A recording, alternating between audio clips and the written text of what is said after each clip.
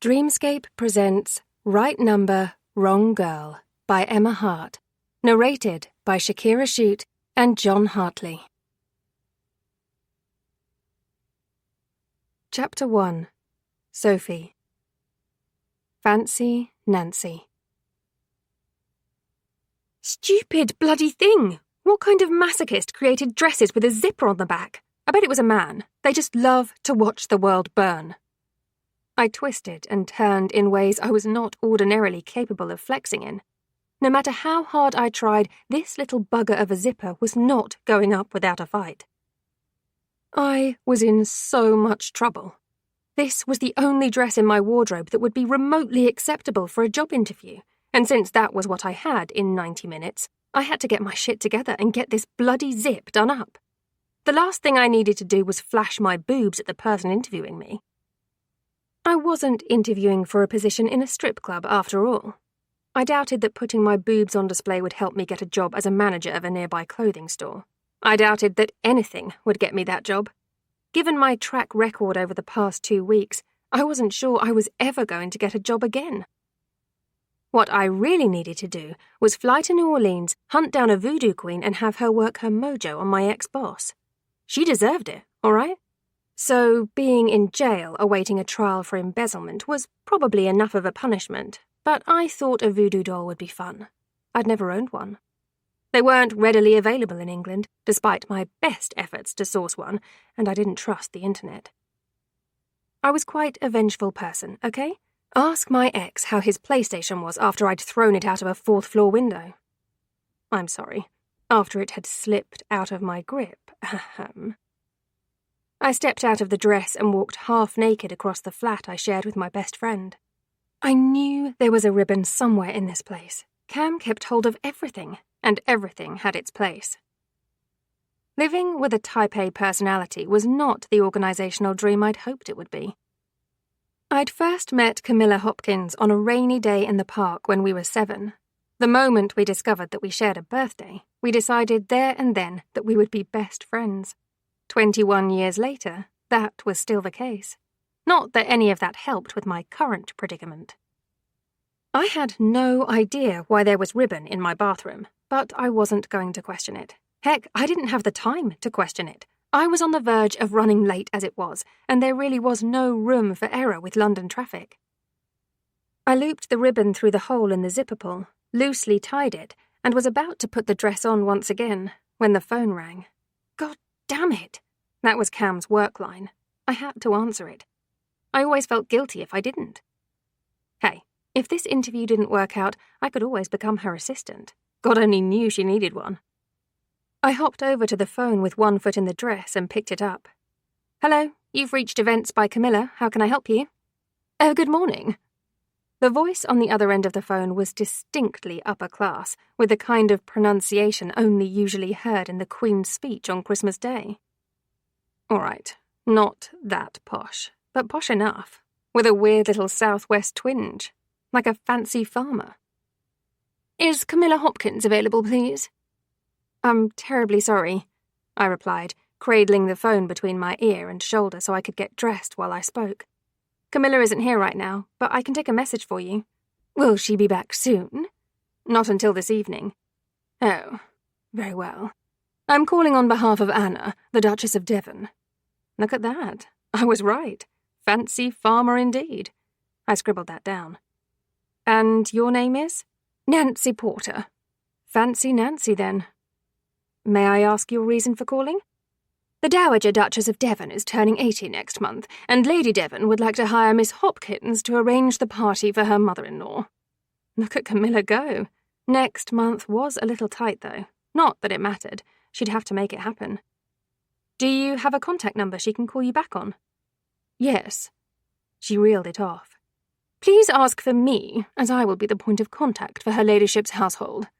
This was feeling very Downton Abbey. I felt as though I should curtsy or something. Absolutely. When should I tell her is the best time to return your call? Her ladyship would like the planning to begin as soon as possible, so please ask Miss Hopkins to return the call at her earliest convenience. She clearly didn't have working hours stated in her contract. Poor woman.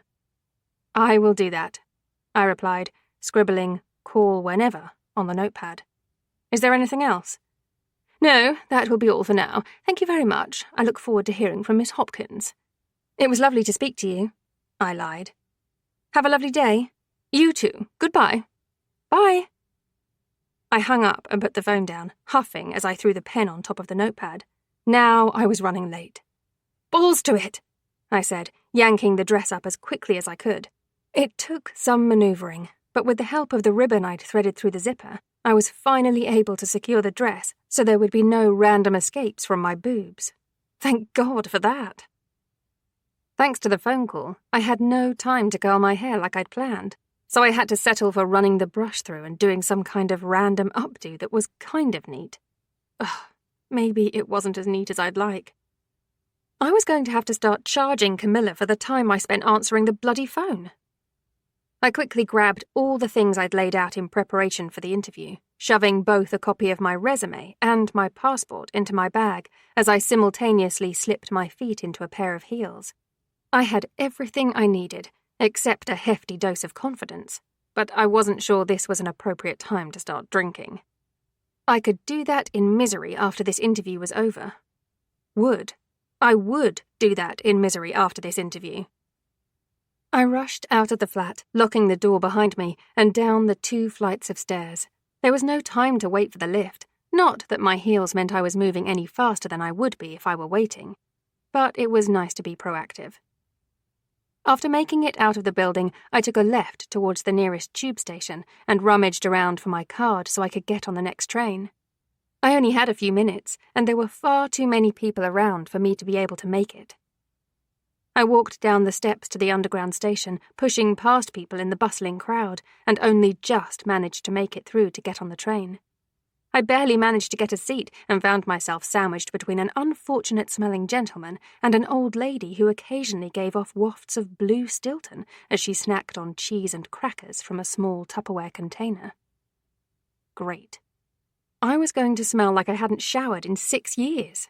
This day couldn't get any better, could it? "How did your interview go?" I slammed the door behind me and stared at Camilla, then threw my heelless shoe on the floor. She dropped her chin and looked at it. Oh. I tugged off the other heel and dropped my bag, then walked over and dropped myself on the opposite sofa. "Your phone call from the fancy farmer made me late. On the train, I was stuck between 2 of the smelliest people I'd ever been around in my life. Then when I finally get to the interview, I'm told I'm too qualified." Camilla swallowed. "Too qualified!" My voice raised in pitch as I got back up and walked into the kitchen. "To sell fucking clothes! Do you think I care how qualified I am? I need a job!" And then, on the way home, I was knobbed about across the bloody tube station like a fucking ping-pong ball on methamphetamine. "Soph, I've told you." "I am not going to sponge off you." I held the wine bottle out in her direction. "It's bad enough you paid most of the rent on this place when I had a job, never mind everything else you do for me. I need a job, Cam. I need to work and pay my own bills. I know I joke about being your assistant, but shit, I'm getting tempted." "It's unfair you were all fired. You didn't do anything." "Yes, well." I tore off the wrapper from the top of the bottle and stabbed the corkscrew into the cork. Unfortunately, Selena had rinsed the company of every penny it had, so there was nothing left to keep us hired with. Such was the nature of embezzlement, my friends. Ah, I forgot about that. At least one of us did. I poured 2 glasses and rejoined her in the living room. "How was your day?" "I'm scared to say. Better than mine, I'd wager." She slipped a bookmark into her book and set it down, grimacing at me. "I called Nancy Porter back." Ah, the fancy farmer, or as I liked to call her, Fancy Nancy. In my head, at least. Cam briefly closed her eyes and let out a small laugh. "Yes, it's true. Apparently that engagement party I planned for Lady Olivia Fortesque means I'm hot property at the moment. Nancy didn't have enough good things to say about me. Apparently the Duchess of Devon was there and couldn't believe how well organised it was." "Cam, that's amazing." She took a deep breath and nodded. "There's absolutely nothing done for this party as it was a last-minute idea, and I'm supposed to be in Norway 2 weeks before with my family. I can't cancel that, and my mum will be furious if I work while we're away. I'm not entirely sure I can take it on. It's just a party. You could organise that in your sleep. It's a big party, with loads of the aristocracy attending, more than Olivia had at her engagement party. Besides, with that, I really just picked up the pieces. I got lucky that her old planner let her down and I was the only person available at the last minute. Nonsense. Everything happens for a reason. You were the right person at the right time. You've put your everything into this business. She'd also put a great deal of her parents' money into it, a bonus she had coming from a wealthy Scandinavian family, but that was by the by. She'd put the work in. I could attest to her 20-hour workdays sometimes. It was a lucky break, Sophie. Everyone in business gets a lucky break. If they didn't, they'd be bankrupt. That was beautiful. Did you get that from a fortune cookie? I tapped my knuckles against my head. From my noggin. You should write poetry. How do you know I don't? She stared at me for a moment, but her serious expression lasted all of a few seconds before her lips twitched, breaking it. Be realistic, Sophie. I always am. It's miserable. I shrugged, swinging my legs up onto the sofa and leaning back on my elbow like someone was about to draw me. All I needed was a hot artist and one of those fancy floor-length gowns with feathers that ran along the edges. You know, the kind that rich widows wore in movies or romance novels where they'd stand seductively in a doorway, arching their leg to show their smooth skin while running their hands teasingly over their ample bosoms. Wow, I really did need a job.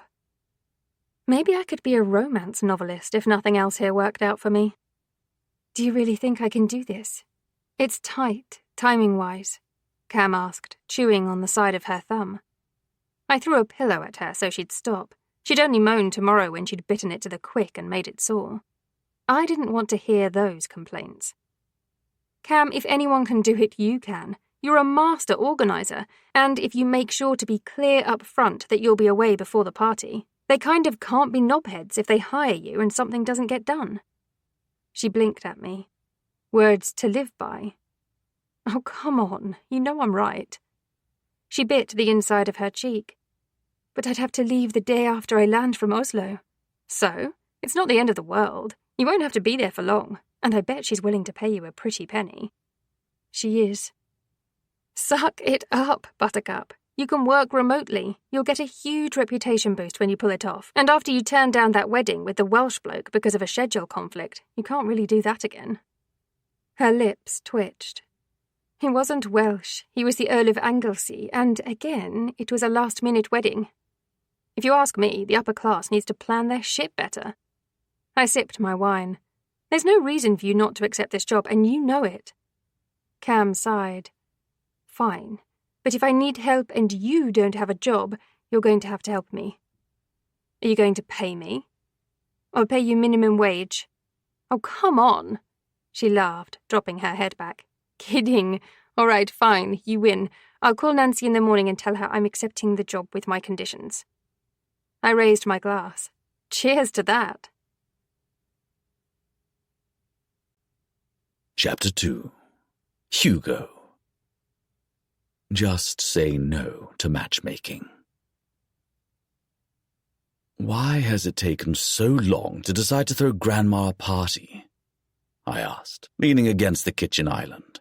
And why can't we do it ourselves? Mum turned away from the fridge, milk in hand, and wrinkled her nose. I do not have the time to throw her a party. It's not difficult, Mother. People do it all the time. I am not people. You sound like a snob. And you, Hugo, sound like you need a reminder that being taller than me does not excuse you from a clip around the ear. She replied dryly. I do not have the time, neither does your father. Perhaps you'd like to offer your services as a party planner if you're so against me hiring to work out? I snorted. Absolutely not. I don't need you micromanaging that. I thought as much. She poured milk into her teacup. Perhaps you'd like to look over the draft guest list with Nancy and inform her of anyone you'd like to invite. I knew where this was going, and abso-fucking-lutely not. I was not going to fall for my mother's matchmaking tricks, not at this party, not at any party. As if I would interfere with your list, I replied contritely.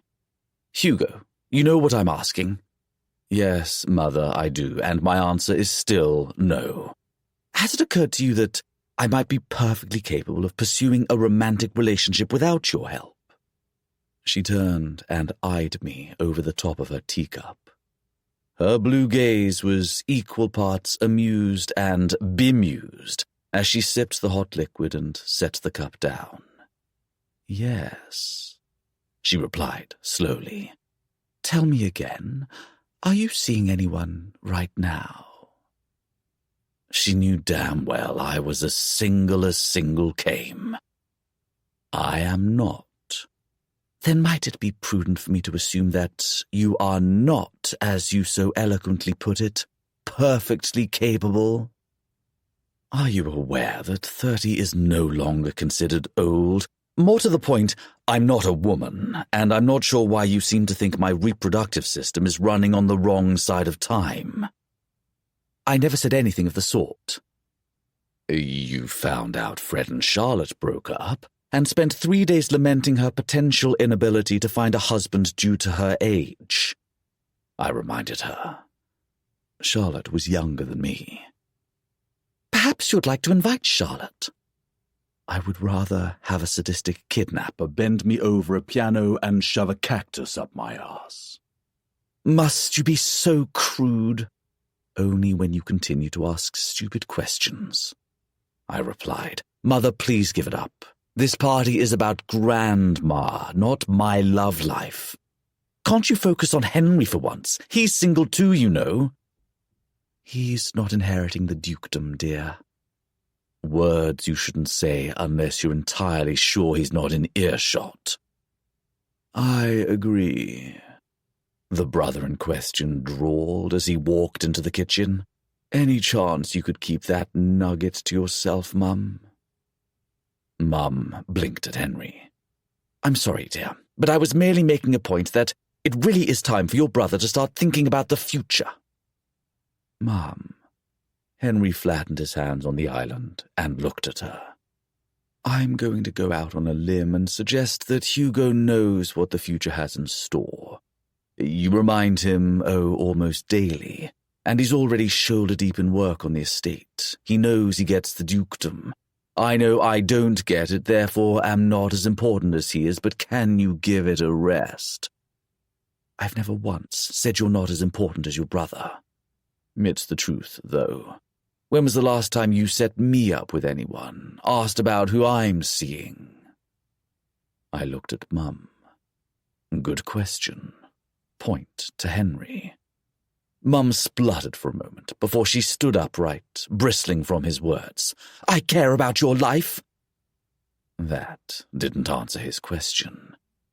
That doesn't answer the question, Henry replied, and you know it doesn't. She sniffed. I have to go and speak with Nancy about the party. Of course she did. She was all about confrontation unless she was the one being confronted. Mum swept out of the kitchen, leaving her tea behind, and left an echoing silence behind her. She didn't mean to do it, but her constant reminders that I was the eldest and would one day be the Duke of Devon over my brother didn't make for the best familial environment. It also didn't always make for the best brotherly relationship either. It wasn't my fault I was born 10 months before him, just like it wasn't Henry's fault that he was born after me. I just wished our mother would stop fixating on it so bloody much. You aren't going to make an excuse for her? Henry asked, glancing over his shoulder as he opened the fridge door. What for? Her shitty attitude again this morning? I shrugged and pulled out a stool so I could sit down. What good does it do? Half the time I can't tell if it's the bloody menopause or just her being her usual pain-in-the-arse self where this crap is concerned. You usually make excuses for her bringing up the difference between us. She means well, and you know that. She just wants the best for the family legacy. There it is. Oh, fuck off with it, Henry. You know it's the truth. I leaned forwards on the counter. Do you want the damn dukedom? I'll let you have it, if it'll give me some peace. I'm getting it from every angle right now, and I don't need you adding to the bitch fest. Henry sighed and turned around. No, I don't want it, and you know that. It's your birthright, not mine. I'd just like her to give it a rest once in a while. You and me both, I said firmly. Why don't you look over the stupid guest list with Nancy and see if there's anyone you want to invite to give me a break? Not bloody likely. He snorted and poured orange juice into a glass. As long as she's hyperfixated on you, she's leaving me alone. Stop whinging then, I muttered. My brother had the innate ability to bring out my inner teenager. Sometimes I wondered if there was a part of me that hadn't been able to grow up.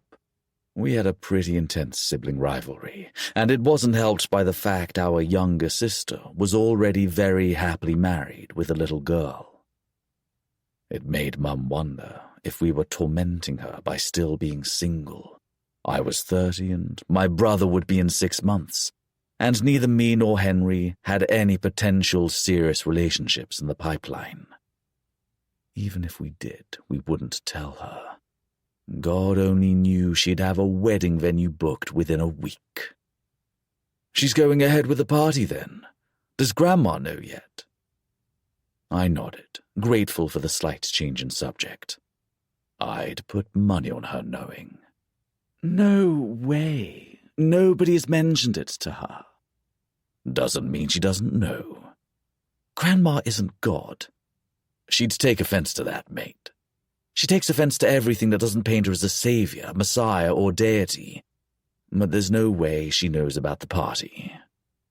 There's no way she doesn't know about it, either. Henry shook his head, still disagreeing with me.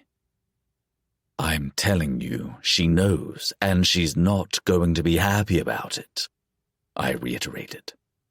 Grandma is never happy. That's not true. She's happy when she's doing that class where she can paint and drink wine at the same time. Henry paused. Maybe we should hijack the party and make it one large drinking and painting get-together. Do that. Grandma hobbled into the kitchen with her leopard print walking stick clinking against the slate-tiled floor. Shit. Do what? Henry asked innocently. Do the painting thing instead of this godforsaken shindig your mother is paying some poor bugger to organize.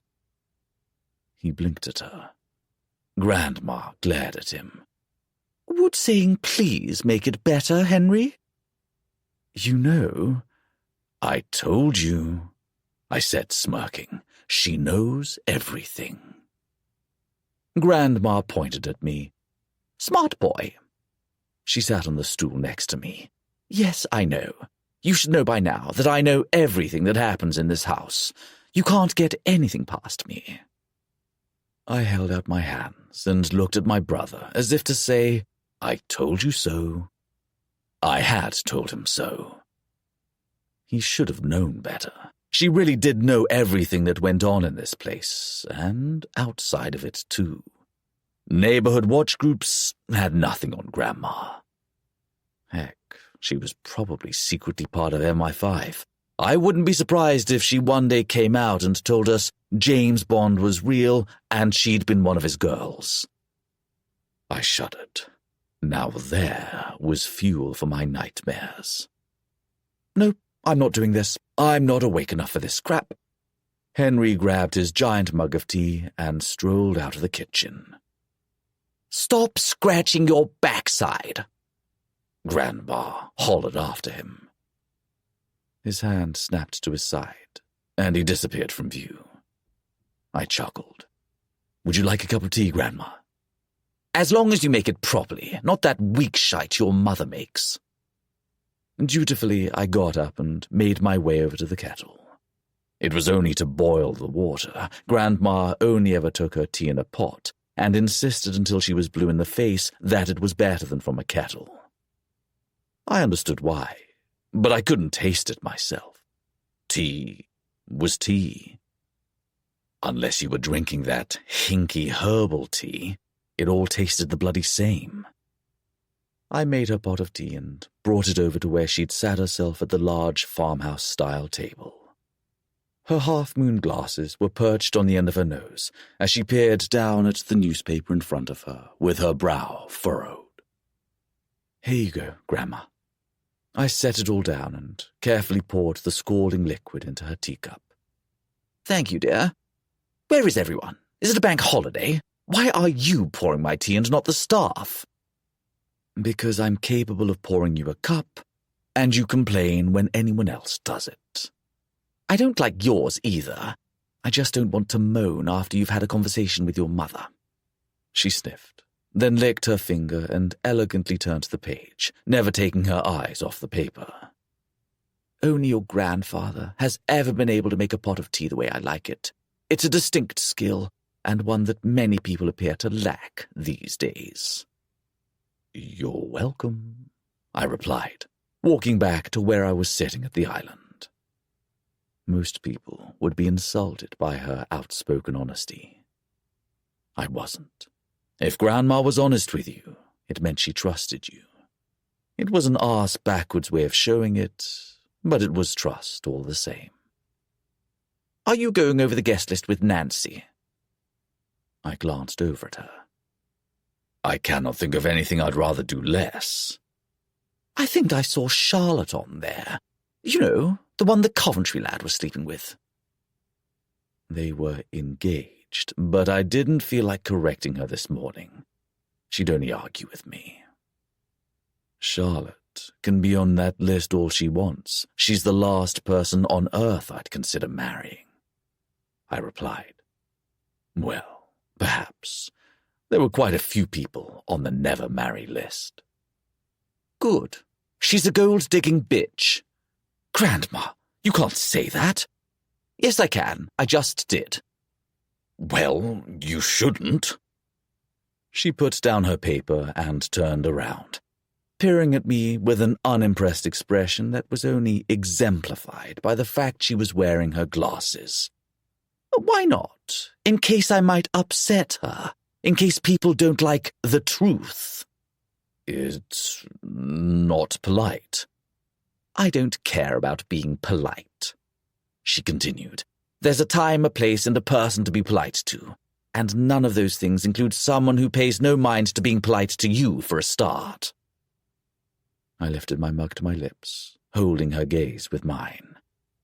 And let me tell you, Hugo, Charlotte is not the person one should be polite to until she herself has learnt a lesson about what kind of person she should be. As Maya Angelou once said, when someone shows you who they are, believe them the first time. I happen to have seen who she really is, so I couldn't give a flying fig on a fiddle if she's offended by my opinion of her. If she doesn't like my observation, she should be a better person, shouldn't she? I swallowed. That felt like a trick question. So no, Hugo, I shan't be polite to her, and if she has the balls to show up at my bloody birthday party, I shall drown her in the lake. Grandma, if you attempt to court her, I shall drown you in the lake too. Oh, for God's sake. Don't look at me like that. I know where your baby pictures are. With that, she turned around and went back to her newspaper, putting the conversation to a very firm end. I knew better than to discuss the matter further, and thank God I had no interest in Charlotte. God only knew what resided in the lake on our estate. It could have been the Devonshire monster for all I knew. Chapter 3. Sophie. Note to self. Learn to say no. Absolutely not. Please, Cam said down the crackling phone line. Soph, I'm stuck here. I have no idea when I can leave. Believe me when I say I've tried everything. You're in Norway, not the bloody North Pole. What do you mean there aren't any flights? There aren't any flights, Cam replied. They've all been cancelled. Between a strike... I stopped with the fridge door open. A strike? Where are you? Norway or fucking Spain? Aren't the Scandinavians all supposed to be happy? And a storm. I'm totally stuffed. I've even looked into getting the train to Sweden to get out, but they've cancelled flights too. Finland and Russia are out of the question. It'd take me forever and a day to hit the borders, and I probably wouldn't be able to get there anyway. Who knew Norway bordered so many countries? Not me. Cam, what you're asking me is utterly insane. There's no way I can drive down to Devon and do this party in your place. I pulled the wine bottle from the fridge and set it down on the counter so I could unscrew the cap one-handed. It had been 3 weeks since I'd answered that call from Fancy Nancy, the point of contact for the Duchess of Devon, if you please. Cam had been in Norway visiting her family for the last week, and now a major winter storm was rolling in. It was March. Personally, I thought it was too bloody late for a winter storm, but if you lived that far north, it wasn't that unusual, apparently. I was just waiting for the papers to come out with their Beast from the East bollocks they usually did. She'd already delayed her return by 3 days since her grandma was sick, a delay I didn't begrudge her at all, but there was no way I'd be able to go to Devon tomorrow and take her place. I couldn't organise anything, much less a party for an old aristocratic family who had insane standards. Camilla didn't even let me organise the spices, for goodness sake. Please, Soph, it's only forecast for a few days. We're talking 2-3 days max, and I'll be able to get a flight out from either Oslo or Gothenburg. Gothenburg is only 3 hours away. It's not that bad. Gothenburg? Are you there with Batman? Are you secretly Catwoman? God, that would make so much sense. Sophie! I groaned after filling my wine glass and put the bottle down. Camilla, I cannot go down there. I can't organise my hairbrushes. There's no way that out of all the people you know, you can send me to Devon to organise a bloody aristocrat's birthday party and expect me to get it right. Of course I can. The line crackled, and her next few words came in fits and spurts of broken English. Cam, I can't hear you. Oh, no. She was not sticking me with this. I was not capable of organising such a shindig. I was a toddler in an adult's body. Did you hear that, God? A toddler in an adult's body. I could not organise such a fancy-ass party. I couldn't organise any party. My best friend had lost her fucking mind. Cam! I'm here, sorry. She crackled back into audible range. My signal is shit and getting worse. Just listen to me. I have everything already done and booked in. All I need you to do is follow up with the vendors, check in on the minor things, and make sure the needs of the Devons are attended to with regards to the party. That sounded like a lot of work. It's going to be 2 days, 3 tops. Grandma is getting better, and I'll check every hour for a plane back to literally anywhere in the UK until I find a seat on one. Another crackle. Please, Sophie, just explain that you're there to oversee the preparations while I try to get back. No. Absolutely not. I'll pay you. The answer is still no. I will ruin your business. Hell, I couldn't get bloody hired by anyone, so there was no way Camilla was going to pseudo-hire me. One of us needs to pay for this flat, and God only knows it isn't me. I'm blasting through my savings at a breakneck pace. Exactly why you should do this for me. I'll pay you. You don't have to pay for accommodation because I've already booked a cottage on a farm estate. I didn't reply. You're stuck in London with nothing to do, no job, no boyfriend. Rub it in, why don't you? I muttered. She had both of those things. Please, Sophie, you know I wouldn't ask you if I wasn't completely desperate. Can't you just delay going down there again? If it's only a couple of days, what does that matter? You can work remotely. I can't. A lot of stuff is being delivered and someone has to be there to handle it. Camilla, I'll contact them. I don't know if I can call, but I have email access. Please, Soph, please. I dropped my head back and looked up at the ceiling with a sigh. Is that a yes? She asked hesitantly. damn you. Thank you, thank you, thank you. Don't thank me yet. There's a huge chance I might just fuck this up big time for you. I grabbed my wine glass. You have to tell them that I'm not you, and it's only for 3 days. I'm only standing in, not organising shit at all. Yes, okay, look, I have to go, my phone is dying, and I have to get back from the airport. She was still at the airport. Lord, this was all a mess. I was making a terrible choice here. I knew it, Camilla knew it, the entire aristocratic Devon family were about to know it, which meant everyone was about to know it. I'll send you all the details as soon as I'm back at Grant's, all right? The line was breaking up again, and I only just caught her saying goodbye before it cut off. There was no use calling her again. If it wasn't her signal going, it was her battery, so I had no choice but to sit tight and wait for her to email me.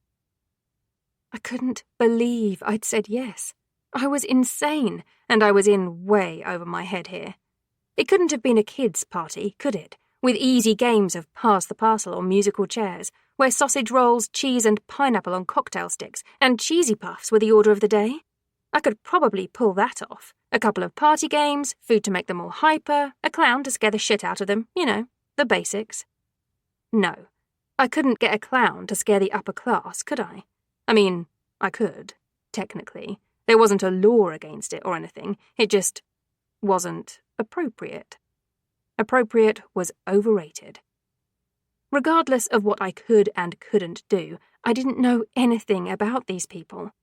Thankfully, the internet was at my disposal, and there had to be something about the current holder of the Dukedom of Devon on there somewhere. Mostly, I needed to have some kind of bloody idea what I'd gotten myself into. I sat on the sofa, turned on an episode of Friends for some mindless background noise, and booted up my laptop. As I'd suspected, it didn't take long for Google to spit out hundreds of thousands of search results for my reading pleasure. Bypassing Wikipedia, I clicked on the next search link. The website that loaded up looked as though it had been ripped from the coding of the National Trust and modernised, but I didn't have long to dissect that before the page fully loaded and a photo of an extremely large Jacobean manor house that wouldn't be out of place in a Jane Austen adaptation. Cavendish House, an appropriately pompous name. I tapped on the box that invited me to get more information and grabbed my bag of popcorn. I had eaten more than enough for one day, but now I needed to comfort eat. Camilla might as well have been sending me to Buckingham Bloody Palace. The page finally loaded, and I leaned closer to the screen to read it. Cavendish House was originally built on Exmoor in 1392 on the outskirts of a village called Moorhaven. After a fire destroyed a third of the building in the 15th century, it was rebuilt in 1503, when it was handed to the Devon family to be the seat of the dukedom. An extension to the original building was completed in 1612, which explained the Jacobean architecture, given the actual house's age. The estate consisted of more than 800 acres of woodland, pasture and arable farmland, and the website noted that of the over 500 acres of farmland, almost all of it was rented out to local farmers. What was left was currently being used as a small petting farm. A quick detour to that website showed it was quite popular, and, apparently, quite the little moneymaker. Nice work if you could get it. Anyway, back to the fancy website. Cavendish House was currently home to the Duke and Duchess of Devon, their 2 adult sons, and the Dowager Duchess of Devon. It noted that the Duke and Duchess's daughter was married and living nearby, although it didn't elaborate further on that. And that was it.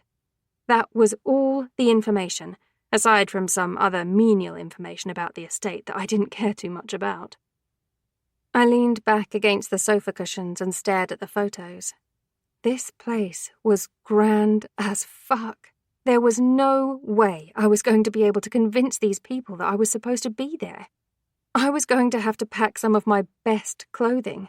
I wasn't sure yoga pants with a chicken print would pass as an appropriate outfit choice. What was I getting myself into? I loaded up my email. I hoped it wouldn't take too long for Camilla to send me over the information for the cottage or the party. I was going to need to study like this was a flipping exam if I was going to pull this off.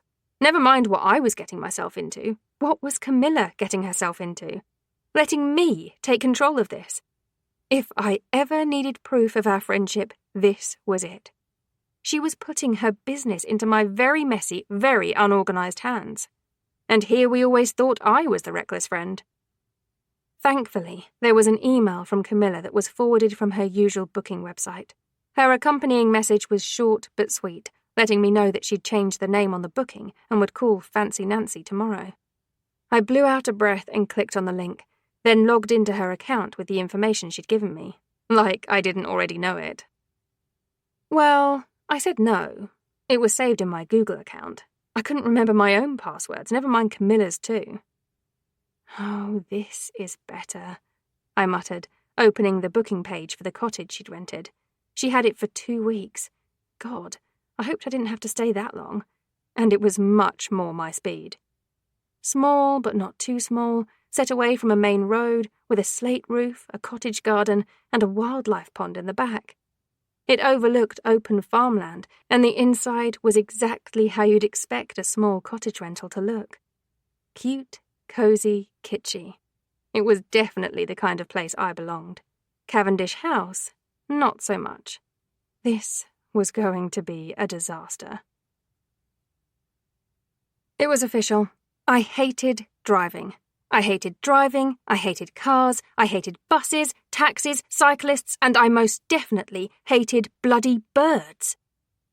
In the 4.5 hours it had taken me to drive from my flat in London to this adorable cottage in North Devon, I'd almost been hit by 6 cyclists, almost driven into the side of a taxi on a blind country lane, and had 1 pigeon smash into my windshield.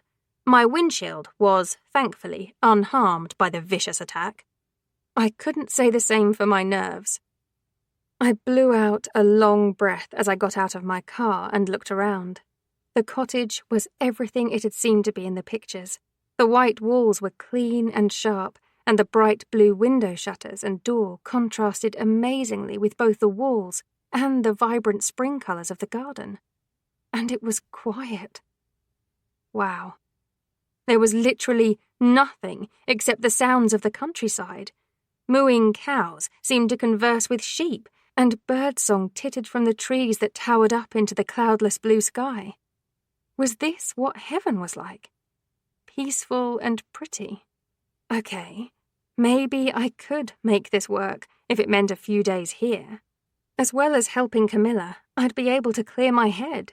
I'd done nothing but look for a new job and go on interviews for the last 6 weeks, so maybe some time away from London would do me good. Why, yes, I was telling myself whatever it took to make me feel better. Was it that obvious? A girl had to do what a girl had to do. The door to the cottage opened, and a black and white border collie darted out and towards me. Its tail wagged excitedly as it circled me, and its tongue lolled out of its mouth happily when I bent down to stroke it. "Hello," I laughed, rubbing the top of the dog's head. "Oh, Oscar," a woman's voice chastised from the doorway. "One of these days he'll stay when he's told to." I looked up. The woman walking towards me was clearly in her 60s, although she had a shock of vibrant auburn hair piled on top of her head where a leaf stuck out of her hair clip. Her smile was warm and kind, and she adjusted the collar of her gilet as she approached me. "Oscar!" "It's fine," I assured her with a smile. "You're just saying hi, aren't you, Oscar?" He barked as if to agree with me and plopped his arse on my foot. The woman stared at him for a moment before she returned her attention to me. "You must be Camilla. Wait, no, Sophie?" "Sophie." I smiled and held out my hand. I'm sorry if it was any bother to change the reservation. "Oh dear, no, not at all. These things do happen. I'm Eleonora, but everyone calls me Nora." She shook my hand. "And that rascal there is Oscar." "It's lovely to meet you," I replied. "Thank you so much for being understanding." Nora waved her hand and motioned for me to follow her. "Come on inside and I'll show you around. Then I'll leave you to it, dear. It's quite the drive from London and you must be tired." "It wasn't too bad," I said slowly. I was absolutely lying. It was awful. The only good part about it was that I'd left London. Nobody tell my mother I said that. She'd spent the last 6 weeks of my unemployment trying to get me to move back to Norfolk. If she knew I was happy to be out of the city, she'd never let me hear the end of it. That was the last thing I needed. Moving back home and her having something legitimate to go on at me about. God only knew that would cost me what little sanity I had left. Chapter 4. Sophie. Foot, meet, mouth. The cottage was small and cosy, and Nora had to be the sweetest woman I'd ever met. Not only was the cottage completely sparkling clean, she'd also left me a loaf of freshly baked bread in a bread maker and 6 eggs from her garden chickens. I wasn't saying I could get used to this, but I could get used to this. It was so strangely quiet here, too. Well, quiet was the wrong word. It wasn't quiet. Birds were singing in the trees that surrounded the cottage. I could hear a cockerel singing the song of his people, and I was also pretty sure I'd heard a frog croak somewhere. The only traffic noises came in the form of tractors and other farm machinery as they rattled down the lane. But it was still quiet. There were no sirens, no shouting, none of the bustle that I was used to outside our flat in London. It was weird, very weird. I wasn't sure if I would get used to it. I'd become so accustomed to it just being noisy all the time that these sounds of nature were so alien to me. Even barking dogs sounded different. I took a deep breath and looked out of the window. Camilla said I had to go and meet the Devons tomorrow instead of today after they had something come up, so that gave me the rest of the afternoon to myself. The problem was that I'd had an awful lot of those lately, and I wasn't quite sure what to do with this particular one. I supposed that exploring the village would be a good thing. It wasn't like I was going to be here long enough to need to know what happens here, but it seemed like a much better idea than sitting here on my own. Besides, Nora had mentioned there was a pub, a cafe, a bakery, and some small little shops, so if all else failed, I could get something to eat and drink. It was better than nothing. I changed out of the clothes I'd travelled down in and grabbed my coat. It was sunny outside, but I knew English weather far too well to trust it to stay like this. It'd probably be raining by dinner. I double-checked to make sure I had everything, including the keys, and headed out. The cottage was only just on the outskirts of Moorhaven, and Nora had assured me it was only a couple of minutes of walking on the lane before I would reach the bridge that would take me into the village, so I started walking. It was so pretty here. The hedgerows that lined the road were taller than I was, and little birds flew in and out of them. Some had little sticks in their beaks, and I found myself smiling at them as I walked. They were so busy, it was adorable. Wow, I really did need this escape. I was losing my mind. I came to the small stone bridge Nora had mentioned and slowly made my way across it. The stream rushed below, smashing into big rocks in the water, and it wound its way through the trees before it disappeared from my view. I brushed my fingers over the uneven, raggedy rocks that lined the top of the bridge sides and hopped off the end, then took a deep breath as I looked at the village. It was like stepping into a fairy tale. The terraced row of little buildings was a mix of stone and painted exteriors that blended well, and the slate-tiled roof was a gorgeous contrast as the sun glinted off the windows. The cafe Nora had mentioned was identifiable by the cast-iron table and chairs on the pavement outside, and an adorable pink and white striped awning provided a little shade over the front door and windows. The stores were all a mix of things. One was a clothing store with a mix of vintage and boho styles. The one next door was an old-school sweet shop, complete with huge jars of all the best sweets and hard candies in the window. The row was completed by a post office, a small touristy shop that sold various knickknacks like pens and postcards and magnets, a bakery, and what looked like a furniture shop. I continued walking past a bed and breakfast, a larger hotel, and some other general-type stores, including a greengrocer. I hadn't seen one of those in a long time, and I made a mental note to stop by today and take some fresh fruit and veg back to the cottage with me.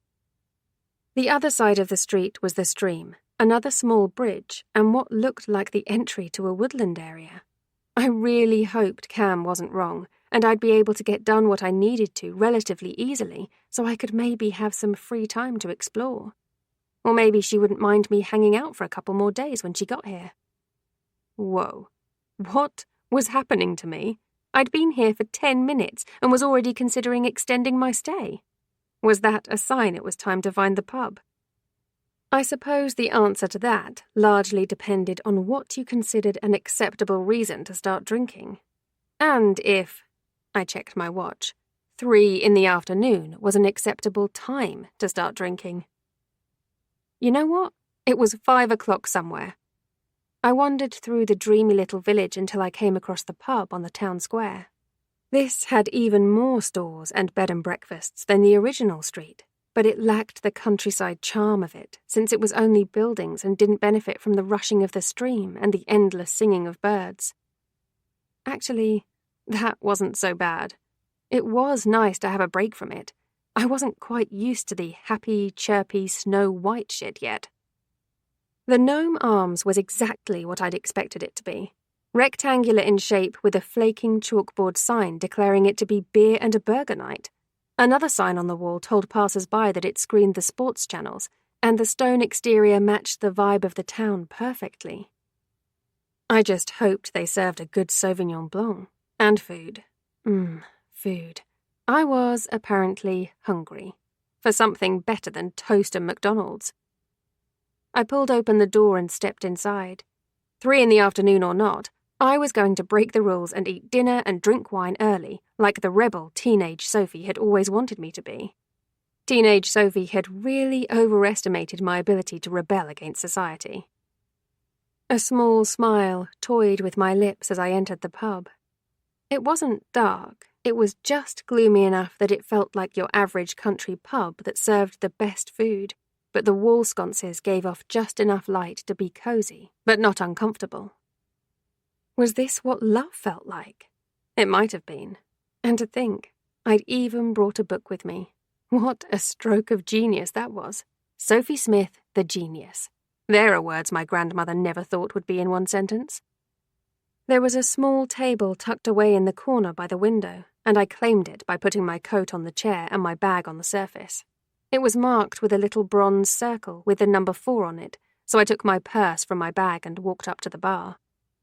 "I'll be right with you, darling," the woman with blonde hair said. "Give me 2 seconds." "Oh, that's fine, there's no rush." I smiled, and she returned the gesture as she picked up a glass and poured a pint of Guinness like a pro. Impressive. I sometimes struggled with getting tap water in a glass. It was a miracle I was allowed to adult. She didn't look like she was that much older than me, and I bet she could get water without splashing it all over herself. She wiped her hands on her apron after ringing up the last punter and came over with the same beaming smile on her face. "What can I get for you?" "I was told you do food, but there's no menu on the table." "Ah, I'm sorry, darling. We serve lunch from 11 till 2 and dinner from 5 till 9. "Oh, bugger it. That's fine. I just got here and wanted to explore anyway. I don't suppose I could reserve that table in the corner, could I?" "Sure can." She pulled out a clipboard from a shelf at the back of the bar. "What time? 4:30? I can get your order in by 5 that way." "Oh, yes, that would be wonderful, thank you." "What's your name?" "Sophie Smith." "Well, Sophie Smith, that's all yours." Her nose wrinkled up when she smiled. "I'm Caitlin, but everyone calls me Kate." I held my purse to my chest. "Thanks, Kate. Where would you recommend a woman starts exploring around here?" "Well, if you're hungry, Alice's Bakery down the street is a good starting place." She winked at me. "Then just hop from shop to shop, and there is also Cavendish House if you're here long enough to drive over there. Part of the estate is open to the public if you like that sort of thing." I did not. But it wasn't like I had a choice anyway, so... "I'll keep it in mind, thanks. I'll see you at 4:30? I retrieved my things and waved goodbye to her before I left the pub. I took her advice and went to the bakery, grabbing a fresh cream eclair and a cup of tea to go. After eating it while sitting on a bench that overlooked the stream, I made my way slowly through the village, popping in and out of the shops. By the time 4:30 rolled around, I'd been in almost every shop in the village and had procured myself 2 bags of groceries and spent more money than I should have in the sweet shop. I'd had a momentary lapse of judgment. That, or the sour blue and pink bottles, had taken over my life. Spoiler alert, it was the bottles. They were the best sweets ever, and I was fully prepared to fight anyone who said otherwise. "Sophie!" Kate grinned and waved when I walked in. "You look like you've been busy." I bit my lip and smiled. I had a great afternoon. "Your table is ready for you. I'll bring you a menu over in a second. Can't take your order till just before 5, but it's got a drinks list on there too." She nodded her head in the direction of my table. "Thanks." I grinned and walked over to it. "Who's that?"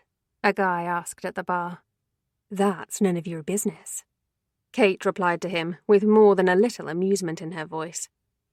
I didn't hear anything else after that, but I carefully hung my coat over the back of my chair and peered over. I hadn't noticed the guy standing there, so he can't have been there when she'd greeted me. Trust me, he was the kind of guy you noticed. Tall, dark hair, broad shoulders, and his voice was deep and rich. If melted butter on toast had a sound, it would be his voice. Their conversation lasted only another minute before Kate slid 2 pints across the bar to him, gave him a firm look that was accompanied by a wry twist of her lips, and he laughed as he picked up the beers and disappeared to the other side of the bar, out of my line of sight. I pulled my phone out of my bag and ran through the mountain of notifications I'd accumulated during my afternoon out. The only one that really mattered was the message from Camilla. "Camilla, did you make it there okay? ? Camilla, hello? Camilla, Sophie, are you alive? Camilla, oh no, you got eaten by a cow, didn't you? Camilla, Sophie! Camilla, I'm going to call the police. I'm sorry, messages. Emphasis on the plural. There were a ton more. Me. Sorry, I got distracted. I was quite surprised by her immediate response. Camilla, of course you did. Did you get there okay? Was there any problem checking in? Me. Yes, it's all fine. Nora was really kind. I'm getting food now. Camilla. Okay, good. I haven't had an email back from Nancy, so you might have to explain the situation when you get there tomorrow. Me. What? Camilla. I don't have signal. I can't call. I've tried. Right. We were on WhatsApp that used the internet. Not to sound like a grouchy grandma, but there were too many apps on my phone that all did the same thing. Me. Right. Okay. I guess I can do that. Camilla. Thank you. Soph, you're amazing. I don't know what I'd do without you. Me. Maybe we wait until I've gone there and see how that goes before you start singing my praises. Here you go. Kate set an old, leather-bound menu in front of me on the table with a smile. Everything all right? Oh, yeah, just catching up with my best friend. I returned her smile. Who was that guy at the bar? Her eyebrows shot up. Hugo? I cleared my throat. I heard him asking who I was. Oh, right. She laughed. Ignore him. Are you... I motioned awkwardly with my hand. Kate stared at me for a moment. Are we... Oh. She ran her tongue over her lips, pursed them, then fought a smile. No, we've been friends for a while. He's not my type. I stared at her. Literally, how? Wasn't tall, dark, and handsome most women's type? Sophie, he isn't my type. I blinked. Oh, I said after a moment, then shook my head. I'm so sorry, it's really none of my business, and that was rude of me. She smiled. Don't worry about it, it's no secret, but even if I were straight, he still wouldn't be my type. She winked. What do you want to drink? Sauvignon? Do you have it? Kate nodded. I've got a great one. I'll have it brought over to you in a second. Thank you, and I'm sorry again. Don't be sorry. She reached out and squeezed my shoulder with another wide smile before she disappeared.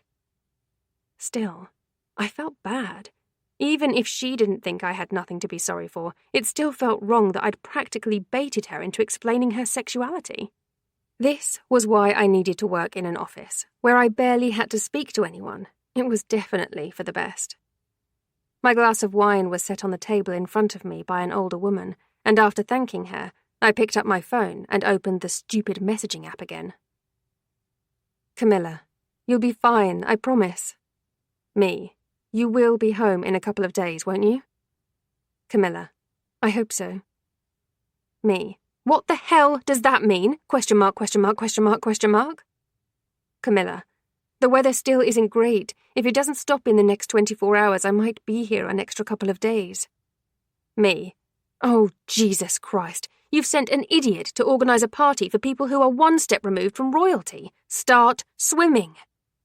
Camilla, don't be so dramatic. As long as I have the internet, I can work virtually to help you. Me, and what if you don't have the internet? Camilla, ...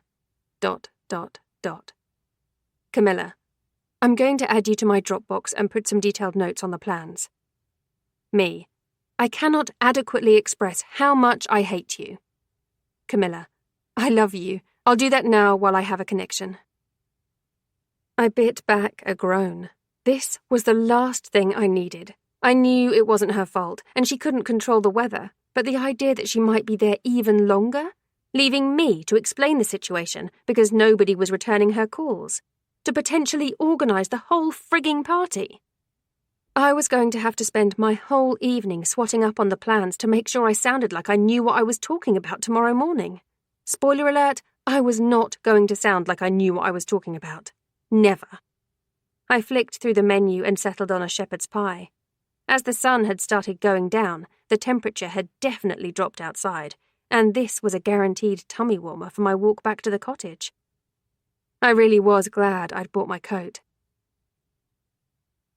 The bar was much busier now than it had been an hour ago. The food had been amazing, and I wanted to settle my tab, so I grabbed my bag and headed over to the bar where Kate was working her butt off.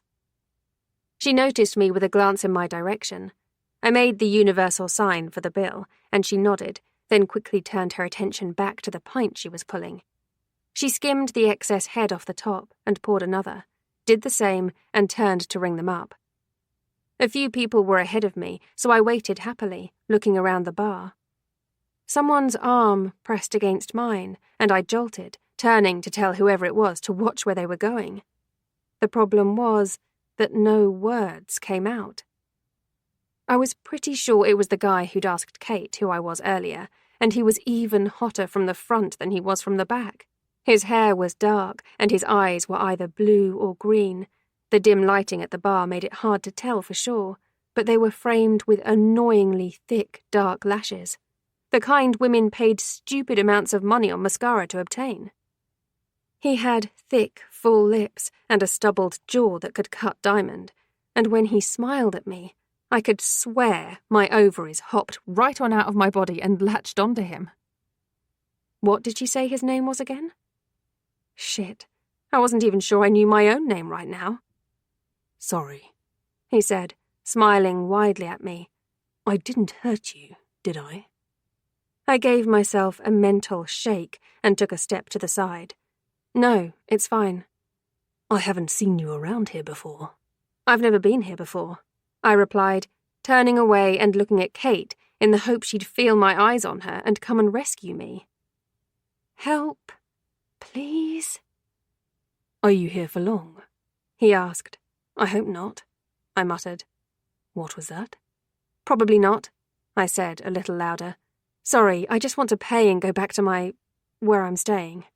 Kate must have heard my mental pleas, because she finally approached with a receipt in her hand. Hugo, leave her alone. Here you go, Sophie. Hugo, that was it? He looked like a Hugo. I felt like all Hugos were handsome. Thanks, I've got my card here.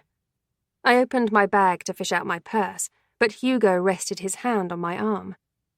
I've got this. An apology for bumping into you, he said, looking into my eyes.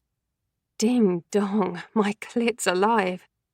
I brushed off the fizzle of attraction to him. You barely touched me. It's quite all right, thank you. I insist. I insist more, I said, unzipping my purse and pulling out my card.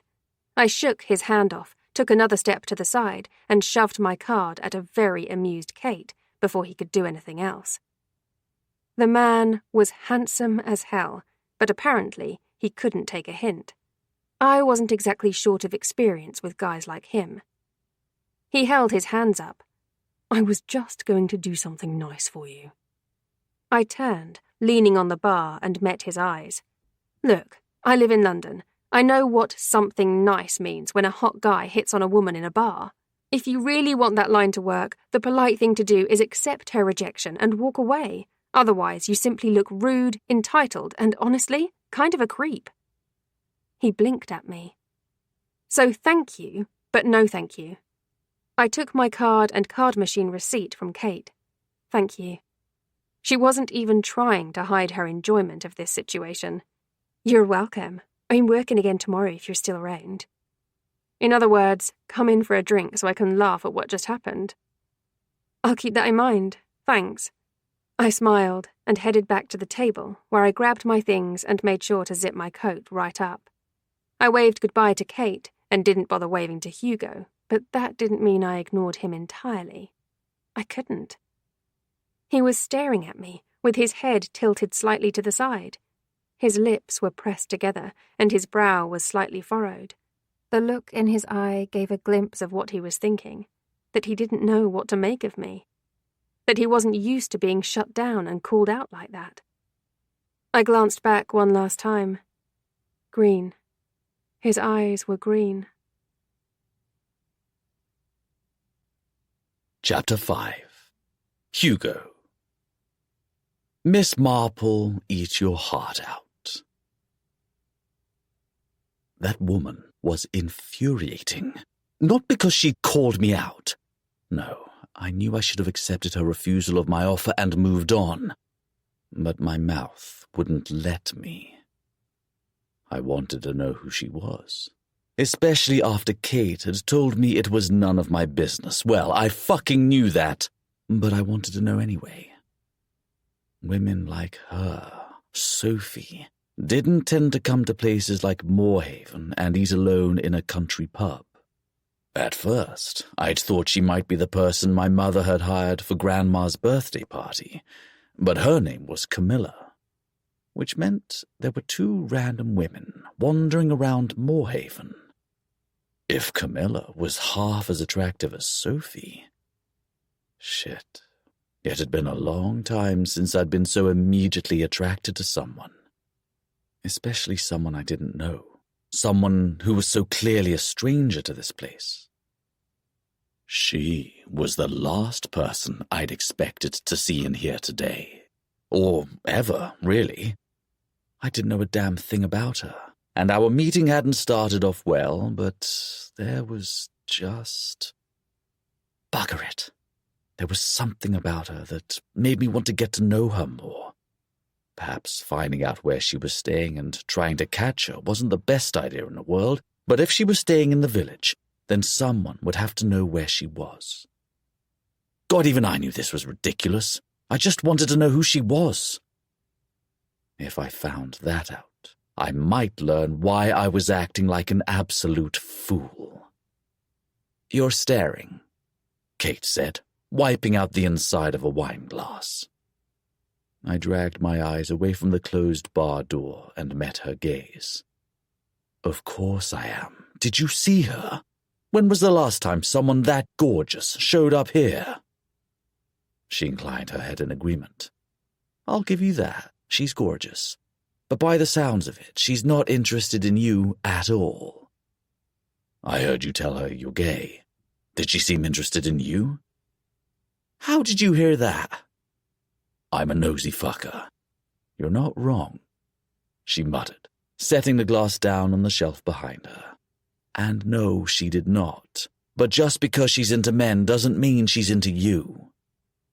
I grinned. I don't understand what you're saying. She shot me a dark look. Hugo, just because your mum wants you to get a date for that party doesn't mean you need to latch onto and piss off the first new girl you see. She wasn't too impressed, was she? No, and let me tell you, it was bloody delicious to watch. She smirked and turned to serve someone who'd walked up to the bar.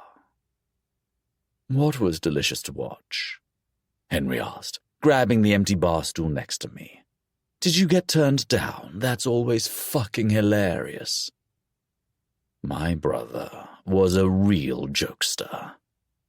"Bumped into someone, tried to pay her bill, got shut down," I said briefly. "And called out for his shitty, pushy, typical arse male behavior," Kate said, returning. She grabbed Henry's empty glass and poured him another beer. "It was hilarious." Henry's eyebrows raised. "Typical male behavior. What would you have done in the same situation?" I asked her. "Exactly what Sophie said." She continued. "You see, being a woman, I have the edge when it comes to dating women. I know how they want to be treated. When she turned down the offer, you should have asked if she was sure, then left her alone, and she might have been a little nicer to you." Henry shook his head and sighed. "You never learn, do you?" I just about refrained from rolling my eyes at him. I already knew all this, but if it made them feel better to shit-talk me, then I'd let them get on with it. "Who was it?" he asked Kate. She shrugged. "Never seen her before today. She came in this afternoon looking for food, but we were between servings, so she reserved a table and explored the village." "Why's she here?" "Jesus, what is this? Border force interrogation?" She wiped down the bar. "I don't know what she's doing here. She didn't offer it and I didn't ask." "What use is a bartender who doesn't know everything about everyone?" I grumbled. "For future reference, the next time a hot, straight woman comes in here, ask what she's doing here." "I'm sorry. Only asking the straight ones does nothing for me," Kate replied blithely. "Well, you asking the gay ones doesn't help me." "Nothing helps you," Henry said dryly. "That's why you're 30 and single." "You're 30 in 6 months, and I don't see you getting on one knee anytime soon." "Yet here you are, bickering like 13-year-old girls." Kate smirked. "If she comes back in tomorrow, I'll ask, all right?" I sipped my beer. "Thank you." "Settle down, Romeo," she said, sliding a gaze in my direction. "I said I'd ask. I never said I'd tell you." She was going to be the death of me. I still didn't know how we'd ever ended up friends. It was just one of those that one day we weren't. Then the next thing I knew, we were the best of friends, and she was crying on my 15-year-old shoulder while she told me she thought she was gay. Now I was somewhat stuck with her. It had its ups and downs, that much was for certain. "What are you two doing here anyway? Don't you have anything better to do?" Kate asked, pouring 2 glasses of red wine for someone, then passing it over to Charlie to take to the table. "Mum's being unbearable," Henry answered. "She's so bloody obsessed with this party, and I think it's pretty much a ball at this point." Kate wrinkled her nose. "She's basically using it as 50% for Grandma and 50% a matchmaking opportunity." I continued. "It is equal parts hilarious and exasperating. Hilarious when she and Grandma fight about it, exasperating when she's trying to slip eligible single women onto the guest list," Henry finished. "And that's for both of us. Someone convinced her it was only fair."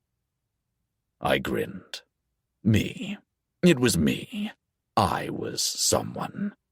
If I had to be set up with someone, so did he. That was how brothers worked. Especially when you had a perfect sister who could do no wrong. "I think she's going to call your mum, by the way," Henry said. "Something about arranging the cake." "So I should tell Mum not to answer the phone," Kate replied. I grinned. "Depends how badly you want to piss Mum off." "All right, I'll let her know." She sighed. "How much longer do I have to put up with you two tonight?" I glanced at Henry, and he nodded. All night, we said at the same time. Thank God it's a pup, she muttered. I should have known that letting my brother strong-arm me into heading to the pub before 5 o'clock was a terrible idea. In his defense, this party/ball/ I didn't even know what it was now, was driving our mother absolutely bonkers. And despite living on this huge estate, there really was no escaping the woman. It was like scrolling Facebook and seeing the same ad 70 times in one day. Intolerable. Today would be even worse. The beer I'd consumed was definitely making itself known in my pounding head, and since the party planner was coming today, it had been a very bad choice to drink so much beer. That, and I was not 18 anymore. I could not hack that level of drinking. I stepped out of the shower and grabbed the bottle of water from my bedside cabinet, then sat on the edge of the bed. I had to shake this headache before my mother started going on about the party. God only knew that would give me a headache anyway. I finished the water and got dressed, then headed downstairs. The household staff were busy cleaning and polishing everything in sight, so I knew that meant the party planner would be here soon. Mum only sent them on overdrive if there was someone coming over. "Good morning, Lord Hugo," the butler, Rupert, said when I walked into the kitchen. "Would you like a cup of tea?" "Yes, please. Do you know if there's any ibuprofen in the medicine drawer?" "There is. Your brother took some not long ago."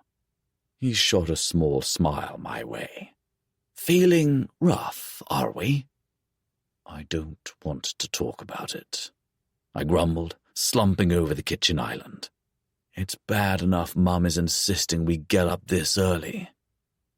"She is rather determined to make some headway on this shindig." "Is Grandma awake yet?" "Oh, thank you." I gratefully took both the tea and the box of ibuprofen from Rupert. "She is. She has been following the staff around all morning, telling them which specks of dust they're missing." He paused. "I can't decide who she's trying to annoy more, the staff or your mother." "Always Mum." I shook my head slowly. If Grandma is annoying someone, it's with the ultimate intention to drive my mother up the wall. "Stop telling everyone my secrets." I turned to see Grandma hobble into the kitchen with her walking stick knocking against the tiles. "Good morning." "It most certainly is bloody not," she sniped. "Have you seen all this palaver in my house? How can one look at this and think it's a good morning?" Oh, good. She was in an excellent mood. Today was going to go well. "Would you like a cup of tea, Your Grace?" Rupert asked, bowing his head. Grandma's head snapped around, and if this were a sci-fi movie, she'd have been shooting lasers out of her eyes. "I'll get Grandma some tea," I said, standing up even though the act of it made my head thump. She turned that angry glare onto me. "Are you hungover?" "No," I lied. "You look hungover." "Gee, thanks." "You're hungover. I see that ibuprofen. You only take that when you're hungover." What was this? Who wants to be a millionaire? Fucking hell. "Can't you take your grumpiness to Mum? She's the root cause of all this, not me. I'm trying to be helpful.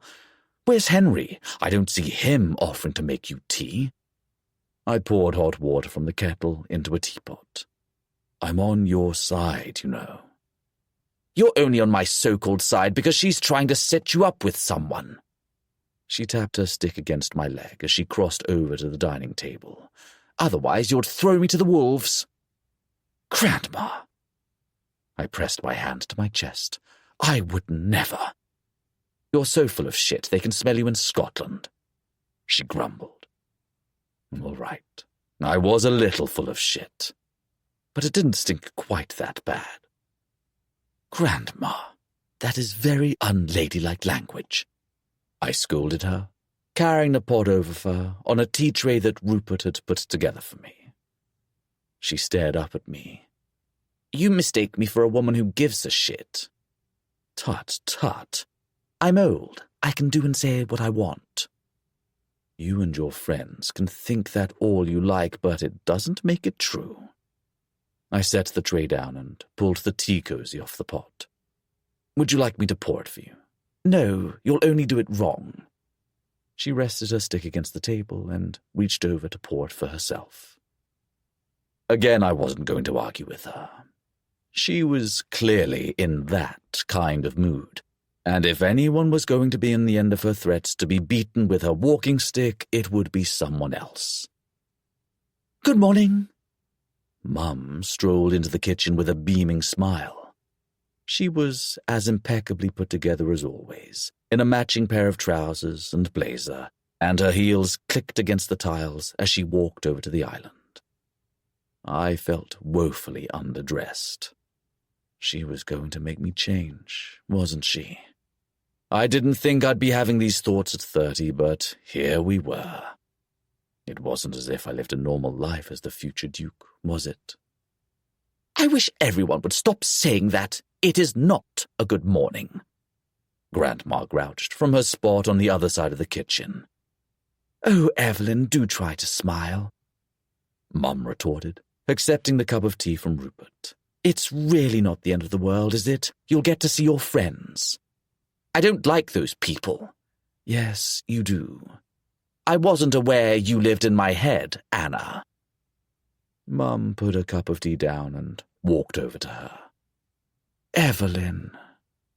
"Anna," Grandma said in a petulant tone with an equally childish expression. Mum rolled her shoulders. "Camilla Hopkins will be here in 20 minutes to go over the plans for your party and put them in motion. Will you please attend the meeting and be polite to her? She's doing this at the last minute for us, and your input will be required." "My input is that I don't want a bloody party. I'm going to be 80, not 30. If you want a party so much, why don't you organize your own?" "Because my birthday is in November, and it is currently March." "Is it? I thought it was August." "Can you please cooperate?" "Absolutely not." Rupert leaned over. "Should I slip her a Valium, sir?" "Which one?" I whispered back. "Both?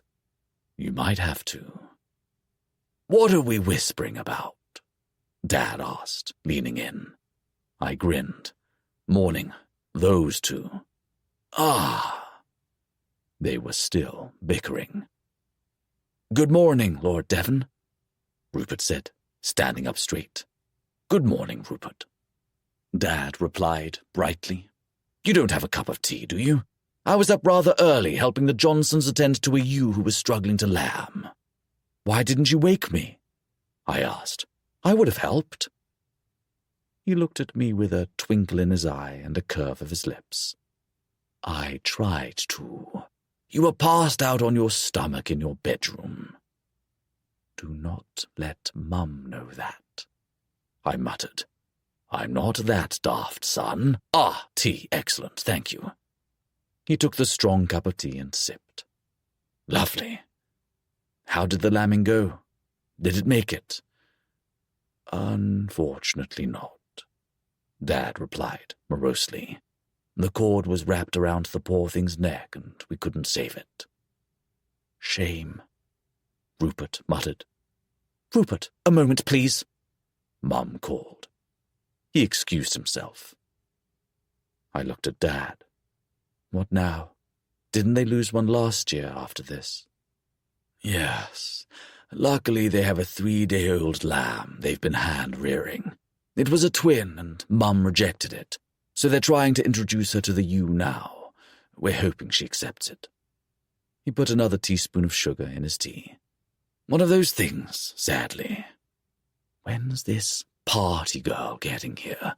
Do I have time to act like I was never here?" "Oh, George, there you are." Mum swept over. Good morning, darling. You look lovely today. Mum stared at him. Where have you been? He relayed the story of the lamb again. Dreadful shame. She actually looked as though she agreed. Camilla will be here in... She checked her watch. Any moment if she's got good manners. I frowned. She doesn't have to be here for another 10 minutes. Exactly, Mum replied, turning to Dad.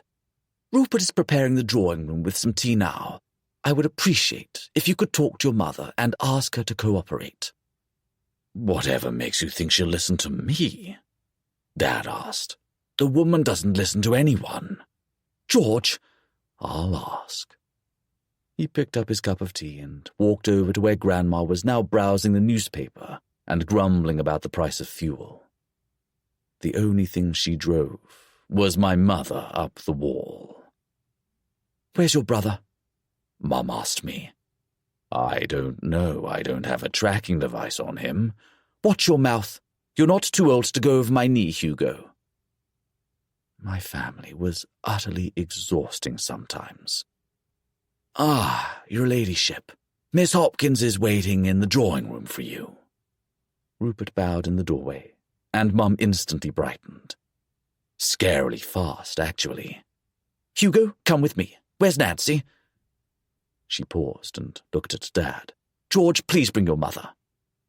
It was like being in the military. Nancy is waiting outside the drawing room for you. I fetched her a second ago. Rupert replied. If you'd follow me, please. I followed behind Mum, glancing back to see if Dad and Grandma were following yet. They weren't. I'd be surprised if he was able to convince her to come. Good morning, my lady, Nancy said, then turned to me. Lord Hugo. Good morning, Nancy, Mum replied, as I acknowledged her with a nod of my head. Rupert, do let us in. We're wasting time. Rupert opened the doors and stepped aside. Mum fell in behind him, then me, followed by Nancy. Miss Hopkins, I'd like to present to you Her Grace the Duchess of Devon. Your ladyship, this is Miss Camilla Hopkins. It's a pleasure to meet you, Miss Hopkins, Mum said, stepping forward and extending her hand. Thank you so much for coming on such short notice. It's lovely to meet you, Your Grace. A very familiar voice replied. But Please, let me introduce you to my son, Lord Hugo, the Earl of Exmoor. Mum stepped aside, and I fought a smile. Sophie was standing in front of me. Or was it Camilla? Sophie swallowed. It's a pleasure to meet you, Lord Hugo. My lips curved into a smile. Not as much of a pleasure as it was to meet her. Chapter 6. Sophie. Up Schitt's Creek without a paddle. Scratch that. Boat. Shit. I was in so much trouble. Hugo. Lord Hugo, the Earl of Exmoor, the guy whose arse I chewed out yesterday. I'd been in this bloody great house for 5 minutes, and I was already making a mess of it. He held out his hand, and I took it, trying to ignore the shiver that ran down my spine. The pleasure is all mine, Miss Hopkins, he said smoothly. Yep, voice like butter. There it was. Oh, no. No. Camilla was going to kill me. Dead. I was so fricking dead. And why wasn't I allowed to talk? They thought I was Camilla. I had to tell them I wasn't before this got out of hand. But I knew the protocol. I had to behave. If only I'd told myself that yesterday before I'd mouthed off at him.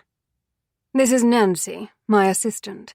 If you have any queries, please do direct them to her. She will be helping you with this. Please, take a seat, the Duchess said, motioning to the sofas. Did I look green? I felt like I was going to throw up. I sat down opposite her and Hugo, while Nancy took the seat next to me. Your ladyship, I am very impressed with the plans you've drawn up, she said, opening the binder. It's not too formal, but it's most certainly befitting a Dowager Duchess. I would like my mother-in-law to go over the menu before any final decisions are made, and I believe there's also a choice of flower arrangements. Yes, there is, but I have the final guest list for you, and I will have Nancy have someone bring that to your place of residence. Where is it that you're staying? The Duchess looked over at me. Bluebell Cottage. Oh, with Nora, of course. Beautiful place. She nodded. Nancy, if you would be so kind as to have that delivered to Miss Hopkins later today, we will select the invitations and have them printed tonight and sent tomorrow. I trust you're familiar with aristocratic seating plans for the dinner? I didn't have a chance to respond that I did not, before she said, no matter. I do believe there are some issues at the moment. Hugo will be able to assist you with keeping those who don't get along separate from one another. Spectacular. This got better. I will not mind my manners, said an elderly female from outside the door. I do not want this bloody party, George, and I shall not be a part of the organising. That would be the Dowager Duchess, then. Mother, please, said an exasperated male voice I assumed to be George, the Duke. Henry, tell him. I'll do nothing of the sort, a new male voice retorted. The Duchess shot a look at someone behind me, and 2 seconds later the door was opened to reveal an elderly woman and 2 men who bore a striking resemblance to Hugo, one a similar age, and one clearly older. His father and brother, then. Everyone stood up, and I quickly followed suit. His Grace, the Duke of Devon, with Her Grace, the Dowager Duchess of Devon, and Lord Henry, Rupert announced formally. The Dowager Duchess shuffled in using a cane and looked at me. Are you the party planner? No, not at all. Yes, Your Grace, I want to see the menu, she demanded, cutting me off. If I have to be involved with this, it might as well be something I bloody well care about. Mother, the Duke said.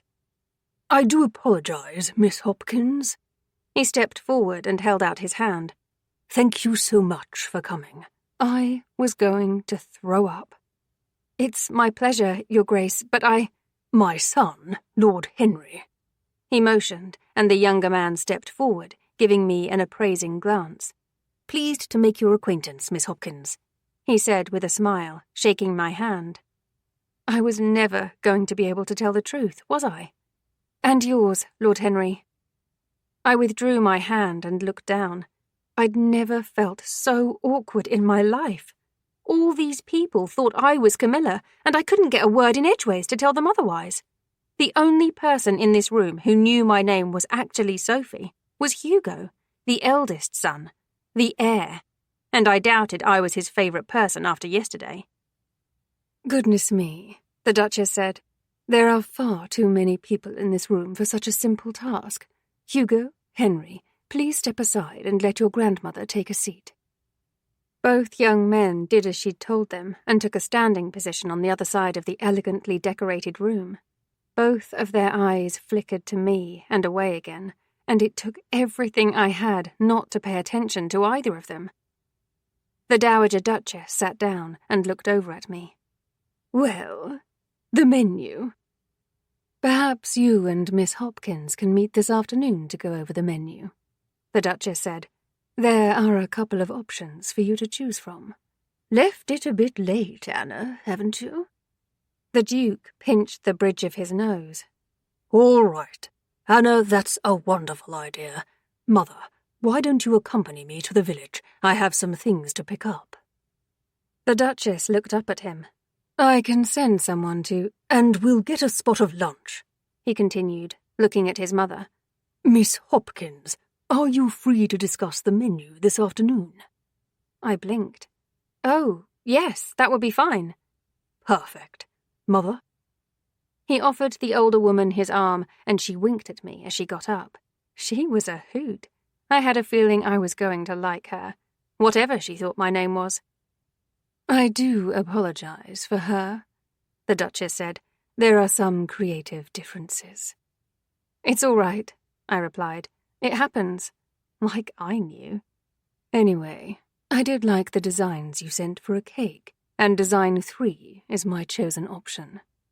I quickly opened my notebook and wrote down cake-3 before looking up again. "I'll call the bakery this morning and let them know." Thank God I'd swatted up on everything for this party and knew the details better than I knew my own phone number. "Excellent. Ask for Angela. Please do let Nancy know when the menu is decided so she can coordinate with the chef." The Duchess closed the book and looked over at me. "I think we should go with the roses for the flower display, and Rupert would be more than happy to coordinate on the wine list with you." Wine list. Right. I quickly marked down the flower choice and swallowed. "No problem. I presume a company will be coming in to decorate. Do you know when they will be arriving? Do they need to come to take measurements? I can ensure the ballroom is ready for them." Uh-oh. Camilla had not given me that information. "I will get that information tonight for you and let you know in the morning, if that's all right." She made a noise that said it wasn't all right. It wasn't like she had a choice about it, though. If I didn't know, I didn't know. Right. She checked her watch and got to her feet, prompting me and Nancy to do the same. "I have a hair appointment ahead of my business trip, so I will leave you to it. Rupert, Nancy, please see to it that Miss Hopkins is assisted appropriately." "Of course, my lady," Rupert replied. "Thank you. Will you request one of the valets bring my car around in 5 minutes?" He bowed his head. "Hugo, Henry, please get yourselves dressed properly before you assist Miss Hopkins with the provisional seating plan. Nancy, I'd like you to accompany me to the hair salon so we can go over my schedule for London." "Yes, my lady," Nancy replied, clasping her hands in front of her body. Everyone but me and Nancy filed out of the room, and I slowly let out a deep breath. Nancy turned to me. "What is so important that you had to attempt to tell Her Grace several times?" I swallowed. "I'm not Camilla." Her eyebrows shot up. "I'm sorry. Then who are you?" "I'm Sophie. I took your original phone call." I grimaced. "Camilla is my best friend and flatmate." She pressed her fingers to her temples. "Where is Camilla, and what on earth are you doing here?" "She's stranded in Norway." "That's not something you hear every day." "Tell me about it," I muttered, wrapping my arms around myself. "She went to visit family, but her grandmother is unwell, so she extended her stay. The day she was due to come home, a winter storm moved in over Scandinavia, and all flights were cancelled. She did email you, but I'm not sure if any went through." One of Nancy's eyebrows quirked up in disbelief, and she whipped a phone from the pocket of her smart grey blazer and tapped on the screen. Her expression changed from one of doubt to one of resignation, and that was followed by a sigh a moment later. "The email went to my spam, and there is indeed a storm. It says here that they're due to resume flying tomorrow." "That's good." "Yes, but it still doesn't change the fact that you are not Camilla," she said, putting her phone back in her pocket. "Here's what we're going to do. You're going to do as Her Grace has asked you, and you're going to ensure that your friend is here by the time she returns from London." I nodded, swallowing hard. "You have 4 days, by which point you will have returned home and Camilla will be in your place." I nodded again. Her Grace has a tendency to be rather heavy-handed, and there is more than one witness to attest to her rather continuous interruptions of you. Nancy folded her hands on her stomach. "It will be brushed off as a simple misunderstanding and miscommunication, thanks to the weather and her lack of time. Now, I presume you do know what you're doing here, do you?" "Absolutely fucking not." "I do. I have all the information except for the decorating, but I'm going to contact Camilla immediately to get that." "Very well.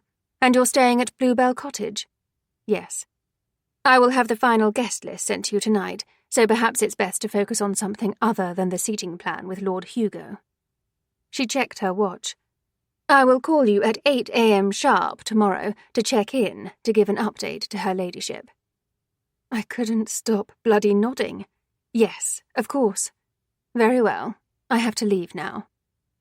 She walked towards the door, then paused and looked over her shoulder at me. Sophie? I swallowed. Yes? Don't mess this up. Your best friend's reputation is on the line here. With one final glance over me, Nancy turned around and left me alone in the drawing room. I dropped onto the sofa and buried my head in my hands.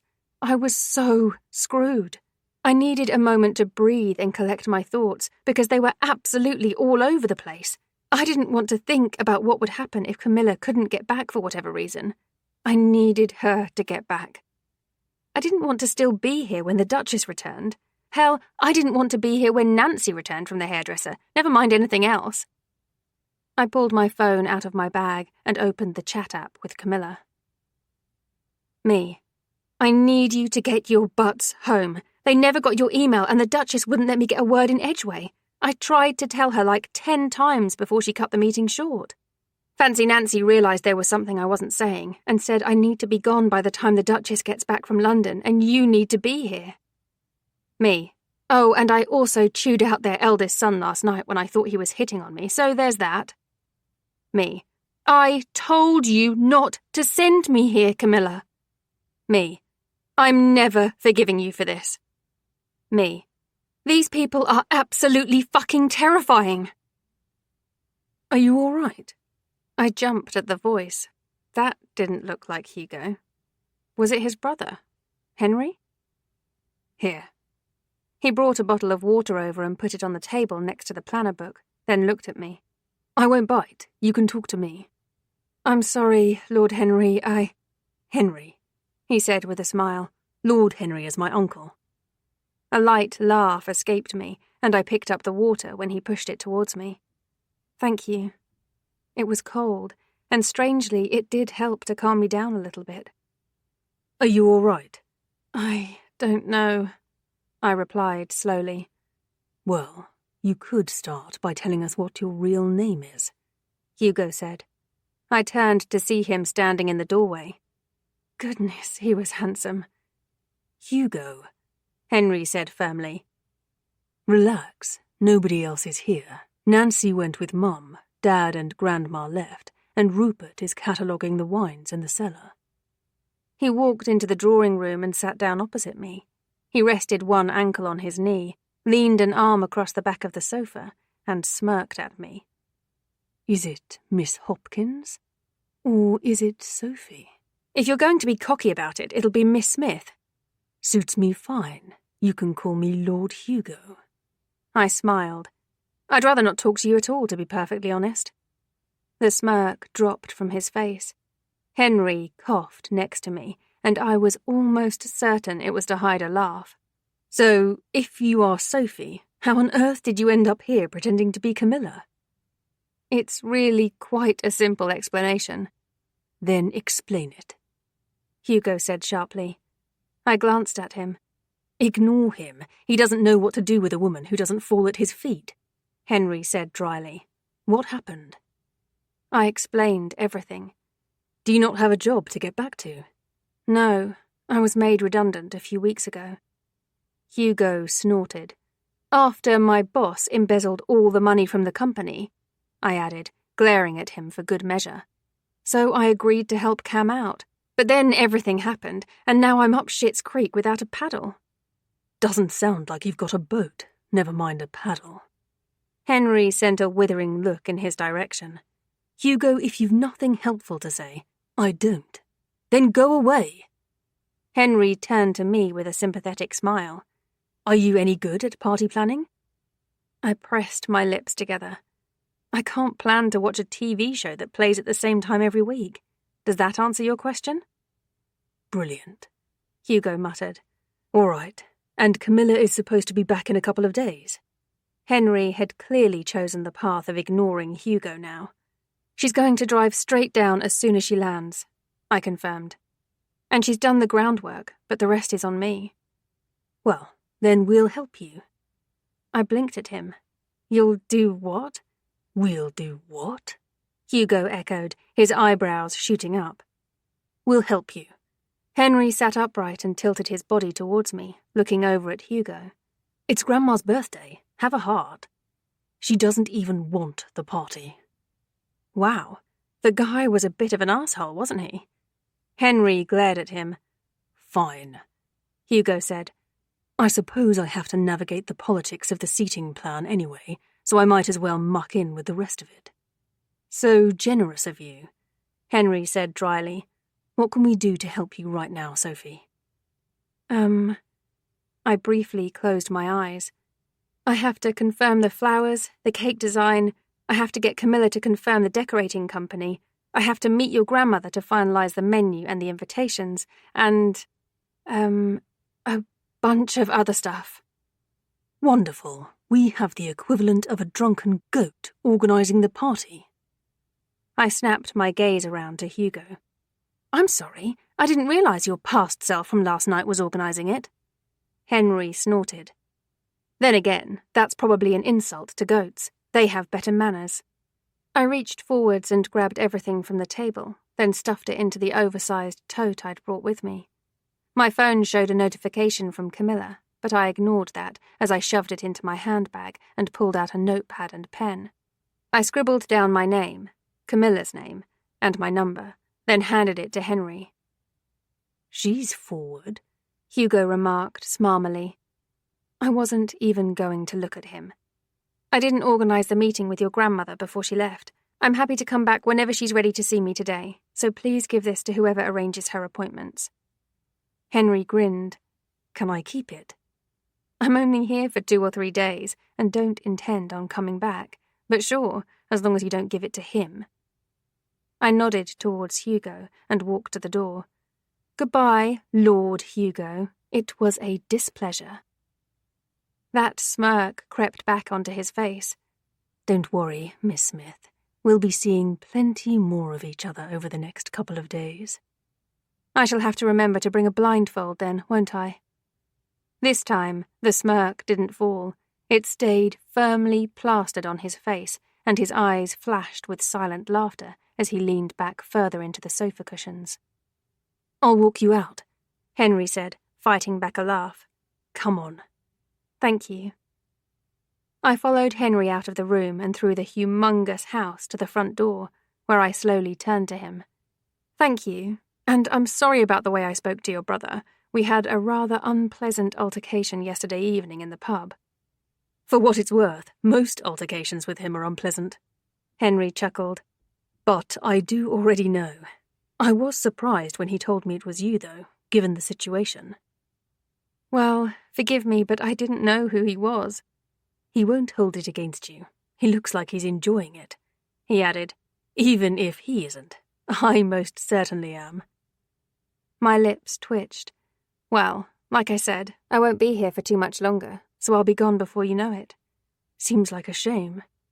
He fought back a smile. I'll speak to Grandma when she gets back and give you a ring.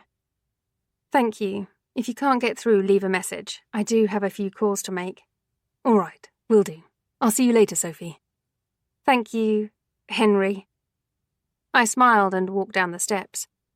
I'll speak to you later. I waved goodbye and walked over to my car, where I threw my things into the back seat, then looked back at the house. I could swear I saw Hugo looking out of one of the windows. I gritted my jaw and got into my car, then drove away from Cavendish House. Camilla had to get her butt back here as soon as possible. Chapter 7. Sophie. Grandma, but she's mentally like 8.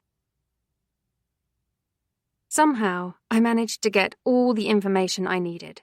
The bakery discussion was easily had, and the cake was booked, and a swift conversation resulted in my best friend apologizing profusely about 7,000 times before I told her to shut up and give me the info for the decorating company.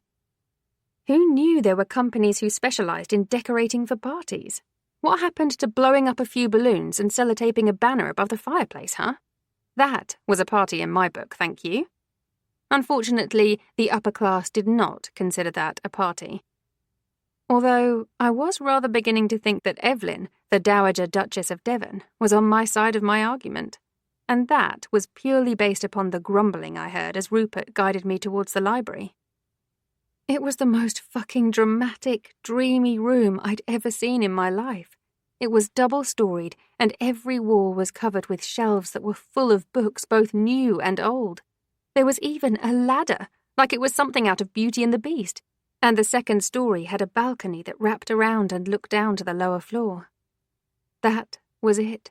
If anyone lost me, this room would be where I could be found. If it doesn't have alcohol, I'm not interested, and you can tell your mother to shove her mocktails where her diamonds don't shine, she said to Hugo. It's like you want to watch her clip me around the ear, Grandma. He grumbled right back. I'm not telling her that. Are you a grown man, or are you a little boy afraid of your mother? Where are your balls? I'm a grown man who's afraid of my mother. You've met her. You understand why. I pressed my lips together so I wouldn't laugh. I'm not afraid of your mother. I think she's... Rupert cleared his throat, interrupting her. Miss Hopkins for you, Your Grace. The elderly woman turned to look at me from her position on the sofa and slowly broke into a smile. I didn't know whether to be terrified or excited by that look. Hugo smirked at me, and his green eyes glinted with amusement. God, he was so irritating. Thank you, Rupert. Miss Hopkins, do come and take a seat. I was going to do as I was told. That was for sure. Hugo might have been afraid of his mother, but I was afraid of just about everyone in this place. Good afternoon, Your Grace, I greeted her. Lord Hugo, I added as a blithe afterthought. Miss Hopkins. His smirk was plastered on his face. The elderly woman turned to him. Get out. He blinked at her. Ha, the smirk wasn't so plastered on now, was it? Excuse me, he said to his grandma. Get out. I thought I was going to help you with the menu. You thought wrong. Now go away. I expect she's better company than you are. The woman had good taste. Hugo took a deep breath and looked up at the ceiling, and I swore that his lips moved to the tune of him counting to 3 under his breath. I don't know why that amused me quite as much as it did. He turned to her with a smile. Let me know if you need any help, Grandma. I won't, she sniffed and turned away. Off you go. He bent to kiss her cheek, an action she received with a tilt of her head. Then he turned to me. Miss Hopkins, always a pleasure. I can't say I agree, I muttered, and his laughter echoed through the library as he left, closing the door behind him. The Dowager Duchess looked at me with twinkling eyes. I'm with you. It's rarely a pleasure with him around. Oh, I didn't mean... I paused and gave a rueful smile. That was rude of me, Your Grace. Evelyn. She picked up the teapot and poured a cup without me asking her to. There's absolutely nothing graceful about me, my dear, and rude, perhaps, but truthful nonetheless. I tried to hide my smile. Then please call me Camilla. So, Camilla? Evelyn questioned. What's that? One of those stupid kids' shows? Camilla, I replied with another smile with Nancy's words ringing in my ears. Oh, thank you for the tea. You're welcome. I made it, so I know it's decent, not like the bollocks everyone else makes. I was in love. I had to admit that I was irrationally obsessive over how I made and drank my tea. I had yet to find anyone who could make it quite the same way, and my mother was the only person who even came close. Camilla had learnt a long time ago to just put the tea bag in the cup and wait for me to make it myself. She thought I was a diva. I just thought I couldn't start my day properly unless my tea was perfectly made. I didn't understand the issue with that. Some people were fussy over coffee and put all sorts of stuff in it, vanilla and caramel and syrups and sauces or whatever else they did. Just give me a cup of tea that's been steeped for 3 minutes, 1 3/4 teaspoons of sugar, and 2½ dashes of milk. It really wasn't that complicated an order. I put my sugar of choice into the cup and stirred it in, then sipped. Oh, Evelyn could make a cup of tea. Oh, this is delightful, I said, looking over at her. I've not met anyone who can make tea the way I like it. This is the closest yet. She tilted her head to the side. Really? I find myself wondering why nobody can make a cup of tea either. Hugo is the only person who comes close, but even then, it still tastes like tea mixed with piss. I snorted, and hot tea went up my nose. I pinched the bridge of my nose and squeezed my eyes shut until the overwhelming burning sensation stopped spreading through the upper front part of my head. Wow. Sorry about that, Evelyn said brightly when I opened my eyes, not looking sorry in the slightest. It's fine, I croaked out, putting the teacup down. I understand. My flatmate just puts the bag in the cup and leaves it for me to do because she's tired of me complaining. I wish people would let me make my own tea. I might be 80 in 2 weeks, but I'm as fit as a fiddle. The stick is for optics, she said, patting the walking stick that was resting next to her. It's also to beat people with, but don't repeat that. Or you'll beat me with it? She grinned. You're smart. I like you. I laughed, but quickly brushed it away with a clearing of my throat. Shall we get these menus over and done with? I know you're not a fan of this party and obviously have better things to do, but family are the worst. How do you like my grandsons? Would you like to marry one? I'd recommend Henry over Hugo. He's a bit of a mardy bastard at times. Her eyes sparkled with amusement. Also, you don't have to do the fancy Duchess thing with him. You can live your best socialite dreams in London. I flicked my tongue over my lips. Actually, I'd rather a place in the countryside, long-term speaking. Evelyn held up her hands. Got that? I can't decide if you're kidding or not. Good. That means you're not entirely opposed to it. I'm not exactly enthralled with the idea. What's wrong with my grandsons? From what I've learned, one has no manners, and one is exasperated from putting up with the other. Forgive me if neither of those traits are exactly exciting. I said it with as much nicety as I could muster. Shall we move to the table to go over these menus? Evelyn cackled and used her stick to help herself to her feet. You really are smart. I suppose my daughter-in-law doesn't seal the deal either. I'm not sure it's appropriate for me to comment on Lady Devon, I said slowly. It's not appropriate for me to say what I do about her either, but I still do. She took a seat at the table. She'll not hear a word from me. In fact, I try not to talk to her unless I absolutely have to. I already have an asshole. I don't need another one. I almost choked on my own damn saliva at that. Wow, she really did not think much of her son's choice of wife. Not to be that person, but I wasn't entirely sure I liked her either. At least, that was what my gut told me. I don't know how to respond to that, I admitted, bringing our cups of tea over to the table. She continued laughing. She had the dirtiest laugh I'd ever heard, and I'd imagine it was the kind of laugh that usually preceded her getting into some form of trouble. All right, maybe I wasn't afraid of everyone in this house. I kind of wanted to be Evelyn. Right. What shit has my daughter-in-law put on this menu? I bet there's no pizza, is there? I didn't know if she was being serious or not, but if I had to bet, I'd say she was. There's no pizza, I said slowly. Right. Evelyn pushed her teacup out of the way and plucked my pen out of my hand. She clicked the top with a little too much vigour and stole my notebook, then wrote menu in big block letters on top. We're going to write a real menu. I'm not sure you can serve pizza in a 5-course meal, Evelyn. It's my birthday. Can't I eat what I like? I suppose, but perhaps you can at least look at the menus I was given? I held them out with a hopeful smile. She stared at me for a long moment, and I couldn't help but notice that her hazel eyes erred a little more on the side of green.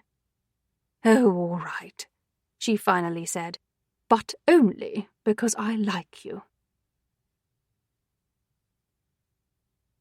Chapter 8. Sophie. The Great Cakastrophe. Almost. Well, it's a bit of a mishmashed version of the menus, I said, staring at our one. I think she'd taken one thing from all the set menus, but this was what she was insisting upon. I wasn't even sure the menus could be modified this much. I also didn't think Evelyn would accept anything less than her version, which put me in a really shitty position. I was sure that Camilla would have been able to talk her into using a correct menu. I was also sure that she would know exactly what to do right now in this situation. Me? Not so much. "That's the menu I want," Evelyn said, "and I'm not changing my mind." I don't know if it's possible. "Make it possible. I'm not changing my mind." I'd heard that bit the first time, but the second one really rammed it home. "She won't change her mind," Hugo said from the doorway. "If you couldn't tell." Evelyn glared at him. "Is someone coming to clear these tea trays? I need a nap and a snack. I'm hungry now. Rupert is in the kitchen.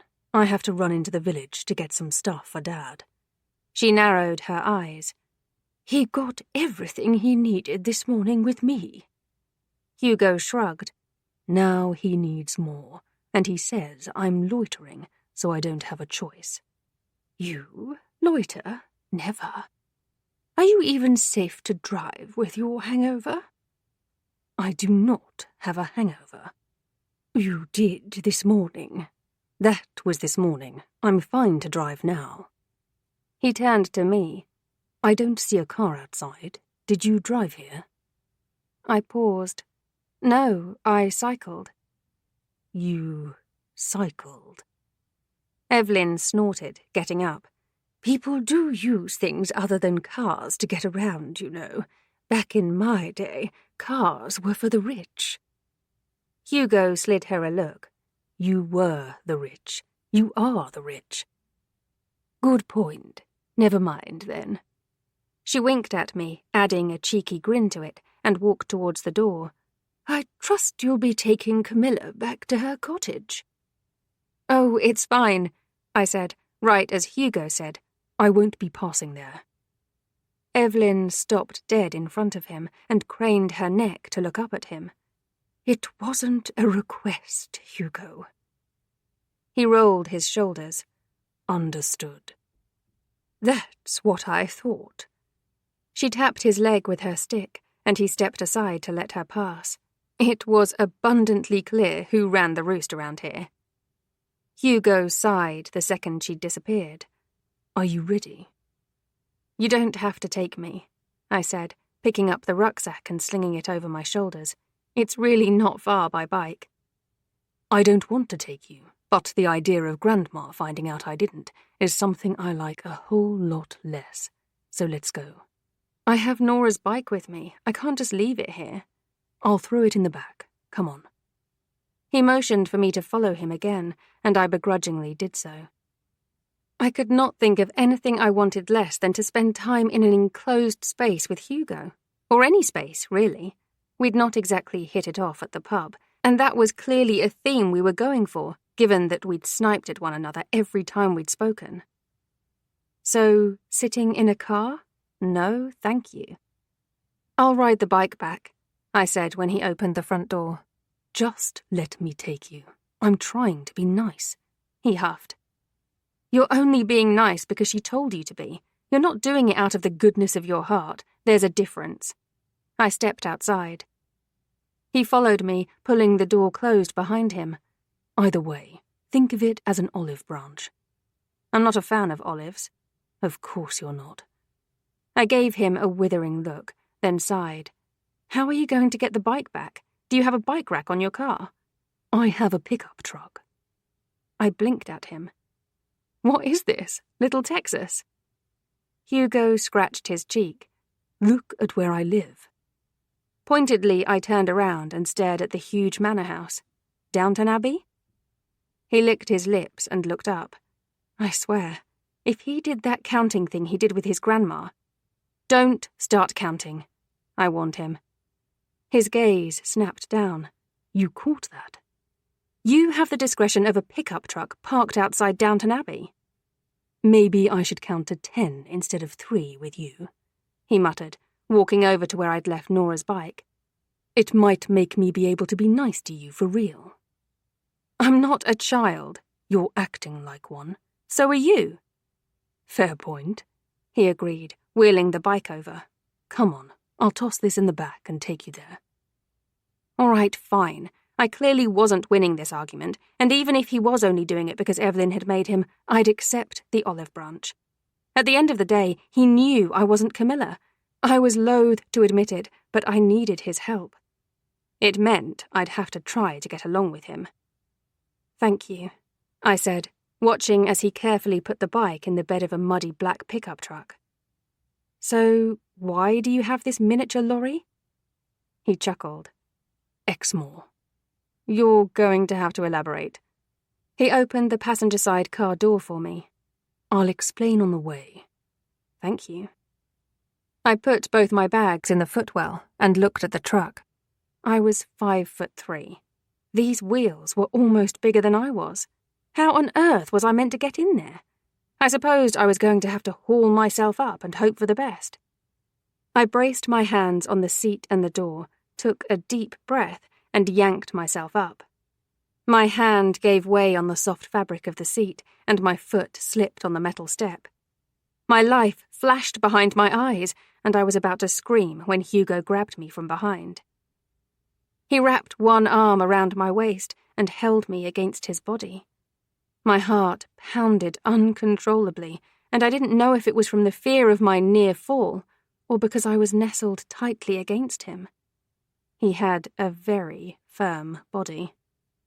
It wasn't the worst thing I'd ever been pressed up against, for what it's worth. Need a leg up. His lips were far too close to my ear, and his words were said on an exhale that skittered warmly against my cheek. Yep. Yeah. Yes. The heart pounding was definitely from his closeness. This was an unwelcome development. My hand slipped, I said, hoping my voice didn't shake. The last thing I needed was for Hugo to learn that I was affected by his closeness. Given the tit-for-tat we'd already engaged in, it seemed like it was something he would use to his advantage. I saw. Amusement tinged his tone. I'll help you up. Come on. He slowly released his arm from around my body, moving his hands to my sides. His fingers twitched against my waist, and I swallowed hard, making sure to grip the seat extra hard this time. With his help, I was able to make it into the front of the truck and sit down. I steadfastly ignored him by looking down at my knees, but that didn't mean I didn't catch a glimpse of him smiling out of the corner of my eye. Camilla, I need you to come home. I could not stay here any longer than possible. I didn't need to be attracted to this man. Lord Hugo was nothing but a ginormous pain in my arse. I needed him to stay that way. He was far too handsome to be anything more than that. That was dangerous territory. Well, that's the last time I get into this truck, I quipped. Hugo laughed, got into the truck on the other side of the cab, and started the engine. He backed it up across the sprawling driveway, missing the fountain expertly, drove down the road until the gravel became asphalt. So, the mini lorry? I asked, breaking the silence that had settled between us. He laughed quietly. Our estate is 800 acres. Not all the areas have access via roads, and sometimes it's quicker to get to some of the farms by not going on the main roads. Dirt tracks can be rough, and although we have a few four-wheel drives, they don't always have enough space for stuff we need. It was hard to argue with that. All right, that makes sense, I suppose. How many farms do you have on the land? Right now, about 6. There are a couple we aren't renting out at the moment because the properties aren't up to code, But we rent that land out to other local farmers who are all too happy to use it. The 6 we do have are quite a lot of work. We're pretty involved in it. Really? I can't imagine you mucking out horses. I can't say I do. Laughter bubbled out of him. I've helped with the muckier work, though, and Dad made me take a course in some animal care stuff because we don't have a local vet for 20 miles. Not at all. Well, we have a usual vet who sees cats and dogs, but not a farm vet. That seems like a terrible oversight, given how many you have. He inclined his head in my direction. You're not wrong. We really do need to get one out here for emergencies. What kind of mucky stuff do you do? I can't imagine anyone in your family that I've met getting down and dirty at the business end of a cow, for example. He glanced over at me as he pulled up at a red light. Well, my mother doesn't. I am completely and utterly shocked by that. I know. Everyone who meets her is. I dipped my chin and fought back a laugh. Were we getting along? Did your grandma or sister ever do it? How do you know I have a sister? I might have Googled your family before I came, I admitted, slowly nodding my head. I wanted some kind of idea what Camilla had put me up to. Oh, that's fair. But you didn't know who I was in the pub, did you? I shook my head. I didn't do that much research. I literally read a bio of your family, read about the estate and house, and left. He chuckled and turned down the road that would lead to the cottage. Makes sense. To answer your question, yes. Grandma used to ride horses, and she would get in at the dirty end. She'd still do it now if her arthritis would let her. Helena did the same with horses when we were younger, but it was mostly because Dad wanted her to learn some responsibility. What about now? Well, Helena and her husband live on the estate on one of the farms. She runs a riding school, and Ed handles the chickens and ducks. He pulled up alongside Bluebell Cottage and looked over at me. You know my mum will never approve that menu, don't you? I nodded slowly, grimacing. I figured I'd email it to Nancy, tell her Evelyn won't budge, and let her deal with it. Smart. Although it could start a riot as soon as Mum's back from London. That's fine. I won't be here then. He raised his eyebrows. You won't be? No. Camilla will be back in the next 2 days. Then she's coming right here and I'm going home. Nancy said she'll deal with it. Right. Nancy will deal with it. He shook his head. Nancy does nothing but defer to my mother. Whatever you think she's going to do, it'll be the opposite. It's pretty clear you're not correcting anyone on who you really are. So make sure your friend knows that she might have a storm to deal with when she gets here. A lump formed in my throat. That was not good. I also wasn't about to tell Hugo that worried me. Cam will be able to deal with it. Plus, she'll have proof that she did tell Nancy ahead of time, not to mention that she's rather more put together than I am. No offense, but it seems like everyone might be. There's no need to be that rude to me, I replied, looking over at him. Thank you for the lift, however unnecessary. Now who's being rude? He clicked his tongue. I'll open the bed and get the bike out, unless you need a hand getting out. I'll be fine, thank you. I bet you thought that before you tried climbing in, too. Oh, shut up. I shoved open the door, ignoring his laughter. Thankfully, I made it out onto the ground with only a little ooft as my feet hit the stony road. At least I didn't fall this time. Hugo took the bike out of the back and gently set it against the wall. Ah, you made it out alive. Has anyone told you that you're a comedic genius? A genius, yes, in other areas. His eyes twinkled. Not comedy. Thank God, I replied, ignoring his innuendo. Then the people around you might have a sense of humour. He tugged his lips up to one side.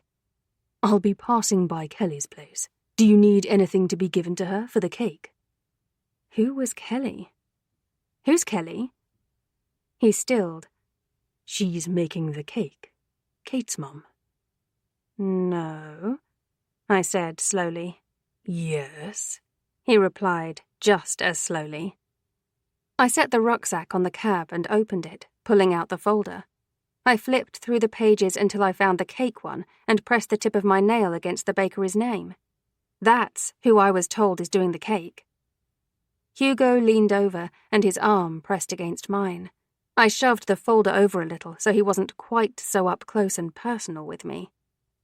No, Kelly always does it. She used to own the bakery before she retired to focus on cakes. I don't have her name here. Are you sure this is the right folder? I nodded. The menus were correct, and so were the flower choices. I don't think I've ever heard the name Kelly before. Is this the only folder that you've got?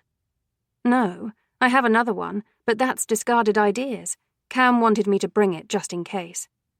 Hugo turned to me. Show me it. This is the right folder. I know, but Kelly is literally the only person my mother trusts to make our family's cakes. Is there a chance Camilla mixed it up? I guess. I grabbed the stuff from the cab. We can check if you're absolutely sure Kelly should be doing it. I think so. He closed up the back of the truck and followed me over to the cottage. I unlocked the door and he followed me in and through to the kitchen, where I had the folders laid out. They're different colours, Hugo said, stating the complete bloody obvious. He looked at me. Are you sure you have the right folder? Yep. She told me the one with the flower was the old plans and the plain pink one was the correct one. He looked at the flower, then opened it. Christ, this thing is a mess. It resembled my brain, to be honest. I put my stuff down and walked over, then flicked through it to the cake stuff. It really was a huge mess and mishmash of several different concepts, but the list of potential bakeries only had 2 on there, and neither of them said Kelly. See? That's the bakery in Moorhaven, and that's... I don't know what that is. It's in Ebstone Cross, the nearest town to us. You're right. Kelly isn't in here. There's no way Mum wouldn't have mentioned that, so I'm not sure what's happened. I honestly don't even think she spoke to your mum, I admitted. I think it all went through Nancy. That explains it, he muttered.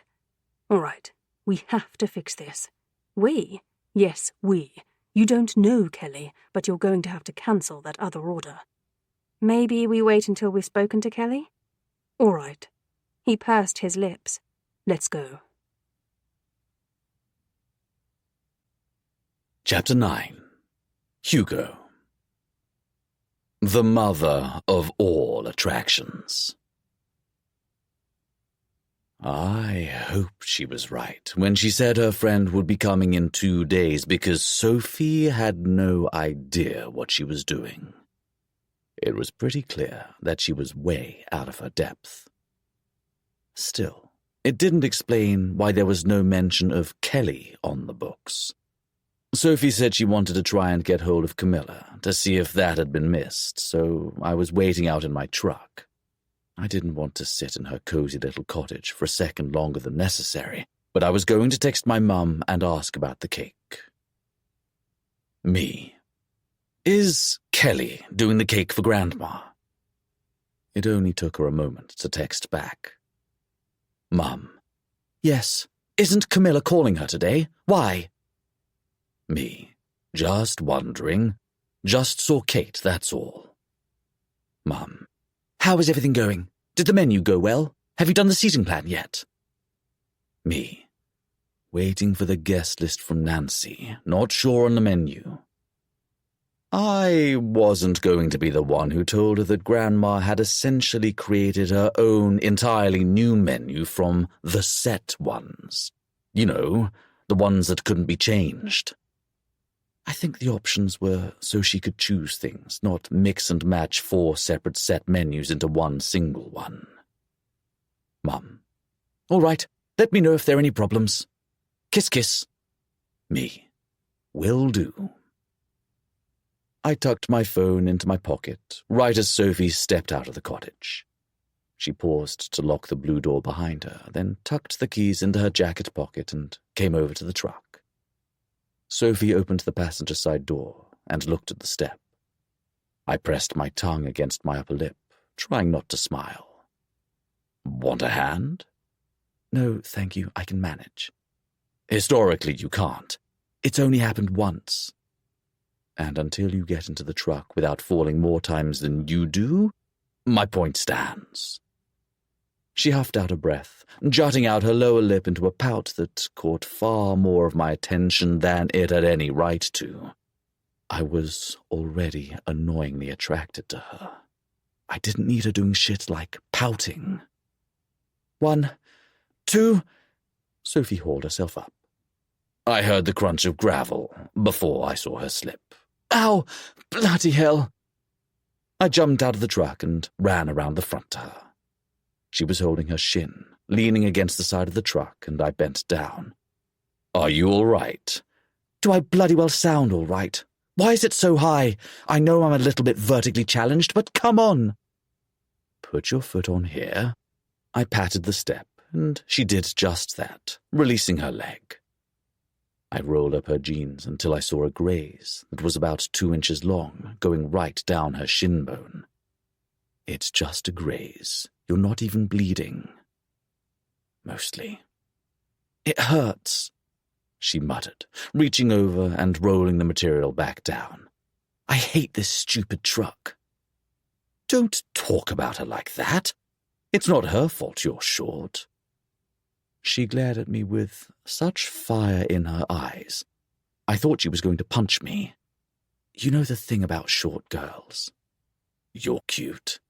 One swing of a fist between your legs and you'll be my bitch. She nudged me back and stood in front of me. Now help me get in this bloody lorry before I drive myself. I put my hands on her waist, like I had earlier, and deliberately took a step closer to her. She tensed, and her upper back pressed against my chest as she inhaled deeply. Well, it looked like I wasn't the only one having issues with attraction. 1, I said quietly into her ear. 2, 3.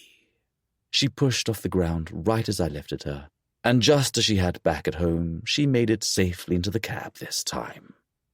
But not without another little huff of indignance. Boy, she did not like me. That was more amusing than it should have been. You're welcome, I said, pushing the door shut. She pursed her lips as I rounded the front of the truck and got in.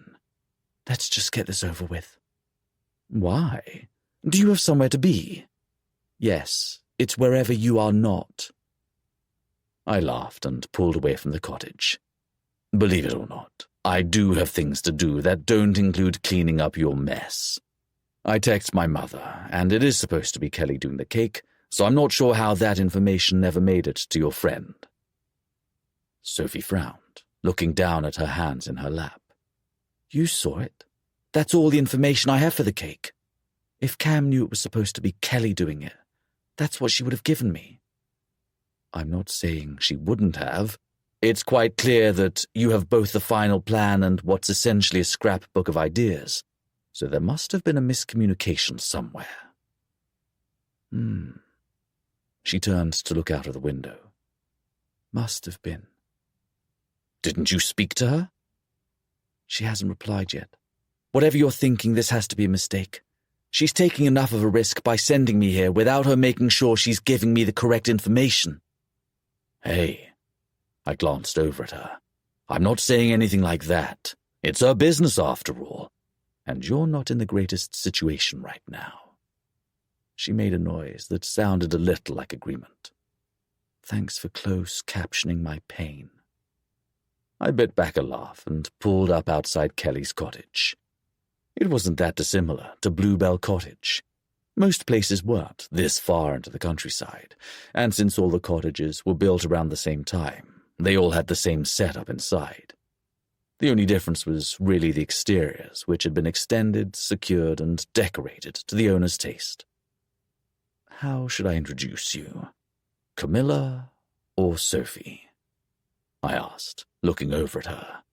I don't know who knows who you are and who doesn't. You and Henry, she said slowly. Kate, but I can tell her, and obviously Nora knows. But I can ask her to keep that to herself. All right, Let's go. Camilla? She got out of the truck with a squeak when her feet hit the ground, and I shook my head as I locked the vehicle and headed towards the door. She wasn't having a good day, was she? I knocked on the scarlet red door and stepped back. Kelly's arrival was preceded by the incessant barking of her 2 cocker spaniels, and the door was barely open an inch when they shoved their way out and circled my legs emphatically. "Oh, bugger it," Kelly said, shoving the door wide open. "Biscuit, Trifle, get inside." I burst out laughing. It's always funnier when you shout it angrily. "You?"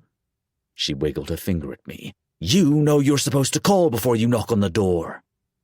"Sorry." "Oh, hello." Sophie giggled as Trifle jumped up at her legs and she looked over at Kelly. "May I pet him?" Kelly's lips tugged to the sides. "I'd like to see you not. That's Trifle." Sophie bent down with a grin, petting him. "That sounds like there's an interesting story behind that name." "The day we brought him home, he tripped me up and I dropped the Trifle. He ate it. That was a fun trip to the vet," Kelly replied, dryly. "I remember that." I chuckled. "Oh dear," Sophie said, straightening up. "Biscuit, get off my rose bush." Kelly stalked across the front garden and scooted Biscuit away from her prized roses before he could cock his leg and do his business all over it. "Over there, you little bugger." Sophie smiled at him. "Well, that's quite the introduction," she said, wiping her hands on her trousers. "Hugo, care to introduce us?" "Oh, of course. Kelly, this is Camilla." I caught myself at the very last moment. "She's planning Grandma's party." "Ah." "Camilla, this is Kelly. She'll be doing Grandma's cake, or she will be now." Kelly side-eyed me. "What does that mean?" "It's a long story," Sophie said. "I like stories. Come inside, please." Kelly stepped aside, and I motioned for Sophie to go ahead of me. I hoped she remembered to be Camilla in this situation. "The kitchen is right down the hall and to the right. I'll just get these 2 rascals in." Kelly disappeared outside. Sophie took a tentative seat at the kitchen table. "Will she be okay to do this?" I nodded. "She's a bit like my mum. She's not as scary as she seems." Sophie looked as though she doubted every word of that. "I heard that." Kelly walked into the kitchen and looked over at me. "Mind yourself, Hugo. I have photos of you when you were in nappies." I pressed my lips firmly together. It really wasn't fair that I had this many women in my life who took it upon themselves to happily threaten me with my baby pictures. "I'm not scary at all," Kelly said, looking at Sophie. "Can I make you some tea?" "Oh, no, thank you," Sophie replied. "I had some not long ago." "Perfect. Now, let's discuss this cake business and what Hugo meant when he said that I will be now." Sophie swallowed. "We're not sure what happened, but you weren't on my list of approved bakers. In fact, I didn't know about you being the one to do the cake until 15 minutes ago." "Nice." Kelly's eyes widened. "I've done all their cakes since before those boys were born. I can't imagine that Anna wouldn't tell you it was me." "I actually never spoke to her until this morning." The older woman tilted her head. "Let me guess. You spoke to Nancy." Sophie nodded. "I was sent a few inspiration designs and told to locate bakers. The bakery in town was the one I settled on based on their work." "And rightly so. I wouldn't have sold Alice my bakery if I didn't think she was good enough to take it over, and she makes some phenomenal cakes." Kelly shrugged a shoulder. "But Anna is extremely fussy." "Mum and Kelly grew up together," I added for Sophie's benefit. "Kelly moved away for a while, but came back when Kate was about 7, which was when we became friends. Oh, you've met Caitlin? Kelly smiled. I had dinner at the pub last night. Sophie smiled. So if you're that close to the Duchess, why weren't you on my list? She was wording this well. I don't know. Kelly's smile dropped, and her gaze narrowed. Anna would never consider anyone else. We spoke about this just this week, and I was waiting for her to call me, so I know for a fact I was doing it. She looked at me. I texted her to ask, I said, before we came over. She said it was you. Interesting. Kelly tapped her fingers against the table, and there was a tense heaviness to the air that made me glance at Sophie to see if she was all right. This was weird. Never mind that for now. I'm sure it was just a minor miscommunication. Kelly added a brightness to her smile. Do you have that final design for me? Sophie snapped out of whatever contemplative mood she was in. Oh, I actually brought two. Both were approved, so perhaps you could choose which one you think Evelyn would like. Evelyn? You're on first-name terms? She must like you. Sophie dipped her chin to hide a shy smile. We have a similar view on how tea should be made.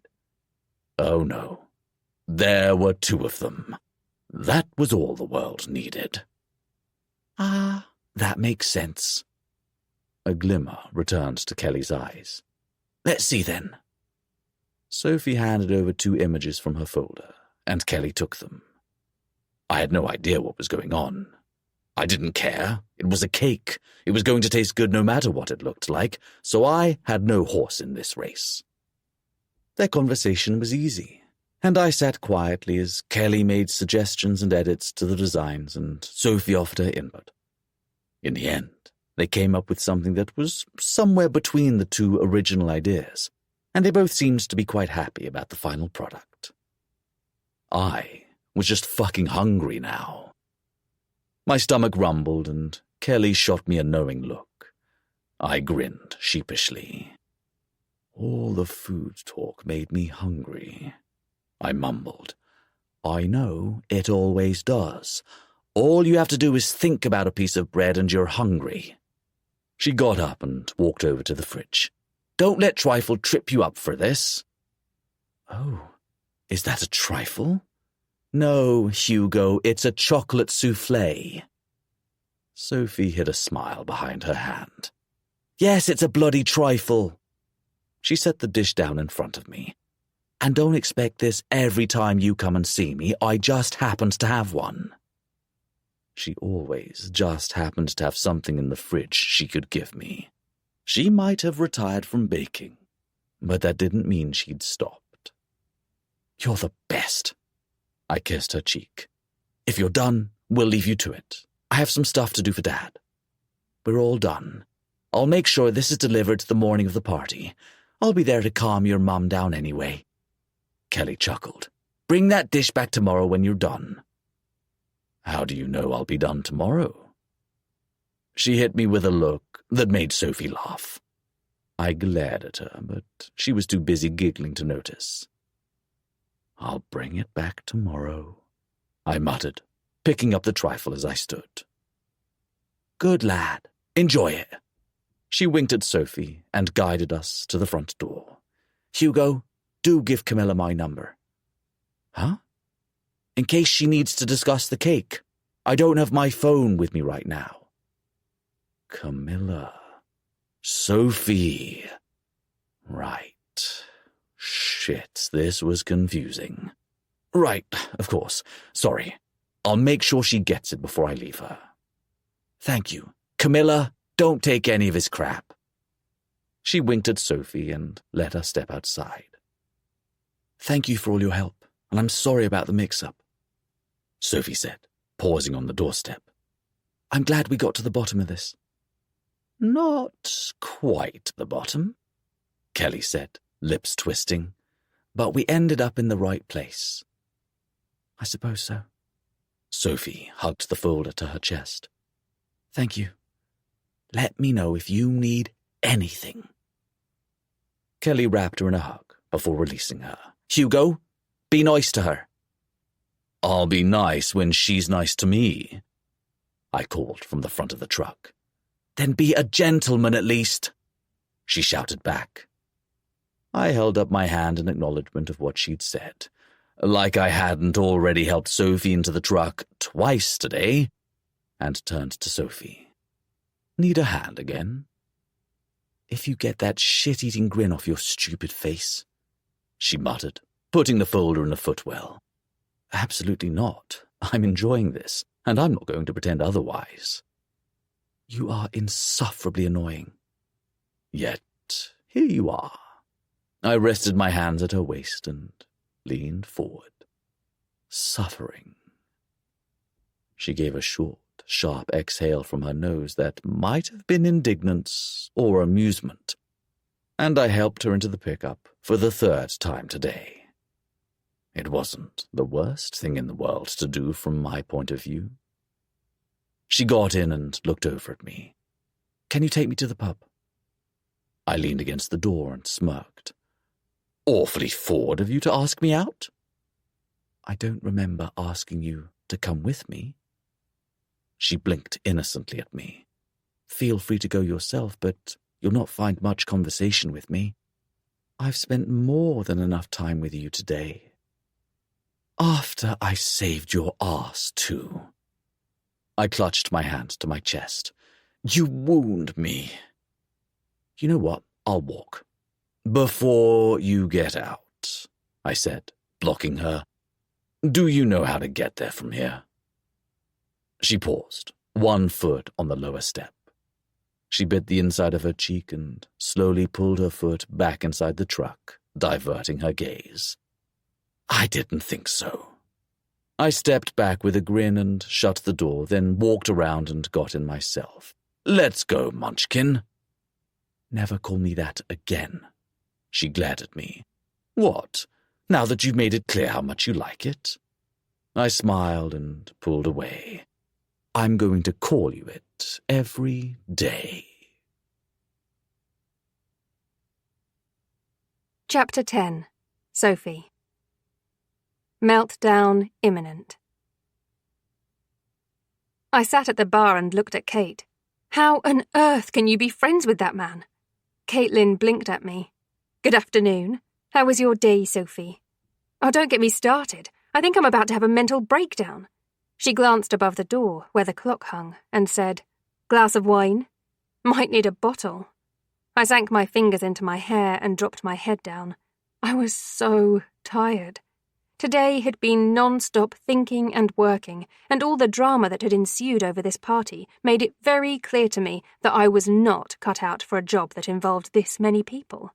No, I was better off in an office, with walls and a telephone I could send to an answering machine. This whole thing where everyone had an opinion and things could be miscommunicated, no, thank you, that was not for me.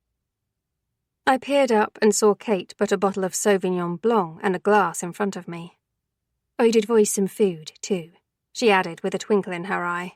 Yes, the bottle. You can take it with you if you don't finish it. Hit me. I sat up straight and watched as she uncapped the bottle. So, what happened that made today so bad?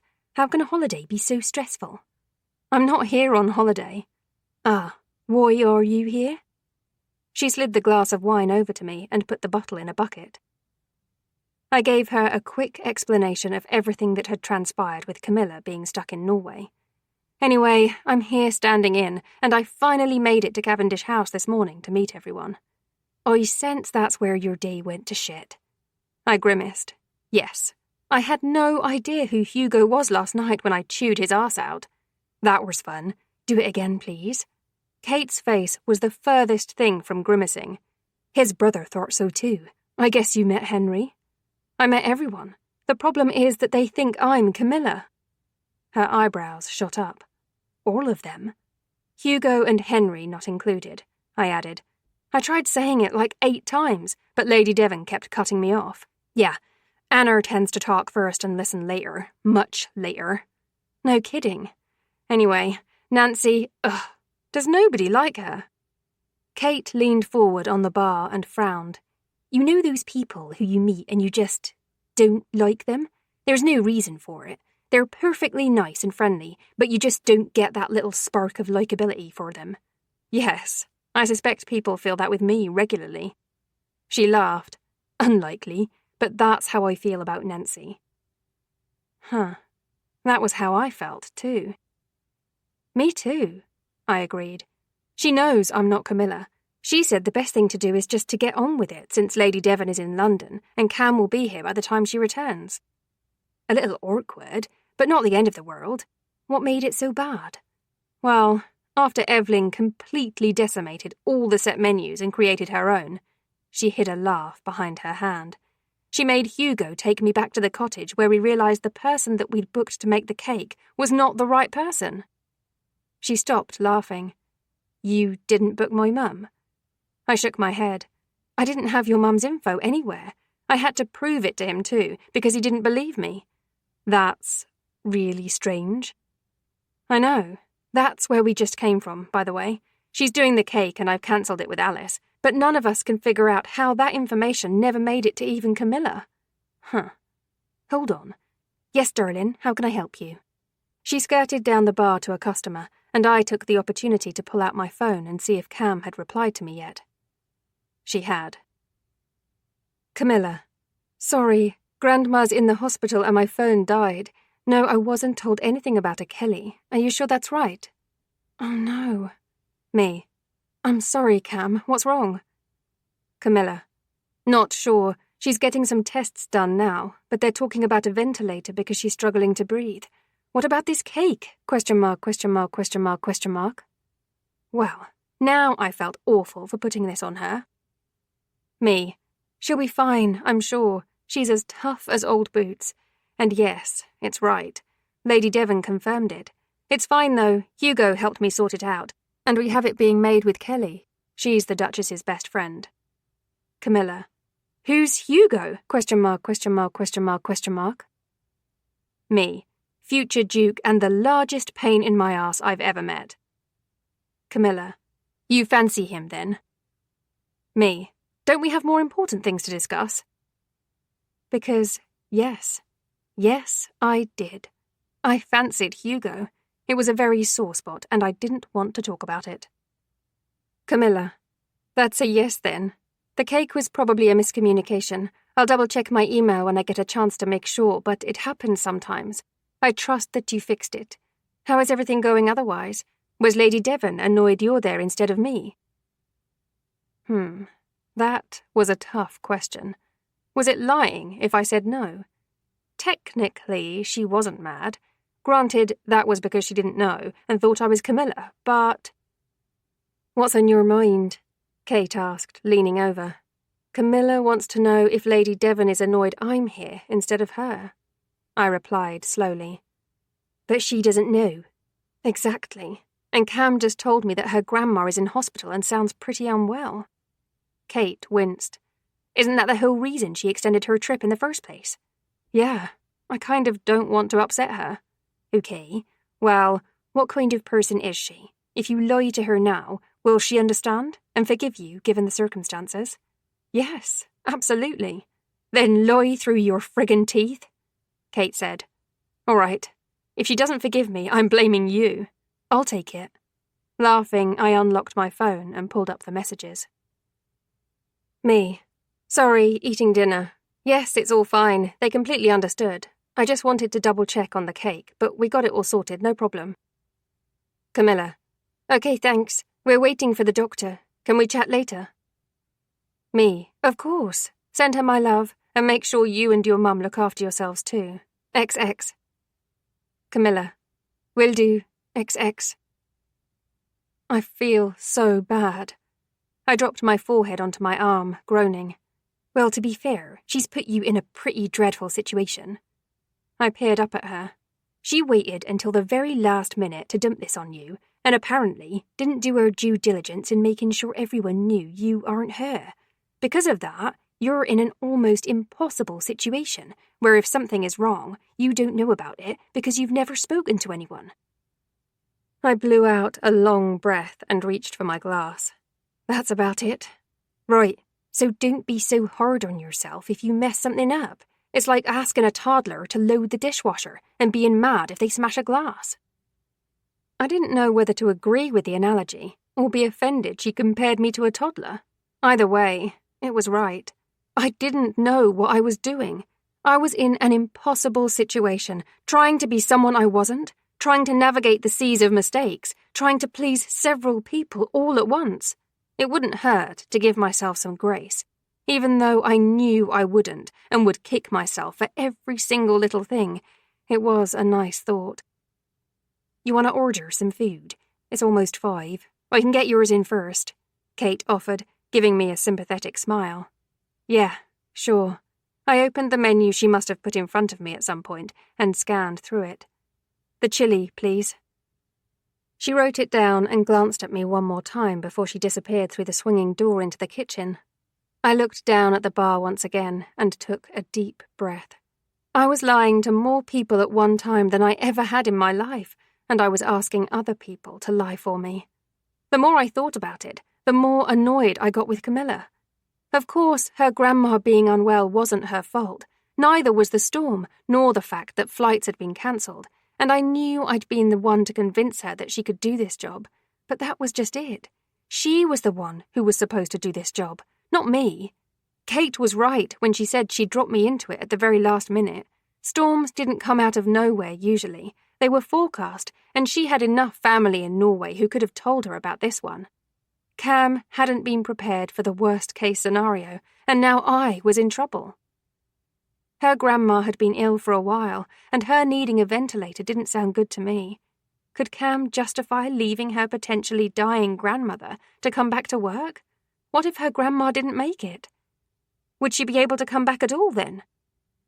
Jesus, I was a terrible person. Her grandmother could be dying, and all I was thinking about was myself, or rather, pretending to be her for longer than necessary. The problem with lying was that it always caught up with you, especially when you weren't the only one keeping a secret. Now, I couldn't help but wonder how long I'd have before my lie did the same to me. The next morning came with the lush sound of birdsong to accompany my alarm. The guest list had been waiting for me when I'd arrived home from the Gnome's Arms last night, and that meant my day would be spent with Hugo doing the seating plan. I couldn't wait. I hoped that if I kept telling myself that, I'd end up believing it. The whole thing was really quite ridiculous.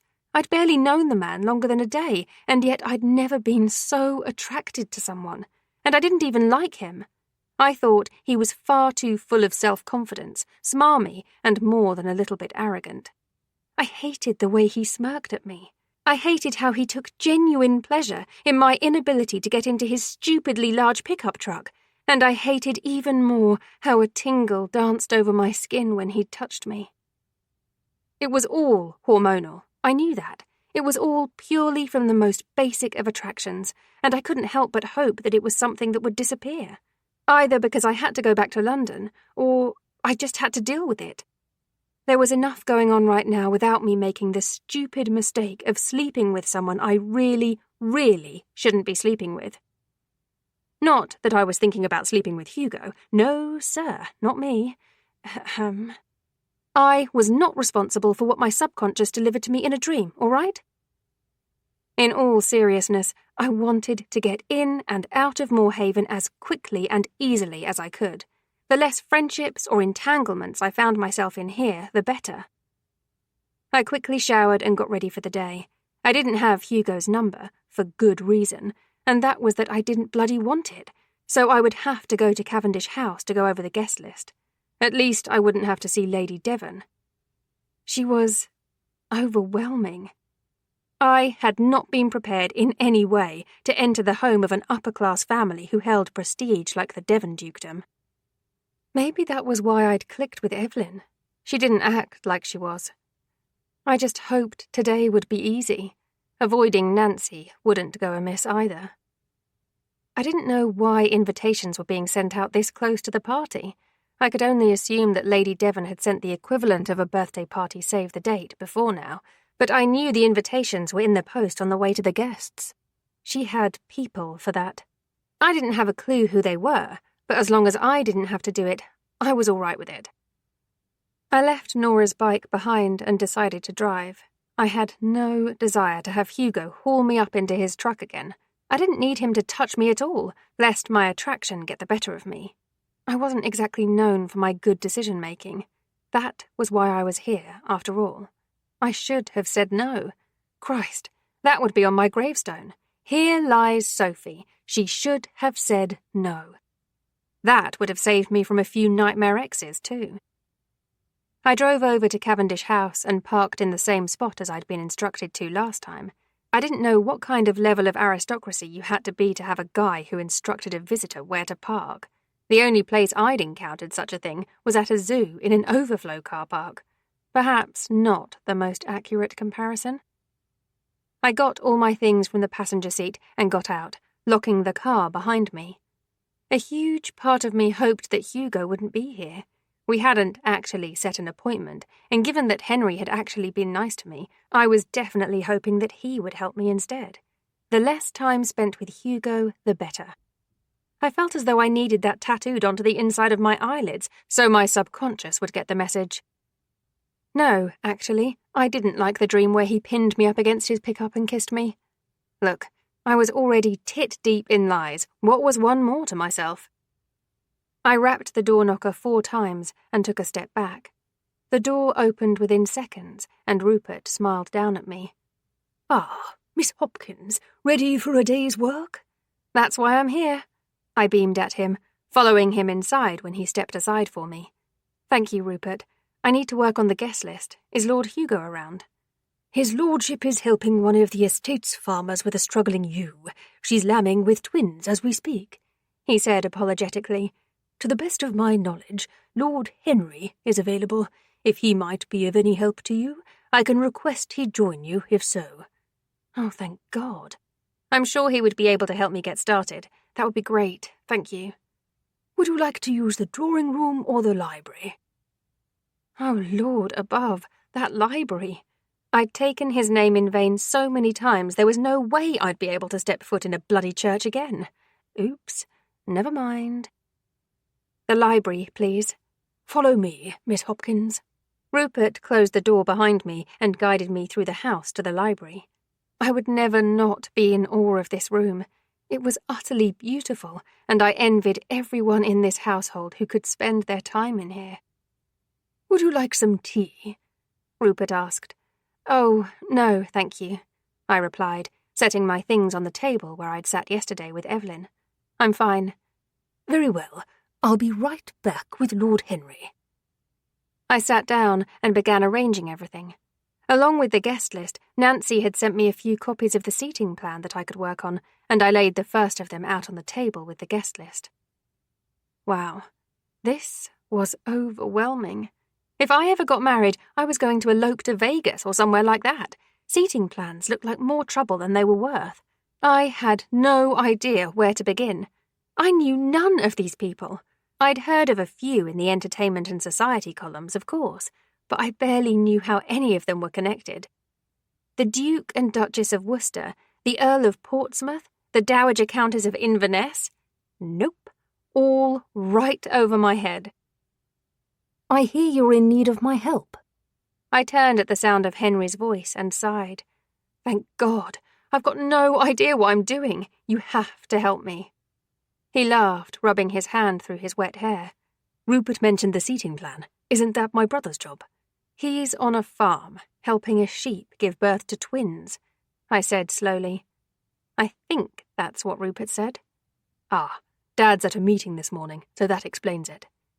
"And you aren't helping? Why not? Don't you feel like shoving your hand up a sheep's rear end?" "Cannot think of anything I'd rather do less," Henry said firmly, sitting down next to me. "Have you made a start?" "I've looked at the list?" "So no." "No," I confirmed. "The problem is that I don't know who any of these people are. I don't know who should and shouldn't sit together." "All right. I don't pretend to know everything, but we can always send this off to Mum for her opinion when we're done. Hugo knows a little more than me." He pulled the chair next to me out and sat down. Forgive me for saying so, but he doesn't seem like the kind of person who knows the ins and outs of high society. Henry chuckled. You'd think, wouldn't you?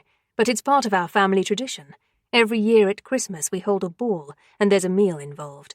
Traditionally, the Duchess of Devon has been the one to organise it, but since he's single, Mum has been teaching him both sides of it. Makes sense, said the part of my brain that controlled my mouth. Oh, he's single, said the part that clearly controlled my libido. I beat that part down with the vigour one kneaded bread dough with. Perhaps a little too much. Still, I wasn't going to pay attention to it. The part of my brain that controlled my libido, that was. The part that had sense was definitely going to be listened to all the time. Okay, so we usually try to keep family together, Henry said, leaning over. So let's start with... that's easy. The baths. I had no idea what he was going on about. So, the Duke of Bath will be attending with his sister, Lady Catherine, and his daughter and her fiancé, Lady Gabriella and Mr. Kingsley. I put 4 little flags on a table. That leaves 6 spaces on that table. Perfect. That's for the Worcesters and the Angleses. Are they family? Henry nodded. But I forget how they're related. The Dowager Duchess of Worcester is the Duke of Bath's sister, Hugo said from behind us, making us both turn around, which makes Lady Gabriella and the Duke of Worcester cousins. Additionally, Lady Gabriella and the Duchess of Worcester, Adelaide, are best friends, and the Countess of Anglesey is Evangeline, Adelaide's twin sister.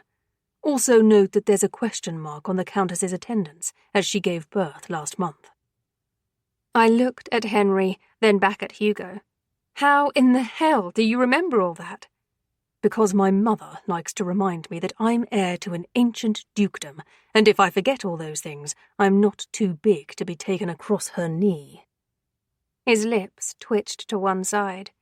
And forgive me for saying so, but at 30 years old I have no desire to be spanked by my mother. Chapter 11. Sophie. Munchkin my arse. It was very hard to argue with that particular point of view. Not that either of us tried, but Henry did have a rather dour look on his face as Hugo approached us. Haven't you gotten started yet? This is your job, Henry said blithely. So was helping Jonathan's sheep give birth safely. Hugo shot back, which is part of my actual job. Well, since you're here now, I'll leave you to it, if you can be trusted not to harass Sophie again. I pressed my lips together. Wow, there was some sibling rivalry here. I managed it just fine for a couple of hours yesterday, thank you, Hugo replied, but don't feel as though you need to leave. I think it's for the best. Henry glanced at me. I'll see you later. Thanks for offering to help. I smiled at him. He softened. Any time. I watched him as he left, then turned to Hugo. You don't get along, do you? He snorted and sat down. Sometimes. He's only 10 months younger than me, so there are some underlying issues about inheriting all this. He waved his hand around in a vague gesture. We're close, but we bicker. No kidding, I muttered. I didn't really have any desire to get into their family dynamics any more than I already had. Did the lambs make it? A smile broke out across his face, and it was the realest, most genuine smile I'd seen him give yet. There was a boyish charm to the glint in his eye, and I had to fight my own smile as something in my stomach fluttered. Wow. Danger, danger. They did, he said happily. Thankfully. I only went to help because she'd been labouring a while, but after I got the first one unstuck, the second one practically fell out. She was cleaning them both when I left, so it looks good for her accepting them. He sat down opposite me. Don't worry. I showered before I left the farm. Well, I did assume so, unless you usually help sheep give birth in a white t-shirt. His boyish grin turned into his usual adult arsehole smirk. Not my usual uniform, no. Have you made any progress at all here? I shook my head. I arrived a few minutes before you did. Great. Here I was hoping to have a nice, relaxing day. Sorry to disappoint. I rolled my eyes. You don't have to help if you don't want to.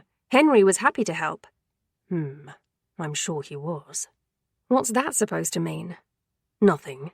The Worcesters are coming with the Dowager Duchess. Make sure you don't forget her. Or the Dowager Countess of Anglesey.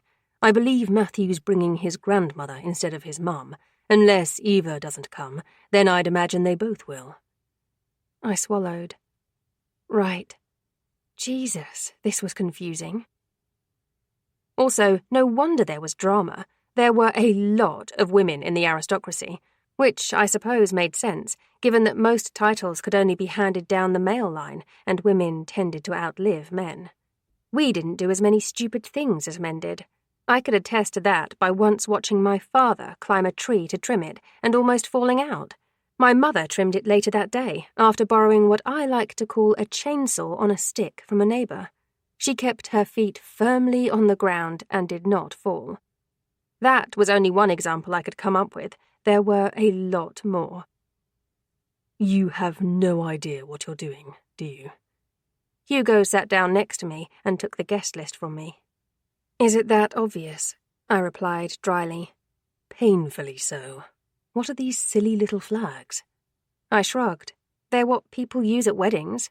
Yes, when the tables are numbered and they're to denote the bride's side or the groom's side. Oh, that made a lot of sense. How do I know? I've never gotten married or even thought about planning a wedding. I'm eloping to another planet, never mind another country. I took the flags off the table with a huff, then grabbed a pen and started numbering the tables. Is your family sitting together? Sadly. Right. Then this one is yours. I wrote a big number 1 in the table that belonged to them, then grabbed the other notepad and wrote down that it belonged to them. I assume that that's you, your parents, Evelyn, and your sister and her husband? And Henry? Yes. That's only 7. Tell your grandma to find a date, I ordered him. Absolutely not. That's a recipe for disaster. Well, I can't put 7 people on a 10-seater table, can I? It's either 8 to rearrange the seats evenly, or she, you, and Henry all need a date. I guess you're out of the question. I will be in London, forgetting I'd ever gotten myself into this giant mess, so you guess correctly. I handed him a pen and looked at him pointedly. Start numbering the tables and stop pouting. He raised his eyebrows.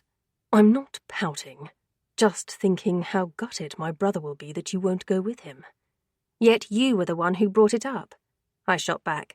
If you're going to irritate me, I'm going to pack this up and take it back to the cottage and spend the entire day getting brain-numbingly exhausted by reading the internet's history of the aristocracy.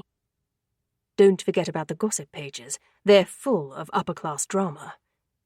He shifted his chair around and leaned back, resting his leg on his opposite knee. That'll keep you busy for hours. Can you please take this seriously? I'd like to bluff my way through the next 48 hours before I can go back to my real life. Hugo sighed and leaned forwards. Grandma gets on well with both Lady Catherine of Bath and the Dowager Countess of Anglesey. Put their table close to ours. Thank God. Table 2? That one.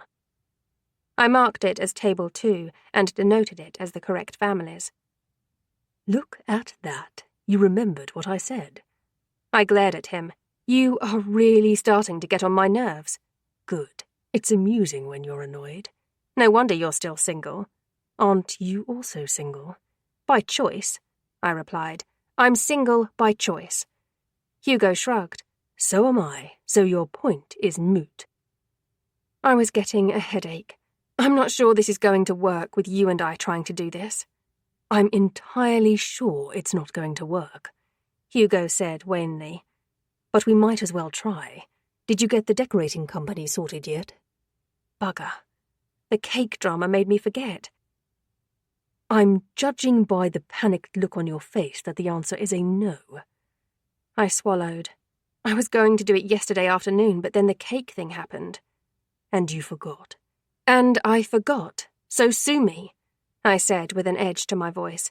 There's a lot of information I don't have, and I'm flying by the seat of my pants. Your patronising judgment is not helping me. Hugo held up his hands. I'm here under duress as much as you are, Munchkin. Do not call me that. You're even more adorable when you get angry. You think I'm adorable? You're small, you're feisty, you're attractive. That equals adorable in my book. I really didn't know how to respond to that. Believe it or not, I wasn't that used to someone telling me I was attractive to my face. It had definitely never happened when the opposite person was a handsome heir to a dukedom. I cleared my throat in the hope he didn't notice that I was blushing. I still don't like it. All the more reason to keep using it. His eyes twinkled. Come on, let's get this plan finished. It was not that difficult, I said, shaking my head. Not once you dropped the attitude. Attitude? I don't have an attitude. Hugo scoffed. Yes, you do, and it sucks. There are all-girls schools out there full of teen girls who have less attitude than you. You're a fine one to talk. My attitude pales in comparison to yours. Oh, please, I'm hardly going to sit here and take your crap, am I? He peered over his shoulder at me. Tea, or would you rather make it yourself? How do you make it? Wrong, Evelyn said, walking into the kitchen. He makes it wrong. Then I'll make it myself, I replied. Good afternoon, Evelyn. How are you today? Depends how well you make my tea, Camilla, she mused. I hadn't offered, but sure, I'd make it. I was interested to see if how I took it was anything close to how she did it. Well, if you're making it, Hugo said, sitting down with a smirk. Stop smirking. It's not becoming of a young man. Evelyn rapped her walking stick against his leg. You're a gentleman. Act like it. I hid a smile by dipping my head as I poured hot water into the teapot. You stop smiling, too. If the two of you are going to sleep together, get on with it. I heard you flirting from the other side of the hall. We were not flirting, I replied, putting the lid on the teapot and setting the timer on my phone. Hugo grinned. I was. I didn't know whining was considered flirting. It is when the other person is adorable. Ugh. Evelyn mimed throwing up. I think I'm going to be sick. You and me both, I told her, checking the phone timer. And he can flirt all he likes. I'm not interested. Mostly. Smart girl. I'm sitting right here, Hugo said, holding his arms out. My phone went off, and I stopped the timer, then took the lid off the teapot so I could fish out the tea bags. Good. Then you'll get the message to stop flirting, won't you? Why did you set a timer for your tea? So I know how long to let the tea bags steep? Do you not do that? Normal people don't do that, no. That's why you make a shit tea, then, Evelyn interjected. You can't go around letting tea bags steep willy-nilly. I pointed my teaspoon at her and looked at Hugo pointedly. She's right. Tea bags are useful. He shot me a withering look. Really? How useful can a used tea bag be? Extremely. They're used to treat conjunctivitis. They are. And if you apply tea instead of aftersun to sunburnt skin, it'll take out the burn and add moisture to the skin. Tannin has numerous medicinal properties. And you can compost tea leaves, Evelyn added, accepting the cup of tea I slid her way. She added milk and sugar, stirred, then sipped. Would you like to move in? I smiled. Seriously, one pot of tea and you want her to move in? Hugo looked at her. Yes, she can have your room. If she's moving into my room, I'm staying. I handed him a cup. I'll sleep in the shed. Evelyn chuckled. This is fun. Only because she's on your side, he muttered. Also known as the right side. Hugo put milk in his cup, stirred and sipped. He didn't say anything, and I stared at him until he finally met my gaze. What? He's just sulking because it's good tea. Don't mind him, Evelyn said, standing up. Thank you, dear. I'll have this in the garden. It's fresh out there, and I enjoy scaring the gardener's new intern." I watched as she left. She does what to the intern? Hugo dropped his head and sighed. "Every spring, our gardener hires some interns or an apprentice. Sometimes it's student work experience. Sometimes it's people who need actual experience to get a job. It works. This year, we have a 19-year-old college student doing an apprenticeship with her, and Grandma is taking great pleasure out of telling her everything she's doing is wrong. I think she's starting to get Grandma's number, but—" He shrugged. "Nobody can make her stop it, so we just assure the girl she's doing a great job, and that Grandma is an asshole." You can't say that about your grandma. She is an asshole. Well, at least you know where you get it from. I sipped my tea and peered over the top of my cup at him. He opened his mouth, presumably to argue with me, but he was cut off by his dad walking in. "Good afternoon," he said brightly. "Are we having a tea break?" "Hi, Dad." "Good afternoon, Lord Devon," I replied. "We are. We just finished the draft table plan." "Ah, I'm surprised tea is the strongest thing you're drinking in that case." He smiled at me. "There's some left in the pot if you'd like some." "Did Hugo make it?" I hid my smile behind my cup. Hugo threw his hands out. "Why does everyone have an issue with the way I make tea?" "Because you're dreadful at it, son," Lord Devon said to him. "If that's the case, I think I will, Camilla, thank you. You don't mind if I call you Camilla, do you?" I shook my head. Yes, actually, but such was my life right now. "Brilliant. Miss Hopkins seems so formal."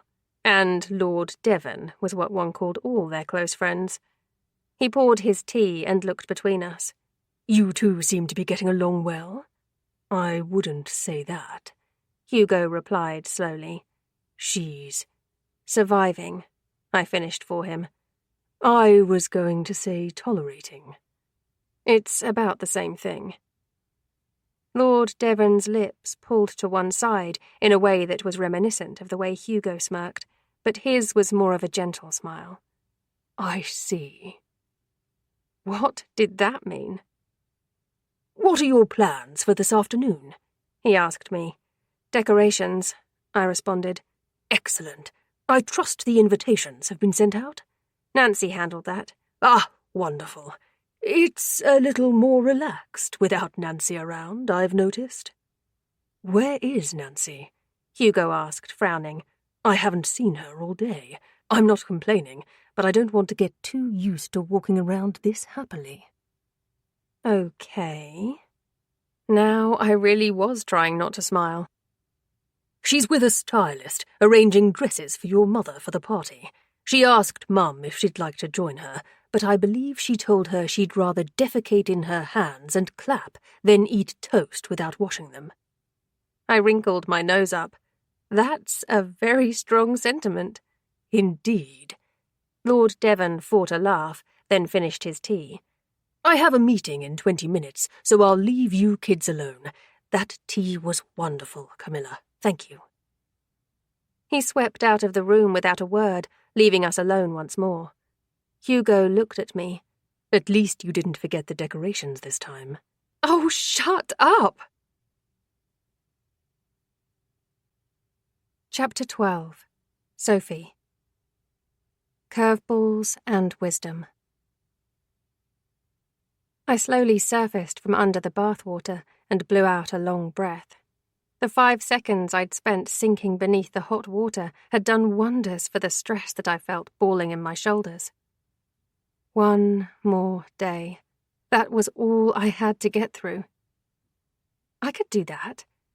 As long as the Duchess wasn't around, I felt as though I could breathe. Hugo was a whole other matter, but I was pretty sure I was done with him now. He'd done his part that he needed to, saved my ass, and there was no reason for him to spend any time at all with me.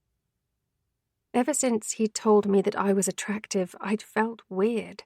Not a bad weird, a good weird, because I was obviously insanely attracted to him, even though he irritated me, but I didn't dislike him. That was the worst part. It would be easier to brush him off if I couldn't stand his company, but I could. I wasn't exactly mad about having to spend time with him. He was nice to look at, after all, and no matter how annoyed I got by him, it wasn't the worst thing in the world. And, maybe I had overreacted a little the first time we'd met. Not that I planned to tell Hugo that, lest he get the wrong idea. I pulled the plug in the tub and got out, wrapping a huge towel around me. I was going to have to ask Nora where she got these from. They were the biggest, fluffiest things in the world, and it felt as though I was being dried by a cloud. I wandered into the bedroom and picked up my phone. I had a missed call from Cam, and I sat on the edge of the bed as I called her back. "Soph?" she answered, although she sounded like she wasn't quite there. "Cam, are you all right? I can barely hear you. Do you have signal?" "Yeah, I do." "Does that mean you're coming home tomorrow?" "Please, please, please." Silence. "Cam, what's wrong?" Grandma died this afternoon." "Oh. Oh, no. Oh, Cam, I'm so sorry." I closed my eyes. She sniffed. "Thanks. I have to stay until the funeral." "Of course you do. I won't be back until—" She cleared her throat. 2 days before the party. I'll leave the morning after." Yep, that was about right. "Soph, I'm really sorry to stick you with this. I'll pay you more for it, but I just can't leave my mum to deal with it, and—" "Cam, it's all right." It was not all right. I was in so much fucking trouble. "I've got it handled, okay? Don't worry about it." She should have been worrying about it. "I'll explain everything, and I'm sure they'll understand." "I'm so sorry." Her voice was thick, and I could tell that she'd been crying. "I'm going to send you my login stuff in case you need anything, all right? And I'll be here if you have any questions. You can just ask me, and I'll do whatever I can to help you." "I know, but it's fine, all right? I've got this." "You're just saying that." "Yes, I am, but I'm not going to tell you otherwise, am I?" She laughed, but it had a thickness and heaviness that her laugh didn't usually have. "Thank you. You'll be fine." That was very debatable. "I will be fine," I reassured her. "All right. I need to try to sleep. It's late and it's been a really long day." "I'm sure it has. If I can do anything for you, let me know. Have you spoken to Ollie yet?" I asked, referring to her boyfriend. "I have. He's going to see if he can get some days off work to be here with me." "Okay, I'll let you go. Let me know if you need me." "I will. You're already doing more than enough. Oh, God, I don't even know. Hey, it's okay. Go and take a bath and rest." "Yes, I will. Okay, thank you, Soph. You're saving my life right now." That might have been an exaggeration. We said goodbye, and I put my phone down on the bed with a deep breath. I was fucked. I was so fucked. What was I supposed to do now? I couldn't pretend to be Camilla until the last moment, nor could I face Lady Devon and tell her I'd originally lied. I needed some fresh air. I threw off the towel and pulled on my pajamas, leaving my hair wrapped in the other towel.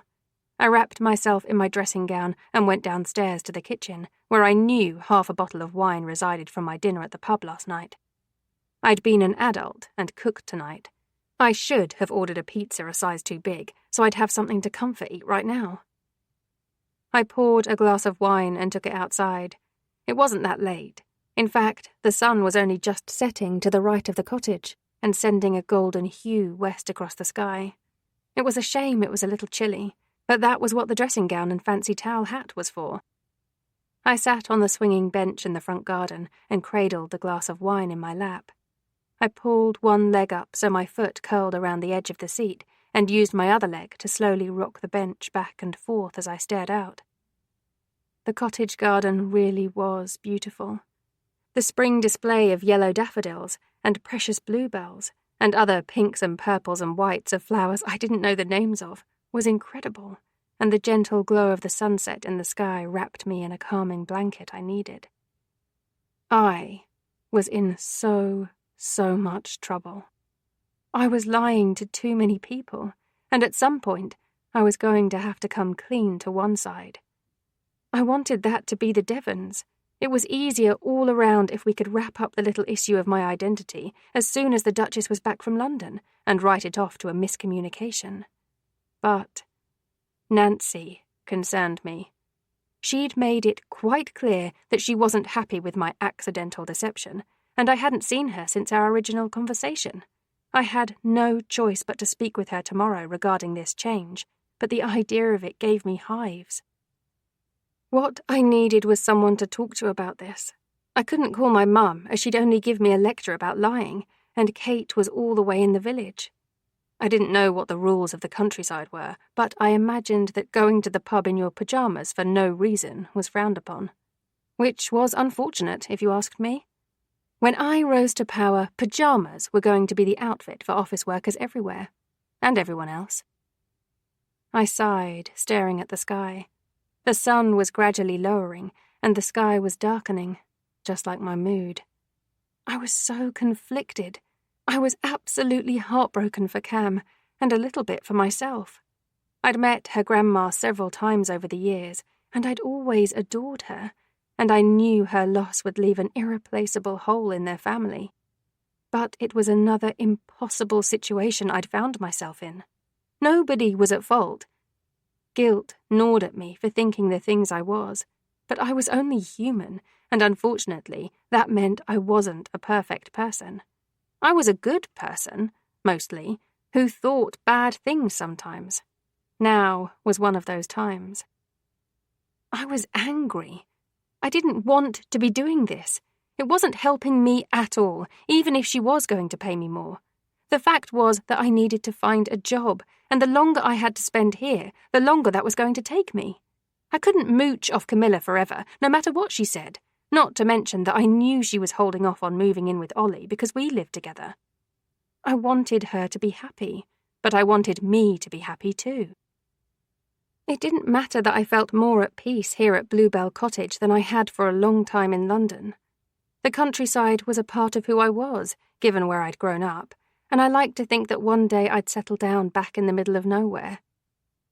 But this wasn't that day. My romantic prospects were nil, despite Hugo's jokes about flirting with me. At least, I thought they were jokes. If they weren't, he had a very strange way of flirting. Sure, I felt a little fuzzy when he touched me, and the times he'd helped me into his truck had sent my hormones into overdrive, knotting my stomach and making my heart skip a little faster than normal, but that wasn't the point. I was putting my life on hold to help my best friend, and although she'd done as much as she had for me, the dread in my gut meant that I wasn't appreciating that as much as I probably should have been. And that was all right. I was allowed to feel that way. A wet nose touched my bare foot, and I jumped, almost spilling my wine. "Hi, Oscar," I said, reaching down to scratch the collie's head. "What are you doing here?" "Bringing someone a blanket," Nora said from the gate, holding up a checked blanket with a smile. "You catch your death out here, dear." "Oh, thank you. I just needed some fresh air." She walked over, unfolding the blanket, and I dutifully lifted my glass so she could drape it over me. "Would you like some company?" I wouldn't say no. Nora skirted past me and sat next to me on the bench, and Oscar lay down at our feet with his tail slowly wagging and shifting dirt from one side to the other. "What's on your mind, dear? You look awfully bogged down with something." "Camilla isn't coming home like I thought," I replied. "Her grandma passed away this afternoon, and she's now staying until after the funeral." "Ah," Nora nodded knowingly. "That puts you in quite the spot, doesn't it?" "You have no idea." "Why don't you tell me, then?" I did. I told her everything.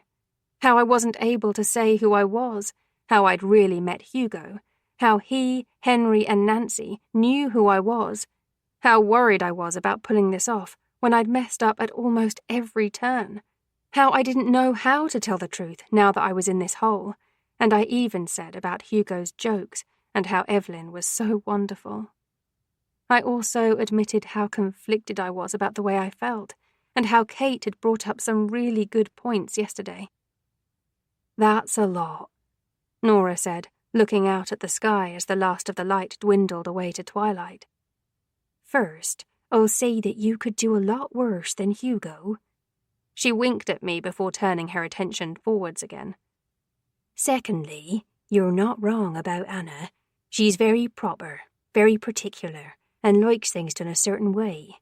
She's always moved at 100 miles a minute, and getting her to listen when it'll divert her from her train of thought has always been terribly difficult."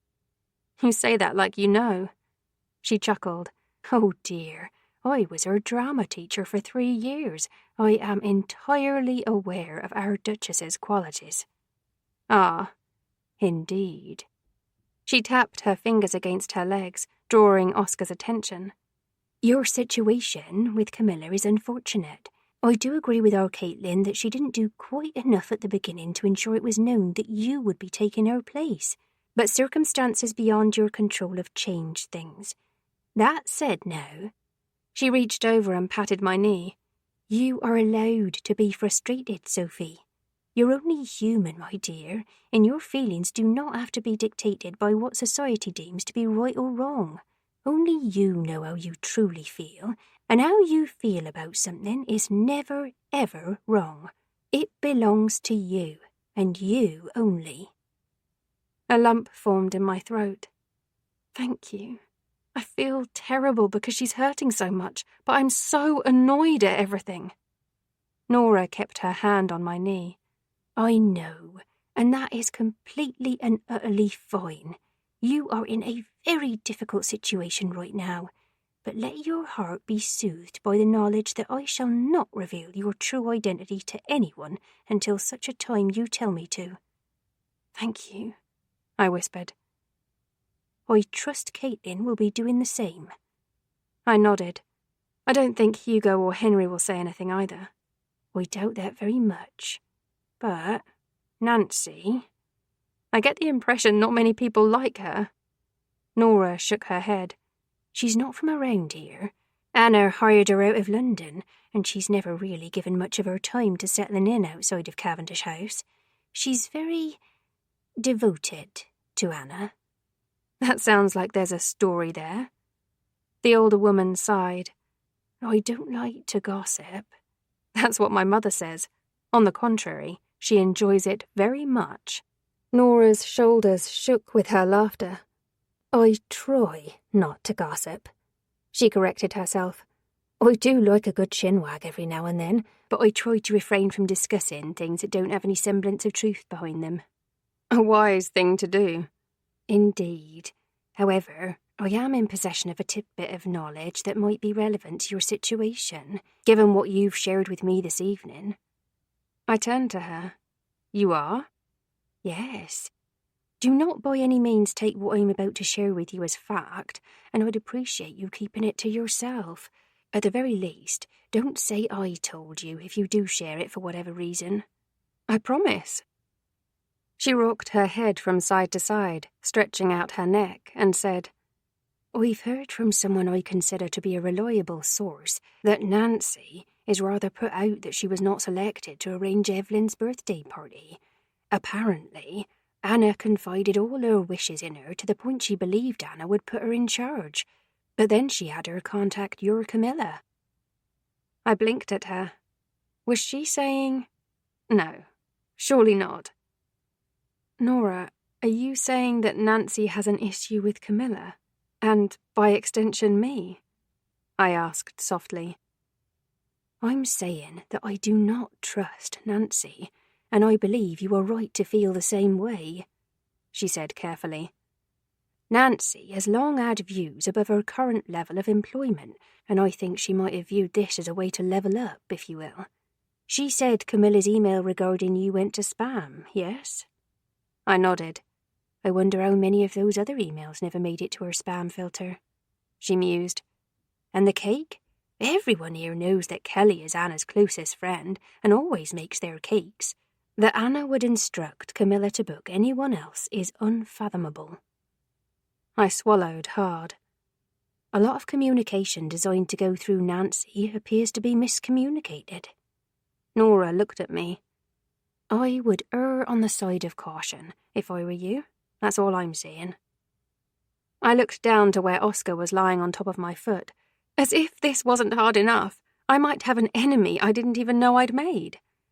No, Nora said, patting my knee once more.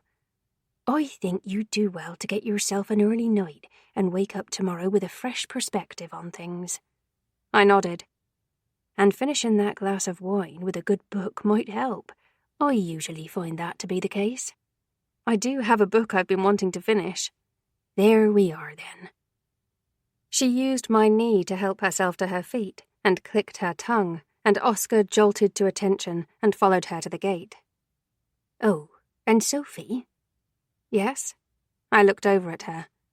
I like both Hugo and Henry, but if I had to pick and I were 30 years younger, I'd go for Hugo. That boy needs a nice girl like you. That boy can keep looking for a nice girl like me, I retorted. She grinned. I said that about a boy once. Let me guess. You married him? Sure did. She winked, and after patting her leg so Oscar would follow her onto the road, closed the gate with a clink. Her final goodbye was the raise of her hand and a happy yip from Oscar, and a moment later I was alone once again. Nora's visit had been short, not so sweet, but incredibly informative, and I really had to take a moment to figure out how I was going to do this, knowing what I did now. I'd had a weird feeling about Nancy since the moment I'd spoken to her on the phone, and now I had an idea why. Chapter 13. Sophie. Operation Catfish Camilla. Apparently, a good night's sleep didn't always make you feel better. Of course, it might have helped if I'd had a good night's sleep. I had not. I wasn't even sure I'd slept at all, and it was because of what I had to do today. The whole situation had left me in a foul mood, and now I had to pretend I was in a better one because there was no way I could show up to Cavendish House in this state. Unfortunately, time wasn't on my side, because I was already here. I got out of my car and knocked on the door. I hoped Nancy was here, because I needed to speak to her straight away to figure this out. Maybe I'd be able to get a bit of a read on her, too. I wanted to delve more into what Nora had told me last night, but for now, I needed to just get through the door and break the bad news to Nancy. And Hugo. I doubted he'd be that happy about having to spend the next 10 days with me. I wasn't happy about having to spend it with him. That amount of time close to Lord Hugo struck me as rather dangerous. The large, ornate doors opened, and Rupert smiled down at me. Ah, Miss Hopkins, good morning. Do come in. Thank you, Rupert. How are you today? Very well, thank you. Yourself? I'm okay, thank you. I don't suppose Nancy is around, is she? I need to speak with her about something. He frowned. I believe she's in her ladyship's office. Would you like me to fetch her? I don't want to disturb her if she's busy. I'm sure she's only catching up on her administrative work. Why don't you follow me over there, and we'll see if she can spare you a few moments. That would be great, thank you.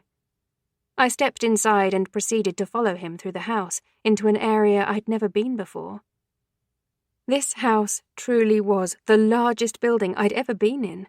It seemed to go on forever, winding and curving through the hallways, until we finally reached a small wing to the side that was a collection of 3 rooms. Rupert knocked on the middle door and waited for Nancy to call out, then pushed it open. Nancy, do you have a moment? Miss Hopkins is here. Of course. Please send her in. Rupert stepped aside and gestured for me to go in. Will you find your way back, or would you like me to wait for you? I'll take her back. I'm due a break. Thank you, Rupert, Nancy said from inside. Any time. He bowed his head and disappeared. I stepped into the room and closed the door behind me. Nancy turned around and fixed me with a stern look that said I needed to get the hell on with it. Well, God, I did not like this woman. I have some bad news. If you're going to tell me that Camilla will not be coming home today or tomorrow, then I don't want to hear it. All right then, I won't tell you. She pinched the bridge of her nose, dipping her head. Sophie. Her grandmother passed away yesterday afternoon. Her entire family is devastated, and she can't leave them. She'll be back 2 days before the party. That doesn't help me, Nancy said. At this point, she might as well not even show up. There's no way to explain who she is 2 days prior. That's why I'm here. Lady Devon returns tomorrow, so we'll just explain everything. She spent all of 15 minutes with me. She will not take kindly to the idea she was lied to. I didn't lie to her. I wasn't able to get a word in, as she was so determined to leave, and you were the one who didn't pick up the email regarding me coming instead of Camilla. She pushed away from the desk and stood. What are you accusing me of? She asked me coldly. Her eyes were like ice. This was not a nice woman. I'd know. She reminded me a lot of my old boss. Absolutely nothing, I replied, holding her gaze. I just think it's weird that of all the email communication you had with Camilla, that was the one email that went to your spam filter. I'd assume a consummate professional such as yourself would have ensured her email address was on an approved list. Nancy's nostrils flared. I don't know how that happened. Email servers aren't known for their reliability. True, but it wasn't as though it was the first email they'd shared. As far as I was aware, even the most unreliable one didn't pull that crap. She was lying through her teeth, and I wanted to know why. It wasn't a question for today, though. I didn't believe in much, but I did believe in karma. It would come out eventually. Either way, it's an issue we need to figure out. I folded my arms across my chest, and fast. Here's what we're going to do. Nancy mirrored my stance. You're going to continue to be Camilla, and you're going to tell her that you have it handled, and she should stay wherever she is for a little longer. This is her business. I'm not going to tell her how to run it. You are, in this instance. She got you into this situation, and you're going to have to deal with the consequences of that.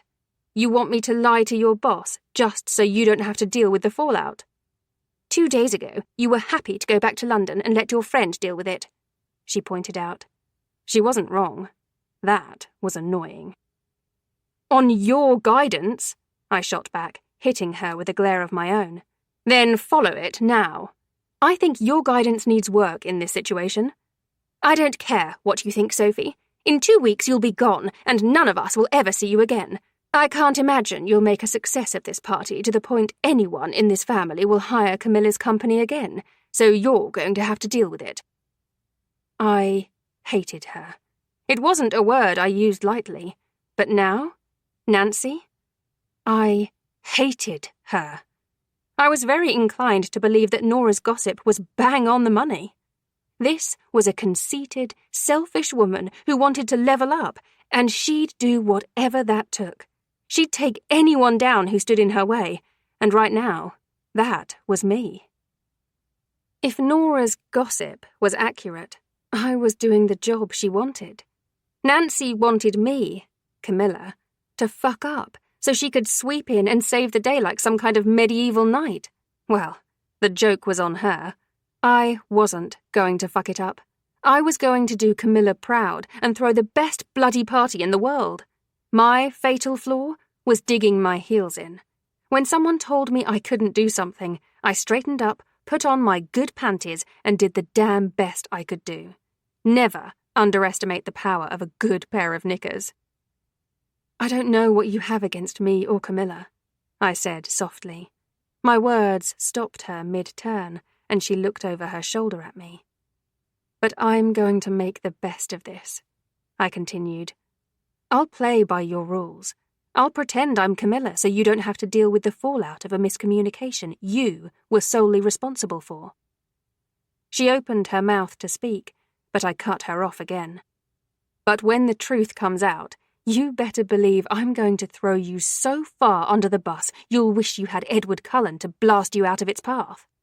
I stared at her for a second longer. then turned and left the office, shutting the door behind me with a firm finality. My heart was racing. I'd never stood up to anyone like that before, and I wasn't sure I'd even done the right thing. But I was entirely sure that Nancy was in charge of her own self-centered operation that would only hurt Camilla, and no matter how angry I was at her, my instinct was always to protect her. If that meant a little hurt had to ultimately go her way, then it was going to suck, and suck balls, big time. And hey, if it all went to shit, I could take the heat. Nancy was right. After this party, I wasn't going to see any of this family ever again. You look lost. I looked up at Henry's words. Why else would I be sitting on the floor hoping that someone would help me? He chuckled and held out a hand to help me up, which I gratefully took. I don't know. The painting matches your hair? I glanced back at the wall and the painting of a boat. I hope not. He laughed again and motioned for me to follow after him. Where are you trying to get to? Anywhere Nancy wasn't. The library, I guess. Come on, this place can be a maze. We used to play hide and seek here as kids. Your sister too? Yep. Me and Hugo used to team up on her. He laughed. She could never find us because we always hid together. That's mean. Well, we were boys and we were little arseholes. That's fair. He smiled over at me. Do you have siblings? No, I'm what my mum calls a miracle. Boy, did that give me a big head as a kid, until I realised what that actually meant. I rolled my eyes. When I irritate her, she likes to point out that I was the strongest swimmer out of all her potential children, and she's never forgiven Dad for it. Henry dropped his chin with a small laugh. Do you get along? We do, mostly. We're quite similar, so we clash a lot. It drives Dad insane. Do they live in London too? No, Norfolk, just outside King's Lynn. That's where I was raised. Really? How the bloody hell did you end up in London? He was so shocked I couldn't help but laugh. University, I replied. Camilla and I both went to neighbouring universities, so we roomed together because it was cheaper. After, we just kept living together because it made sense. So, how did you end up here? Until I was made redundant, I worked pretty standard office hours. 9 to 5? In theory. More like 8 till 6 by the time my commute was done. I replied, wrapping my arms around myself. Cam often worked weird hours, and people like to call when they really shouldn't, so I took her calls for her, especially on weekends. After that, I ended up being her kind of pseudo-secretary, because everyone called our home number if they couldn't get through to her on mobile. That was how I ended up talking to Nancy. Henry nodded slowly. That makes sense. Here's the library. I looked up and into the decadently decorated room. Thank you. Any time. Do you need anything? No, thank you, I'm fine. I have a lot to get done. Henry nodded. Doesn't Camilla arrive tomorrow? No. I told him what I'd told Nancy. So it's on me. Great. That's all we need. You here for even longer. I glared at Hugo as he strolled casually into the library. You're not helping. I'm not here to help. He grinned at me. I'm here because Rupert hadn't seen you and was worried you'd gotten lost. She did get lost, Henry answered. I found her sitting on the floor somewhere near to Nancy's office. Hugo glanced at me. Guess she wasn't happy that you're here and not Camilla. You could say that, I replied vaguely. Do you know when your mum gets back? Tomorrow morning, and I'm going to assume she's going to want a meeting with you, probably to nitpick every single little thing you've done. Hugo, Henry groaned. What? It's true. Hugo shrugged. She's a control freak, and we all know that's what she's going to do.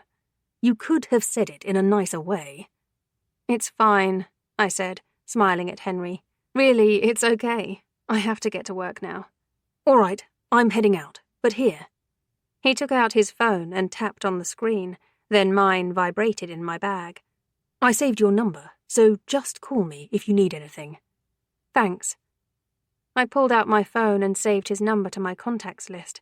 Saved it. Henry smiled at me. Hugo glanced at Henry. Didn't you have to go? I'm leaving. Henry shot him a dark look and left, leaving me and Hugo alone. I guess you aren't getting along today? I said dryly. You could say that. Hugo put his hands in his pockets.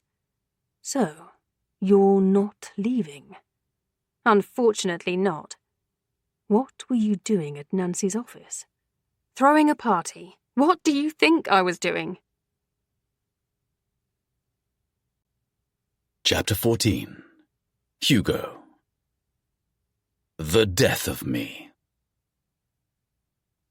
Sophie was in a foul mood. It wasn't the way she spoke to me. That was no more filled with attitude than her usual snipes or snark. But it was in her eyes.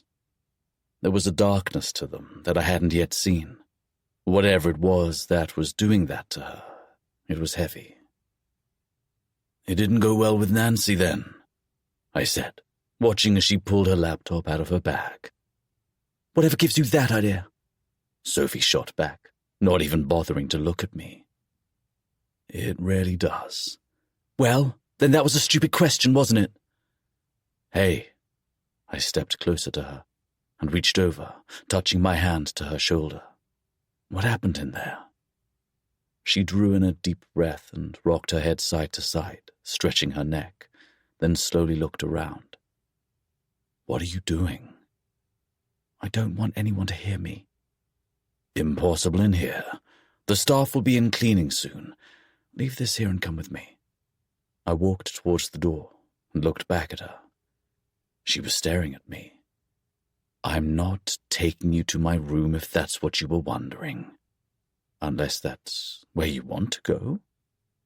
She rolled her eyes and followed me, tucking her phone into her pocket. Will it be all right there? Yes. Hold on. Cassandra, I said, catching one of the housekeeping team as she left the drawing room. Yes, Lord Hugo. So, Camilla's things are on the table in the library, but she wants to see the gardens to see if there are any spring flowers for the party. Can you make sure nobody touches her belongings, please? She nodded her head. I'll make sure it's left alone, my lord. Thank you. I appreciate that. I turned back to Sophie and nodded. Come on. It'll be fine.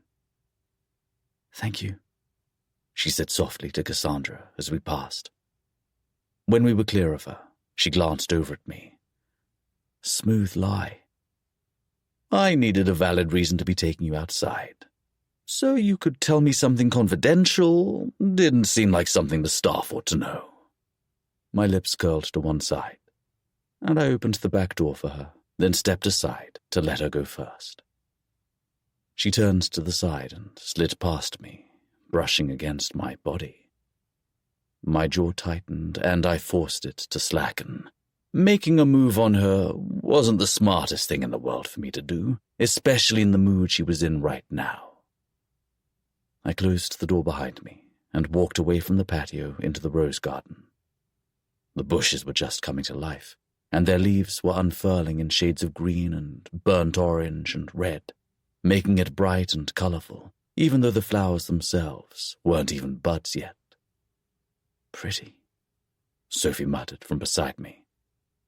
I glanced down at her with a small smile. Yeah, the flowers too. If you're happy to walk for a couple more minutes, there's a brick summer house on the lake. We'll be able to talk there. That's fine. How big is this place? I laughed. Endless it can seem.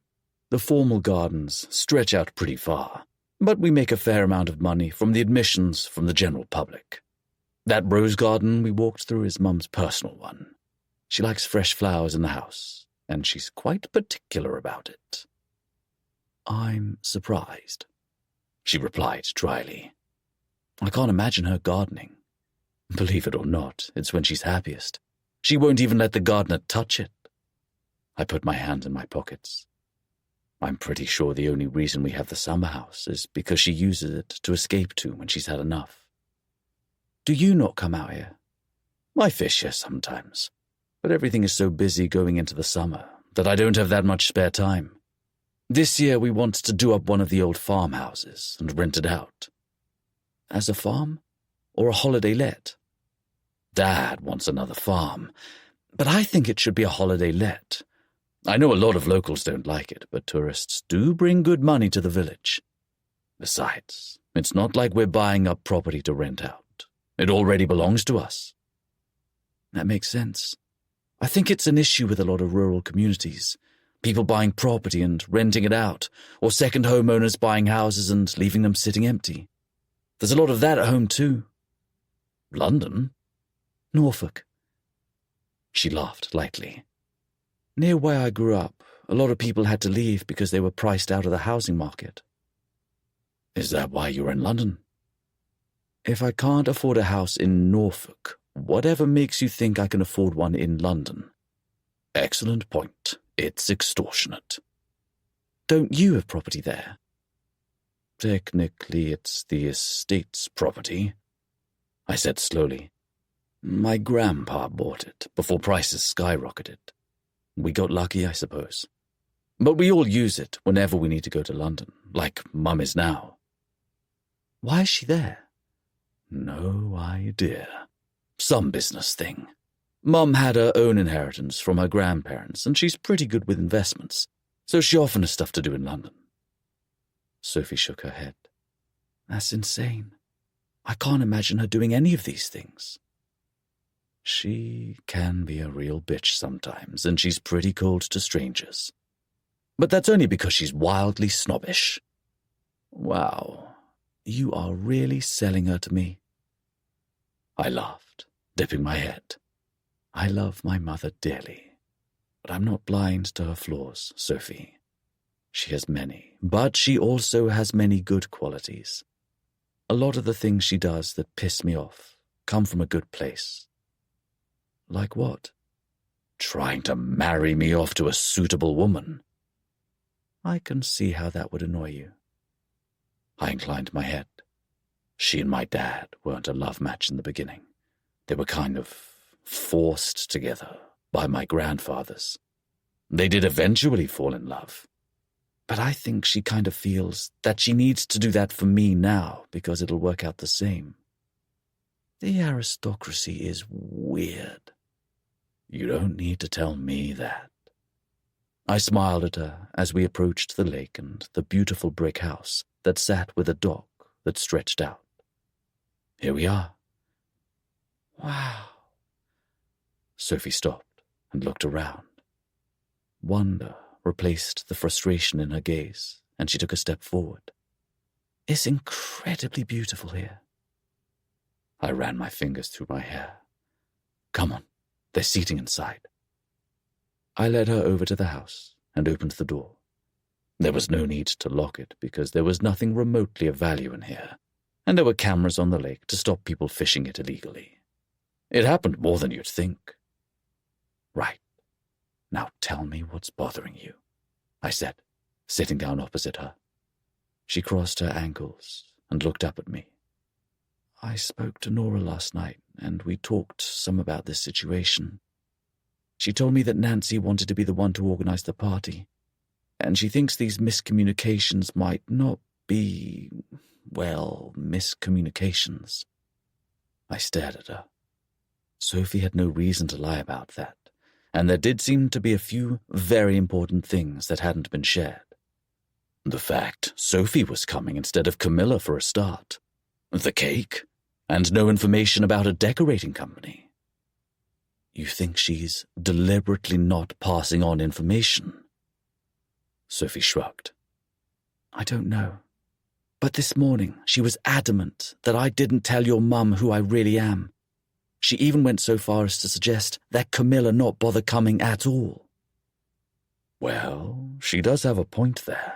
I'm not saying she doesn't, but it's not because I'll have done all the work, or attempted to. She added, half-heartedly. It's because she doesn't want your mum to know I'm not who I'm supposed to be. Mum barely let you speak in that meeting, I said to her. She might be a little pissed that nobody passed on the message, but she'd be over it in an hour. I don't know what to do. There's no way I'm ever going to get to speak to your mum without Nancy being around, and everyone thinks I'm Camilla. She's not going to be able to get here until 2 days before the party anyway, so it might just be easier. Keep pretending I'm her, tell her not to come, and try to keep Nancy out of the planning as much as possible. That might be difficult. I have no choice. I might have yelled a little, Sophie said, wrapping her arms around herself, and told her that I'll be throwing her under the bus if the truth comes out. I dropped my chin and laughed silently. Stop laughing at me. I just love the fact you shouted at Nancy. Do you know how many times I've wanted to do that? Sophie pouted. Speaking of wanting to do things, I really wish she wouldn't do that, because all it did was make me imagine what it would be like to kiss her. I didn't think she would appreciate me trying to get that answer. Sophie pushed to standing and paced the summer house. She said that after this, I'd never see any of you again, so it wouldn't matter. And she's right. When this is done, and I leave Moorhaven, it's not like I'm ever going to come back for any reason, and nor would you have any reason to see me in London, so maybe I'm just overreacting, and I stood up and grasped her shoulders, forcing her to stop walking. Sophie. She swallowed, looking up at me. Breathe. She took a deep breath in through her nose, then huffed it out of her mouth. That wasn't quite what I meant, but I suppose she had done as I'd said. What's easiest for you? I asked her, bringing one hand to cup her chin so she had to meet my gaze. Is it continuing as if you're Camilla, or is it telling the truth? Her tongue flicked out and wetted her lower lip. I don't know. Then you need to decide. If you want to keep being Camilla because that's easiest, then that's what we'll do. We? I raised my eyebrows. I'm bollock deep in this lie with you, aren't I? I'll help you plan the bastard party that Grandma doesn't even want, and we'll make sure it goes off without a hitch. I can also keep an eye on Nancy. Why would you do that? She asked me quietly. It was one thing for 3 days, but there's still 2 weeks until the party. That's a lot of lying to your family on behalf of someone you don't even like. My lips twitched on one side into a small smile. I don't dislike you, Sophie. You don't? The first time we met, I tried to hit on you until you handed me my ass in front of the entire pub, I reminded. Then the next day, when you walked into my house and were introduced to someone else, I didn't out you. When it was clear you were in way over your head, I knuckled down and helped you, saving your ass with the cake. She peered down at the floor. Would I do all those things if I didn't like you, Munchkin? I hate that nickname, she muttered. I know, it's why I use it. Let me guess. She looked back up. You wouldn't call me that if you didn't like me? Nailed it. She tilted her head to the side. You don't even know me. I brushed my thumb over her jaw. I don't need to. I know you're a good person who's found themselves in a difficult situation. How do you know I'm a good person? Because you wouldn't be here if you weren't. You'd have told your best friend to fuck off. I want to. Because you're human. I'd be worried if you were happy with this development. Her bottom lip twitched, and a small smile curved the sides of her mouth up. Thank you. I guess I'm just a little overwhelmed by it all. It's a lot to take in, but like I said, I'll help you figure it all out. Okay? I tilted her head back and held her gaze steadily with mine. Her head jerked. Okay, she whispered. God, I wanted to kiss her so badly. She was so bloody beautiful, even with uncertainty and frustration swirling in her eyes. Or maybe that added to it, made her even more beautiful with a fire in her eyes. I was unbelievably, annoyingly attracted to this woman. It might be the death of me, especially because I knew that doing something about that attraction would be very, very wrong. Not that it stopped me wanting to. In fact, it only fueled the desire to do something about it. I was rather used to getting my way. I was sure that wouldn't matter to Sophie one bit, given how she'd already handed me my arse once. That said, not even she could deny that there was a little something between us, a little fizzle, a spark, a tiny jolt of a connection that had been there from the second I'd deliberately nudged into her at the pub. I wanted to see if that spark would come to anything bigger. An explosion, perhaps. Sophie swallowed, and her gaze flickered to my mouth before she took a step back and broke the contact between us. We should get back before someone comes looking for us. We don't really have an excuse to be this far out. You're right. I cleared my throat and waited for her to leave, then closed the door behind me. Sunlight danced off the lake, and a ray of it glinted over Sophie's face when she turned to look out at the water. Shit. I was in so much trouble with her.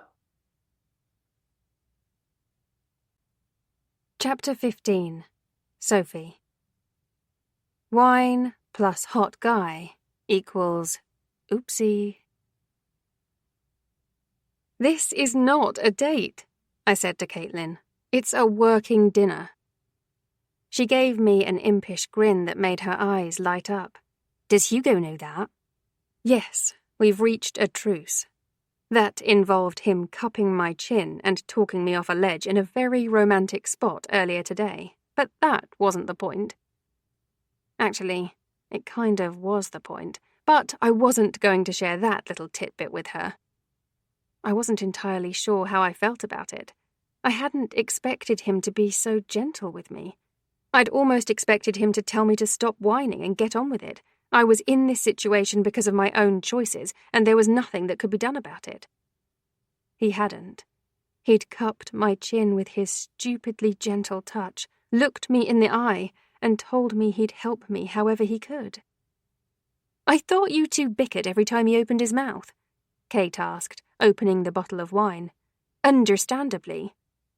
Very understandably. We do, but I'm starting to think that's just how we communicate. It's interesting. What is?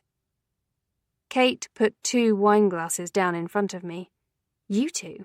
I thought for sure you'd never speak to him again after that first night, and he's helping you, while you argue like an old married couple. Whoa, watch your mouth. Can you really do this for another 2 weeks? I shrugged. I'd had to tell her. She was basically my only friend here. I didn't know if she thought I was a friend, but I'd decided she was mine, so that was that. I just need the party to go off without a hitch. Nothing else really matters aside from that. She shook her head. You're a damn good person, Soph. I don't think I could do what you were doing for my friends. Cam's more like my sister than anything. It's a little thing, really. It's not. It's a bloody big deal, and you're too nice. She wouldn't think that if she'd heard what was running through my mind last night and this morning. If you say so. I smiled and picked up the bottle with the 2 empty glasses, then took them back to the table. We had a corner spot by the window that could seat 4, which gave us enough room to lay everything out to work on it. Hugo looked up from his phone. That took you long enough. Like you'd know. You were on your phone the entire time. I set the bottle and glasses down on the table. She'll take our order in a few. All right. What are we doing now? He opened the bottle of wine and poured 2 glasses, his a little smaller than mine. Driving, he reminded me. Of course.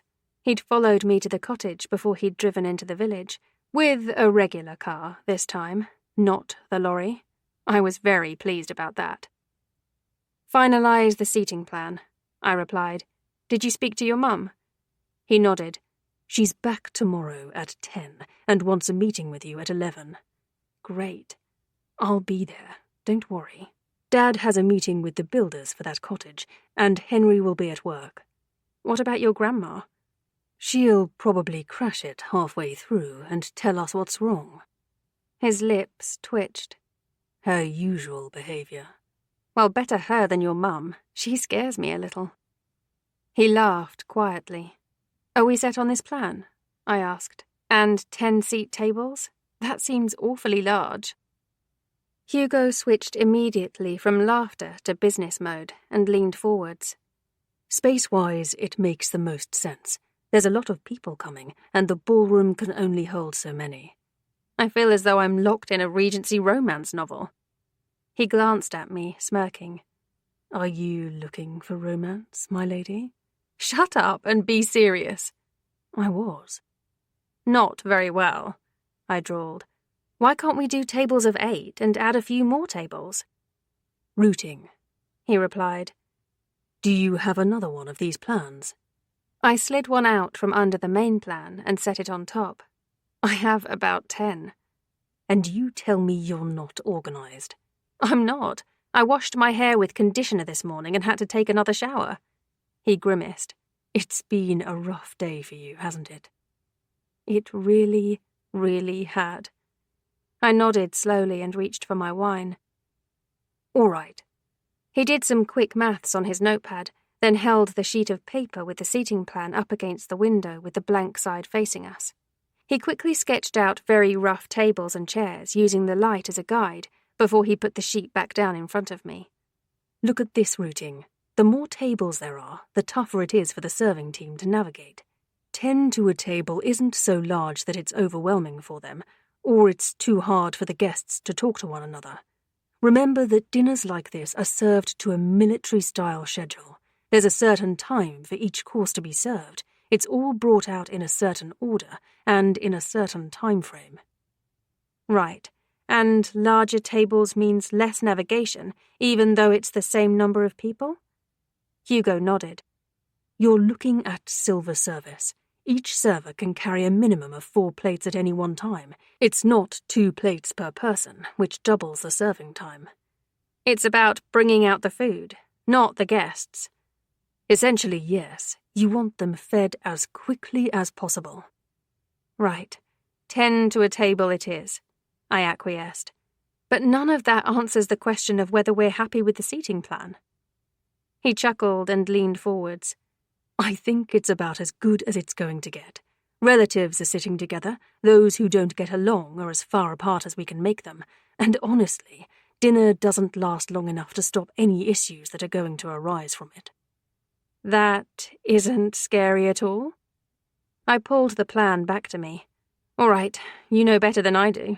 So, that's the cake, the seating plan, the invitations. Flowers need your mum's approval. Clothing is none of my business, and the menu also needs your mum to approve it. Good luck with that, Kate said, pulling her notepad out of her little apron. I saw Evelyn today, and she was adamant that she deliberately picked items from each menu to wind Anna up. I closed my eyes and nodded slowly. That was exactly what had happened. Yeah, that about sums it up. Hugo sighed. What are you eating? My misery, I muttered. Kate snorted. Sorry, we don't serve that. You should. I have plenty of it. I opened the menu and scanned it. I don't know. Bangers and mash? You are very classy today, darling, Kate said, writing it down. Lord Hugo? He shot her a look. Same for me. Way to make your date feel good. I'm not his date, I bit out, at the same time he sharply said, She's not my date. Kate took our menus with a wan smile and said, The ladies doth protest too much. I glared after her. Is she always like that? Hugo nodded slowly. She needs to get laid. Didn't we all? Does she know you think that? No, I'm not stupid. I'm also not in the position to help her meet anyone, because our target audience is not the same. I leaned back, laughing. Oh my God! What? You won't be her wingman because the women she's interested in are more interested in her than you. Hugo's nostrils flared. It sounds bad when you put it like that. It sounds bad any way you put it. Would you do it for your best friend?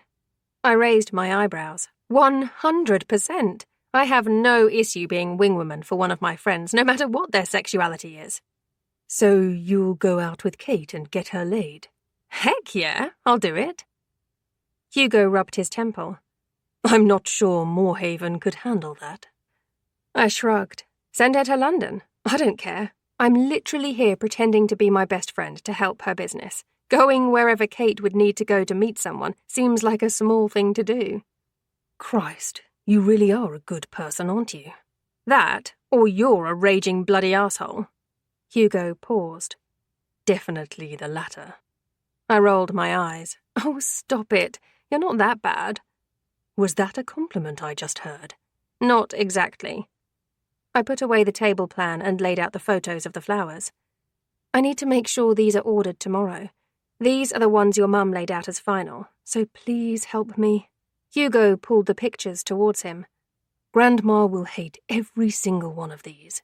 I thought as much. I suppose the most palatable for her would be the purple selection, but she's going to complain no matter what. I grimaced, taking the photos back. That's what I'm afraid of. I can either please your mother or your grandmother. I cannot do both. Hugo chuckled. Oh no, Munchkin, you're mistaken. You cannot please my mother.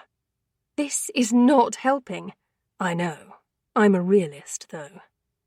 Funnily enough, I'd figured out that pleasing your mother is nigh on impossible, I said, marking the photo with the purple floral display with an X. Funnily enough, that had been Evelyn's first choice, albeit begrudgingly. Perhaps there was hope for me after all. You know, as long as Camilla didn't show up. I was going to have to come up with a little something to convince her not to come down here when she got back.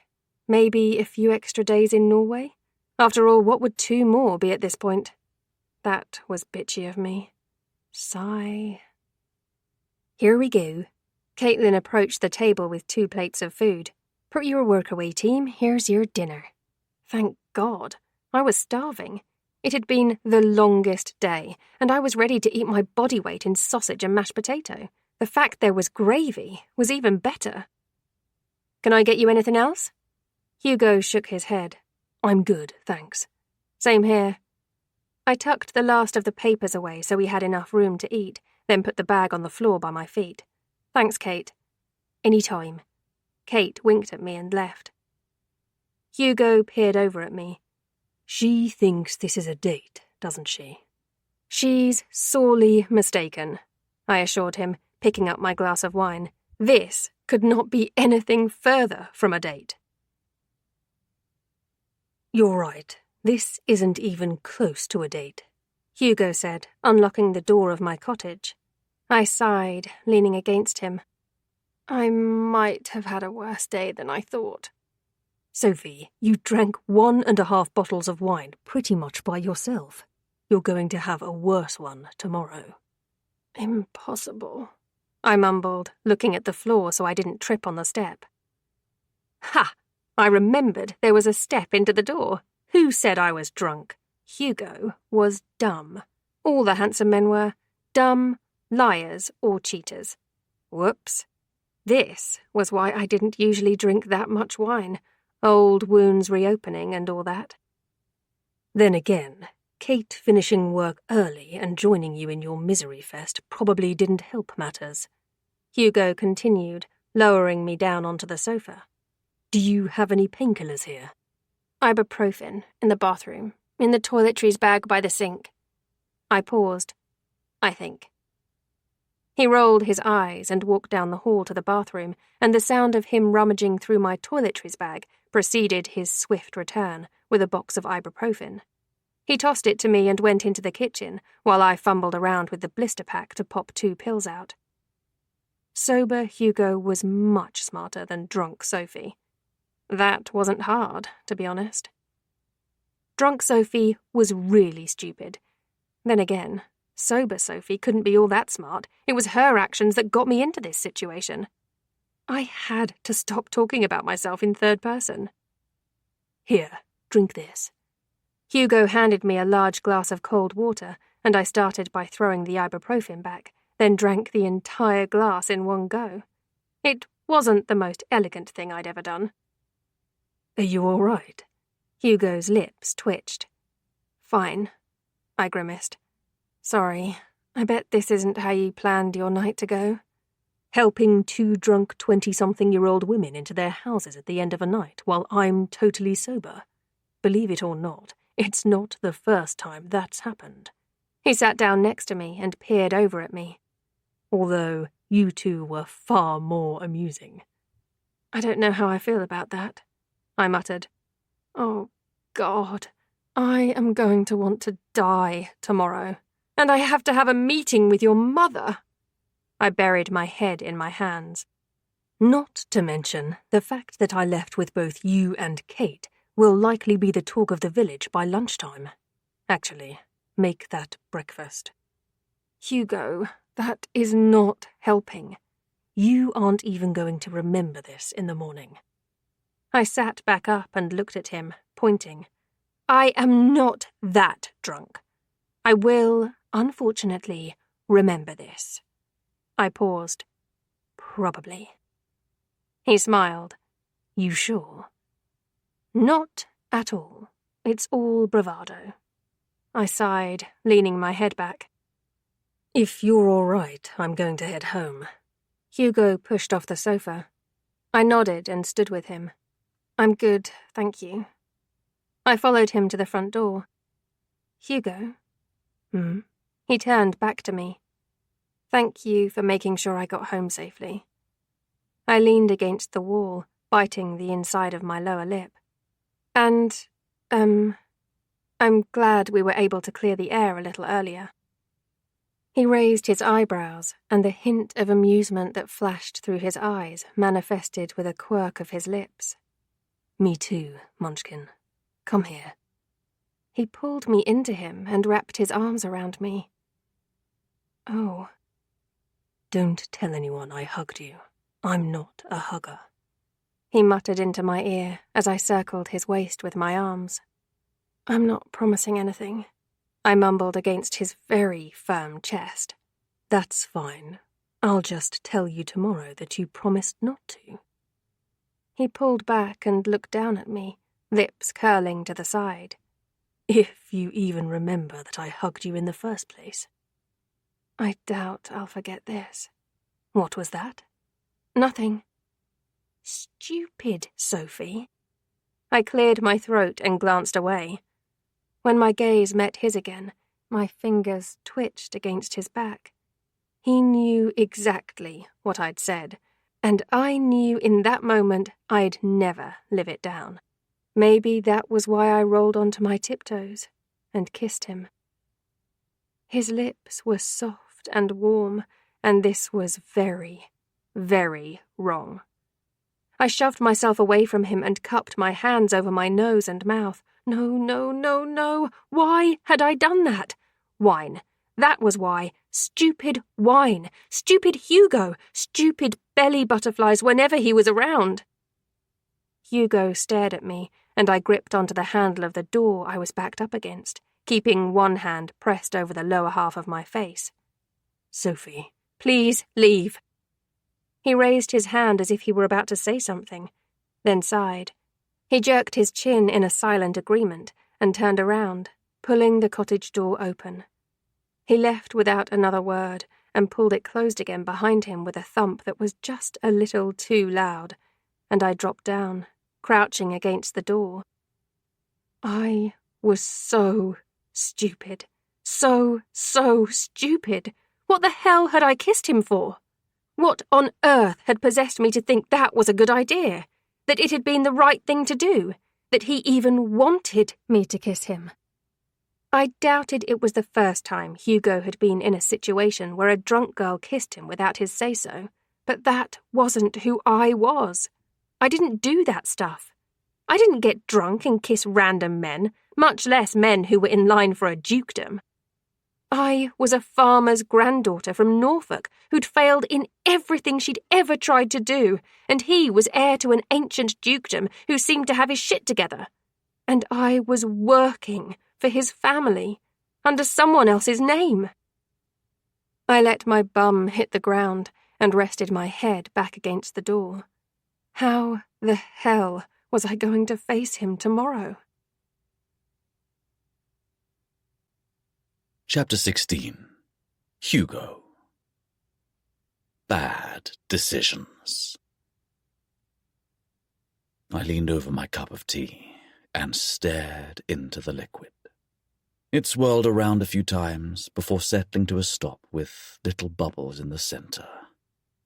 That felt like my brain, except it hadn't bloody stopped since I'd walked out of Bluebell Cottage last night. Sophie had had a lot to drink. She wasn't drunk, but she wasn't exactly in full control of her actions. There was no way she would have kissed me if she were completely sober, and I knew that to be 100% correct. That was why I'd left when she'd told me to. It didn't matter that her one gentle press of her lips to mine had set a fire raging through me in a way I didn't understand. It didn't matter that all I wanted to do was drag her back against me and kiss her until her knees gave out. She'd been drinking. She wasn't in a clear state of mind. I wasn't for a single second going to do anything that would take advantage of her in that state. That wasn't who I was. I didn't even know if she would remember it all this morning.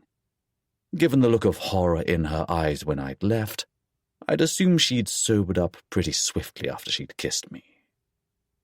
Her meeting with Mum was in 30 minutes, and I didn't know how she was going to react to me this morning.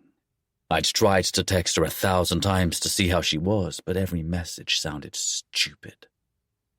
There was no way to ask her if she remembered what had happened the night before. In hindsight, it was my fault. I shouldn't have hugged her. I hadn't lied when I said to her that I wasn't a hugger. It just wasn't something I did a lot of, but something had compelled me to pull her against me the way I had. If I hadn't done that, maybe she wouldn't have listened to the wine and kissed me. Fuck, who was I kidding? It didn't matter what I told myself. Maybe it would have happened anyway at some point. Fucking God only knew how badly I was attracted to her. And if I wanted her before, I was on my bloody knees begging for her now. That one kiss, that one fucking light little touch had made me crave her. And the way she'd looked at me as I'd left didn't give me much hope that it was a craving that would ever be fulfilled. You look like shit. I looked up at my brother as he walked past me to the kettle. Good morning to you too. Late night? Weird night, I muttered. Yeah, there are rumors. I covered my face with my hand. I can guarantee none of them are true. So, you didn't leave the pub with Kate and Sophie? That's true, but I bet nothing else after it is. Grandma hobbled in and looked at me. You're a slut, Hugo. I looked from her to Henry and said, Absolutely none of it after that is true. 2 women, Grandma said, her stick clinking against the floor. Back in my day, that never would have happened. It didn't happen, I said dryly. You left the bar with Caitlin and Camilla. She sniffed. Charles could never. I was not going down that route of discussion. Camilla and I had a working dinner, I said. We were finalizing some stuff before her meeting with Mum this morning, and after we got done, Kate finished work and they both had some wine. Grandma eyed me. I hadn't even had a whole glass, so I drove them both home. Kelly took Caitlin in, and I stopped in at Camilla's to make sure she drank water and took some ibuprofen. Then I left when I knew she was all right. I rubbed my hand down my face. I swear, that's all that happened. Theoretically. They didn't need to know the rest. I'm sure, Grandma said, turning to Henry. Do you believe him? He doesn't have a reason to lie, does he? Henry shrugged. I don't think he's so stupid as to start something illicit with someone who's working for us either. Debatable. It was nice to know he had some sort of faith in me. If I were young and single, I'd sleep with Camilla, Grandma said, moving Henry out of the way so she could make her tea. I don't know how to respond to that, I said, even though I couldn't blame her. You missed out male, Henry replied, pouring milk into his mug. Grandma looked at him and deadpanned. Who said I'd need a penis? Well, that was a valid point. My brother shook his head and sat down at the island. Was she that drunk? He asked me.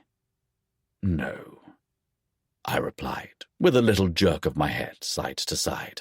But she'd had enough that there was no way I was comfortable letting her take herself home. They were a bit merry, that's all. Very merry. Enough to make bad decisions as far as Sophie was concerned. I'm miffed I wasn't invited, Grandma finished, making her tea and poured a cup. Where is Rupert? Why isn't he pouring my tea? He's getting the drawing room ready for Mum's meeting, Henry said. Mum's faffing because she hasn't been involved every step of the way, so I think Camilla's in for a rough time. That was exactly what Sophie needed. Mum in micromanage mode.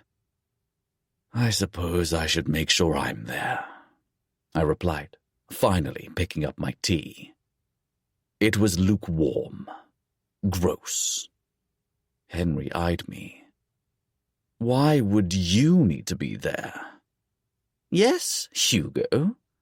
Grandma grinned. Why would you need to be there? The questions were asked in very different tones. My brother's was a sharp one that told me he didn't like that I was offering my help, which meant he was clearly interested in Sophie. Grandma was just her being her, insinuating there was something there, which was probably to equally rile both me and Henry.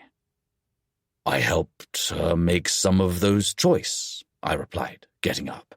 And someone has to be there to talk Mum off the ledge when she sees Grandma's meal. And we all know it won't be Grandma. The woman in question cackled. My point, I said, pouring my lukewarm tea down the sink and setting the mug on top of a dirty plate next to it. Feel free to join me, Henry. I'll catch up with her after, he grumbled. Grandma's eyes narrowed. Are you interested in her? Henry scoffed. That didn't sound like a no to me, boy. She's attractive, he said vaguely. She also works for us, I replied gently, looking at him pointedly. It's not a good idea, and you know that. Because she was not Camilla, like everyone else thought she was. That was opening a can of worms. It was also why I knew that kissing her was a terrible idea. Sophie was absolutely the kind of woman one could fall in love with if they weren't paying attention. I didn't need to deal with that. Henry glared at me. Anyone would think that you're interested in her. Oh, stop being so bloody childish, Grandma snapped, shoving sugar into her cup with vigor. The pair of you are bickering over that woman like she's the last cream egg in July. You sound freaking ridiculous, and if you continue, I shall bang your heads together like the rocks they are. I wasn't fighting over her. Given that she'd kissed me, I thought I was rather doing my brother a favor by reminding him it wasn't a good idea to pursue her.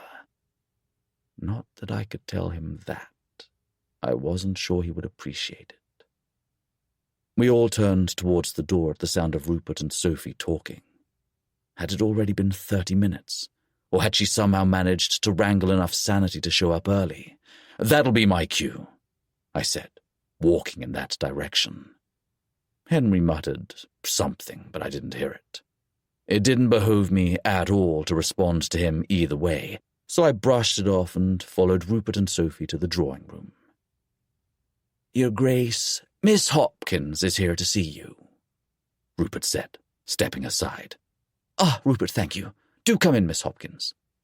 Mum responded. "I'm looking forward to hearing your progress on the arrangements." "Of course, Your Grace," Sophie replied, without a hint of nerves. "It's been a journey." I caught Rupert's eye and approached. "Lord Hugo for you, Your Ladyship." Mum looked over at me. "What is it? I'm busy." "I've been assisting with the arrangements," I said smoothly. "Perhaps I could join." Mum glanced at Sophie, then shrugged one shoulder. "Come and sit down then, darling." I slipped into the room and sat down to the side in one of the armchairs and looked at Sophie. She was studiously avoiding my gaze, and I couldn't help but greet her with a, "Good morning, Miss Hopkins."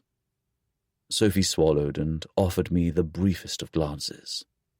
"Lord Hugo, good morning." She cleared her throat and pulled a sheet of paper out of her folder, which she handed to Mum. "The cake has been ordered and confirmed with Kelly after a minor miscommunication," Sophie said, looking serenely at her. She didn't look hungover in the slightest. I was impressed. "Miscommunication?" Mum asked. "Wasn't she your first point of contact?" "Unfortunately not," Sophie replied. "I only had the information for the bakery and had originally booked it with Alice. But Lord Hugo informed me otherwise and introduced me to Kelly." She adjusted some papers. "This is the final design we came up during the meeting, and I cancelled the original booking with Alice and took full responsibility for the hiccup." Mum's brows briefly pulled together before she schooled her expression into one of interest. "These things do happen, as long as it's righted." She examined the paper.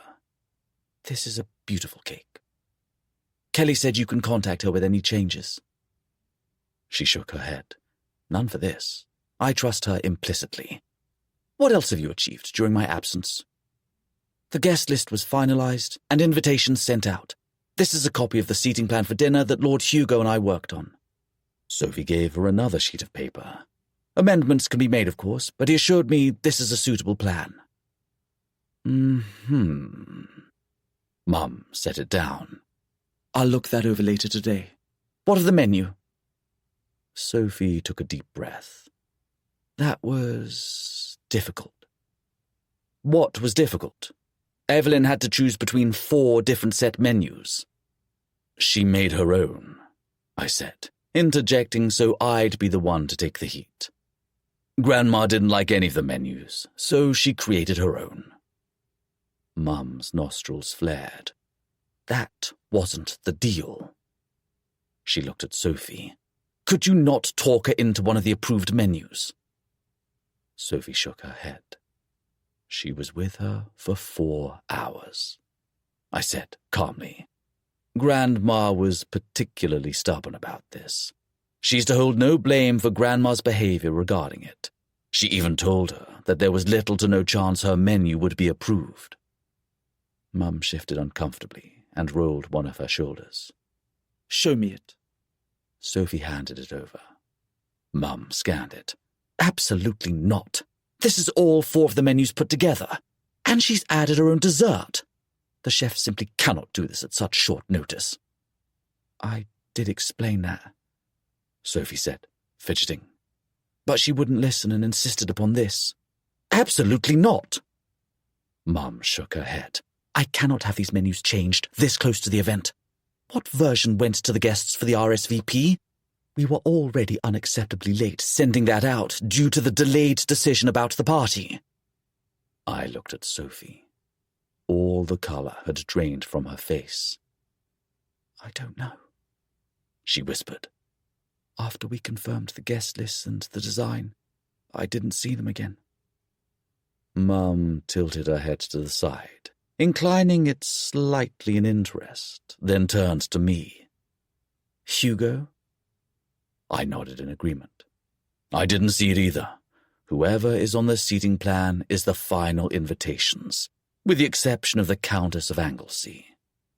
She just gave birth, did she not? Yes, I believe Matthew will bring his mother in Eva's place, if she doesn't feel up to travelling. Understandable. Mum let out a rather stressed breath and looked at Sophie. I'll confirm the menu designation. That will have to be the one regardless of what my mother-in-law chose. No bloody menu went out, Grandma said, joining the meeting. I told that fancy pain in the arse of yours that it'll be ordered on the day. Oh, Jesus. Mum snapped her head around to look at Sophie again. Were you aware of this? No, Your Grace, Sophie replied, looking more than a little terrified. I handed the guest list and invitations to Nancy, and that was the last I had control of, per my emails with Nancy. Mum pinched the bridge of her nose. Menu 3 needs to be distributed to the guests as a matter of urgency. Sophie scribbled that down. I don't have the contact details for them. Why ever not? I was never given them. You should have been. I don't have them. This was going awfully. Mum, I said, breaking into the back and forth. It's quite clear that she wasn't given that information. Nancy handled the invitations. Perhaps Nancy should be the one you have this conversation with. She snapped her head to the side and glared at me. What are you saying? I'm saying that Nancy was responsible for the invitations being sent, and any questions about that should be directed to her. I replied, carefully choosing my words. If Camilla knew, she'd have told you by now, don't you think? Mum adjusted the collar of her dress and turned around. Of course. Now talk me through the rest. I want to see the flowers, the decorations, and all the transportation arrangements. We can discuss the rest tomorrow. Sophie ducked her head and swallowed. Jesus Christ. My mother was eating her alive. Chapter 17. Sophie. Absolutely not. I was dying. This had to be what death felt like. The world swirled before you, your head thundered, your heart pounded, and it was almost as if you were about to explode right there and then. 3 hours. 3 hours of listening to the Duchess nitpick and tear apart everything I'd worked on for the last few days, and I couldn't even offload that angst to anyone. I had to give credit to Hugo. He'd stepped in and defended me against every viable criticism as much as he could, but his mother was honestly such a Type A personality that there was no way she wasn't going to micromanage the rest of this party. And that was such a vast contrast to my own, well, not Type A personality. I also knew she didn't believe our assertions that Nancy had taken control over some things that hadn't been shared with me. If I'd thought it would be hard before, today had absolutely shown me how impossible my job was going to be from now. Nancy was someone I needed on side, but that ship had sailed halfway across the world and gone into orbit. There was no way she was going to help me, and I truly believed she thought she had it all under control. She was absolutely going to make my life hell and try and make this fail for her own goals. It was my word against hers, even with Hugo factored in. I didn't see how, professionally, his mother could side with us. Nancy was her right-hand woman, after all, and I was sure she trusted her more than almost anyone else, which was my biggest fear. Nancy knew my secret, that I wasn't Camilla. I was sure it wouldn't benefit her to reveal that information any more than it would me, which was almost worse. It meant I was in an unpredictable situation. But so was Nancy, technically. After all I needed was to check Camilla's email and find the one where she'd told her that I would be coming, and it would blow a hole in any assertion that she didn't know. Not that it made it better. It was still going to be one's word against the other. Talk about a Mexican standoff. I did know that I wanted to get the hell out of Cavendish House before Hugo found me again. He'd been dragged away by his father a few minutes before the end of my meeting with the Duchess, and I was more than ready to be done today. My head hurt. Actual stress headache, not a hangover, and I needed another hot shower to clear my head. Like I didn't have enough rambling through my mind right now, I also had this shit with all the things Her Grace thought were wrong. If only she knew that I'd been thinking about the fact I'd kissed her son a little over 12 hours ago. Sure, I'd been naive to assume that Hugo wouldn't be there this morning, but a girl could hope. My next naive hope was that I could leave without him trying to speak to me. I knew he would.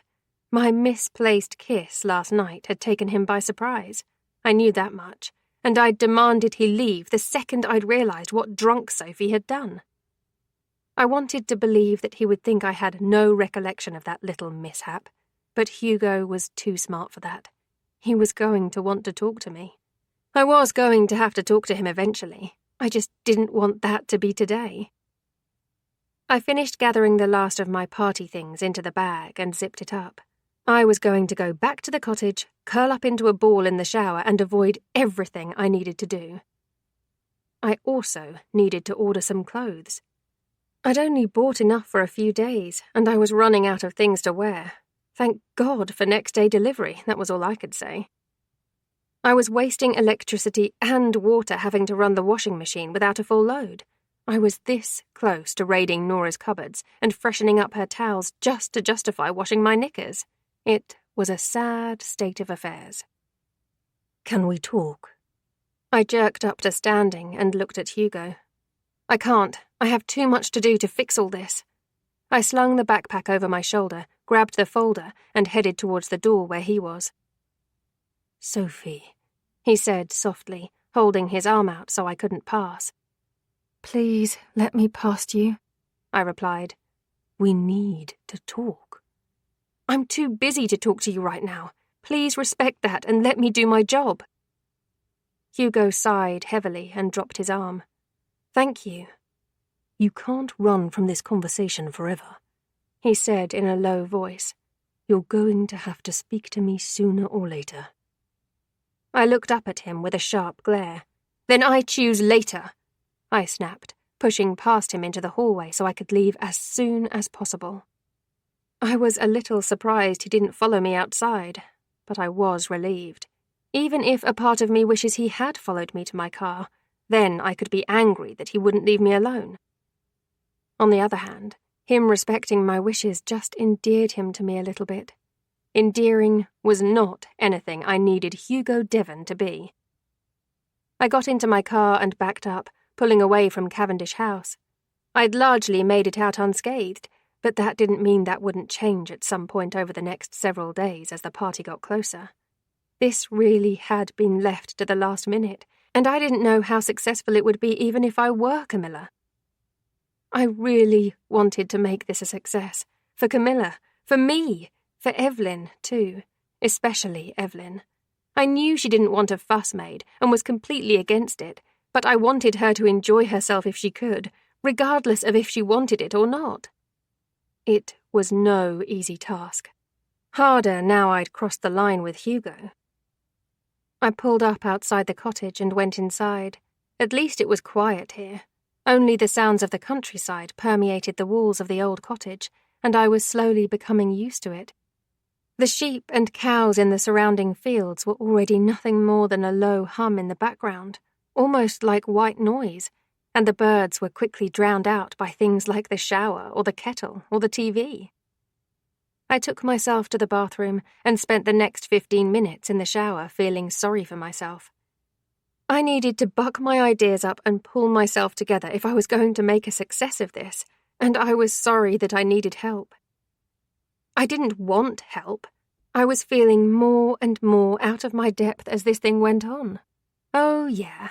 Pulling myself together was going well. Not. After showering, I changed into the only pair of jogging bottoms I had with me, that might have been clean, I wasn't even sure anymore, and headed into the kitchen for some food. Naturally, I chose the healthiest option of a giant bag of crisps that supposedly had multiple servings. What a joke! That was one serving. We all knew it. I set the party things out on the dining table and looked at it all. Where to start? A knock at the door interrupted my train of thought. All right, it hadn't left the station yet, but whatever. "Who is it?" I shouted, moving hesitantly towards it. If it was Hugo, I was going to lock the damn thing. "Henry." Oh, he was fine. "It's open," I called out. He cracked the door open. "Can I come in?" "Yeah, it's fine." He closed it behind him and walked over to me. "Are you all right? Grandma said Mum was pretty hard on you, and I wanted to check in." I grimaced. It was rough. I didn't have all the information I should have, and she wasn't happy with your grandma's changes. "Yeah, she kind of yelled at Mum a bit about that, saying it was her party but she had no say in it. They both asked Hugo to back them up, and he said he wasn't getting involved, so now Mum and Grandma aren't talking to each other, or him." That seems like a good outcome for everyone, honestly. "Pretty much. Is there anything I can do to help you?" Henry looked at the table. "That looks like a lot." "It's a lot of phone calls," I replied slowly. "But if you have nothing else to do, I'm sure there's something here in your mother's long list of endless modifications." His lips twitched warmly. "All right, hit me with it, Sophie. Let's get to it." "The chef?" "Check," I replied. Called the team, clarified the menu with a change to the dessert, and received the new menu in return. "Emailed to all the invited guests?" Henry questioned. I nodded. "Or their household point of contact, with a note of apology for the lack of menu included with the invitation due to an oversight." A staffing oversight. You better believe I was blaming Nancy for that. They've also been given 72 hours to RSVP with their choice of food for each attending guest, which they can do either by post or email. Physical responses are to be addressed to Camilla Hopkins at Cavendish House. Bingo. Then you have all the answers you need. Exactly. That was a good idea, thanks. I smiled at Henry. Keep going. Meeting with Mum and Grandma to clear the air about the menu? I'm not going to call Nancy. I'm going to arrive tomorrow morning at the usual time and get them then. With the chef's approval, the menu is final. Perfect. Nancy seems to be your weak link, doesn't she? Henry looked at me curiously. Have you noticed that?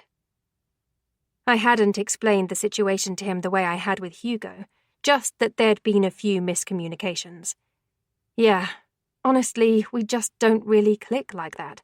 The menu chat is so quick and easy it can be had in the hallway if necessary. It doesn't really require scheduling anyway. All right. And the alcohol? I will arrange with Rupert tomorrow to search the cellar and sort out the wine menu with him as he's a trained connoisseur. I closed my eyes and sighed. This is a lot of information to remember. But you've got this, Sophie. He reached over and touched my arm. I know you think you're not doing a good job, but this isn't your job. I smiled at him, letting my eyes open. Thank you, but I couldn't have done this without you, or Hugo, I added, slightly begrudgingly. I think you could. Henry pushed the paper back to me. You've got enough here to assure my mother that you have everything under control. Thank you. I hope so. I think she and Dad are going out for dinner somewhere tonight, but if I see her, I'll let her know you want to discuss the menu with her in the morning, so to keep 10 minutes for you. Oh, he was so nice. If nothing else, maybe I'd leave Moorhaven with a couple of friends more than I'd had when I'd arrived. It's getting a bit late. Henry checked his watch. Nearly 6. Do you want to go out and grab some dinner somewhere? I shook my head. No, I think I'll cook something here. It's been a really long day, and I made a very bad choice regarding some Sauvignon Blanc last night. Yeah, just one. His face dropped a little bit, and a shiver of guilt went through me. Had he just asked me out. I'm sorry, I said, wringing my hands together as we both stood up. I just really need some time alone. He waved his hand. It's fine. I'll grab something to take home with me. I was just wondering, given that your lunch was a giant bag of salt and vinegar crisps. Wow, are you judging me? I teased, walking him to the door. He laughed and opened it. No shame, but I'm definitely more of a cheese and onion guy. Ugh! You sure you don't want anything? I can drop something off for you. No, I'm fine, thank you. I should really eat a salad or something. I've eaten nothing but pub food for the last few days. He chuckled. All right, let me know if you change your mind. I will, thank you. And for your help, I really appreciate it. Anytime. He winked and walked through the front garden, pausing at the gate to wave goodbye. I waved to him and headed back inside. We had gotten a lot done, and what we'd achieved were the things that the Duchess was most concerned about, yet it felt like I'd made no progress at all. With a sigh, I walked to the kitchen and opened the fridge door. I'd told Henry I was going to make a salad, but honestly, a sandwich was so much easier. 3 knocks sounded at the door, and I dropped my head back with a small groan. If that was Henry again, I didn't know what I was going to do. I couldn't go out with him for dinner because I'd drunk-kissed his brother last night, and that was all kinds of wrong. I was most definitely not that type of girl. I'd read enough romance novels to know that shit ended in tears, usually the heroines. I didn't want to cry, thank you very much. I shut the fridge and walked through the cottage to the front door. Henry, I stopped. You aren't Henry. We don't look that similar, Hugo drawled. Were you expecting him? I wasn't expecting you, I shot back. And no, he left a few minutes ago, and I thought he was back for something. Wonderful. Can we talk? I'd prefer we didn't.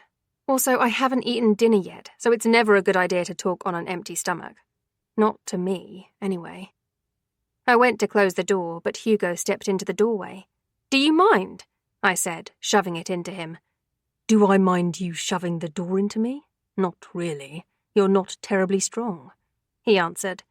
Do I mind you deliberately avoiding me instead of discussing what happened like the adults we are? Very much so. I stopped trying to cut off his shoulder with the door. I don't see that there's much to discuss, I said honestly. I had too much wine and made a terrible error in judgment. It was a mistake, and it never should have happened. Thank you for listening. Goodbye. Oh, for God's sake. He wedged himself further between the door and the wall. Must you squish me entirely before you realise I'm not going away? I don't know. Seems like a win for me. If I squish you, I won't have to listen to you. You'll attempt to murder me just so you don't have to talk to me. Forgive me if I'm mistaken, but you're the one shoving yourself in my doorway, are you not? I think murdering intruders is a perfectly valid thing to do. Intruder is a strong word. Have I invited you in? No. Have I asked you to leave? Too many times.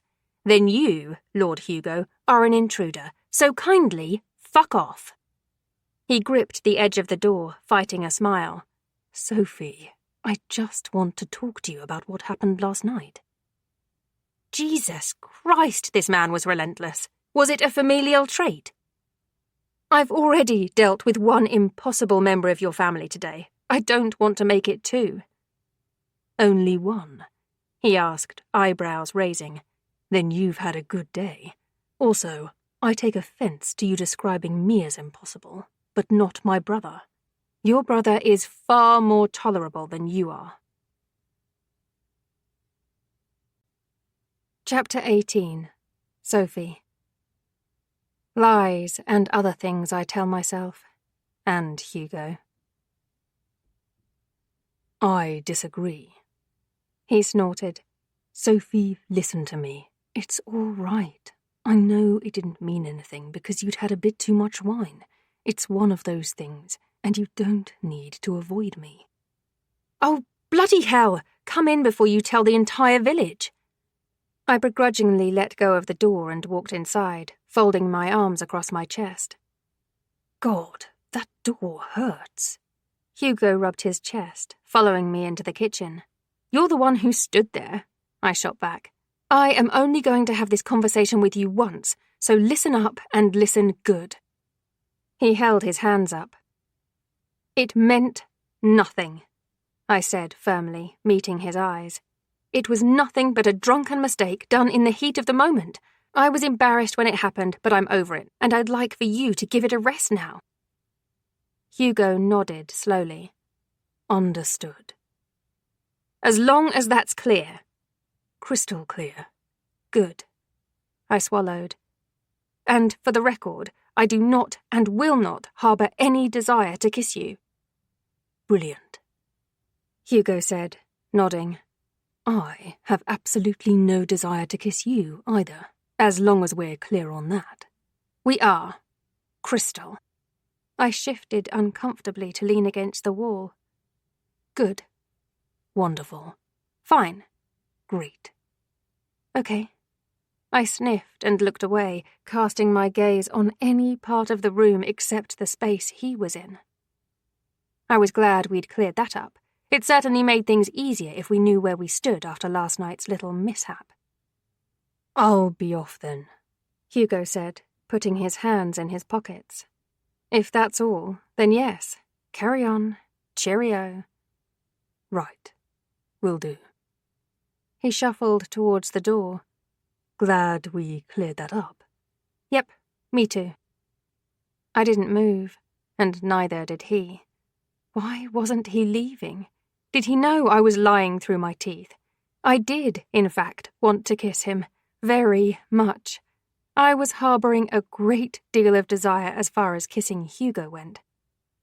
Hugo turned around and walked out of the kitchen. Thank God. He was going. I couldn't keep this up any longer. The longer he stood in front of me, the more I thought I was going to let it slip that I did actually want to kiss him. That would be disastrous, because... Fuck it. I turned at Hugo's words, just in time to see him stalking back in my direction. I inhaled sharply when he grabbed my hand and pulled me towards him, then cupped my face and pressed his lips to mine. Oh, my God. I wrapped my fingers around his arms and leant into him. This was a real kiss, and boy, did I know it. Every part of me was slowly coming alive as Hugo's lips moved swiftly across mine. His teeth gently nipped at my lower lip, and I stepped against him, sliding my hands up his arms and around to his chest. My fingers twitched, curling into the material of his t-shirt and clasping it tightly.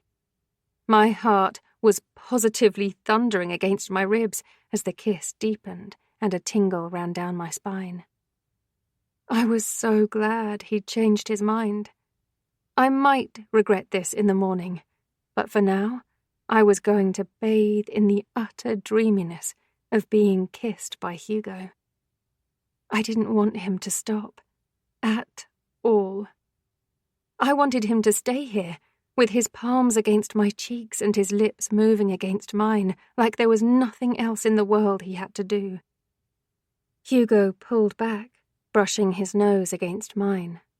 "Sophie, we need..." "Shut up," I breathed, yanking him back to me. I stepped back as I did, and I was flat against the wall as our lips came together one more time. He clearly abandoned whatever it was he was going to say, because he deftly slid his hands down my body to my waist and pulled my hips against his. I rested my hands at the sides of his neck and let him kiss me until I couldn't breathe anymore. Until there was nothing but the feel of his hands on my body, his mouth on mine, and the complete and utter obliteration of anything that existed outside of us right now. I'd never been kissed like this. I'd never wanted to be kissed like this. I didn't know if anyone other than Hugo could do this to me, and that pissed me off. Every part of me wanted this man right now, and it irritated me to no end. "Sophie." Hugo's fingers dug into my hips, and he pulled back so there was just enough of a separation to our lips. "I have to go." What? I forced my eyes open and met his gaze. Did I do? Don't finish that, He warned me, pressing a thumb to my mouth to stop me talking. Don't you dare. I shut up. I have to go because I don't have a condom with me, and if you keep fucking kissing me like that, I'm going to need one. I swallowed. I don't have any. There we are then. His lips twitched to one side. Believe it or not, I didn't come here with the intention to do this. You did, though. Yes, I did. I wanted to. He dipped his head so our lips were the tiniest breath of air apart. I've wanted to kiss you like that since the moment I met you, so don't assume that was a heat-of-the-moment thing. It wasn't. I'm not mad about it, I whispered, my eyes fluttering shut. I figured that when you dragged me back to you. Shut up. He chuckled and slowly brushed his lips over mine. I am only leaving because neither of us are prepared for this. I know.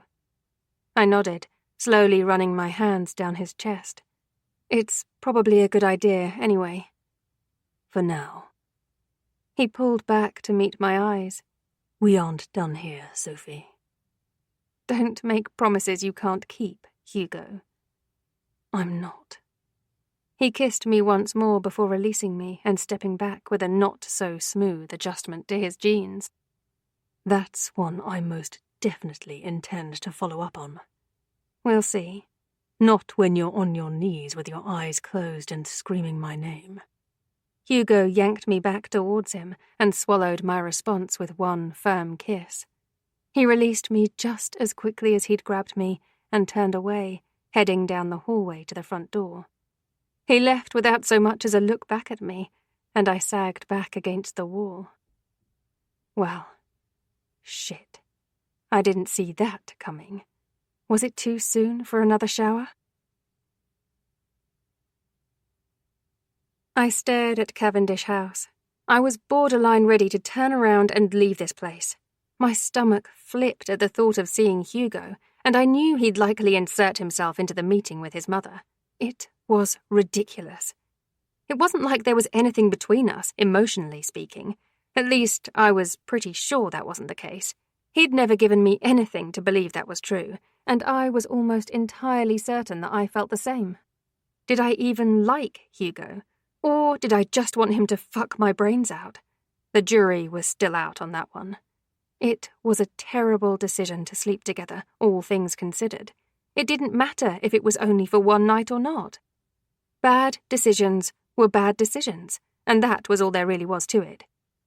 Was that going to stop me? Absolutely fucking not. If the man could kiss that well, what else was he capable of? He'd rocked my world just by kissing me, so if he was given more time... I did not need to be thinking about that as I got out of my car. I had to focus on delivering all the information necessary to Evelyn and the Duchess. That was obviously why I leaned against my car and didn't move at all.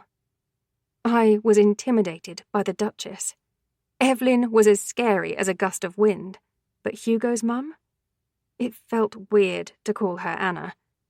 Anna was so personal and informal, and she'd never been either of those things with me. The Duchess scared the shit out of me. I imagined she did that to a lot of people. The front doors to Cavendish House opened, and Rupert stepped out. Uh-oh. I bit my lower lip as he walked over to me. Miss Hopkins, are you quite all right? He asked, stopping a few feet away from me. You've been standing out here for a while, and I thought it might be best to check on you. Oh, I loved Rupert. I briefly dropped my chin and smiled before I met his eyes. Oh, yes, thank you. It's a lovely day, and I was enjoying a few minutes of peace before I came inside. I'm sorry if I worried you. Not at all, my dear. Is there anything I can do to help you since I'm here? No, thank you. I only have the one bag today. Was Lord Henry a help to you yesterday? I paused. I'm sorry? Lord Henry, Rupert said, tilting his head to the side. "He told me he was going to check on you not long after you left. You did seem rather distressed, if you don't mind me saying so." I grimaced. Not at all. I was. It was a very long day. To answer your question, though, he was. It's very kind of you to ask. Rupert smiled. "But of course, my dear, there was a mention of wine from Lord Henry this morning. Is there anything I can do to help you with that?" "Boy, is there," I replied. He laughed loudly, bowing his head, as if he were surprised by his outburst. "Forgive me, that was quite excitable." "Don't worry about it," I grinned, walking towards him and following his lead towards the house. "I've confirmed the final menu with the chef, and I'd like to meet with you to arrange the wines for each course based on what's in the cellar, if you can spare me some time." "I most certainly can. I will have to check if I can be spared for half an hour to walk you through the cellar, but it shouldn't be a problem." He checked his watch. "If you might be able to provide me with a copy of the menu so I can begin gathering ideas, that would be much appreciated." "Ah." I unzipped the bag and pulled out a large envelope. "I am a step ahead of you, sir." Rupert took it with a small chuckle. "Very well, then. I thank you for this, and I will arrange a time to meet with you. As soon as possible, I'd assume?" "Yes, please. I'd like to confirm it with Lady Devon as soon as possible." "Understood." Rupert closed the door behind me. "Where are you working this morning?" "I was actually wondering if Her Grace was available for a quick meeting," I said to him. "No more than 10 minutes to confirm the menu, preferably with Evelyn present." He tilted his head. "Is that not a request for Nancy?" "I thought we might kill 2 birds with 1 stone." "I see. Her ladyship is in the sunroom taking her morning tea, so I'll take you there and see if she's happy to entertain you for a few minutes." Rupert gestured to me. "Follow me, please." "Thank you so much, Rupert. I appreciate it." He smiled at me in a way that said he wasn't used to hearing such words, and I followed him into an area of the house I'd never been before. I'd only ever really seen the drawing room and the library, but it wasn't a shock to see that the rest of the house was just as elegant and regal as those 2 rooms. The furniture had to be antique, the kind that was there for generations before this one. I didn't even know what kind of style it was, just that it was old, fancy, and likely immeasurably expensive. "Your ladyship, Miss Hopkins is here and would like to speak with you, if you have a moment for her." She looked up from the book she was reading with a small smile that didn't quite meet her eyes. "I can spare 5 minutes."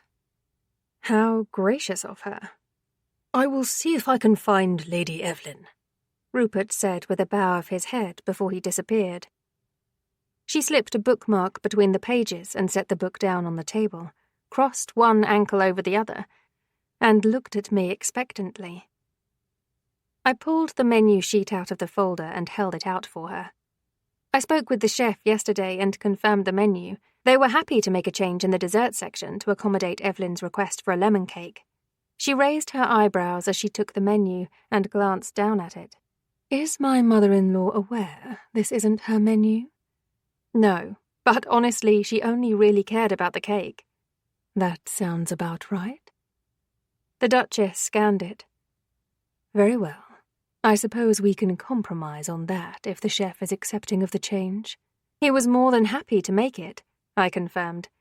"It has also been sent via email to all the guests with an RSVP and an apology for a menu not being included with the invitations." She almost looked impressed. Almost. "Very well."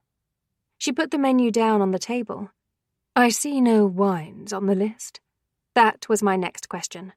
I hugged the folder. "I've already given Rupert a copy of the menu, but he said he will need some time to take me to the cellar." 30 minutes tomorrow morning at 9, she said. "I will accompany you." Of course she would.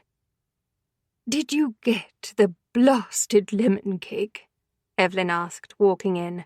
"Oh, you're here," she added blithely to the Duchess. She closed her eyes. "Hello, Evelyn." Evelyn grunted in response and looked at me. "Well, the cake? I don't give a frig about chicken or beef." I smiled. Lemon cake is on the menu. Excellent. I will have it for all 3 courses. Write that down. She waved her walking stick at me. That's not how it works, Evelyn. You cannot eat cake for all 3 courses, the Duchess said to her. I don't know, Hugo said from the doorway. It's her party. I'd just let her eat cake. He peered over at me with a small smile. Good morning, Miss Hopkins. I swallowed. Was I blushing? I felt like I was blushing. I cleared my throat. Good morning, Lord Hugo. Evelyn glanced between us, then quickly blinked and shook her head. I agree with Hugo. Let me eat cake. Hugo, that does not help, the Duchess said, removing her glasses and setting them gently on top of the book. Either way, I have things to do today, so if we're all done here. I nodded. That was all, thank you. Right. She stood up and walked past me. I shall see you tomorrow, Camilla. Hugo, Evelyn, I'll see you later on. Bye, Mum. Hugo put his hands in his pockets. Evelyn didn't even bother to look at her as she left, instead turning to me. What are you doing today? I have some things that need to be ordered, I said, thankful that Camilla had given me the details of her business card, where money had already been transferred for costs relating to the party. So I'll probably disappear now and go to the cafe. She raised her eyebrows. I quite fancy some cake. That sounded like a hint. Hugo coughed and rubbed his hand over his mouth. I caught a glimpse of a smile before he dipped his head so Evelyn couldn't see. Would you like to join me? I asked her, fighting my own smile. Well, I don't mind if I do. I'll even buy you a cake for your troubles. She paused. I'm not allowed to drive any more, though. Something about not being as sharp as I once was, which is utter bollocks. I'm sharper than a knife, me. I was inclined to agree. Grandma, you almost ran over someone who was only here to ask us to vote for them in the local council elections, Hugo pointed out. Evelyn blinked at him. Well, she shouldn't have been in front of my car, should she? Driveways are for cars, not jumped-up councillors with a misplaced sense of importance.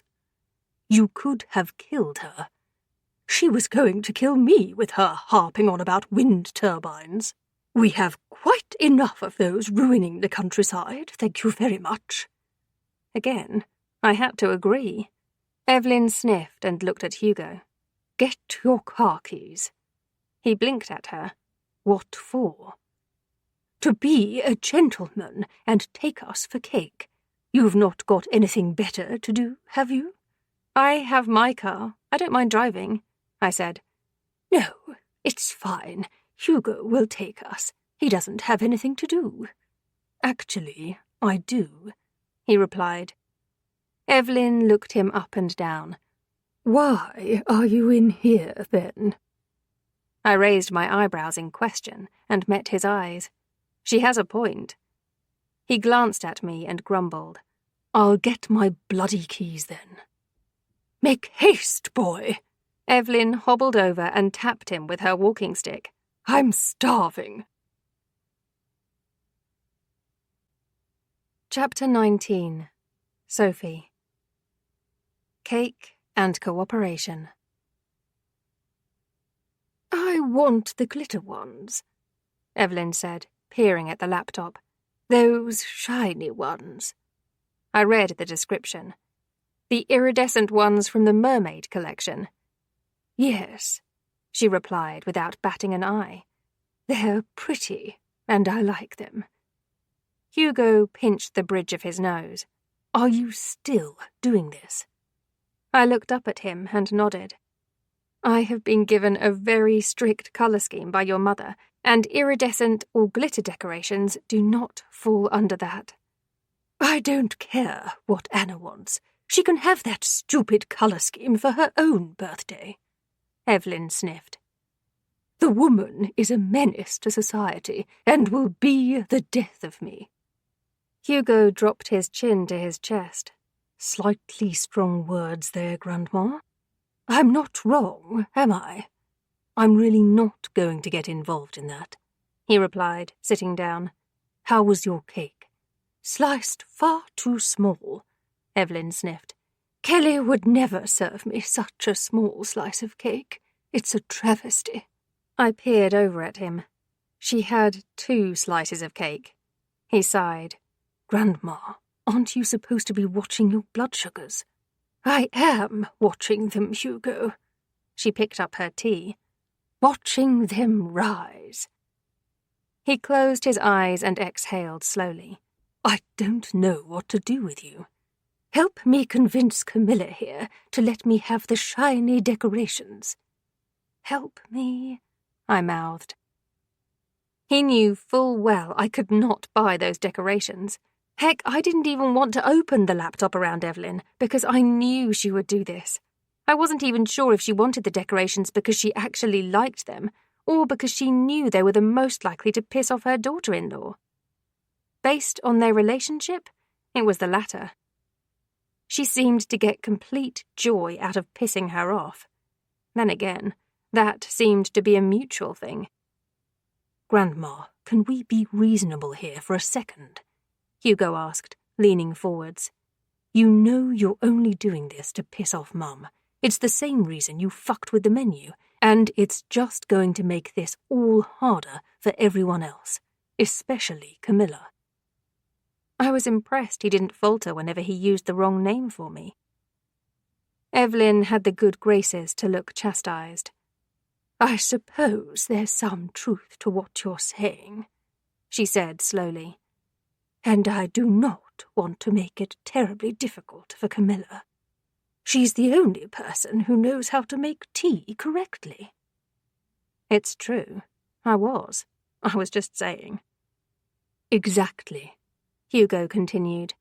So do you think you might take a moment to engage your brain and be helpful, for Camilla's sake? Evelyn scratched the side of her nose and shrugged a shoulder. I suppose I can do that. Thank you. Why do you care so much? She narrowed her eyes. You're awfully worried about Camilla. Because it's draining for me to listen to you and Mum's bullshit, so God knows how she feels, he drawled. Can you please now select some decorations that are in Mum's chosen colour scheme? All right, Evelyn sniffed, but I am going to take a Sharpie to one of those balloons and draw a very, very tiny penis, then watch your mother lose her mind in her attempt to find it. I choked on my water and slammed my fist against my chest to clear the little bit in my throat that caught. That seems like a reasonable compromise? Hugo's lips tugged to one side. Better than nothing, I suppose. Right. Show me these bloody decorations. Hugo, I want another slice of cake. Absolutely not. I am your elder, and you will respect me and do as you're told. You're also my grandmother, who is borderline diabetic, and I will not be responsible for making you cross that line. I do quite like you being around, believe it or not. Evelyn sighed theatrically. It's a terribly hard life to be loved so much. Yes, you are really suffering, Hugo replied, flashing me a look of amusement. Might we get this over and done with so I can take you home? I'm sure Camilla has a lot to do today and would like to get on with it. I grimaced. Not as much as he'd think. I'd cleared a good amount out yesterday, so after a couple of phone calls, I was free. Evelyn sighed. All right. Let's pander to my nightmare-in-law. I pressed my lips together and looked at Hugo. He waved his hand. Just do it. Evelyn rubbed her hands together. Let's shop. I am becoming increasingly alarmed at how well you and my grandmother get along. I grimaced, slowly nodding my head. You and me both. I am agreeing with far too many things she says, and I'm starting to scare myself. Hugo pressed his lips together with a rueful glance at me. Starting to. I am scared. You're right to be. She's insane. He put his hands in his pockets, his lips twisting to one side. She's standing right behind me, isn't she? Laughing, I shook my head. No, she's still not back. Don't worry. Well, I'm glad I'm not the person who has to clean that bathroom. I shuddered. Can we not? I don't want my cake to come back up. Sorry. He grinned. You seem like you're getting it sorted out. The party. I think so. Henry was a big help after your mother ripped me apart yesterday. Hugo grunted at the mention of his brother. What's that all about? I asked. What? You! Every time I mention your brother's name, you get a hugely sour look on your face and make some stupid noise that I'd expect out of a prepubescent girl, not a 30-year-old man. He fought back a smile. That's quite the comparison. I shrugged, unbothered. It's true. We don't get along, for the most part. It's complicated. Believe it or not, I was able to deduce that much for myself. It was glaringly obvious. Is it really that bad? Right. I'm ready for my nap now. Evelyn hobbled through the cafe and looked at us expectantly. Let's go. Hugo looked relieved to have an out for that conversation. If he thought I was done on the topic, he could think again. I was not done. They were so close in age that surely they had to be closer than they seemed. Or maybe not. I didn't know. I wasn't about to find out, either, and that really bugged me. Ugh. I followed them both out to Hugo's car. At least with Evelyn here, he hadn't considered using the lorry he insisted was a car, so there was no risk of me falling this time. I hated that stupid lorry. Truck, whatever it was. I got into the front seat after Evelyn was settled in the back and tucked my bag between my feet. The ordering of the decorations had really taken so much longer than necessary, thanks to Evelyn, even though she had actually cooperated in the end. I was surprised. She never cooperated. Hugo's little pep talk about making life easier for me must have hit a nerve with her.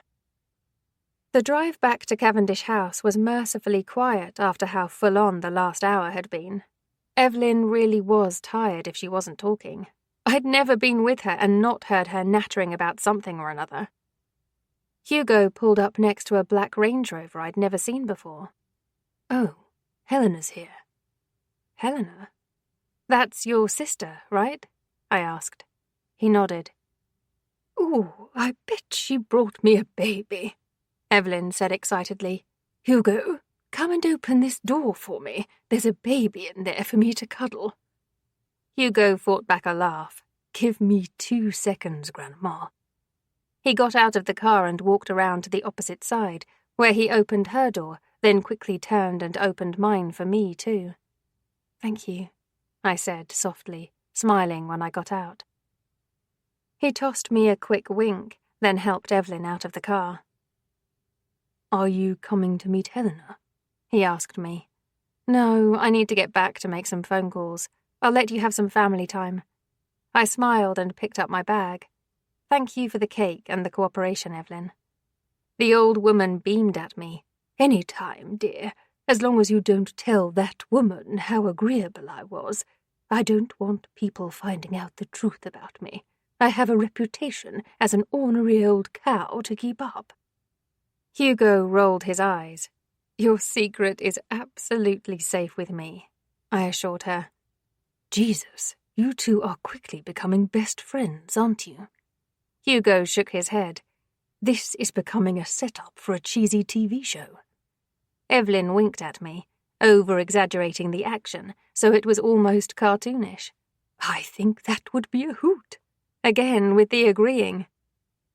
I will see you later, dear, she said, patting my arm.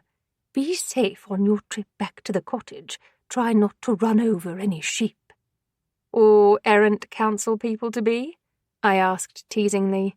Oh no, always run over those buggers. One less person to shove a leaflet in your face and lie about how they'll make the country better. She wiggled a finger at me. They would do well to campaign about fixing potholes. That would get my vote. You're not allowed to drive, Hugo reminded her. I ride in cars, don't I? She scoffed. I'm going inside. Hugo, are you coming? Give me a couple of minutes, he said, shutting the car door. I need to speak to Camilla about something. Seriously, I was very impressed by his ability to switch between my two personas. Evelyn narrowed her eyes. What about? Are you cavorting after dark? That was one way to ask two people if they were sleeping together. Hugo stared at her with an expression that wasn't all that dissimilar to the one she wore. It's about your birthday present. Ooh, she brightened. I didn't sense a denial. We are not cavorting, Hugo said with a frown. What kind of question was that? One from a nosy old woman with nothing better to do than gossip. With that, Evelyn turned and hobbled up towards the house where the doors were opened by Rupert, who greeted her warmly. I think I want to be her when I grow up, I said slowly. I would very much like to be a nosy old woman with nothing better to do than gossip one day. Hugo locked the car and slowly shook his head. You might be the perfect wife for the upper class. That's all the old women are, gossips. I rolled my eyes. Please, I am not cut out for all this. I waved towards the giant house. Not to mention your mother hates me and would have a fit. Who said I was talking about my wife? He grinned and I smacked his arm. Kidding. I could do worse. Thank you, I replied uncertainly. No, I've seen that guest list. It's full of single aristocrats and socialites. I know exactly the kind of woman your mother is intending you to marry. I am more than acquainted with her idea of who her successor should be. A darkness crossed his features. I have, however, avoided such a thing thus far, and I intend to continue doing so. Good luck with that, I muttered. What do you need my help with? What? The present for your grandma. Oh, right. I do actually need help with that, so this is just a bonus. His lips tugged to one side. What are you doing tonight? Probably eating my body weight in things I shouldn't be, I replied honestly. Why? He raised his eyebrows. Oh, right. We had some unfinished business. Cavorting, if you will. So I should probably change my plans? I said slowly, swallowing. What if someone sees you there? I'd really prefer to keep this to ourselves. That's why I said I need help with Grandma's present. He looked very proud of himself for that. As far as anyone is concerned, you're helping me look online for something tonight because that's all you have free. He stepped forwards. Still, I'll park down the lane and walk up. What time? Depends when my sister leaves. What depends on me leaving? Hugo turned around and laughed, then hugged the woman with dark hair. Hey, Helena. She returned the hug, peering over his shoulder at me. She doesn't look like Mum set you up with her. I probably should have been offended by that, but I wasn't. I was more than fine with that. Helena, Hugo said darkly. This is Camilla. She's planning Grandma's party. Camilla, this is my little sister, Helena. She shot him a dark look before she stepped forwards and held out her hand for me. Pleasure to meet you, Camilla. I hesitated before accepting her handshake. You too, Lady Helena. Just Helena. She smiled, and it was the same small smile Hugo gave when he knew something I didn't. You don't have a moment, do you? I have a quick question about the party. Oh, of course. She turned to Hugo. Mum's waiting for you. Grandma is winding her up about the colour scheme. He pinched the bridge of his nose. I should have known she wouldn't cooperate for this long. He turned and walked into the house. What can I help you with? I asked Helena. She ran her tongue over her lips. You aren't Camilla. Shit. I'm sorry. A nervous laugh escaped me. She tilted her head to the side with an amused smile. You, Aunt Camilla. I met her at Olivia Fortesque's god-awful engagement party. She paused. Actually, the party was wonderful. It was the hostess I don't care for. I swallowed, but there was a bubbly tickle in my throat that made me cough. So I know you Aunt Camilla. It's a long story, I said slowly. I'm Sophie, her best friend and flatmate. She pressed her lips together, fighting a warm smile. So, Sophie, what are you doing here? I gave her the cliff notes, including the miscommunication. I told her enough that it was somewhere between what Hugo and Henry knew, and I was surprised when she nodded along. That sounds about right. I told Mum not to hire her, but she didn't listen. The problem is that she's very good at her job. Helena said quietly, looking at me firmly. So little mistakes are brushed under the rug. I figured that was the case. It's just put me in a very awkward position. She nodded. I won't say anything. It's not my place, and neither is it to say this, but I'm going to anyway. She reached forwards and gently touched my upper arm. Sophie, whatever you're doing with my brother, make sure our mother doesn't find out. I swallowed. I don't know what you're talking about. I'm not blind. My brother has a soft spot for you, and judging by the way you looked at him, you feel the same.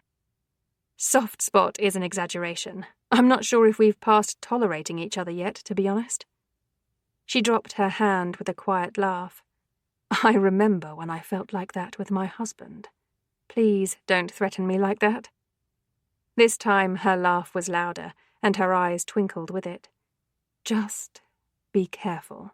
Nobody can find out. I know, I replied softly. Her smile settled into something that said she understood. My mother-in-law is watching my daughter tomorrow. Why don't I bring over lunch? I was almost sure there was only one acceptable answer. Sure, I'm staying at Bluebell Cottage, I replied. Perfect, she beamed. I'll see you at 12:30. Chapter 20. Hugo. Bad habits and late nights. Knock, knock. Helena poked her head in the door. I'm leaving when Ellie is woken from her nap. Do you have 10 minutes? Do I look like I'm doing anything? I motioned to the television. She glanced at it. What you do when you're alone is your business, Hugo. Shut up and sit down, I told her. Being the eldest was hard sometimes. Helena sat down and smiled at me. I like Sophie. Who's Sophie? You're cute when you play dumb. She snorted. I know, I've met the real Camilla. Ah. She explained it all to you? I asked, raising my eyebrows. Helena nodded.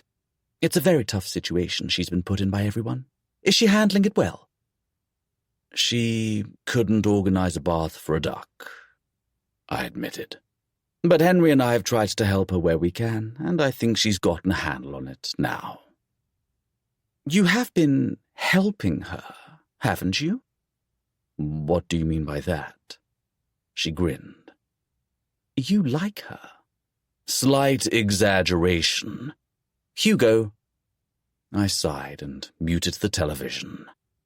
What exactly do you want me to say to you, Helena? She shrugged. I was wondering if you were taking up the mantle of pissing Mum off, tag-teaming with Grandma. I stared at her. You have to know how utterly stupid this is.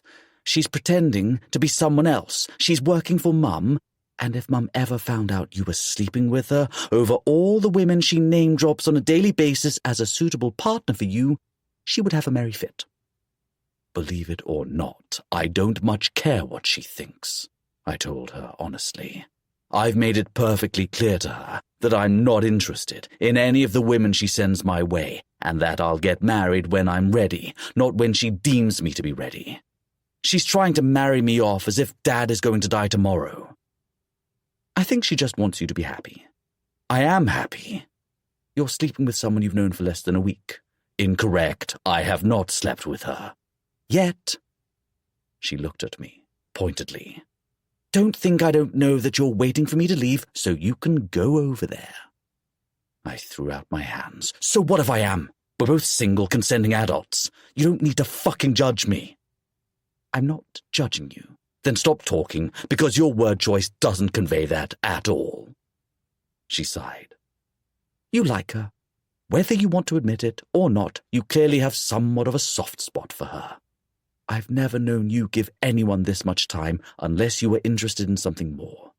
Grandma told me you went for cake today. You've had dinner with her. You go out of your way to help her.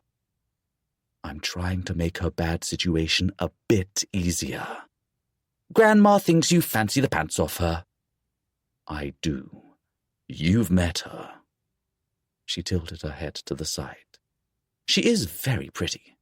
She seems nice too. She is. Why not just admit you like her? Because attraction is one thing. I do not intend to cross the emotional line with her, and if I do, I will keep that to myself. I was keeping it to myself right now. Helena raised her eyebrows. You're an idiot. I can see it in the way you look at her. Then perhaps you need to book an eye test, I said dryly, standing up. Are we done? Helena stood up, giving me the withering kind of a look that only an exasperated sister could give someone. I think this will end in tears, Hugo. I didn't ask you what you think. I'm going to tell you anyway, and it's because I care about you. She took my hand and wrapped it in both of hers. You know, in the end, you will give in and do what Mum wants because it's the easier option. No matter what you do, just be careful. She was wrong. I wouldn't do what my mother wanted when it came to be married. Just because she and Dad grew to love each other after being set up didn't mean the same thing would happen to me. I would not spend the rest of my life married to someone I didn't love because that's what she thought was best for me. Not that Helena was going to listen to that right now. I will, I finally agreed. She kissed my cheek and walked to the door, where she stopped and looked back. Oh, by the way, she said, I'm having lunch with Sophie tomorrow. I blinked at her. Why are you doing that? She seems nice, and Ellie is with Myra. Why not? What was all that about just now if you're having bloody lunch with her? Helena just smiled and quickly turned, leaving me alone in the room, staring after her. My sister was a giant fucking pain in the arse. I understood where she was coming from, but that didn't mean I was going to change my mind. I wasn't stupid. I knew Sophie would leave when this party was done, and there was little to no chance we'd ever see each other again. But that didn't mean we couldn't have some fun while we were here together. We were adults, consenting adults, who knew what they were doing. As far as it went keeping it a secret from my mother, I had to confess that I didn't exactly give her a news bulletin when I slept with someone or thought there might be a relationship to pursue. I hadn't had too many serious relationships, granted, but still. It seemed like a very bad idea. So this one definitely wasn't going to be anything that she would find out about. Chapter 21. Sophie. Green-eyed butterflies. I hear you're having lunch with my sister tomorrow. I grimaced, looking at Hugo. Is this really what we're going to discuss while we're naked in bed? Do you have any other suggestions? I sighed. She asked, and I didn't feel as though I could say no. You felt correctly, he said with a light laugh as he propped himself up on his elbow and looked down at me. Jesus, the man's biceps would make a nun weep. You should also be aware that she knows. Knows what? Who I am? I know that. She met Camilla recently. She told me outside your house. No, this. He motioned between us. She spent far too long earlier telling me why this is a very bad idea. Ah. I nodded. Yeah, she mentioned something like that to me, too. Which is why I don't understand why she invited you to lunch. I'd imagine it's because she's your sister, and if she's anything like your grandma, she wants to know everything. Look at that. You know my family almost as well as I do. I laughed and nudged him, then sat up with a sigh. Well, I didn't think any of this was in my plan. Hugo smirked. Really? It was mine the second I saw you. I swatted at him, and he laughed, rolling out of the way. In fact, he rolled right out of the bed, landed on his feet, and grinned at me in all his naked glory. Oh, put some bloody clothes on, I grumbled. That's not what you were saying 40 minutes ago. I grabbed one of the decorative throw pillows from the floor and chucked it at him. Don't you have somewhere to be? You think I'd fuck you and run? He raised his eyebrows and grabbed his underwear from the floor. No. Aren't you a real gentleman? Not really. You still need to help me with Grandma's birthday present. I threw another pillow at him, this time hitting him as he bent down to put his boxers on and grab his trousers. Oot! He shuddered as he straightened up. Nice shot. I rolled my eyes and got up, reaching into the drawers for some clothes. I tossed on a baggy t-shirt and some leggings, then followed him downstairs. Do you have any idea what your grandma wants? No, she has everything already. That's why it's so bloody hard. How did I know you'd say that? I don't know, but I'm sure you'll tell me it's because of something like me being painfully predictable. You? Predictable? I don't think so. I shook my head and grabbed my laptop from the kitchen so I could take it through to the living room. That's the last word I'd use to describe you. I mean, I thought you were a raging arsehole the first time we met. You have mentioned that once or twice. He sat down on the sofa and put his feet on the coffee table. I sat next to him and patted his feet. That's rude. Blimey. He swung his feet down and stretched his legs out so they were under the table instead. Is that better, Your Highness? Much, thank you. I put my tea on that table. Ah, you're impossible to make tea. It's not impossible. It might as well be. You should just put bloody gold in there at this point. Christ, you're dramatic. I opened the laptop. One would assume you'd be in a better mood after sex. Hugo laughed and leaned in, resting his arm across the top of the sofa cushions. His fingers toyed with my hair as I booted up the laptop. I am in a fantastic mood, as far as it goes. I peered over at him and typed in my password. Do you have any ideas for this present? I cannot believe you've left it this late, I said quietly. It's in a little over a week. I don't really like shopping. I am shocked by that revelation. Now who's the dramatic one? I shook my head and pulled up Google, then typed in gift ideas for 80-year-olds. Hugo stilled. Really? That's your idea? It's better than yours. Yours was to make me look. I scoffed. This is true, he said slowly. Are there really lists? I turned my head and looked at him. You really don't shop much, do you? He pressed his lips together. Would it sound bad if I said I either get my sister, Rupert, or one of the staff to do it for me? Your sister? No. The other two? That makes you sound like the upper-class git you are. The corners of his mouth pulled up into a smile.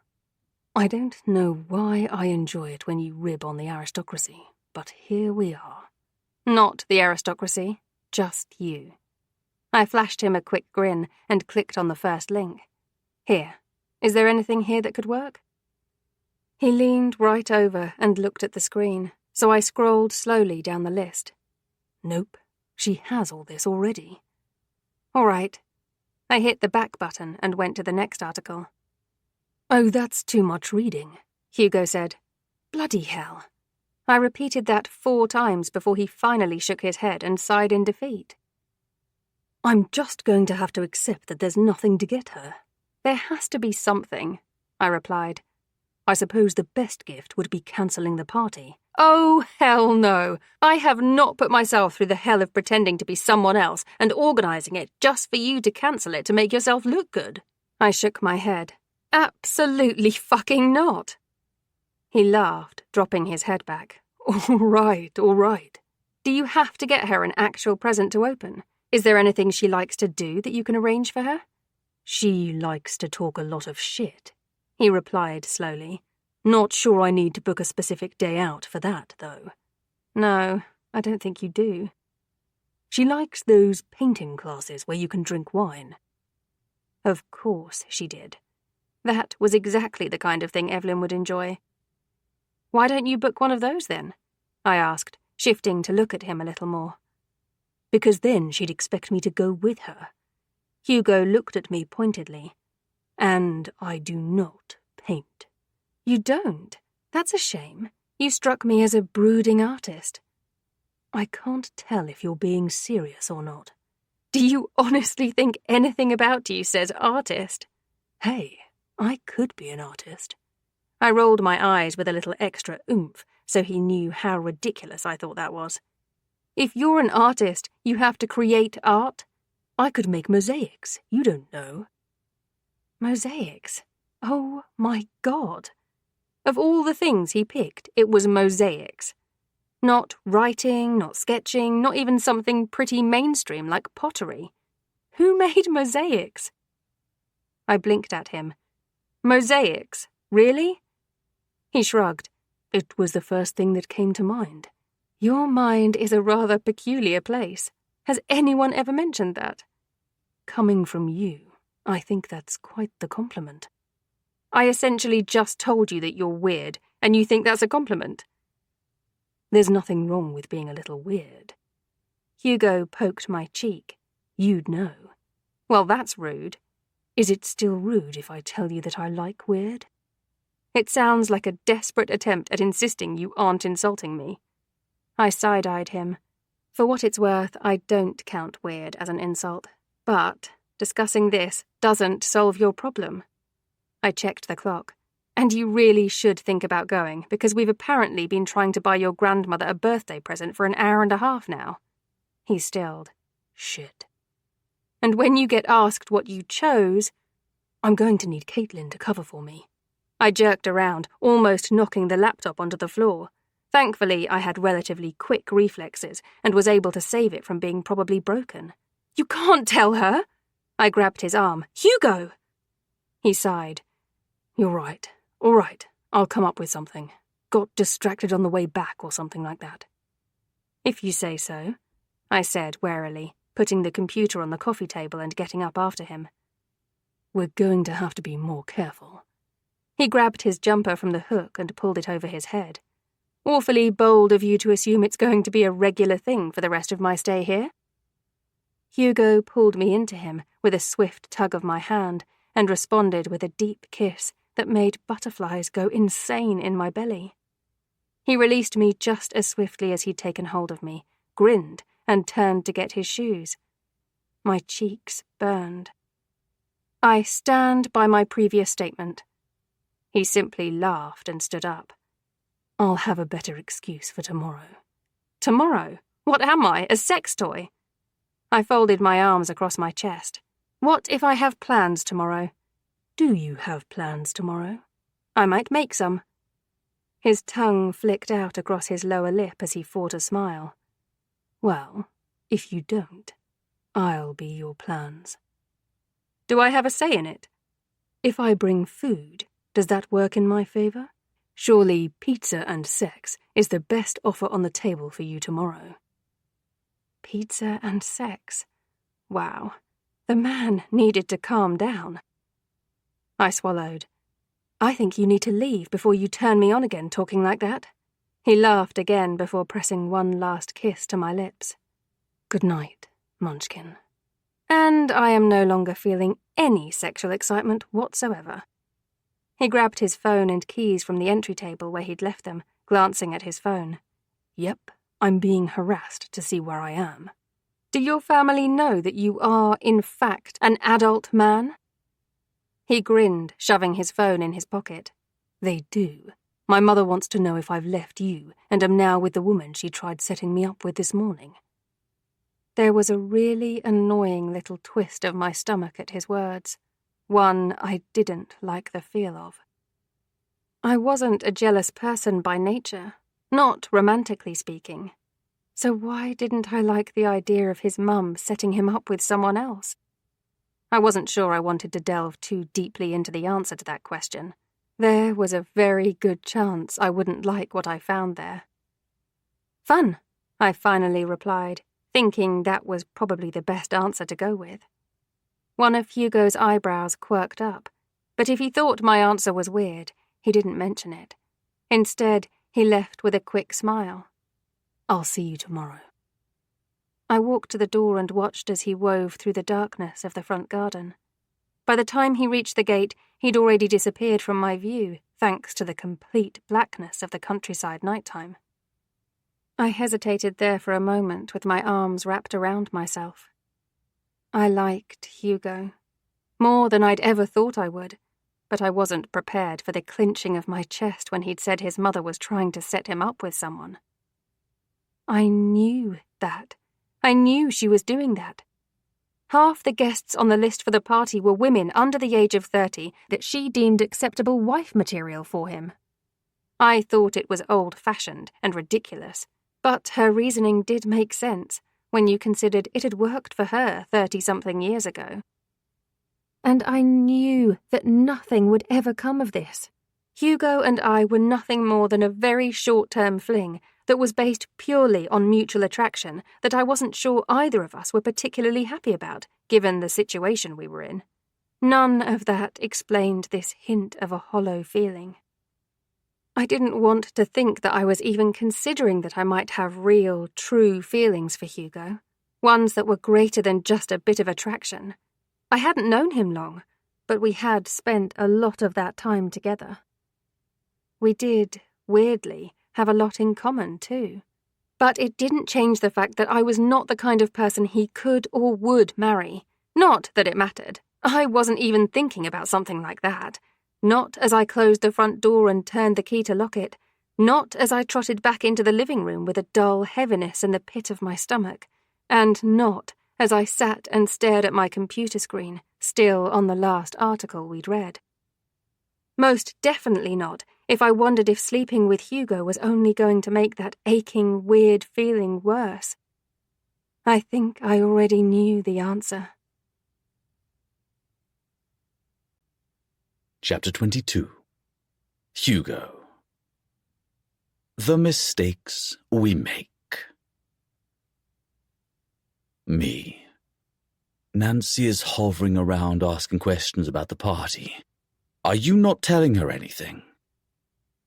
I shoved a wine gum into my mouth and chewed while I waited for Sophie to respond. I'd spent the morning helping my father go over architecture plans for the new cottage, and I was exhausted from all the thinking. Hanging out in his office also meant I was closer to my mother's, and had heard Nancy asking her things about the party until even Mum had had enough. Sophie. Why would I tell her? I don't need to. Me. That explains it. She didn't even know you were choosing the wine this morning. Sophie. Shrug emoji. Your mum was there. If she wanted Nancy to be there, she would have been, right? Me. Most definitely. Interesting. Sophie. Is it? Rupert is a literal wine connoisseur. I cannot imagine there's anything fancy Nancy would be able to add to the conversation. I choked on my wine gum. Fancy Nancy? That was the best thing I'd heard in a while. Me? Fancy Nancy? Sophie. Sophie. This is awful, but I was in a bad mood when she called originally, and I thought she sounded like a fancy farmer on the phone, so I called her Fancy Nancy in my head. Sophie. And now I really don't like her, so I keep calling her it. I rubbed my hand down my face, fighting laughter. It was hard to argue with her. It was kind of the perfect nickname for Nancy, if you needed something that wasn't completely derogatory. And now I wasn't sure I'd be able to call her anything else ever again. Shit. This woman was something else. Me. That's the best thing I've heard in a long time. Sophie. It's pretty awful, actually. But then again, so is she, so I struggle to care. I nodded slowly, pressing my lips together. Again, there was no argument there. She really was awful, and I had no idea why my mother kept her employed. She was good at her job, sure, but she wasn't the only person who could do it as well as she did. And the other people probably wouldn't be dicks either. Me. How's lunch with my sister? Sophie. She's currently on the phone to your grandma, trying to come up with an excuse for why she wasn't invited. Jesus. Grandma really was falling in love with Sophie, or Camilla, as she called her. Me. Oh, that's why I saw her stomping through the hallway earlier, muttering about ungrateful bitches. Sophie. I do believe I heard that mentioned once or twice. Sophie. Does she know she doesn't need to shout into the phone? Helena is about to go deaf. I'm about to go deaf. Yes, Grandma did know. She also did not care. Me. She is aware. Sophie.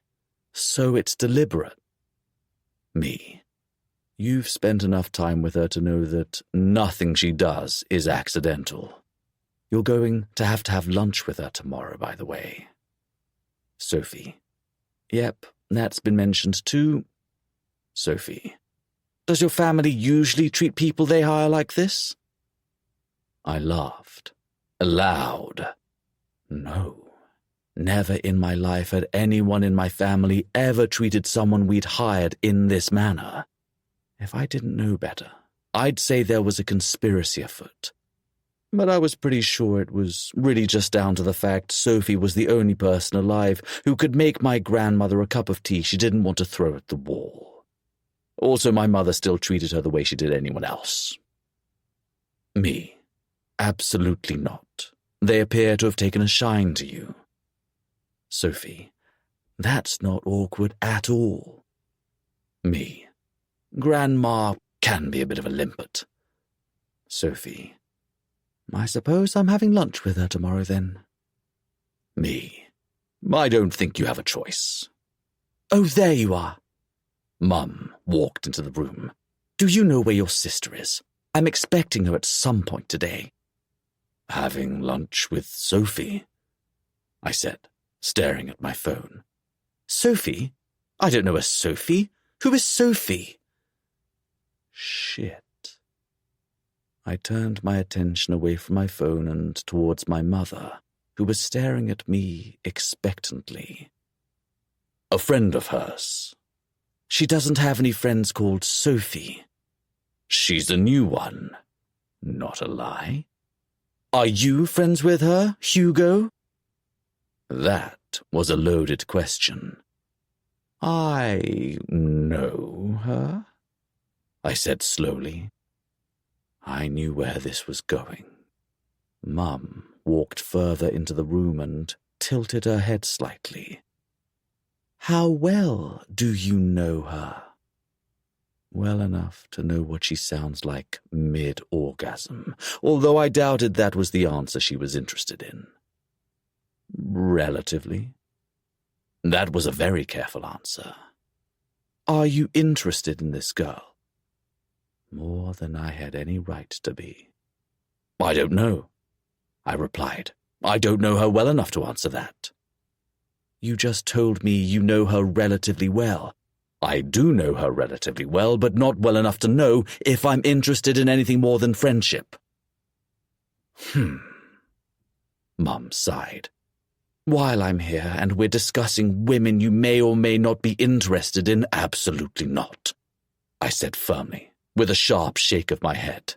Hugo. She put her hands on her hips. The Earl of Coventry's daughter is single and ready to get back out there, and I wish her the utmost success in her quest for love. It would be polite for you to escort Lady Amelia to the party. I will be escorting Grandma to the party. You would be better placed with Lady Amelia. You know as well as I do that protocol dictates I escort Grandma as the eldest single male and she a widow. I put my phone screen down on the cushion next to me as it buzzed. Why don't you ask Henry to escort Lady Amelia instead? Because I think the two of you will get along. I sighed. We do. I am quite fond of Amelia and was sorry to hear of her breakup in November, but I am not interested in her in a romantic sense. You could be, but I am not, I said, this time punctuating it with an annoyed look. Mother, I appreciate your efforts to introduce me to people, but believe it or not, I am capable of finding my own romantic interests. I think we had this conversation a few weeks ago, and not for the first time either. Mum crossed her arms over her chest, unimpressed.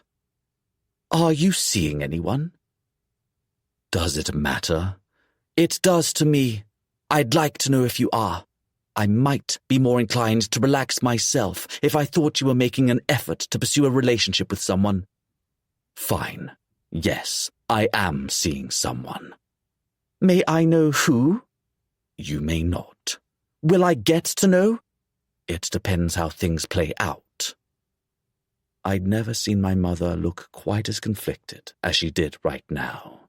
She clearly wanted to press the issue, but she also knew she'd probably gone as far as she could, given my admission. That wasn't entirely true. It wasn't untrue either, but if it meant she'd leave me alone for a week or two, I would have to toe the line. I'd also been vague enough that when Sophie went home and I told Mum it hadn't worked out, she'd have to accept it. All right, Mum said after a moment. I will accept your position. How very gracious of you. She shot me a sharp look. Will she be attending the party? I'm not sure. I'll have to ask. Very well. She hovered as if she wanted to ask yet another question about my love life, but she finally relented and changed the topic. Have you seen Camilla? We selected the wines earlier, but I have a question about something. Oh, did you find a present for your grandmother? You were gone rather a long time last night. Anna. Dad walked into the room. The boy is 30 years old. He can come and please as he likes. Mum bristled. I was only asking. Does it really take the better part of 2 hours to find someone a birthday present? I wouldn't know, Dad said, sitting opposite me and picking the tablet up from the table. Did it, Hugo? I shrugged. She's impossible to buy for. There we are, then. Dad motioned to me, then unlocked the tablet. And he just admitted to you that he's seeing someone, so perhaps she's nearby and he paid her a visit. Bloody hell. That was good. Mum snapped her attention back to me. Is that true? She's close enough, I replied vaguely. There's a distinct lack of privacy in this house. That means driving somewhere to have a phone call isn't outside the realm of possibility either. Amen to that, Dad said, scrolling. Mum looked at both of us, slightly affronted, then turned on her heel and left the room. I waited for a moment until I knew she was out of earshot and said, Thanks for the save, Dad. He peered over at me. I don't know what you were really doing last night, but as long as it isn't illegal, I don't suppose it's any of my business. I fought back a smile. It's perfectly legal. I trust you did at least attempt to find your grandmother a birthday present. No success? None. I shook my head. Camilla suggested paying for one of her wine and painting nights, but I'm a little worried she'll drag me along with her. Valid fears. He bobbed his head in agreement. If you come up with anything, do let me know. I'm struggling myself. Will do. I paused. How much of that conversation with Mum did you listen to? Dad's eyes twinkled. I heard her muttering to herself about Lady Amelia and suspected she was looking for you. I thought I'd better follow her and get you out of that one since she's lost her marbles. Why would you get me out of it? You usually support her ideas. Son, Amelia Coventry is a perfectly lovely young woman, and she will be an excellent wife to whoever is lucky enough to marry her. However, I do not believe she's the correct woman for you. She's far too nice and gentle. You need a woman who will keep you on your toes and call you on your bullshit. Someone with a little bit of fire. You're far too much like me. My lips twitched. I'll take that as a compliment. And I thank you for doing so. My small smile became a grin.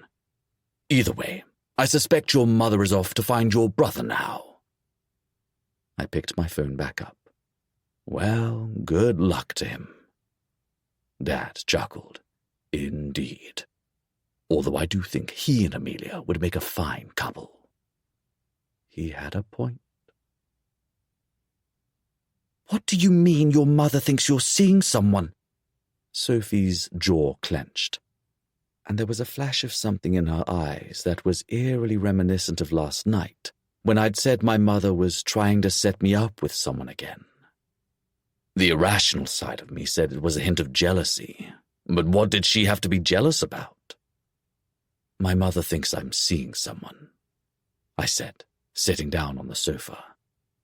She looked at me with incredulity in her eyes. Hugo! What? I leaned back. She wouldn't get off my back about escorting someone to the party. She got herself all worked up, and I had to tell her something. And you thought that was the best thing to tell her? At the time, she said she'd be more inclined to leave me alone. It was an offer I couldn't refuse. She pressed her fingertips against her temples and closed her eyes, taking a deep breath. And who does she think you're seeing? She doesn't know. I'm not that stupid. Oh, as long as you're not that stupid, it's perfectly all right. You're overreacting a little bit. She stilled. Never mind. I was that stupid. What kind of a bellend told a woman she was overreacting? Me. I was the fucking bellend. Or not, I said quickly, sitting up straight. Overreacting? Sophie said, shooting daggers at me. Honestly, if her eyes were lasers, I'd have been eviscerated several seconds ago. I am here under duress, pretending to be someone else, trying to keep the truth from too many people, trying to keep the fact we are apparently sleeping together on a regular basis between the two of us, and you tell your mother, who hates me, that you're seeing someone while you come to my cottage? Each of the points was said with increasing frustration and volume. Shouting isn't going to change any of that. You are a bloody idiot! She grabbed a cushion and threw it at me. I snatched it out of the air and dropped it on the sofa. Will you stop doing that? I will not! She picked it back up and advanced on me, using the cushion as a weapon. I crossed my arms over my face and ducked my head as she beat me with it. It was about as terrifying as a butterfly, but if it made her feel better to have a one-sided pillow fight, then all right. Also, I might have deserved it. She did make quite a good point. Sophie threw the cushion back on the sofa with a frustrated noise, and I darted out, grabbing her. I pulled her down onto my lap with her knees resting either side of my hips, and wrapped my arms around her so she couldn't go anywhere. It didn't stop her glaring at me. It wasn't my finest moment, I admit it, and it was a selfish desire to get her to leave me alone. But believe me, she knows nothing beyond the fact that I'm seeing someone. And you're lying to her?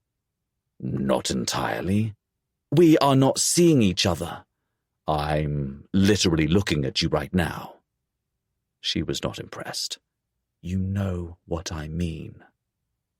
I sighed. I do know what you mean. But I needed a break, all right? It's fucking exhausting not having her respect my wishes to give it a rest. I know it comes from a good place, but her good place is broken. Sophie's gaze brightened just a little bit. It's misplaced. Exactly. Her inability to listen to anyone regarding the subject doesn't help. Not even my father can get through to her. I just wanted to get through the next week without her on my back. I suppose I can understand that. She relaxed a little and looked down at my chest. If anyone sees you here. I parked in the village and walked. The only person likely to see us is Nora, and she has a bit of a soft spot for me. Who doesn't? She muttered. I fought a smile. I used to mow her lawn after her husband passed away. That'll do it. Ugh, and you keep saying you have an arsehole reputation to keep up. Only to weird outsiders who pretend to be other people. Har, har, har. Aren't you a funny dick? She deadpanned. I grinned, sliding my hands up her back. You can put your jealousy back in its box now. Jealous? Who's jealous? What on earth makes you think I'm jealous of any poor woman who has to deal with you? That reaction for one. I am not jealous. I barely tolerate you. The feeling is completely mutual. So was the fact we were both lying. We were good at that. To ourselves and each other. Trust me, your mother can set you up with as many people as she wants. Sophie went on. I pity them. They have to have her as their mother-in-law. I'd rather join a convent. It's not that bad. Although I had considered running away more than once, and that was just in the last month. Hugo, the woman is going to name your children and then not speak to you if you refuse to use her choices. I laughed, dropping my head back. Probably. Sophie paused. I was kidding. I wasn't. I met her gaze again. But I hear you. You're not jealous. I am not. She pushed off me and got up. I have nothing to be jealous about. This is just sex. You're at perfect liberty to see whoever you'd like. She was not convincing in the slightest. It was kind of cute. I wasn't sure who she was saying that to, herself or me, but it did confirm the one thing I'd feared. I didn't mind that she was a little jealous. A part of me wanted her to be. You didn't get jealous if you didn't care. The draw I'd felt to her when I'd first seen her hadn't eased over time. And the more time I spent with her, the more I wanted to spend with her. I'd happily never leave this cottage if I didn't have to. She was funny and quick-witted, with a sharp tongue and a gentle touch. I was in huge fucking trouble with Sophie Smith. And me too. Sophie turned around with a shrug of one shoulder. I could do the same thing. I could go out with someone if I wanted. Over my dead body, I muttered under my breath. What was that? Nothing. I tampered that hint of possessiveness down. Her? Go out with someone else? Absolutely fucking not. She folded her arms across her chest. I was asked out this afternoon, in fact. almost every muscle in my body tensed as I looked at her. You were? I was. By your brother. Excuse me? I jumped up off the sofa. My brother asked you out? That's what I said. She shifted from one side to the other. I'm not sure it was the first time he's done so either. I stared at her. I didn't have any words. Had I completely missed Henry's interest in her? Of course I hadn't. And if I'd seen any on Sophie's part for him, I probably would have stepped aside and not pursued my own in her. Are you interested in him? I asked, tightly. My stomach had more knots than a pirate ship, and something about the idea of her going for dinner with my brother really bit at me. Do you think I'd be here right now if I was? She raised her eyebrows. I don't. And I had to tell him that, too. The tension left my body. And perhaps you should check your own jealousy before you come at me, she added, looking away. I sighed and walked over to her, slowly bringing my hand to her face. I tilted her head, lowering mine, and pressed my lips against hers in a gentle kiss. There was something about the way she sighed into the touch, how she leant into me just enough that I wasn't sure she even knew she was doing it. It's completely irrational of me, I said in low voice, bringing her body against mine. But the idea of you seeing anyone else makes me want to burn the place down. She sniffed. That's a little over the top. You do like to tell me I'm dramatic. You are. She turned her cheek into my hand. I suppose, in light of your admission, I can admit that I'm not too taken with the idea of you seeing anyone else either.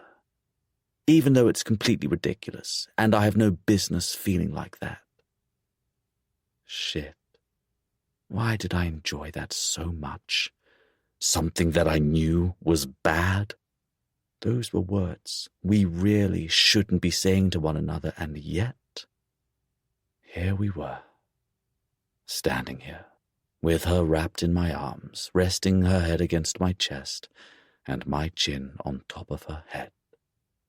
Her hair smelt like strawberries. It always smelt like strawberries. I didn't know how or when I'd noticed that, but I had. Shit, I whispered.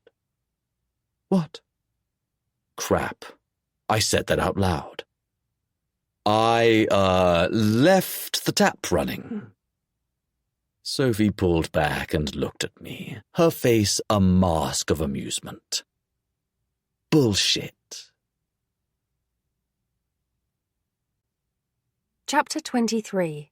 Sophie. Emotions, schmotions. I promise you I can handle the entire thing, I said, pressing the phone between my ear and shoulder. There's no use you rushing back for 2 days. Oh, I don't know. Camilla's voice crackled down the line. I feel bad about it. I've already done the work, I told her, removing the tea bag from the mug. You'll be here for, what, a day and a half, really? When you could spend that time with your family. I suppose you have a point, but I feel uncomfortable throwing you to the wolves like that. Cam, I'm already with the wolves. I have a bedroom in their den. Well, yes, but stay with your family after the funeral. There will still be things to do. You've had a really long few days, and you'll need to be there for your mum and aunt. I really needed her to agree to do this. It was the only way I was getting out of this unscathed. The party was in 6 days, which meant she was due back in 4. If I could convince her to stay away entirely, I would be able to get out of Moorhaven and Cavendish House without the truth being revealed to everyone. It was ironic. The very thing I was so angry about was the thing that could save my lying ass right now. I still feel strange about it, Cam said. You didn't want to go in the first place. Yes, but I'm here now, aren't I? I'm doing the work. It'd take an entire day to go over every last detail with you as it is. I extracted the phone and carried my tea out to the back garden. The sun was shining, and it was beautiful. I'm managing just fine, and your mum still needs you. She made a noise that I couldn't quite place. I suppose you're right. I have to come back the day of the party, though, because I have a meeting the next day. So just fly to Heathrow or Gatwick and don't worry about it here.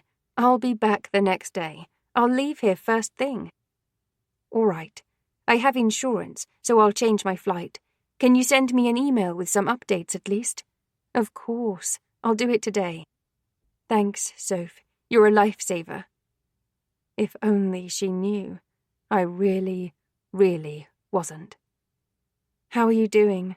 I asked, getting up off the bench at the sound of a car approaching. How's your mum? Well, all things considered, I'm just mostly glad we were here and we were able to say goodbye, Cam replied. I think that made it a little easier. Definitely. I walked around the side of the house and caught sight of Helena's car parked up outside the gate. Did Ollie make it there? Yeah, he got here last night. He'll stay for the funeral and maybe a couple of extra days now if I'm staying. You should ask him. I think I will. Thanks, Soph. You're welcome. I'd say any time, but I'd rather we not make this a habit. I waved at Helena. She laughed. All right. I have to go and help sort out Grandma's things. I'll talk to you later. Okay. Make sure to email me. I will. I laughed, and we said our goodbyes approximately 8 times each before we finally hung up. Helena grinned at me. Who was that? Camilla. I told her she should stay on for a couple of extra days, so I'm hoping she won't come at all, and then I can go home when this is over, and nobody will ever know. She slid her sunglasses on top of her head. That's awfully optimistic of you. The part where nobody will know? No, the part where you'll go home. It's quite clear that you love it here. I did love Moorhaven. I liked the people, the peace, and the general aura of the village was calming and welcoming. Still, I live in London, and half the village think I'm Camilla, while the other half thinks I'm Sophie. You're pulling it off extraordinarily well, I must admit. Turns out a lot of people are quite good liars. I'm not sure if that information fascinates me or scares me, I admitted. Didn't you say you were bringing Ellie? Helena nodded. I was, but Ed's meeting with the supplier got rescheduled, so he said I could leave her with him instead. He didn't have to tell me twice. She was up all night teething. He can have the screaming demon for a few hours. I grimaced. I'm sorry. Why don't you go back to bed? She laughed. I'm used to running on Red Bull and sheer determination. Besides, I don't often get time to myself, and I drifted apart from a lot of my friends when I moved to the farm and had Ellie. I'd love to tell you I understand, but I don't. Do you want to come in while I get changed? Sure. Helena followed me to the front door. It was hard. Kate was pretty much the only person who didn't forget I existed after I got married, but I don't even get to see her as much as I'd like. I was quite happy when Mum said she'd hired Camilla. I liked her when we met. And you got me instead. Sorry about that. Don't be. On the contrary, I'm more than thrilled to have met you. She touched my shoulder with a smile. You're charming almost my entire family, aren't you? Which is hilarious when you consider I'm about as charming as a pig rolling in its own shit. I laughed. Give me 2 seconds. I'll get changed and be right out. Don't rush. I walked into the bedroom and pulled on the clothes I'd laid out before Camilla had called me. I was glad I'd placed an order online that had given me something to wear, although I was seriously lacking in something appropriate for the party. I hoped I'd be able to get away with a trouser suit. I'd brought one of those for the initial meeting, given that I'd be behind the scenes and not actually participating. If not, oh well, it was going to have to do. I helped myself to your biscuits. I hope you don't mind. Helena bit into a custard cream with a sheepish smile. Laughing, I shook my head. Help yourself. They're only biscuits. Henry told me you turned him down yesterday. I hesitated. I did. It wouldn't have anything to do with Hugo, would it? Don't make me find another lunch date, Helena. She giggled, putting the lid back on the biscuit tin. There's clearly something between the two of you. Grandma is too busy annoying Mum to notice. Mum lets that kind of thing go over her head. Dad doesn't care, and Henry is about as observant as a bat. Bats are blind. That's my point. She leant against the table. I know he's been here the last 3 nights. I paused, swallowing. How do you know that? I know everything. It was her turn to pause. Actually, Kate knows everything. She saw him heading in this direction last night. It was an accident? Him being seen, or him being here? She grinned, her eyes twinkling in the same playful way that Hugo's did. Have either of you truly thought this through?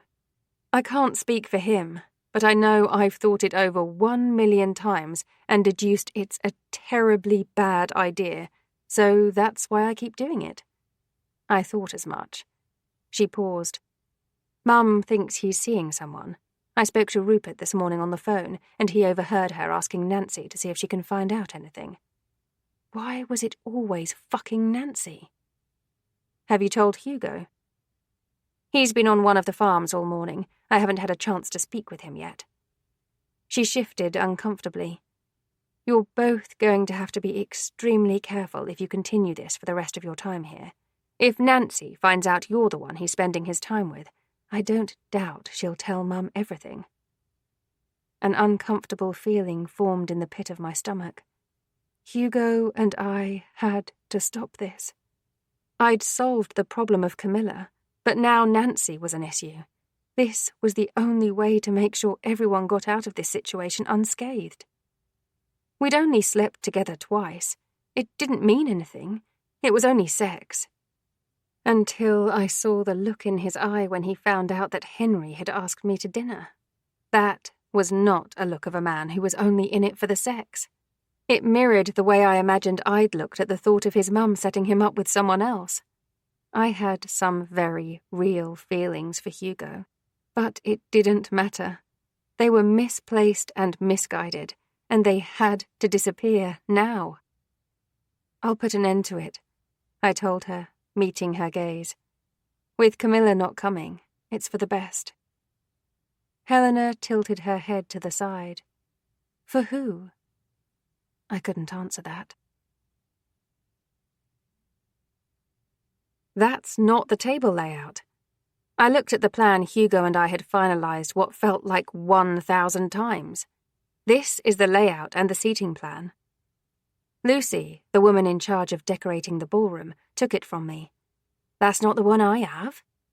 The one you have is wrong, I replied. This is the only seating plan and the one that should have been sent to you. In fact, I sent it to you.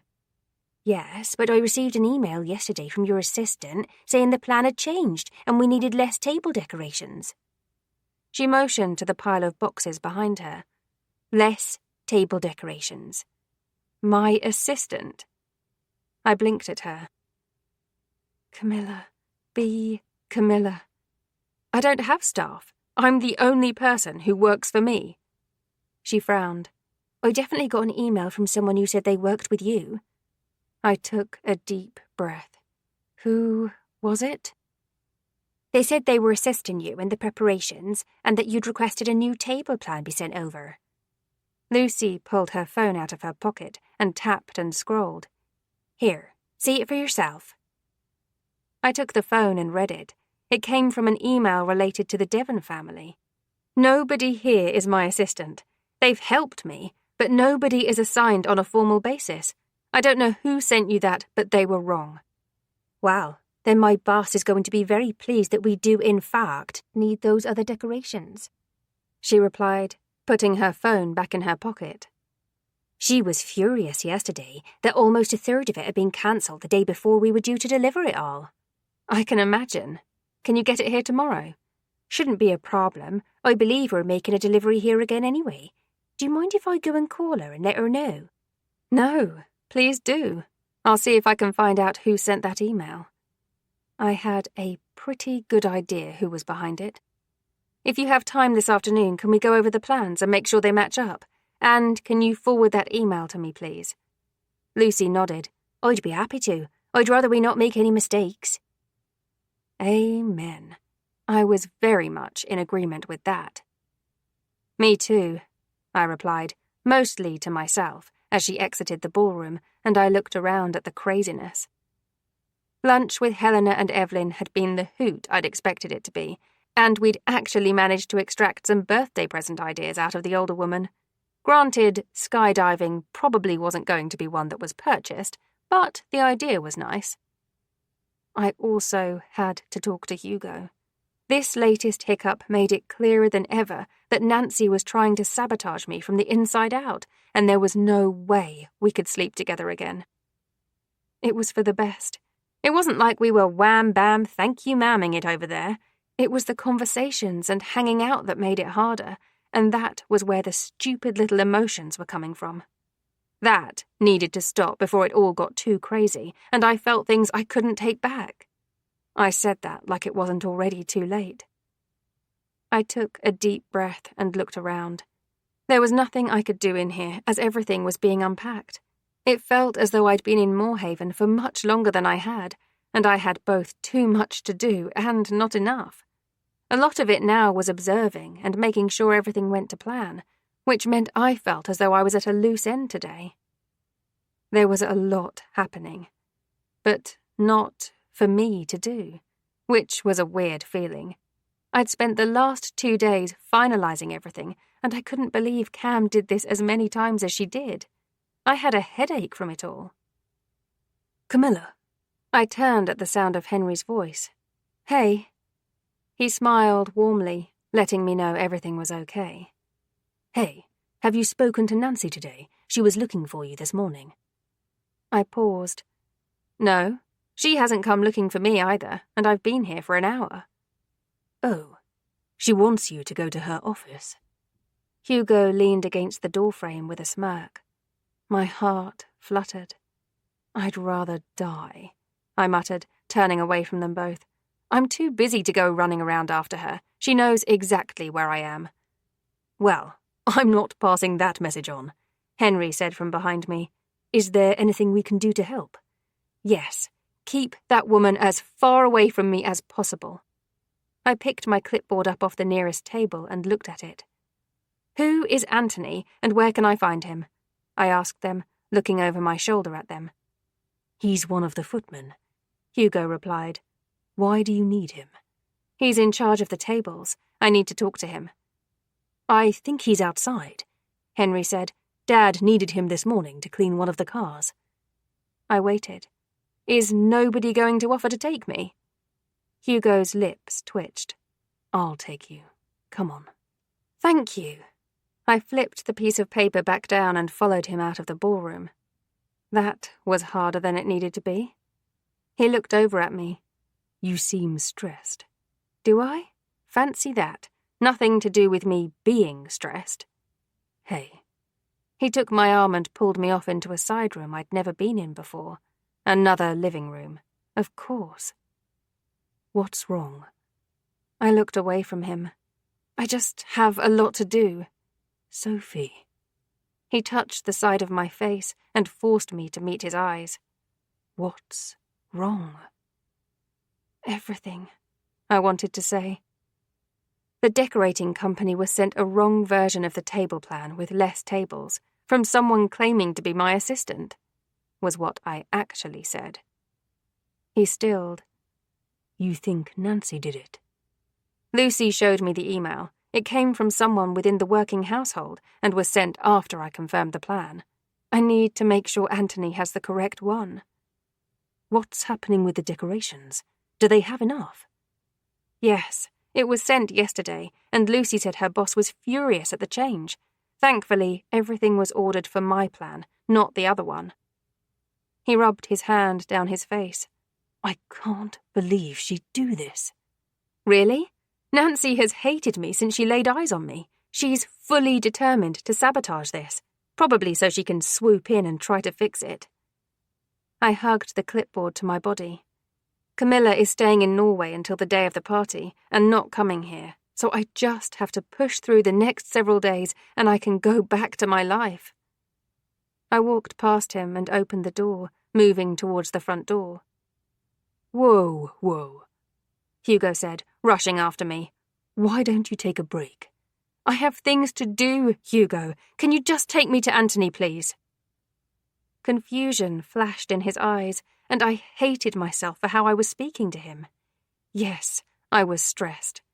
Yes, the newest attempt by Nancy to circumnavigate my plans was part of that, but part of it was because I had to put an end to the very tiny fling we'd started. I didn't want to do that. One look at him in the doorway of the ballroom, leaning against the frame with his white t-shirt and his green eyes and his smirking lips, and all my bravado to end it had disappeared. All right, Hugo said slowly. Let's get this sorted out. Chapter 24. Sophie. Tell you tomorrow. I was so tired. I wasn't even sure I had the energy to get in my car and leave Cavendish House. It was past 10 o'clock, and I'd spent the entire afternoon double-checking with all the service providers that the information they had was correct. I'd even had to reiterate to them all that unless the information came from my email address, it was incorrect, and to tell me if they got any emails or calls stating otherwise. I'd spoken to more people in one afternoon today than I usually did in a week. I'd started my day by asking myself how Camilla did this, and I knew. She didn't have a Nancy to contend with. I was such an easy target for someone like Nancy. She had a vindictive streak and clear ambitions to ultimately become the only person the Duchess relied on for anything, and the fact I'd walked in here and not known what I was doing meant her job was too easy. As far as she was concerned, I was easy to break. She hadn't counted on me being a bit of a pain in the arse. As unorganised as I was, the help I'd gotten from Hugo and Henry had meant I'd been able to form some kind of a system. The system had now reached chaos level, and this was where I was most comfortable. Chaos was where I thrived. I was walking chaos most of the time. Unfortunately for today, chaos was now tired. What on earth are you still doing here? I looked up at the Duke's voice. Oh, Lord Devon, I'm sorry. He held up his hands, shaking his head. I thought you'd left hours ago. My dear girl, have you had anything to eat this evening? He walked into the room. You look exhausted. I rubbed my hand over my face. One of the plans was wrong and I had to handle it today. I half lied. I got finished about 10 minutes ago. Goodness me, that's a no then. Let's get you some food. I'm okay, really. I think I'm going to drive home and go to bed. He looked at me with that kind of fatherly worry. You do not look as though you're in a fit state to drive yourself anywhere. He wasn't exactly wrong, especially not on these dark, winding, still unfamiliar country lanes. If there's nobody else, I'll take you back to Bluebell Cottage myself. He tucked his book against his body. Wait here. I nodded tiredly, and as soon as he was gone again, I dropped my head onto my arms and sighed. The few minutes of silence that followed were wonderful, and familiar approaching footsteps made me look in the direction of the door. Hugo stood there with a small smile playing on his lips. He was wearing checked pajama bottoms and a black hooded jumper, and he leaned against the doorframe with his arms folded across his chest. Why are you still here? I motioned to all my crap over the table. I had to fix the mess. Sophie, it's past 10. You were supposed to leave at 6. Had to fix the mess, I muttered again. Make sure nothing else was wrong. There's a spare room here. Do you want to stay here and run home in the morning? I shook my head. Right. Let's clear this up and get you out of here. He walked into the room and looked at my mess. That really is a mess. Mm-hmm, I mumbled. Everything else was right, though. Just the floor plans. Warned everyone. Hugo gently brushed his hand over the back of my head and started gathering everything up. Told them if it's not from me, it's not. I paused to yawn, then shivered. Oof. It's not real. I finished after a second. My brain has turned to mush. It certainly sounds like it. Here. I sat up straight with a heavy sigh. He'd gathered everything up into one pile, and I put it into the folder, closed it, and yawned again. Bloody hell, Soph, he said softly. You can't do this to yourself over a stupid party. I wasn't sure I was capable of forming a complete sentence. I'd been switched on for so long that my brain was no longer working the right way, and there was a very high chance I was going to be asleep by the time we reached the cottage. Hugo took the folder and my bag, then wrapped one arm around my waist. He might have been holding me up. I was honestly too tired to even tell, and the process of getting into his car and getting home was nothing but a sleepy blur for me. I didn't even know we were there until he reached over and brushed the back of his fingers over my cheek. Where are your keys? He asked me softly. In my pocket. I dug them out and handed them to him with a yawn, and we both got out of the car. I trudged up to the door behind him, almost tripping over my own feet at one point. I definitely would have tripped on the step going inside if it weren't for Hugo seeing it happen and catching me. Him having to take me home had to be getting old. This is becoming a habit, he muttered, letting me inside. I didn't ask you to take me home. I could have driven, I replied, yawning again. Always with the yawning. He glanced back at me. Yeah, you could have driven yourself into a hedgerow. Perhaps. I flopped down onto the sofa and, after resting my head against the back of the cushions, closed my eyes. Sophie? I replied without opening them. You can't sleep there. I could sleep in a pond. Hugo sighed, and the next thing I felt was his arms sliding under my back and my knees as he scooped me up. What are you doing? I asked sleepily. Putting you to bed. Sleep in your jeans if you must, but you can't sleep on the sofa. You'll only wake up with a sore neck tomorrow morning. He carried me through the cottage. Mind your head. I rolled it so my head was resting on his shoulder, and the next thing I felt was him putting me on the bed. I kicked off my shoes and yanked the tousled covers over my body, once again yawning as the mattress dipped. What are you doing? Come here. He was on top of the covers, but he pulled me against him, and I rolled over to rest my head on his chest. I knew I shouldn't. I knew this was bad, and it would make ending it harder. But there was a huge part of me that couldn't turn away from his touch. His arm was wrapped tightly around me, and the rise and fall of his chest was as soothing as the way he stroked my hair. I'd never felt this comfortable in my entire life. That scared me. A lot. I shifted, stretching my legs right out. Man, it felt so good to do that. And I kept the stretch in place until my muscles felt as though they were going to cramp up instead. Stupid muscles. There was nothing better than a stretch after a hard sleep. I could barely remember getting home last night, but I knew Hugo had been the one responsible for bringing me back. Hugo? Shit. I'd fallen asleep in his arms, in my bed. What if he'd fallen asleep? I was almost afraid to look, so I crept one hand out to the other side of the bed and felt for him. Nope. Nothing. I opened my eyes and rolled my head to the side. He was gone, but there was a sheet of paper on the pillow with my name scrawled on top. I sat up and unfolded it.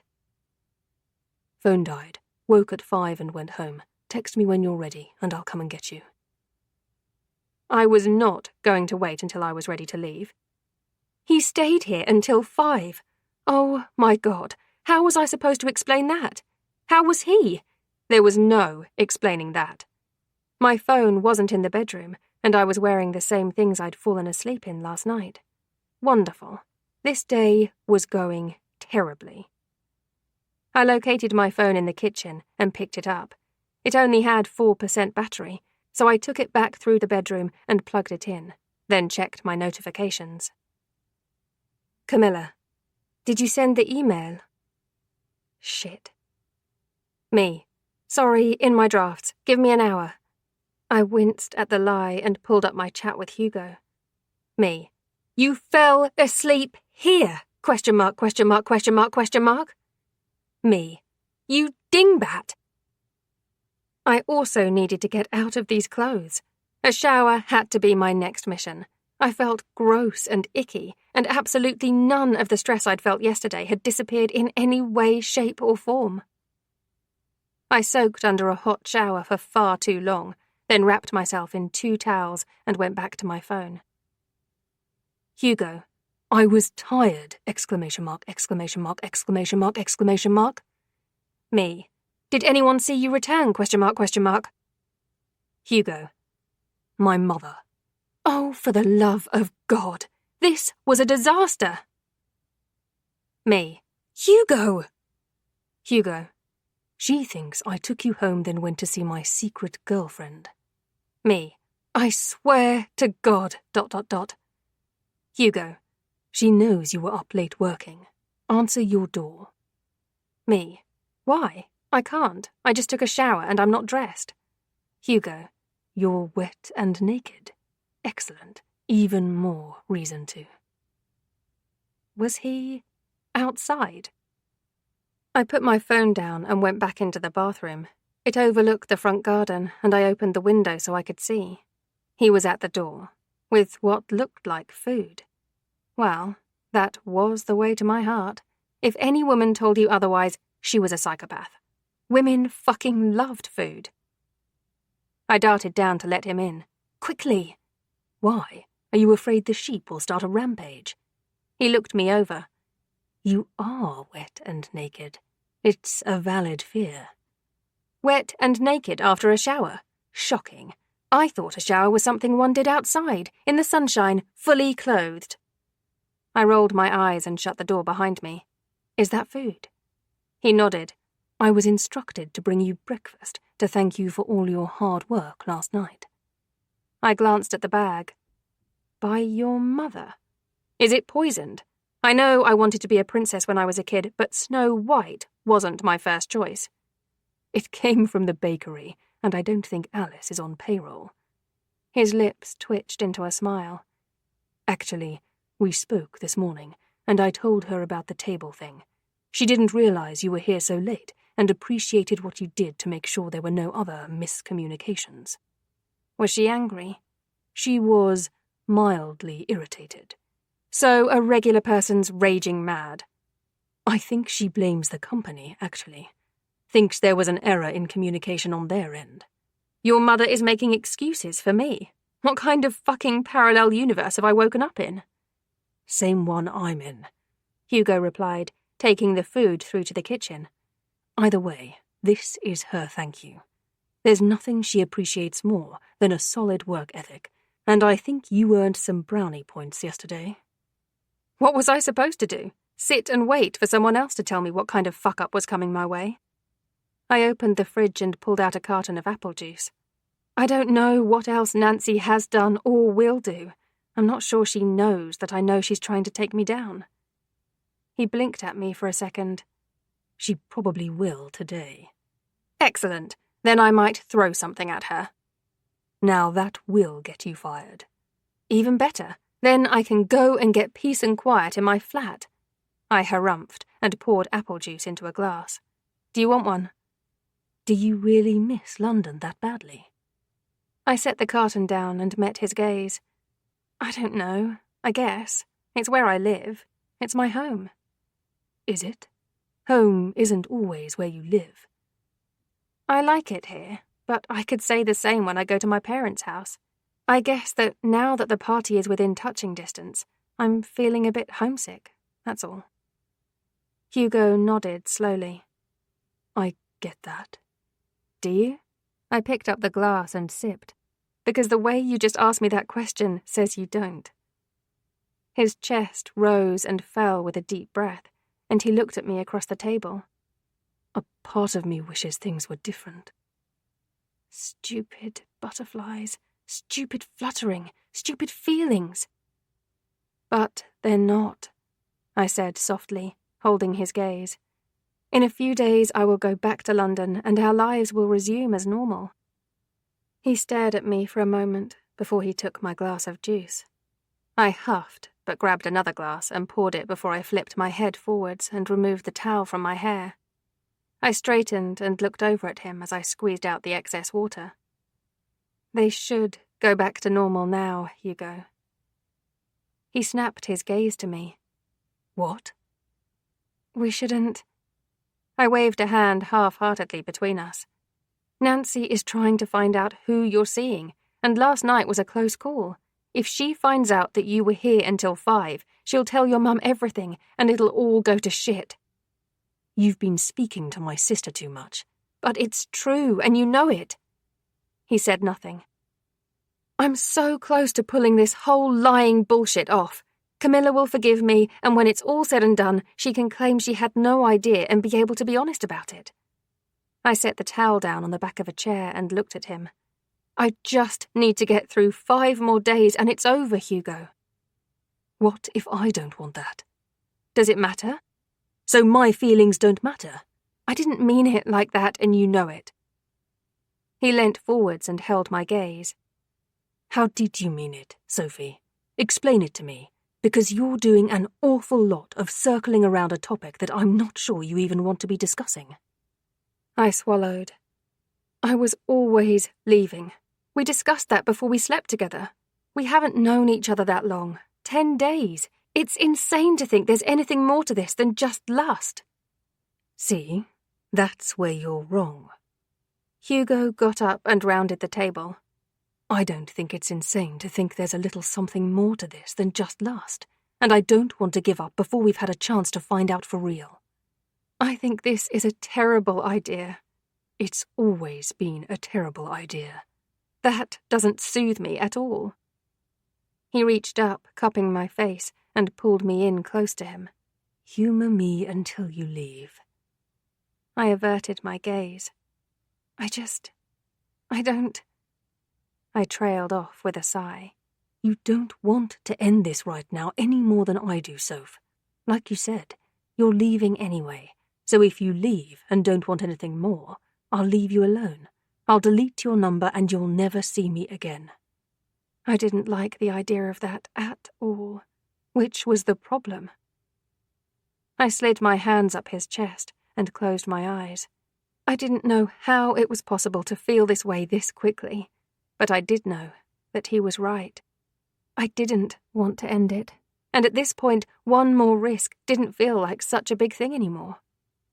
It was probably a mistake, but as Hugo's lips found mine and a shiver of delight snaked down my spine, I didn't care. I didn't care that we were being reckless and idiotic, and I cared even less when he scooted my short ass up onto the dining table and parted my legs, stepping between them.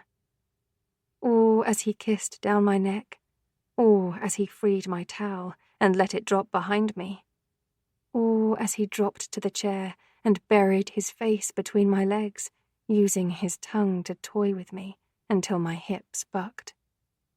And I most definitely, certainly, absolutely did not care as he stood, rolled on a condom, and eased inside me. For that moment, nothing else mattered than how it felt to be so close to him, how it felt to be this connected, this in tune, this inexplicably tied through the most physical of touches.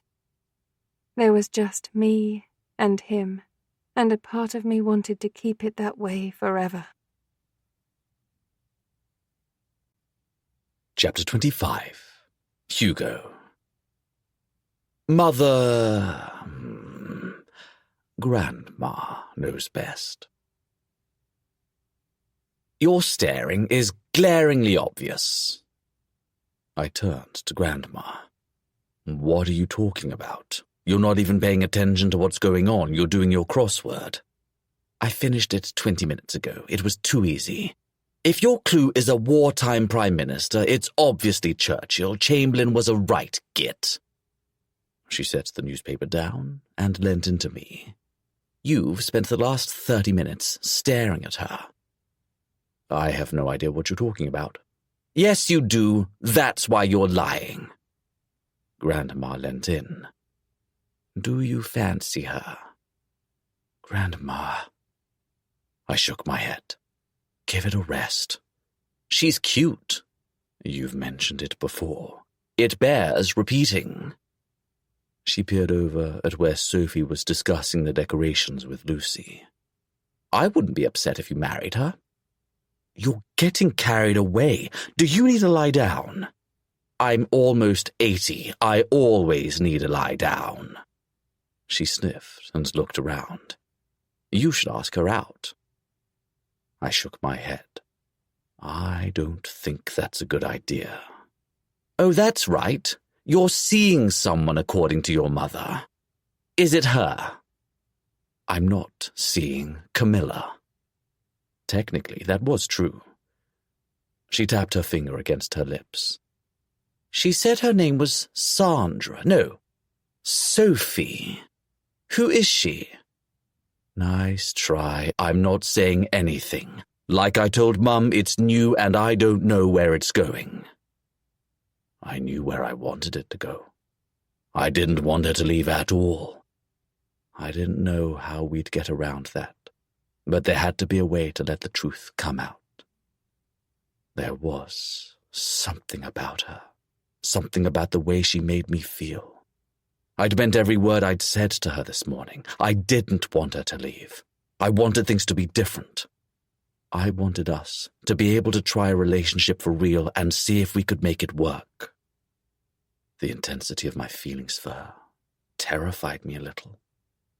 I'd never been so drawn to anyone in my life, and when I put it all together, it put me in a position I'd never been in before.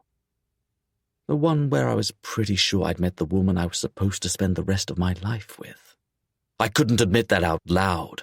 Everyone would think I was insane, because there wasn't really any way for me to know that this quickly. Yet I did. A niggle, a little one in the back of my mind, in the deepest part of my stomach. It told me that Sophie was the person I'd been waiting for. She was the one. And I didn't know how to convince her of that. You're staring again, Grandma said, flipping through the paper.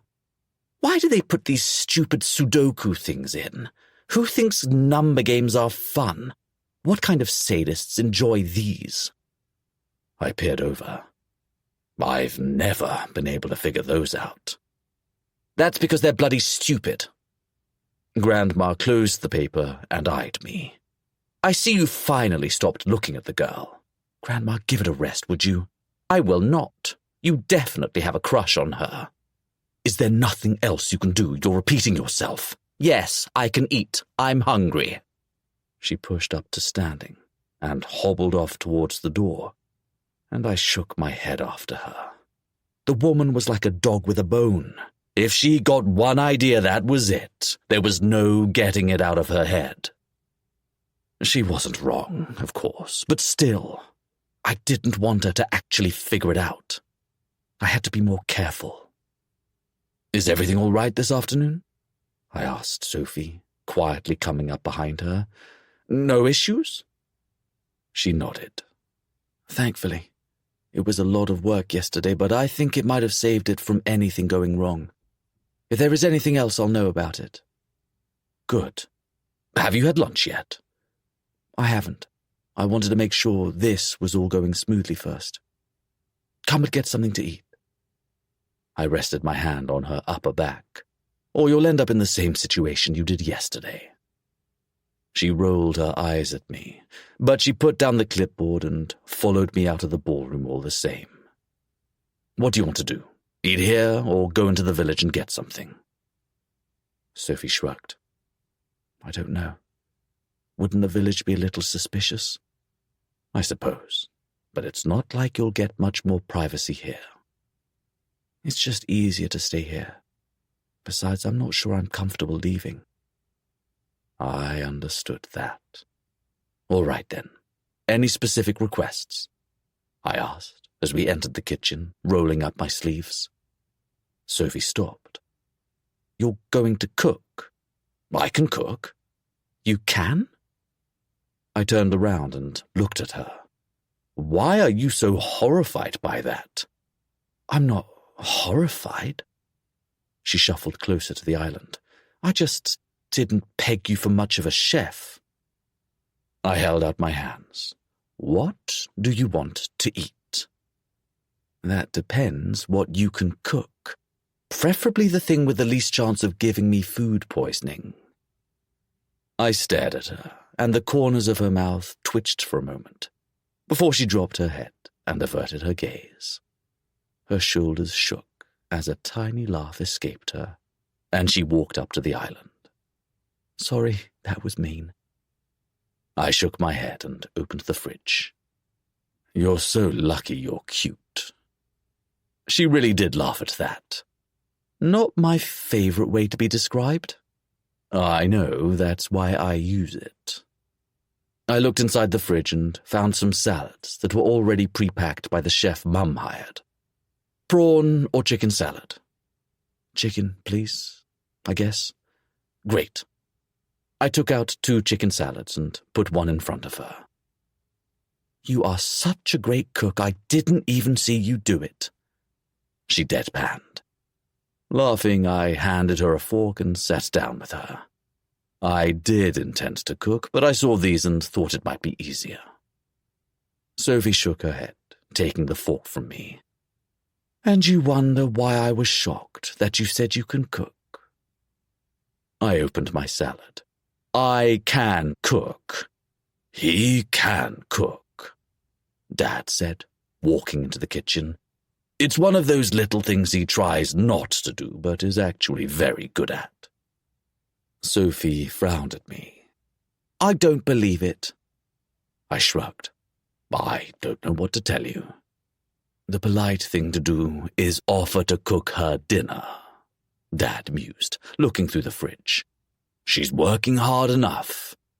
Unlike you. She tried not to laugh. Blimey, Dad, who peed in your Cheerios this morning? He looked back at me with a smile. I had to talk to Nancy. Yep, that would do it. Not even Sophie could keep her expression under control, and Dad grinned when he saw her. Well, he asked me, are you going to offer to cook her dinner? I looked over at her. I don't mind. Sophie hesitated, then said, Sure, prove me wrong. That means you're on dessert, I replied, turning my attention back to my salad. What's the time? Why? I need to make sure I have enough time to go to the bakery. I shook my head. That's not the deal. Oh, it is, unless you want your dessert to taste like it's been bathed in charcoal. Dad chuckled and pulled a fork from the drawer, then picked his salad up. I wouldn't take that risk. You definitely want to make sure at least one of your dishes is edible. He winked at Sophie and left, laughing happily to himself. Hey! I called after him. Sophie looked at me, biting the inside of her cheek. What? I fought a smile. I think your dad just tried to set us up. Well, I stabbed a piece of chicken with my fork. At least you know where I get my good taste from.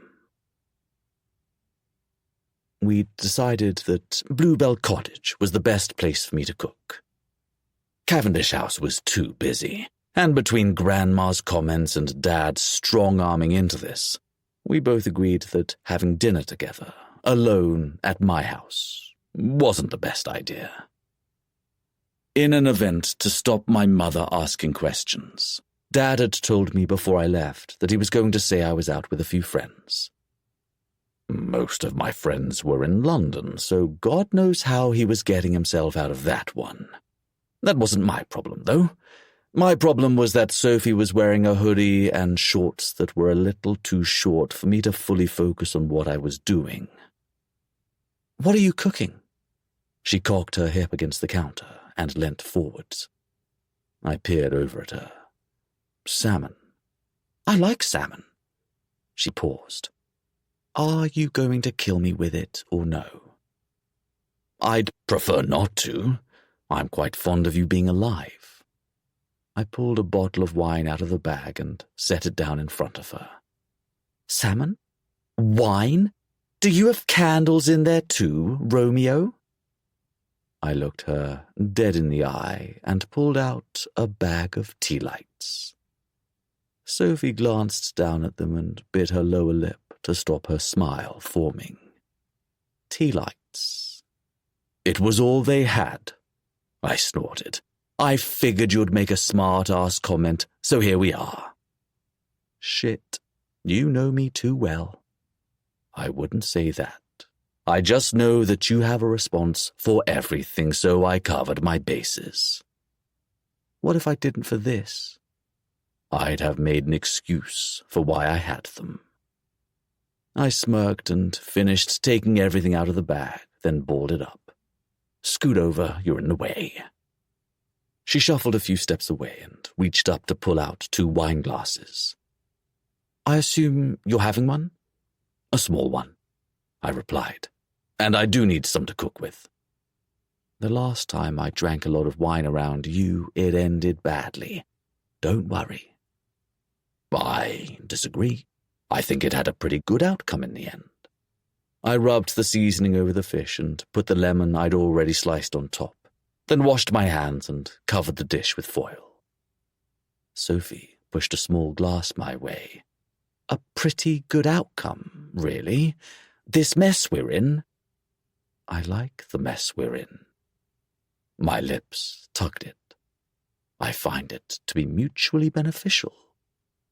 Mutually beneficial with an expiry date. You've always got to put a dampener on the mood, haven't you? Just being realistic. I tossed the asparagus into the steamer and turned to her.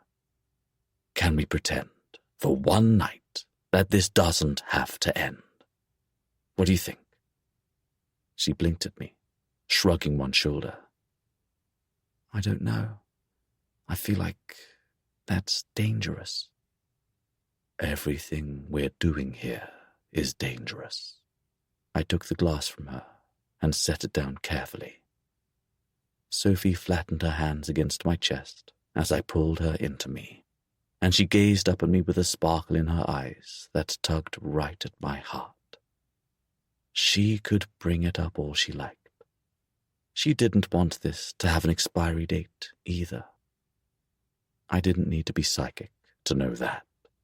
I could see it in her eyes, in the way they darkened when it was brought up, how her lips turned down just enough that the sadness was undeniable. "For right now," I said softly, cupping the side of her face, "we've been gifted an evening where we don't have to lie or sneak around. Let's just pretend, for one evening, that this doesn't have to end in a few days."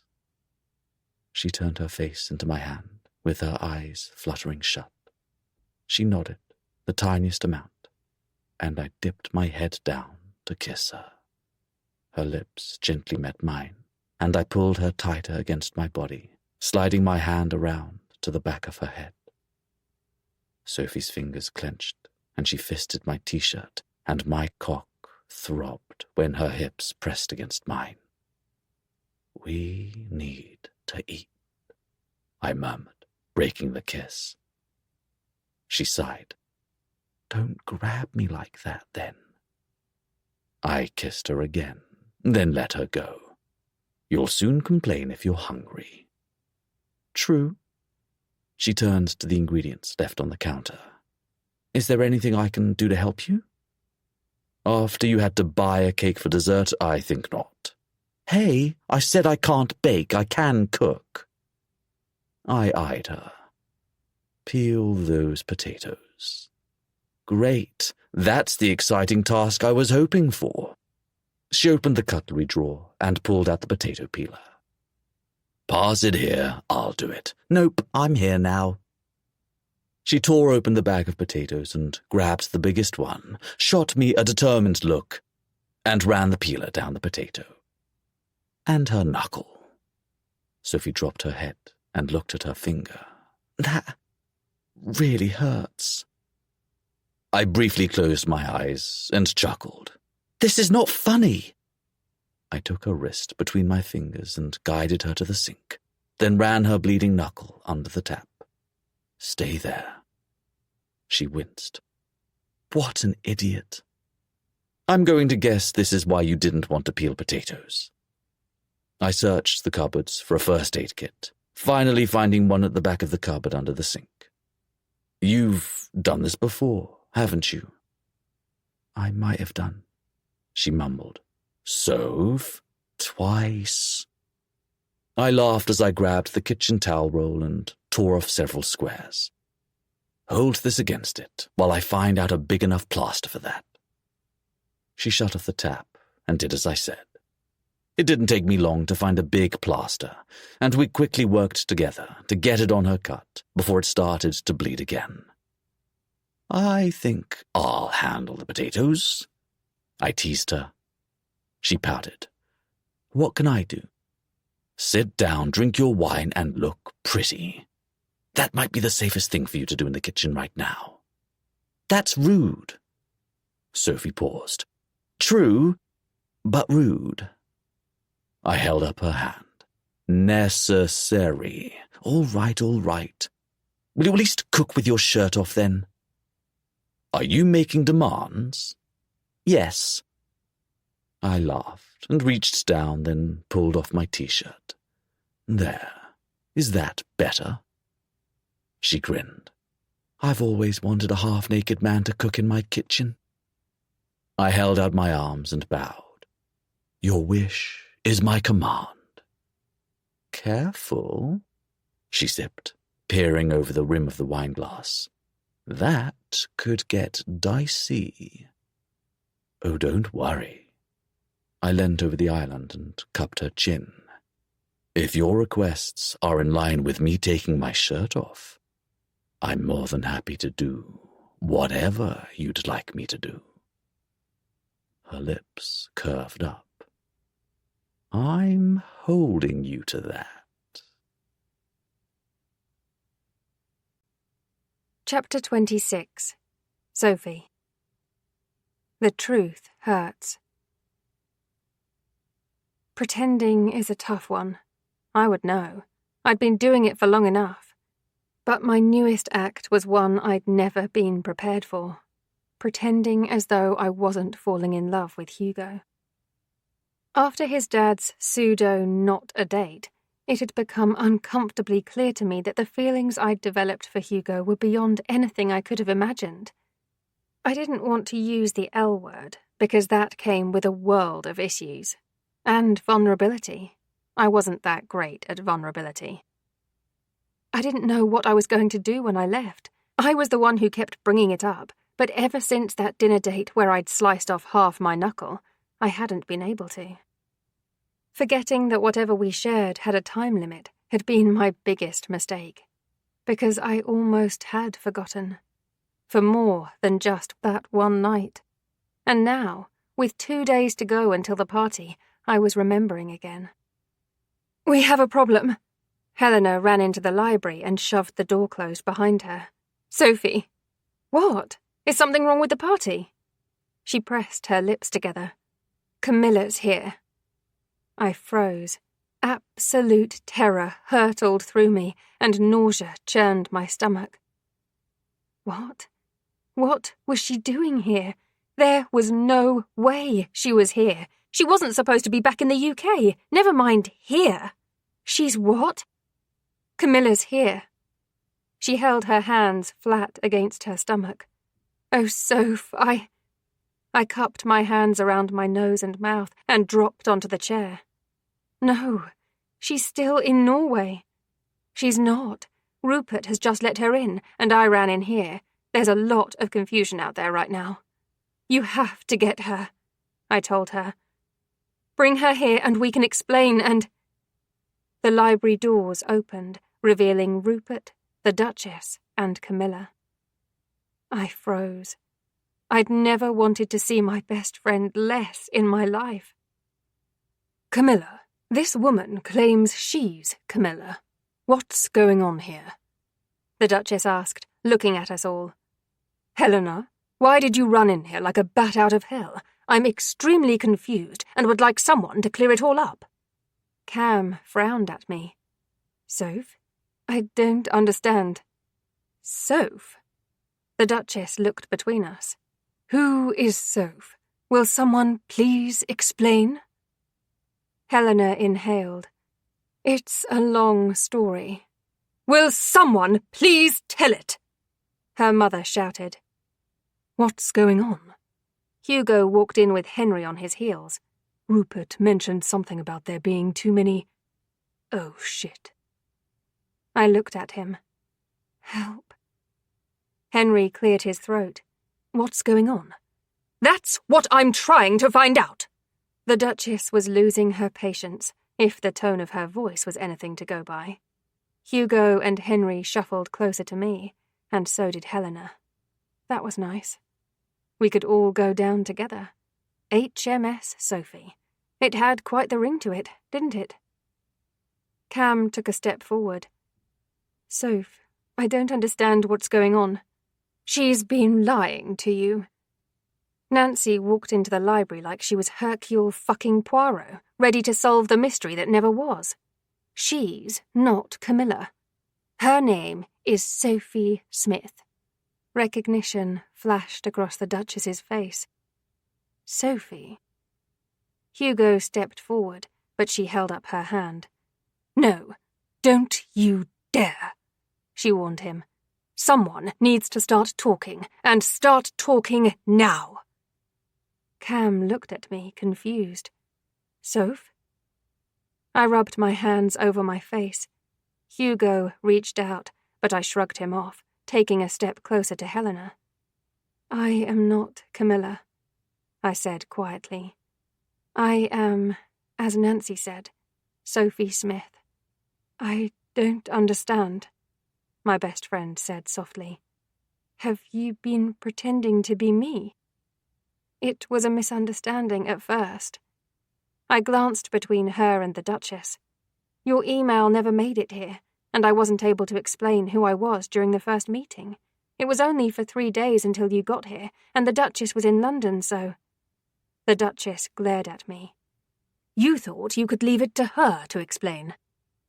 With all due respect, that was not my choice, and you have been lying to me ever since you arrived here.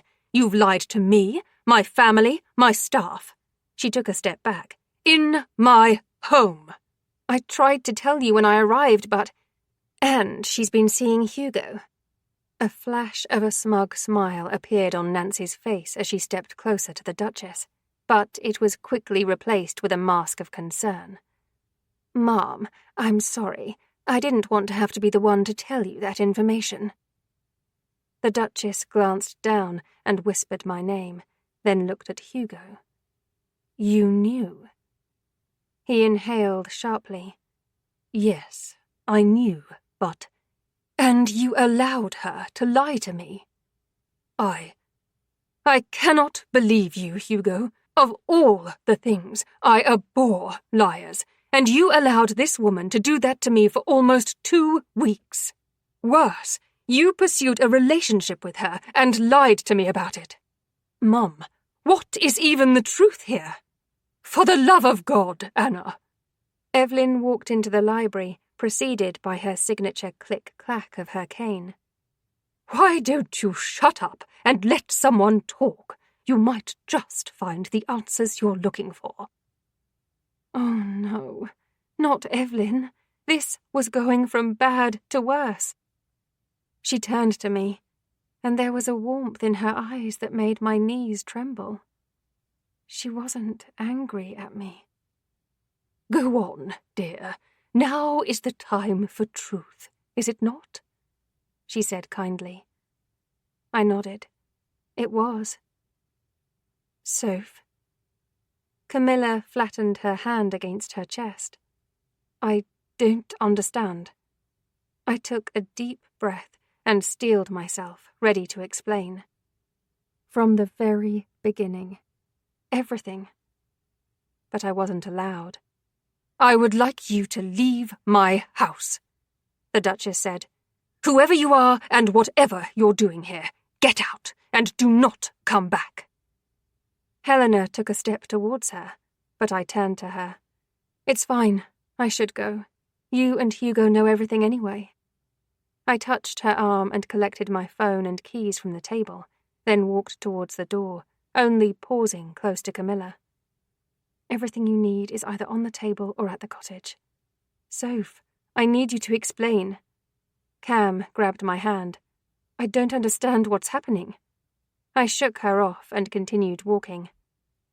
For goodness sake, Anna, Evelyn snapped. Allow the girl to explain herself. This is my house, and I will not be lied to in it. Helena barked out a laugh. Then you need to fire Nancy, because that woman has been lying to you too. Nancy gasped. I beg your pardon. Oh, Evelyn chuckled, clapping her hands together. Isn't that a turn up for the books? I'd love to say I'm surprised, but I'm not. My footsteps faltered. How could they defend me? Helena, perhaps. But Evelyn? After I'd lied to her. Helena, I think it's best you leave, the Duchess said to her daughter. Your husband will be home soon, and... Hugo, Helena said, making me squeeze my eyes closed. Tell her the truth. I know you know it all. Mum. Hugo's voice was weak. She's right. Jesus Christ, grow a pair. I cannot believe you'd accuse me of lying, Nancy said, interrupting what I was sure would be a sibling argument. I would never do, but you have been. I turned back around and looked at her, and everyone else in the room did the same to me. Haven't you? You can stand there and be holier than thou, but you've been lying longer than I have. The Duchess looked at me. I believe I asked you to leave. I'll leave, gladly, I snapped. But if you want to talk about liars, then I'll tell you about one. Nancy knew who I was. She knew before I got here. She deleted the email Camilla sent her and claimed it went to her spam, when that wasn't true. Then, when I explained after our meeting, she told me to pretend for the time you were in London until Camilla was scheduled to arrive after the snowstorm in Norway. When she didn't get back because her grandmother passed away, Nancy told me I had to figure it out and continue deceiving everyone, or my best friend's business was on the line. I didn't even want to be here. I should never have been here. Anger bubbled inside me to the point I knew my skin was turning red, and I didn't even care. Adrenaline pumped through my veins at warp speed, and I turned to Camilla. I told you to take this job, but you never should have asked me to step in for you. The fact you couldn't get here isn't your fault. I would never blame you for that, ever. But you know as well as I do that I should never have been taking your place. And you should have done better checking in when I arrived. It was your job to make sure the message got across that you wouldn't be the one showing up. She let out a slow breath and gave a small jerk of her head, and I knew she knew I was right. I looked back at the Duchess. And all those mistakes, those miscommunications, they were all over things that went via Nancy. She was working to actively sabotage Evelyn's party because she was pissed she didn't get the job. The Duchess, actually, fuck that, Anna, she didn't deserve my respect anymore. Maybe she never had. Anna's jaw dropped. I beg your pardon. She hid my identity from you. The lack of menus in the invitations, she sent them out and didn't include it in a deliberate act. As soon as the guest list was confirmed, I had no say. She never gave either of us Kelly's details as the baker, so we hired the bakery in the village until Hugo corrected me.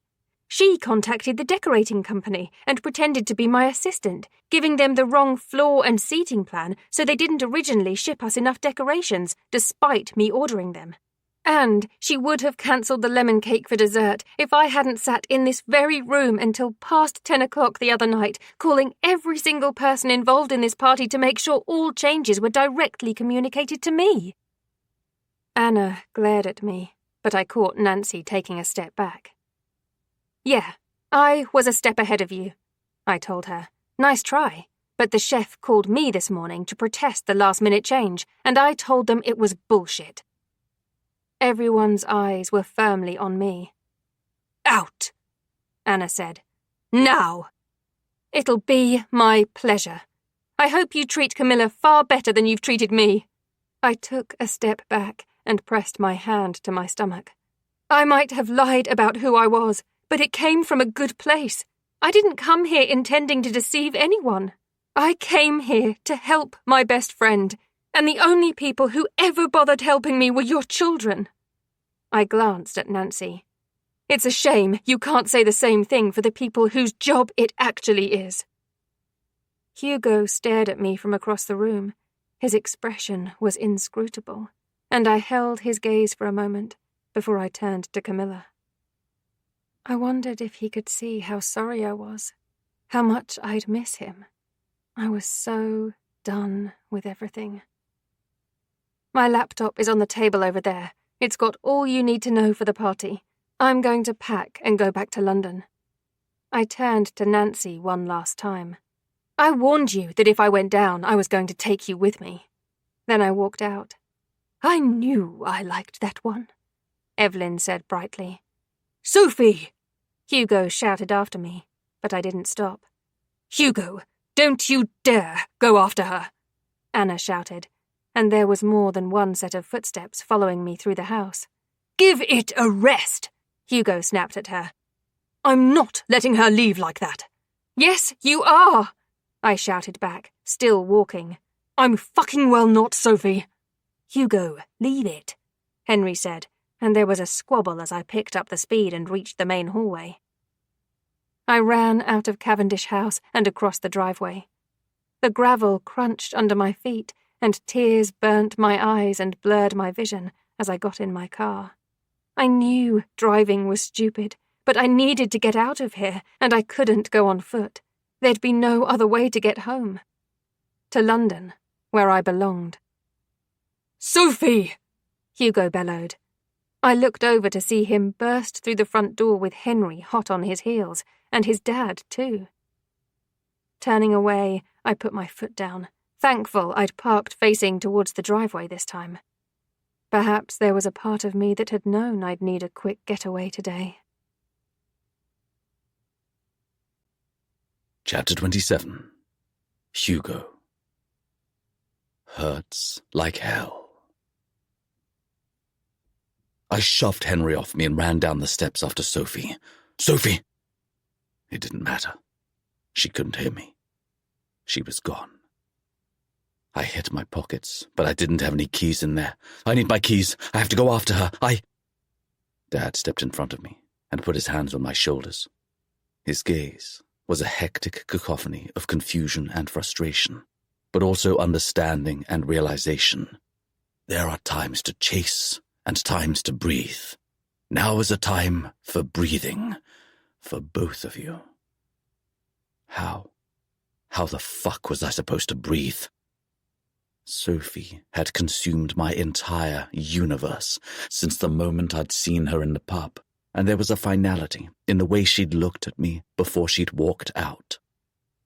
She'd wanted me to stand up for her, to back her up, to support her. I hadn't. I'd done none of those fucking things.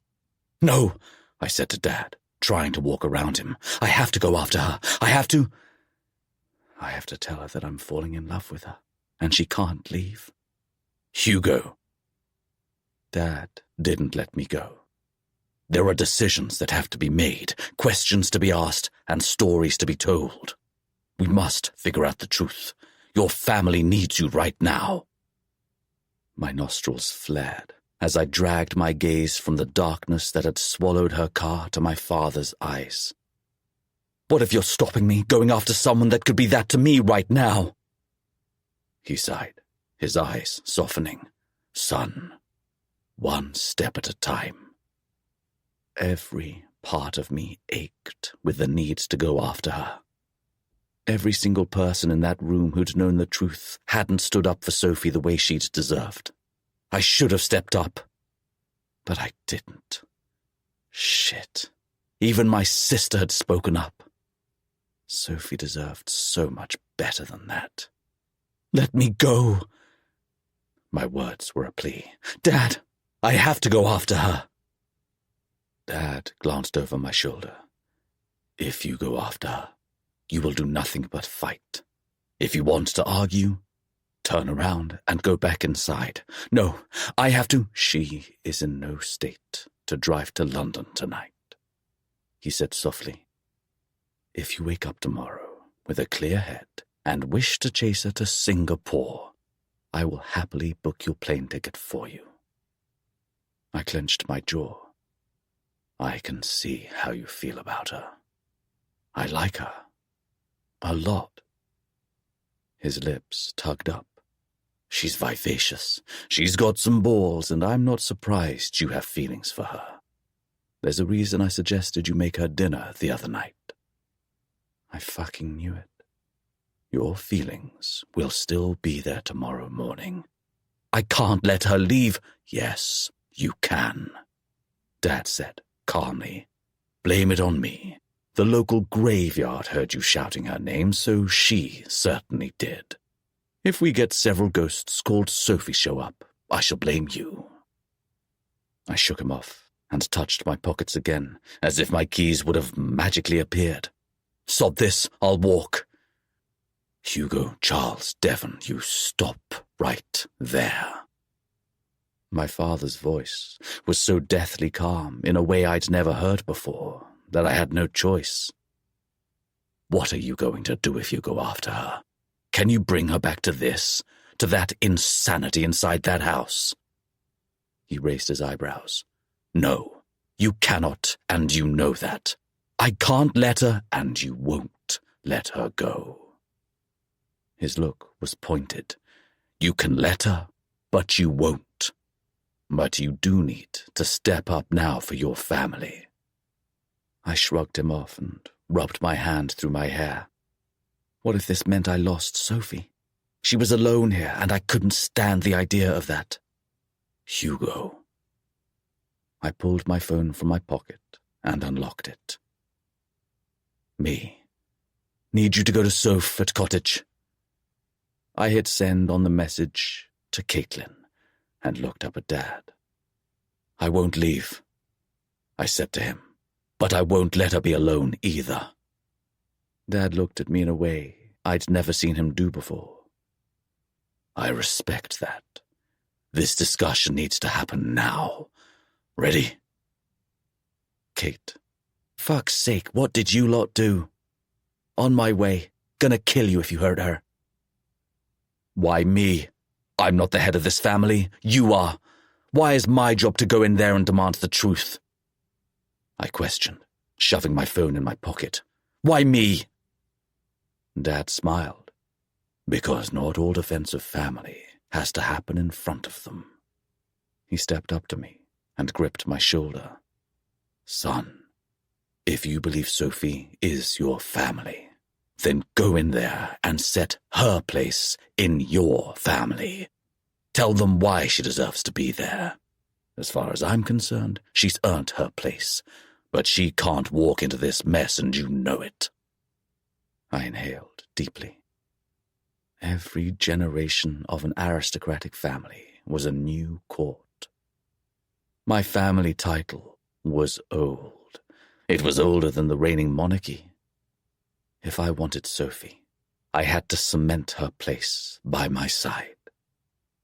Dad stepped away and inclined his head in the direction of the house. Being heir was difficult. It was a standoff position where there was only so much you could do. I only had so much authority within the family. But if Dad was handing me free rein... I briefly closed my eyes and inhaled, then met his gaze. Thank you. It was fucking old and antiquated, but here we were. I turned away from my father and walked up to the house. The only people there were Henry, Helena, and Rupert, and I turned to Rupert. I would like my mother, Nancy, and Camilla back in the library in 5 minutes. Rupert glanced at my father, who nodded. The butler inclined his head. Of course, Lord Hugo. I looked at my siblings. Come with me. Where are your fucking balls?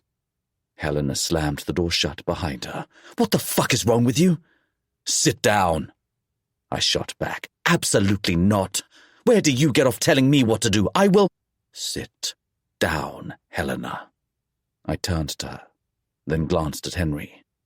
We have 5 minutes to figure the shit out and convince our mother that Nancy is behind it. We all know the truth, so let's figure out a line of attack before it's too late. It is too late, arsehole.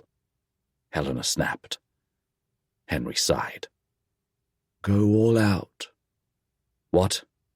You're the only person she'll listen to, along with Dad. The two of you have to shut Mum down and force the truth. I'll go and try to stop Sophie leaving, and Helena will back you up. I turned to Helena. Will you? She sat back, folding her arms across her chest. She's the first friend I've made since I got married and pregnant and everyone ditched me. If you'll note, I'm the one who stood up against our mother just now. The library doors opened, and the time for negotiation was over. I hoped like fuck my dad had been honest when he'd told me to lead this. Rupert opened the doors, and my mother, Nancy, and Camilla all filed into the room, followed quickly by Grandma. Where is my father? I asked Rupert, noting that Henry quickly dipped out of the room. He bowed his head. His Grace will be with you momentarily. Sit down, I said firmly to everyone else. I was the only one standing except my mother. That includes you, Mother, I told her. She folded her arms without moving. I will not be ordered around by my son. Sit down, Anna. Dad strolled into the room and sat down. There's been a lot of deception in this house, and it's time we got to the bottom of it. Mum turned her glare on him. Grandma hobbled into the library again. I told you this party was a bad idea, but does anyone listen to me? No, they do not. You people should listen to me more often. She stopped when she realized the only people standing were me and Mum. What's going on? Is there a secret meeting? Are we all supposed to be sitting down? She turned to Mum and dragged her to a sofa where she shoved her back before sitting down in the nearest empty armchair herself. Helena choked back a small laugh. There, sit down, Anna. You were making the place look untidy. Not that you need to be standing to do that, but still. Grandma looked at me. Now, what's all this mess about Camilla and Sophie and Nancy being a big fat liar? That was one way to put it. Evelyn, you will not talk to her that way. She's been lying to you, I said to Mum. I know that for a fact. Everything Sophie told you is true. There was only ever one version of a seating plan, and that was the final one.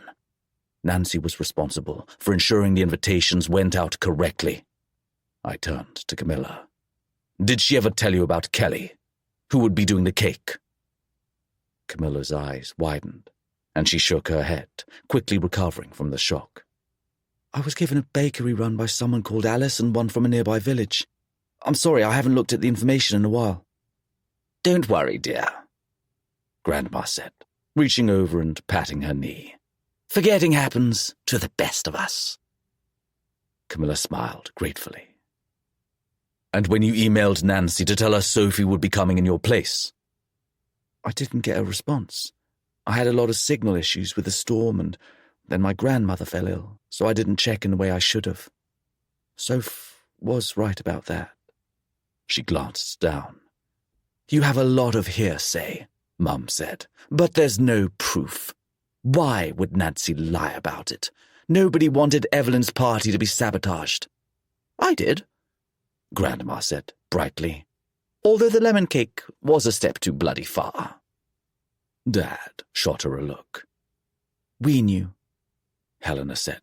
We didn't know as much as Hugo until just now, I don't think, but we knew. You also knew her true identity and didn't tell me, Mum snapped at her.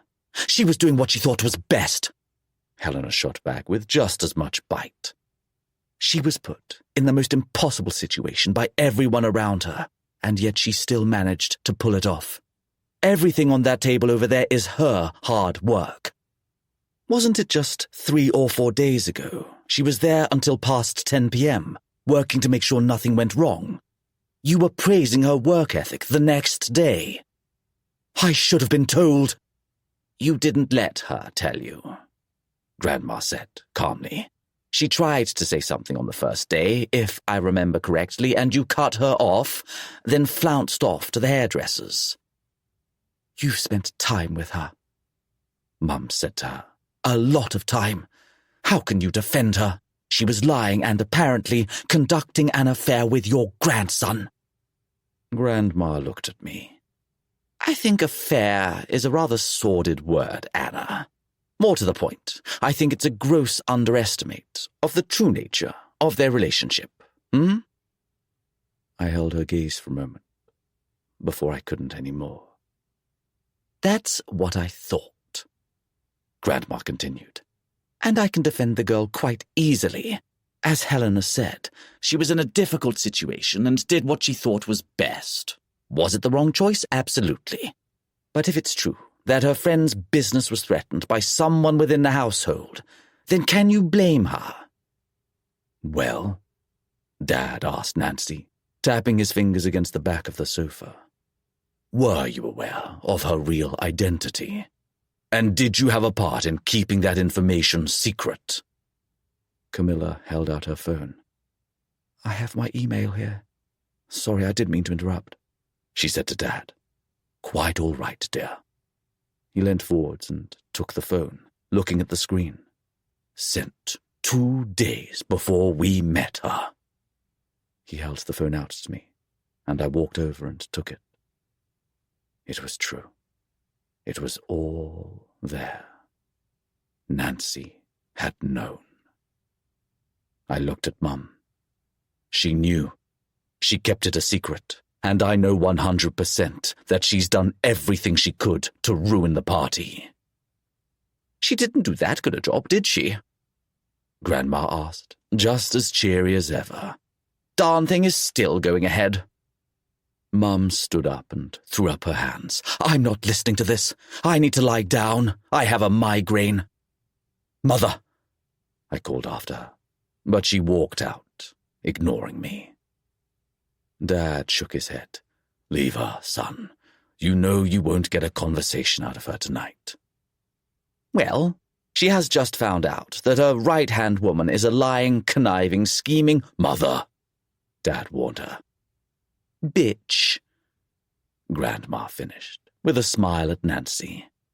The question now is, what do we do with you? Nancy's jaw tensed. Dad turned to me. It's on you. I took a deep breath and looked at her.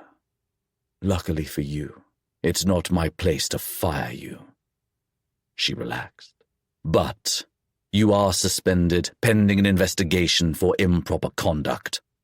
I said firmly, do not show up for work tomorrow. I don't want to see you here until you're ready to fully admit to my mother what you've been doing. Nancy glared at me. Rupert, please escort Ms. Porter from the property. Of course, Lord Hugo. He all but marched her out of the library and closed the door behind him. I let out a long breath and sat down, burying my head in my hands. My heart was thundering, and I couldn't even blame my mother for walking out and going to have a lie down.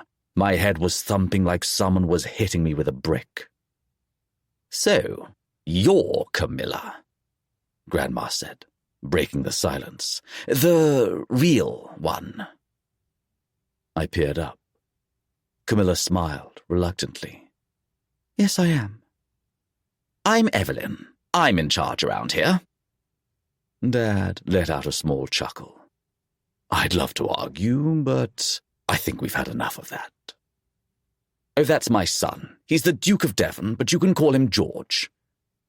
She frowned. I don't know why it took you so long to let Sophie call you George. Dad frowned. I only spoke to her twice before I told her to use my name. Twice too many. Grandma sniffed. That's my granddaughter, Helena. Helena held up a hand. Hi, we met at Olivia's engagement party. Camilla smiled at her. And that's Hugo. He's going to be the Duke, and apparently he's been shagging your best friend. Grandma, Helena said, right as Dad called Mother. I rubbed my hands across my face and grimaced. Grandma, it's not really necessary, is it?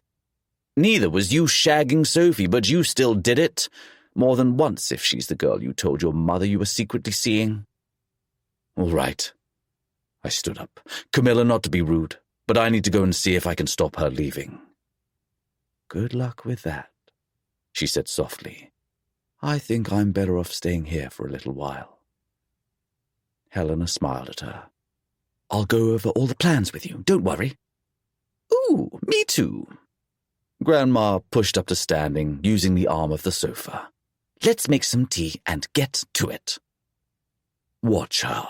She'll try and change things, so don't listen. Dad nodded to me. I think I should check on my wife. Excuse me. And I was going to hope like hell that Sophie hadn't already left. It had only been 30 minutes since everything had gone to shit, but the cottage was only 5 minutes away. She was also angry and hurt enough that I wouldn't be surprised if she was no longer here. Chapter 28. Sophie. When it rains, it pours.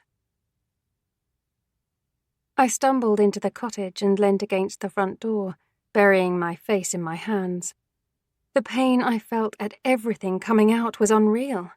I was so confused about why Camilla was here and why she hadn't told me she was coming, and the way everything had come out made my head feel like it was going to explode.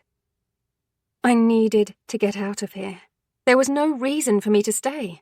I'd just yelled at everyone at Cavendish House, including Camilla, and she didn't even know what was going on. Anna would never let me in the house again. And Hugo. My eyes stung with tears. It didn't matter, did it? We'd known it from the start, but whatever was between us was doomed, even more so now than ever. He'd said to me a few days ago that if I left, he'd leave me be. I hoped he meant that. Even if it meant breaking my own heart along with his, this was for the best. Soph, are you in there? Kate asked from the other side of the door. Your car is still here. I had no choice but to let her in. If she was here, she knew. There was no other reason for her to come, after all. I forced myself off the door and opened it. Oh, Soph, she said, looking at me. Hugo told me to come. I assume everyone knows the truth. How did that happen? Camilla showed up unexpectedly, and the truth came out. You know I'm leaving. I walked back into the cottage and headed for the stairs. I didn't know how long I had before someone showed up to try to get me to stop. What was I saying? Kate was here already. That meant Hugo wasn't coming. That thought hurt so much more than it should have. Kate rushed after me, following me up. You can't leave. Yes, I can, and I am. I threw my suitcase on the bed and unzipped it, then set to gathering all my belongings. There's no reason for me to stay here. No reason? What about Hugo? You know as well as I do it was only a short-term thing. I walked into the bathroom and got my toothbrush and toiletries, talking as I did so. I just yelled at his mother and she kicked me out of the house, so there's no chance she's going to allow us to see each other. Soph, he'll be fine. I shoved the toiletries into the case and opened the wardrobe for my shoes. He'll marry some nice aristocrat who hasn't lied and who his family approves of, and he'll be just fine. Oh, come on, you know that isn't true. It is true, Caitlin. I gripped the edge of the hard case and met her eyes. It's true, and you know it. She took a deep breath and sighed. I can't stay here. My voice was soft. There's no reason for me to be here anymore. Cam will finish the party. Do you have to go? I do. It's easier for everyone. It's easiest for you, you mean? I glanced at her, then paused, training my gaze away. Of course that was what I meant. Didn't I deserve to do what was easiest this time? I'd spent the last 12 days doing something that was incredibly difficult for me. Was it selfish of me to want to take the easy route? Maybe. I thought I'd earned the right to be selfish right now. Sophie, are you still here? Henry's voice filtered through the cottage. I jerked my head around. What's he doing here? Kate shrugged. Might as well let him up. We're upstairs, she called in the direction of the door. Great. His footsteps thundered against the stairs as I folded my clean laundry. Sophie. He stopped and looked at my suitcase. Don't go. I'm leaving. Why is that so hard for anyone to understand? I shoved the last t-shirt into the case and pulled the top down. That was it. That would do. Anything I'd left could be brought home by Camilla in a few days. I zipped the suitcase up and put it on the floor next to me. Excuse me. Sophie, I'm not letting you go, Henry said, blocking the door. Why not? The words burst out of me. Why do you not understand that I need to leave this place and go home? I promised Hugo. He met my eyes. I told him I wouldn't let you leave. I don't give a damn about Hugo. My voice was quiet, but I held his gaze. If he cared, he'd be here instead of you, wouldn't he? He tried to. Dad wouldn't let him. He's trying to get to the truth at home and smooth things over, and he's still not here. He still sent you and Kate in his place. If he really wanted to be here, he'd be here right now. I swallowed the lump in my throat and inhaled, fighting back the sting of tears again. Let me pass. He glanced over my shoulder. She's right, Kate said softly. Her logic is pretty sound. Henry sighed. I think you're making a mistake. I've already made plenty. One more doesn't matter, I replied. He stepped aside, dropping his chin to his chest. Thank you. I pushed the case through to the hall and carried it downstairs. There were just a few things here that were still mine, and I grabbed them, splitting them between my handbag and suitcase. Both Henry and Kate watched me as I finished getting everything together. It had taken me 15 minutes to pack all my things. I wheeled it out to my car and threw the case into the boot, then turned back to them. I pulled the cottage key off my keyring and held it out to Henry. He looked at it. Can you give it to Cam, please? It's the key for the cottage. Nodding, he took it. I'll pass it over. She's still at the house. Thank you. I opened my car door and sniffed, pausing for a second before I turned back around. Thank you, guys. Kate ran at me and wrapped her arms around my neck. Can't you just wait? For like an hour. And if Hugo doesn't come, go then. It's only 7. I hugged her back. No, I think it's best if I just leave. She released me and clasped her hands to her chest, and Henry pulled me into a warm hug and pressed a kiss against the top of my head. He will come, Soph, he whispered. I know he will. It doesn't matter, I whispered back to him. I know this is the right choice. He sighed. If you told me we'd be here the first night we met you, and you'd basically be in love with him right now, I'd have laughed. So would I. I let out a small laugh, but it was accompanied by a thick sob that sounded like my heart breaking. I was pretty much in love with Hugo. How? I couldn't tell you. I couldn't pinpoint the exact moment I'd really crossed into these intense feelings for him. But they were here. They existed. And right now, they were very, very real. And they were breaking me. I shrugged Henry off and got into my car. If I didn't, I was just going to stand there in his arms and burst into tears and never leave. I knew in the rational part of my mind that I could do as he'd suggested and wait for an hour. Maybe then it would be enough, and Hugo would show, and we could talk. But that wasn't the part of my mind that was in control right now. That was the emotional part, the part my heart controlled, the part that acted irrationally and impulsively. I pressed the button that rolled the window down. Henry? Yeah? Hope flashed across his features, and I felt bad for saying this. Will you say goodbye to your grandma for me? He nodded his head with a tiny smile. I will. Drive safe, Soph. Will you at least text one of us when you arrive home? I will, I promise. Kate wrapped her hands around his arm and leaned into him, staring at me. I turned away and started the car, and I didn't look back as I pulled away, and drove. Right away from Moorhaven, from Cavendish House, and people I had come to love very, very dearly. And the one person who owned more than a little bit of my heart. Chapter 29. Hugo. Truth and good intentions. Her car wasn't there. That was the first thing I noticed. The next thing was that Henry and Kate were sitting on the doorstep with faces like thunder. I got out of the car, and they both looked up at me. Kate slowly got to her feet, and her throat bobbed with a swallow, and I knew.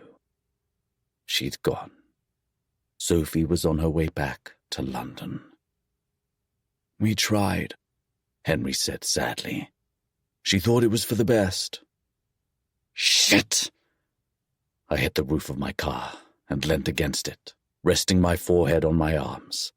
I fucking knew I should have gone right after her. I think she needs to be alone. Kate's voice was soft, and when I looked at her, she wrapped her arms around her waist. We told her you'd come, but she really wanted to leave. When did she go? How long? They glanced at each other. 10 minutes ago, Henry replied. I pushed off the car. I'm going after her. To do what? Kate asked, walking through the front garden to me. Drive to London. Do you even know where she lives? What are you going to do when you get there? I stilled. Time isn't a bad thing. Her voice was soft, and she reached out for me. She's really hurting right now. She's done a lot for everyone, and when it came down to it and she needed everyone else, nobody did it for her. I tried. I wanted to. None of us stood up to Mum. Henry finally joined us. He looked mad, but not at me, at himself. When she was speaking to her like shit, we didn't step up and defend her. Sophie has every right to feel the way she does. I looked away. He was right. When it came down to it, the only person who'd tried to stand up for her was Helena. I hadn't done anything until it was too late. I'd let my mother speak to her like she was worthless. I'd gone after her, but it wasn't enough. Even if I'd told Dad to let me go and I'd gotten here right now, it probably wouldn't have been enough. I leant back against the car, and all my resolve drained out of me. I was exhausted. I was physically and emotionally spent. I'd never felt such a wide range of emotion in my life, and I'd definitely never felt anything that hurt this badly. Sophie was gone. Maybe if I'd realized how completely I was falling in love with her before now, I might have been able to change that. I might have stood up for her. I might have told her. Would that have been enough? Or would she have always left? I promised her I'd let her go if she went. But now I knew that was a lie. She wasn't supposed to leave like this, and I don't know if I could ever let her. Maybe Dad was right. Maybe Kate was right. I didn't have her address. I didn't know where she lived, so I'd be going to London in an emotional haze with no plan. There was still an entire day before the party. If Camilla told me her address, I could get there. I could go after her. I could see her tomorrow and talk to her. I could try. Go home, Kate said. Go and sleep. Rest, regroup, and come back tomorrow with a clear head. She's right. Henry gripped my shoulder. There's nothing you can do tonight. Yeah, there is. I looked at them both. I'm going to make sure our mother fires that bitch. Kate grinned. I'm coming too. That sounds fun. Grandma put a cup of tea on the table in front of me and stared at me. I peered up from my computer. Thank you. You're welcome. How are you feeling this morning? She trudged over to the chair opposite me and sat down with a groan. Oh, I'm getting old. Like she wasn't turning 80 in 3 days. At least we're on the same page about that, I replied, putting the laptop to the side. Thank you for the tea. I thought you needed a decent cup. How do you feel? I shrugged. I didn't know. I'd never been in love before, so I'd never experienced any kind of heartbreak. That felt like a very strange thing to say, and perhaps I was misspeaking to say I'd never been in love. I'd loved people, and I'd been hurt when relationships had ended. But it had never been this. A never-ending dull ache that permeated every inch of my body. No matter what I did, I couldn't get rid of it. It was there, clinging onto me, refusing to give in. My fucking God, it hurt. It hurt more than anything I'd ever felt in my life. That sounds about right, Grandma said, settling her walking stick against the sofa. She slowly reached for her teacup and sat back again, sipping. You're in love with her, aren't you? I jerked a shoulder, looking down. About as close as a person can be, I think. I'm not surprised. I thought there was something between you the first time I saw you together. A little spark, as the kids say these days. I peered over at her. Grandma. She chuckled. It's true. You just fit Hugo, like puzzle pieces. You were never bored or distracted when she was around. You were always entirely aware of her. I rather got the sense that you always knew where the other was in a room, and it made me smile. It was like that with your grandfather. I smiled. You two were always able to say exactly where the other one was. It was quite irritating, actually. You loved it. I did. It was still irritating, though. And the fact I'd loved it made it all the more irritating. She explained. Are you going to London today? How do you know I plan to? I overheard your brother speaking to your dad. They're not nearly as quiet as they think they are. I could agree with that. I'm surprised you didn't go last night. I wanted to, I admitted. But Kate and Henry said they thought she needed space. I don't know, Grandma. I stood there and let Mum berate and belittle her and everything she's done, and I didn't say a word in her defense. I should have stopped her. She nodded slowly. She was very harsh, but you didn't speak because you have a great deal of respect for your mother. It was difficult on her, too. But it's not the same. I put the cup down. I respect Mum greatly, but that's not an excuse for not standing up to her. Sophie needed someone to do it, and I was too fucking pathetic to do it. Oh, you're not pathetic. She set her mug down, too. There are worse things in life than a young man respecting his mother. Heck, even I respect her, but you're not to tell her that. My lips twitched. You were between a rock and a hard place, and no matter what you chose to do, you would have felt regret and done wrong. I think you did the right thing. You do? Why? Because if you are in love with this girl, and she's the one you can see your future with, you need to get your house in order. She looked at me firmly. This will all be yours one day. There's a very good chance your mother will still be alive when that happens, and you need to ensure that your wife has a smooth transition. I sighed. That was what Dad had said. What about you and Mum? You can't get through 10 minutes together without fighting. Not now, but when your grandfather died, who do you think looked after me? She raised her eyebrows. Your father was busy taking over the estate and arranging the funeral, but I was so bereft, I could barely get out of bed on a morning. I swallowed. Your mother brought me tea and toast on a morning.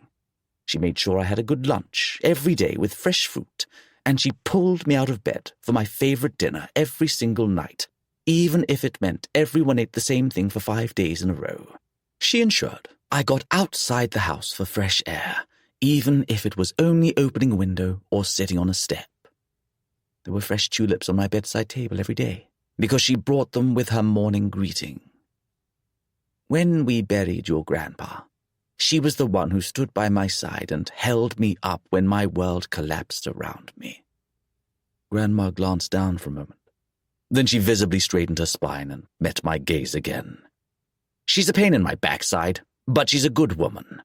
She's also dealing with her own world betrayal right now, so give her some grace. She's not a bad person.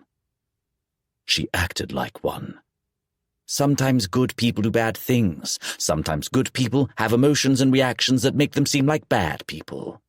What good people don't have is a bad heart. Your mother is a good person. It's just wrapped under several layers of bullshit. You know it's bad when she's speaking kindly of me. Mum appeared in the doorway, hovering almost uncertainly. Might I join you? Grandma looked at me. I waved to the sofa she was sitting on. Go ahead. Mum sat down gently next to Grandma.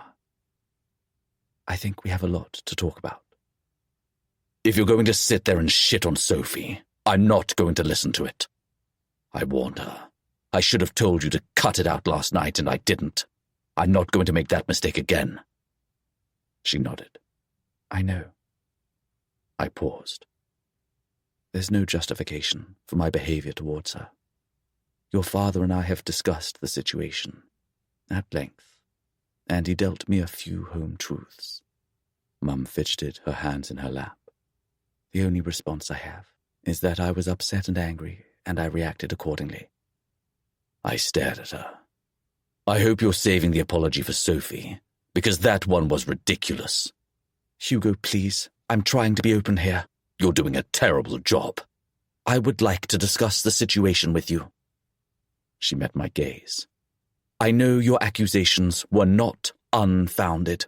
You're not that kind of person, and have so much support. She glanced away. I would like to see the evidence, so that I might make a decision in regard to Nancy's employment. I suspended her indefinitely without pay pending investigation, I replied. I know. You were correct to. I don't need your validation for that. I know. Good. We're making progress. I stared at her. I love you, Mum. I respect you more than you know, but your actions yesterday were really fucking shit. I'm sorry for using that language, but there's no other way to describe it. She looked at her hands on her lap. You're not wrong. Grandma's lips curved up into a small smile, and she nodded at me to continue. You didn't let her say her part from the very beginning. Instead of listening, you attacked. Sophie has never bitten back at you. She's never done anything other than pander to your pedantic whims and your unnecessary criticisms. She went out of her way to please you and give you the party you wanted for Grandma, even at the expense of how Grandma felt. Mum closed her eyes. You treated her appallingly. Even when we backed her up, you ran away and chose to listen to Nancy's bullshit denial instead. I know, she said quietly, and because of you she's gone. Sophie's gone back to London. Grandma picked up her tea and sipped. I should have followed her last night, but I couldn't. I had to be here, talking to the brick wall that you are. I didn't make it to the cottage before she left, and you need to know that for all your matchmaking, your inability to listen might have fucked it up good and proper for me. Mum raised her chin and took a deep breath in, meeting my gaze. Sophie might not be who you think is right for me, but that doesn't matter. What matters is who I think is right. You don't have a say over my future wife. That's the only thing in my life that belongs entirely to me, but you might have buggered it up anyway. I understand, she said softly, and I hope you know how very, very sorry I am that my actions have caused this. I don't. She met my gaze. And I never will, I continued. If this doesn't work out, I sincerely hope you will regret what you've done for the rest of your life. Grandma raised her eyebrows. Oh, boy. I will be going to London today. Grandma, if I'm not back for your party, I'm sorry. But she left before we could talk, and I'll be damned if I'm going to let her walk out of my life without doing everything I can to keep her in it. Hear, hear, Grandma muttered. You asked Grandma last night how she could defend Sophie. I sat back. I wondered the same. I looked to her. Do you mind sharing? I never mind sharing, Hugo. Sharing my feelings and opinions is my favorite hobby, as it happens. She took the last drink of her tea and elegantly sat forwards, carefully setting the cup down on the coaster on the table before she linked her fingers over her knee. I don't bloody care. Mum looked at her. You don't care? I don't care, Anna, Grandma repeated. Her name does not define who she is as a person. As far as I'm concerned, she was kind, understanding, and thoughtful. She couldn't do enough for the people she loved, and she was determined to make this God-forsaken party a success, even if it hurt her in the end, which it did. She glanced towards me, and she risked everything she was doing, because her heart told her to. I looked away.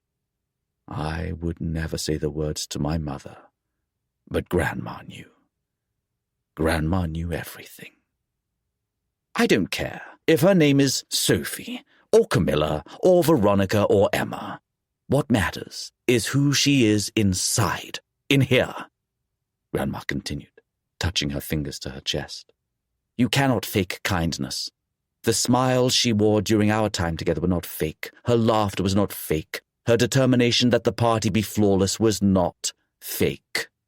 You cannot fake a kindness as pure as the one she showed. A ball of emotion, stronger than anything I'd ever felt, consumed me. There was a lump in my throat, and the backs of my eyes burned with tears I never thought I'd cry. And the chill that made the hairs on the back of my arms stand up was the most intense thing I'd ever experienced. Her name was fake, but her heart was true. As far as I'm concerned, that's all that matters. Grandma took hold of her walking stick and pushed to her feet. You can change your name whenever you'd like. You cannot change your heart. Mum looked at me, but I studiously avoided meeting her gaze. Now, I can only speak for myself, Grandma said, hobbling towards the door, where she paused and turned back to us. But I believe someone's heart is the most important thing. And if they make decisions you disagree with, it's important to understand the reason why they made those decisions. You don't always have to agree with someone's choice, but it's good form to respect it. Chances are, it wasn't made for no reason. She opened the door and trotted out, leaving us alone. My mother had never looked as ashamed as she did in this moment. Maybe the passage of time overnight had given her enough time to think about what had happened yesterday, but I wasn't hopeful. "I'm sorry." I didn't meet her eyes. I couldn't. "She's a good person," Camilla said hesitantly from the doorway. "She never meant for this to happen." I looked up. "You've spoken to her?" "Kind of," she replied. "She texted me to let me know she was home safe, but she wouldn't answer my calls." Camilla turned to my mother. "I spent the night looking over everything Sophie had worked on. She told you the truth. I've known her since we were kids, and I owe her a huge apology. She was only supposed to be here for 3 days, and I really should have done a lot more to ensure you all knew she was coming in my place while I was stuck in Norway. I didn't confirm it, and that's on me." Mum gazed up at her. "I had no idea what was going on, but it lines up to everything I know about Sophie. The missing information makes sense when you put it together. I think Nancy took advantage of the change in circumstance for her own benefit." "She threatened your business," I told her. Camilla nodded. "She did. Believe it or not, Sophie wrote down a whole list of all the things that didn't add up, and I found it in my Dropbox this morning. I think she was keeping track, so she had a point of reference in case anything went wrong, and it said in there that Nancy had threatened my business if Sophie came clean. It matches up with everything she claimed last night, too." Mum's jaw twitched. "I wasn't supposed to come back yesterday. Sophie told me to stay with my family in Norway, but I couldn't change my flight. She really had no idea I was still arriving yesterday afternoon." That made sense. "I drove down as soon as I arrived home. She was doing what she thought was best." Camilla turned back to Mum. "Please don't think badly of her. She's the kindest, most wonderful person in my life. She might not always make good choices, but they always come from the best place." Mum took a deep breath. "Do you have all of her plans?" "I do. I would like to see all the evidence that Nancy was conspiring against the plans." "I can provide that." "Good." Mum looked at me. "Is Sophie at your flat?" Camilla glanced at me.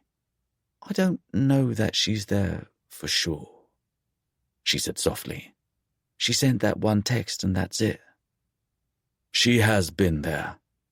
Henry hovered behind Camilla. "I asked her to tell me, or Kate, when she got home, and she texted me about 2 this morning." He focused on me.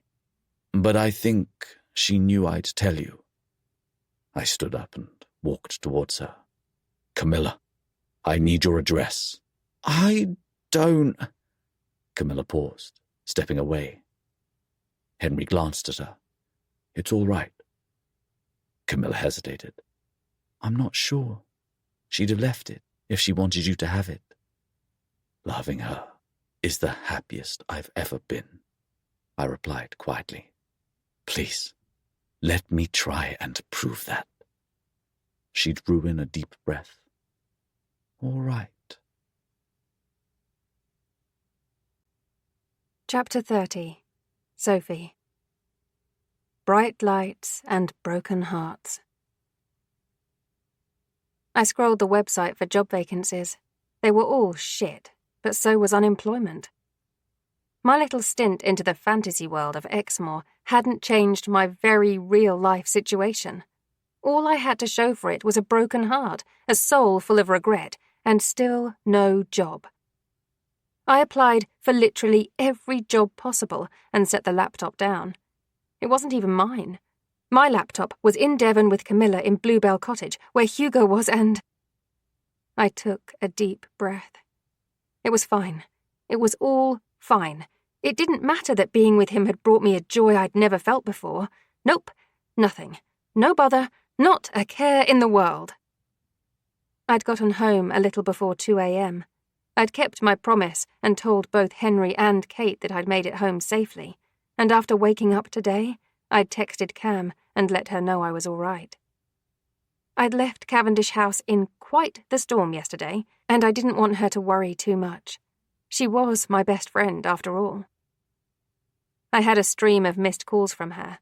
I'd done nothing but sit and watch the phone ring over and over until the screen had darkened and it was yelling at me about battery. I didn't want to talk to her. I knew I had to. I had to explain everything from my side. I owed her that much, at least. And for what it was worth, I didn't think it would be too difficult a conversation to have. She hadn't left me any messages, so she wasn't going to yell at me. I needed to call her. I picked up my phone and stared at the screen. Why couldn't I do it? I had to face my actions, even though I'd run away from the scene of the crime. In the end, the only person I'd ever have to see again was Camilla. I couldn't really get out of that one. We lived together, and she had my laptop. The one I'd been using was almost as old as I was. All right, not that old, but it had had more than one update to run before I'd been able to log in and do my job search. I tapped my thumb against the screen. The fingertip reader thought I was trying to unlock it, and my phone asked me to enter my passcode because I'd been locked out for the next 25 seconds. Great. I blew out a long breath and tapped in the passcode. Maybe that was the prompt I needed to text her at least. I was going to do it. I opened WhatsApp and our chat. Me. I'm sorry. I hope I didn't leave you too much of a mess to deal with. I panicked and didn't know what to do. I didn't want to tell you and worry you after your grandma got sick, and then I was in too deep to do anything about it. I hope Anna isn't giving you too much of a hard time, and I'm so sorry. I gripped the sides of my phone and stared at the screen. The 3 little dots in the bottom that indicated that someone was typing captured my attention until her little bubble popped up. Camilla. Can you answer your stupid phone? ? I didn't get a chance to reply before her name popped up in a call. Well, I should have known that would happen. She was a weirdo who used her phone to talk to people. I answered and tapped the speaker button, then hugged my knees to my chest. Hi. Sophie, thank God, she said, breathing out a sigh of relief. Are you all right? No. Yes, I'm sorry, Cam. I've made a complete mess of things. You have, she laughed softly. But it's not so bad in the end. You did an amazing job with the plans for the party, and keeping a list of everything Nancy did was a huge help for us. Well, I wasn't lying when I said I warned her I'd throw her under the bus if I was found out. I paused. I hoped you'd find it. Titling the document, Camilla, read this, made it quite hard to pass up. I did that in McDonald's toilet stall last night. Of course you did. She laughed again. Why did you go, Soph? I panicked, I replied quietly. I just needed to get out of there. I knew I'd never be able to show my face at Cavendish House again, and gossip spreads like hell through that village, so it was just easier if I left. I get that. I wished you'd have stayed. You can't avoid Hugo. I'm on the other side of the country. Silence. Camilla? He left an hour ago, she replied, the line crackling. He wants to talk to you. He's completely gutted, Sophie. I closed my eyes. Please don't tell me you gave him our address. All right. I won't.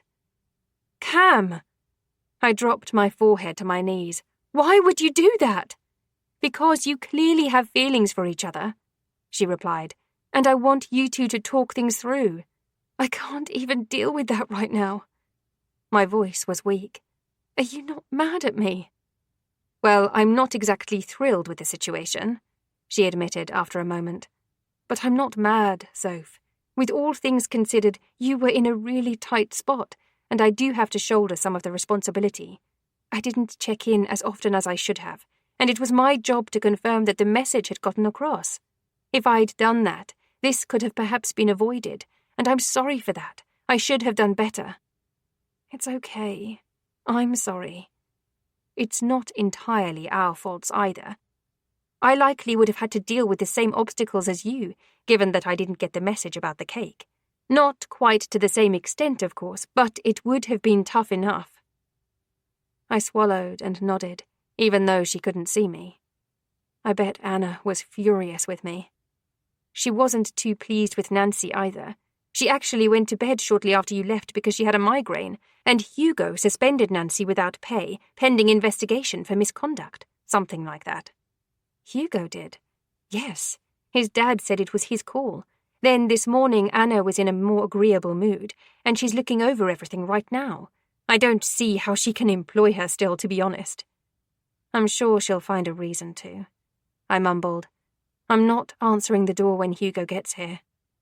Yes, you are. You have to talk to him. If I'd ignored him to begin with, I wouldn't be in this situation.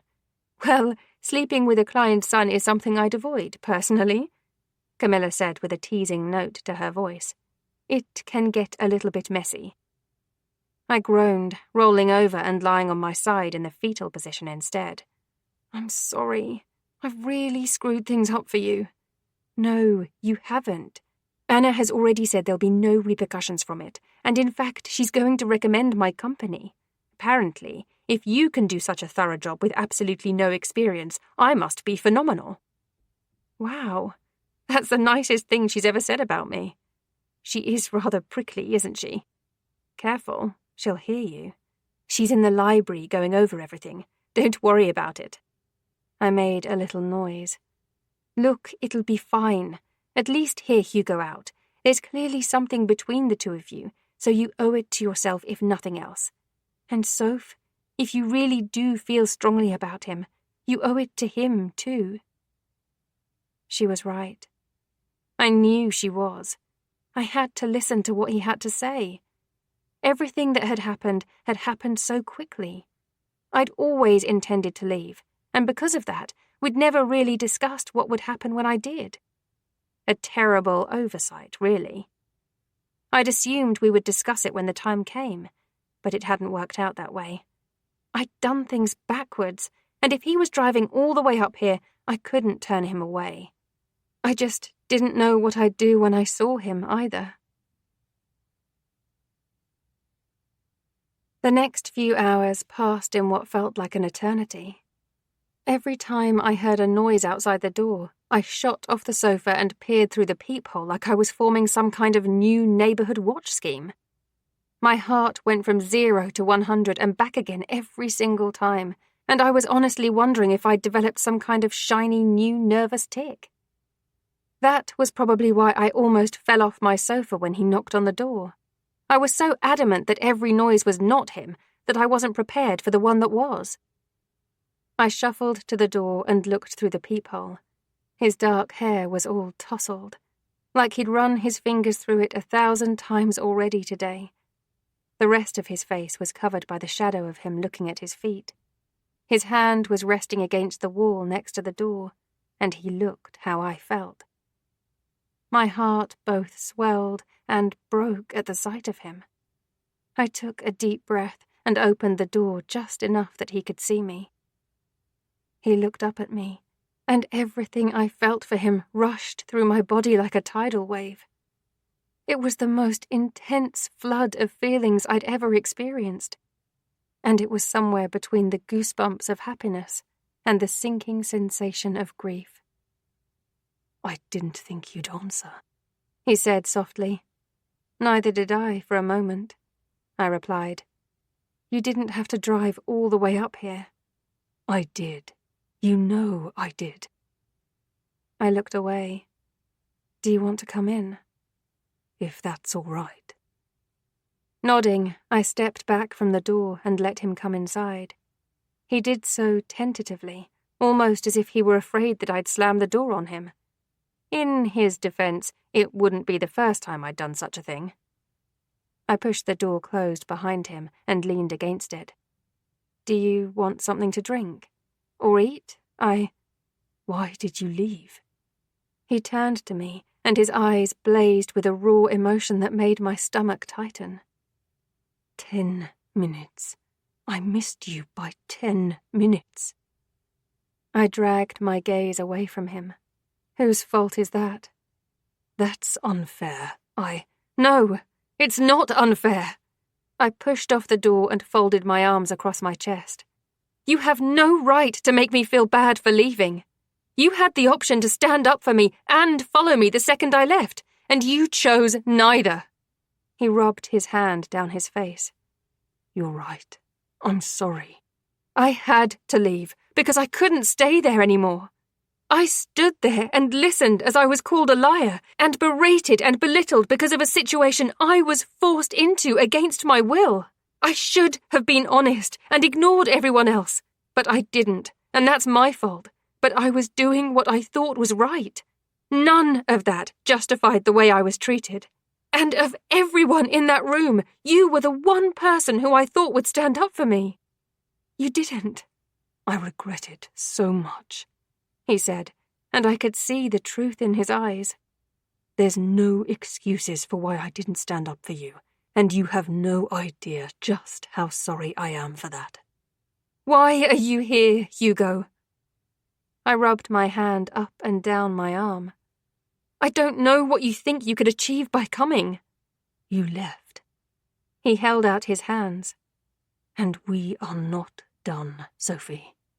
"On the contrary, we are done," I said firmly. "Trust me. We knew getting into this we would be done when I had to leave, and that happened last night." "This is not over, Sophie." "Yes, it is!" I threw out my arms. "You told me if this was my decision that you'd respect it. I cannot and will not ever go back to Moorhaven, and that's where your entire life and future is. What part of that makes you think that we could ever work as anything more than a casual fuck?" He laughed, smiled, and looked over at me. "A casual fuck?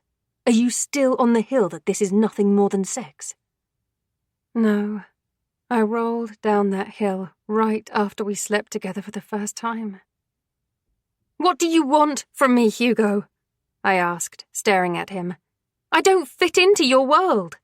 "You are my world, Sophie." "No, I'm not. Your world is huge houses and estates and priceless heirlooms." I ran my fingers through my hair, sighing. "I know the kind of woman you'll end up with. And it's not an unemployed idiot who's lucky enough to have a best friend with a rich family so she doesn't have to pay rent. I know the kind of person you're going to marry." "What if I don't give a flying fuck about them?" "Oh, a billionaire heiress isn't exciting. An earl's daughter. The Queen's cousin's daughter. They're not exciting or interesting. Pull the other one." "Yes, those. I know them all and I don't care for them. I don't want any of those women. I wouldn't drive this far for any of them." "Why not? They'll fit your perfect little fancy world. Your mother will be thrilled, and they'll all be in your house tomorrow night. Perfect." He tightened his jaw and met my eyes. "Because I'm not in love with any of those women." He was what? With who? "What?" I whispered, freezing. "What did you just say?" "I'm in love with you, Sophie." Hugo rubbed his hand over his jaw. "God knows why. You've driven me mental since the second I met you. I spend half my time trying desperately not to roll my eyes and figure you out, and the other half..." When he didn't say anything, I asked, "What?" "You just drive me fucking mental, to be honest." That was fair. "Please, give it a chance. Give us a chance, properly, where we don't have to hide or lie or..." "It's never going to work," I interrupted him. "I know you feel the same way I do." "It doesn't matter." I fought back tears. "This will never work because of your family, Hugo. Do you get that? I will never fit in there, and this will end in tears no matter how hard we try." He shook his head. "No, I don't agree with you." "Then you've lost your mind." Tears still burnt my eyes, but I wasn't going to give in and cry in front of him. "I never, ever want to return to Moorhaven, and I never will. There is not a single thing that could make me go back." "I'll stay in London with you." "And pass the dukedom to your brother." I raised my eyebrows. "The one thing you've worked for and supported your entire life. You and I both know you don't mean that. And even if you do right now, you'll regret it. I don't want to be the reason you regret the way your life turned out. No, I don't see a time I regret ever choosing you. You're an idiot. We've known each other for 2 weeks. And I would still choose you. His lips tugged sadly to one side.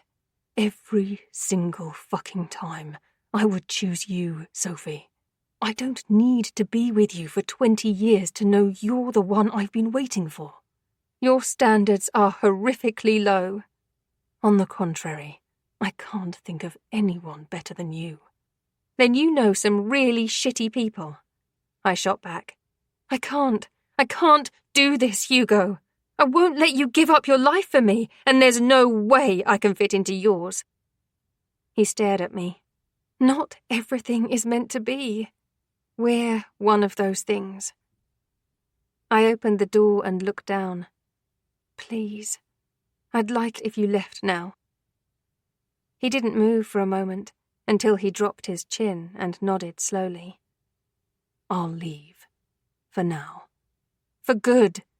No, I'm not walking away from you, Sophie. I let you do that last night, and it was a mistake. He stepped up in front of me. I love you. I don't care what anyone thinks about that.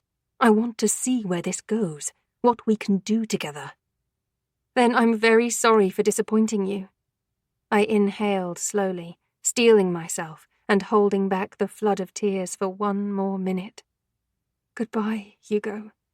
I'll be back tomorrow. I hope not. I didn't ruin my life for a party you won't even attend.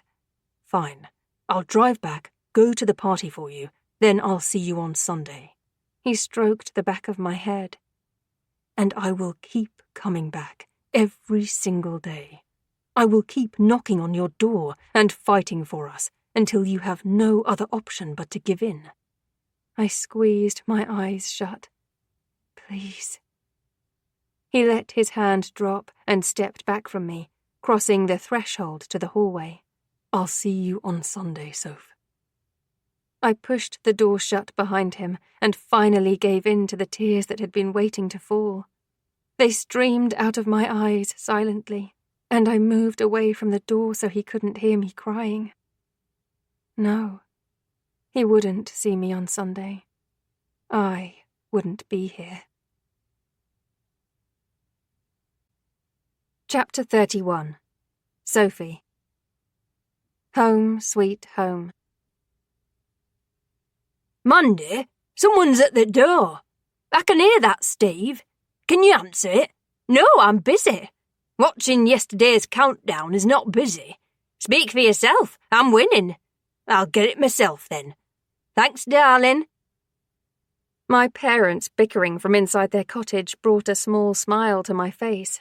It was a warm, comforting feeling that was so reminiscent of my childhood. It was a bit like a warm blanket. The argument over who would answer the door was one I'd heard 1,000 times, and who won was anyone's guess. I guess Mum won today. The sage green front door swung open, and Dad froze when he saw me. Sophie, I didn't know you were coming. Neither did I. His gaze was so warm. There was something so inherently comfortable about standing in front of him, and he hadn't changed since I'd last seen him 3 months ago. Combined with the wild emotions of the last few days, it was just too much. Tears welled in my eyes, and the pain in my chest was almost unbearable from the clenching of my heart. Concern frittered across his face. What's wrong, Puddin'? I lost it. My childhood nickname triggered all the emotions, and he wrapped his arms around me before my legs gave out. The emotion exploded from me in a way that was only possible in front of my parents, and my whole body ached with it. Every bit. Oh, Soph, Dad said softly, cradling the back of my head. What's happened, my girl? Dad. I choked it out over a sob. Come on. He guided me over the doorstep, keeping me against him. Mandy! Oh, goodness, I'm coming. This better be good or I... Oh, baby girl, what are you doing here? Mum rushed over and wrapped her arms around me. and I was passed from my father to her as I cried hard. What on earth has happened? Do I need to kill someone? Steve, get your shovel. We need to bury a body. Call the team. Have Jerome get his boat. We'll dump it at sea, and nobody will know. I laughed through the tears. It's not that drastic, Mum.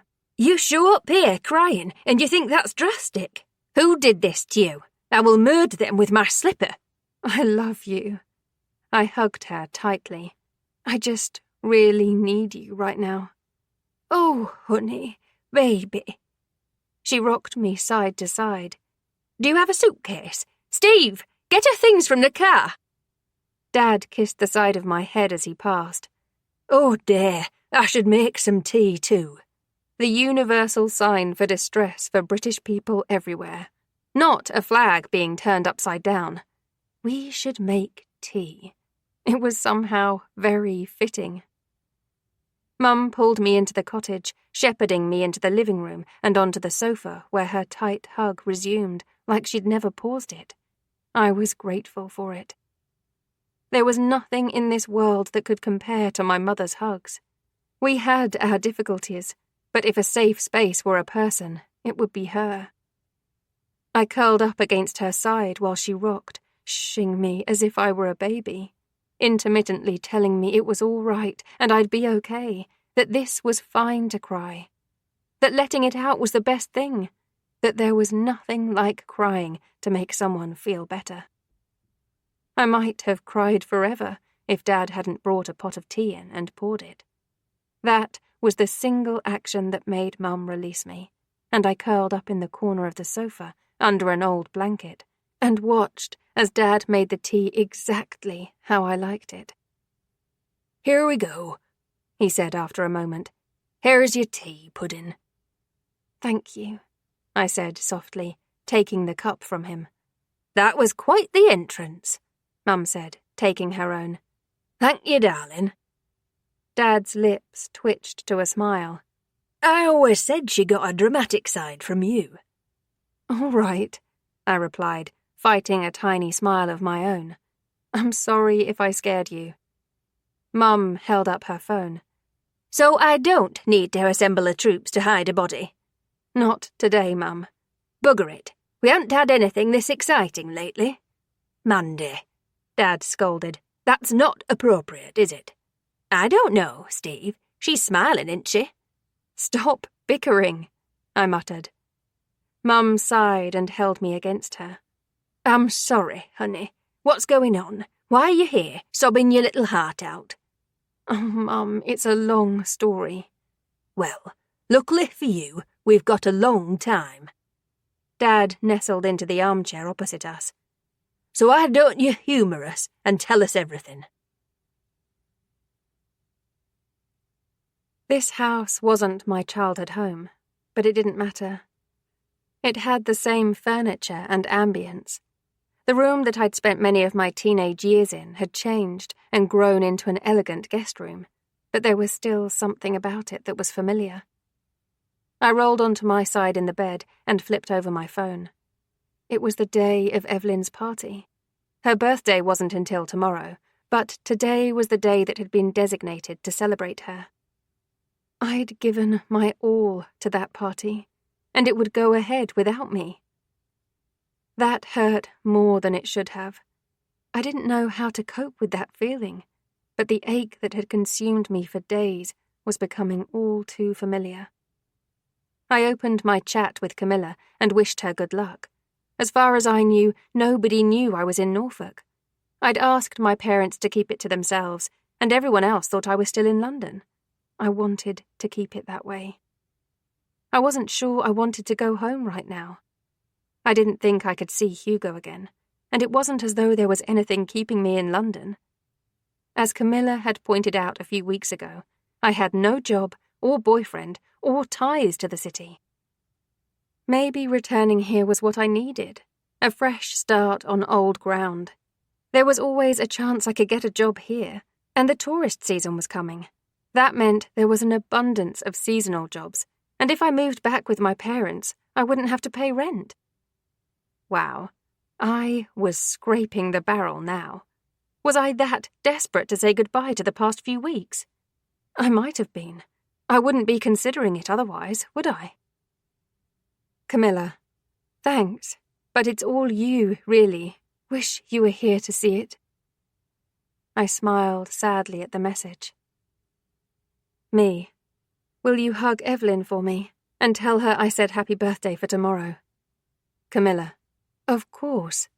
Me, there's a gift for her in the wardrobe. I think I left it. Camilla, in the shiny white bag? Me, I didn't get to wrap it. Camilla, I got it. Don't worry. Me, thank you. Camilla, how did it go with Hugo? Henry told me he got back last night. Wasn't expecting that. Me, I ended it. It's not going to work. Camilla, are you sure? Me, yes. Camilla, I heard him tell Anna he's going back tomorrow. Me, I'm not at the flat. Camilla, what? ? Where are you? Me, don't tell him. Camilla, oh God, you went home. Me, yes, please don't tell anyone. Camilla, of course I won't. He was heartbroken when he got home, though. Me, I'm not exactly bouncing off the walls myself.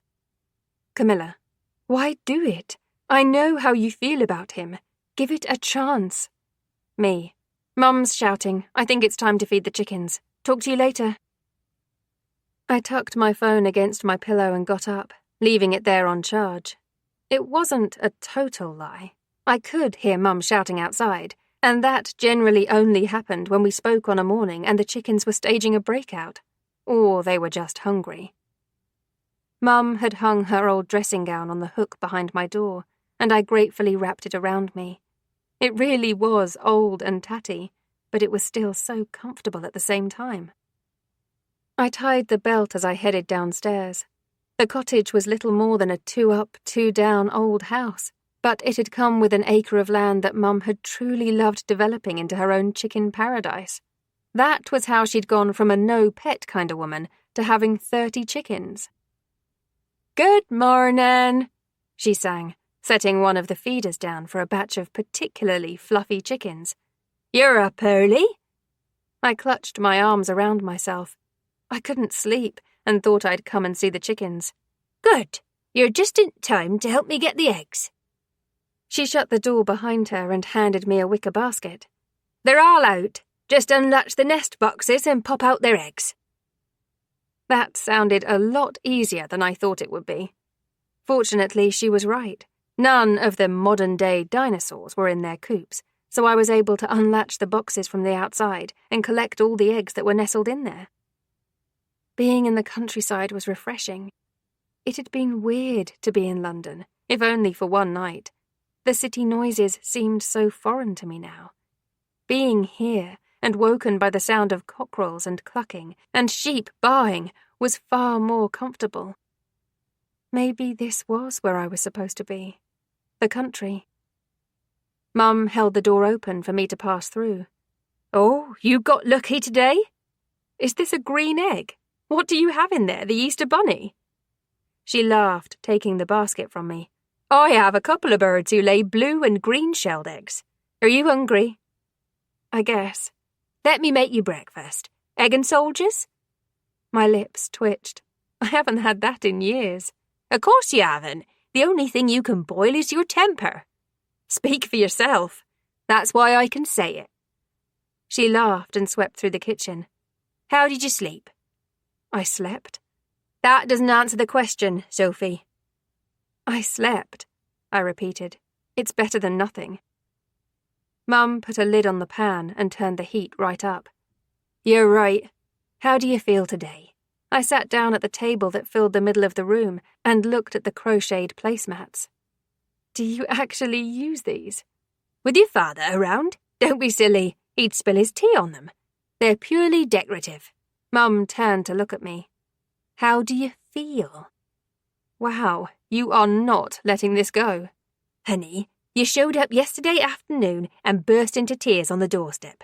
I am absolutely not letting this go. I toyed with the frayed edge of the mat. It's the party today. I guess I'm sad, I said after a moment. I worked hard on it, and I really love Evelyn. I wish I could be there to see it. You could be. You could drive and make it in time. No, I'm not going to crash it. Besides, Anna would have a fit if I showed up. Anna sounds like she needs my book club to bury her. Or throw her in the sea. Just say the word. I'm going to pretend as though I haven't just walked into a conspiracy to commit murder, Dad said, unzipping his jacket. Good morning, Puddin'. He kissed my cheek. My most beautiful wife. Mum narrowed her eyes as she accepted his kiss. What have you done? I hid my smile. Why must I have done something? Can I not be happy to have my favourite girls in my kitchen? No. I laughed. Oh, Mum, never change. Why would I do that? She asked. I'm wonderful the way I am. You most definitely are, Dad replied. Was it any wonder I loved Evelyn? She and my mother were scarily similar. Neither one was short of confidence, that was for sure. They liked to say what was on their mind, and I wasn't sure it ever occurred to either of them to, keep it to themselves. Then again, I could relate to that. Mum side-eyed him. Would you like some eggs? I would love some eggs, thank you. Dad sat down next to me. How are you this morning, Puddin'? I shrugged a shoulder. The party is today. I kind of wish I was there to see it after everything, but it's for the best. He nodded slowly. What can we do today? Would you like to go somewhere and take your mind off it? No, but thank you. I leant against him, resting my head on his shoulder. I asked Cam to give Evelyn her present. Mum's eyebrows raised. You gave her a birthday present? I helped. I stopped talking. I helped find gift ideas. I settled on after a moment. I got her a bottle of wine and a packet of paintbrushes. Interesting choice, Dad said. Not really. She lamented the giant birthday party and said she'd rather have one of those nights where you drink wine and paint. Mum chuckled. So you got her wine and paintbrushes? I looked down, smiling. Wouldn't she need paint for that? Dad questioned. Yeah, I replied slowly. Hugo bought her paint. Ah. Mum snorted. You coordinated his grandmother's birthday present, and you're sitting here in my kitchen feeling sorry for yourself. Good grief, Sophie. Mandy, Dad said firmly. No, I personally hope he finds out that she's here and I can meet my future son-in-law. She peered over her shoulder at me.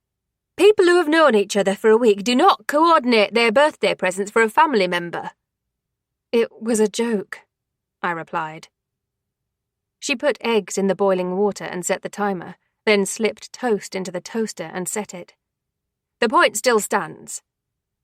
You appear to have gotten awfully close to these people in a very short space of time.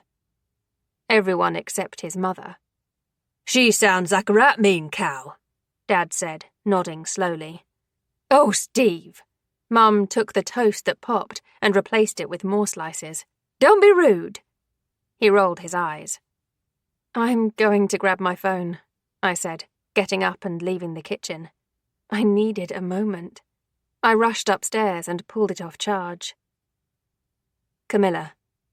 Just got here. Do you want to see the ballroom? It's all ready. No. Yes. No. Yes. No. Me. Maybe. Several images came through less than a minute later, and my heart jumped into my throat at the sight of them. Oh, the ballroom was beautiful.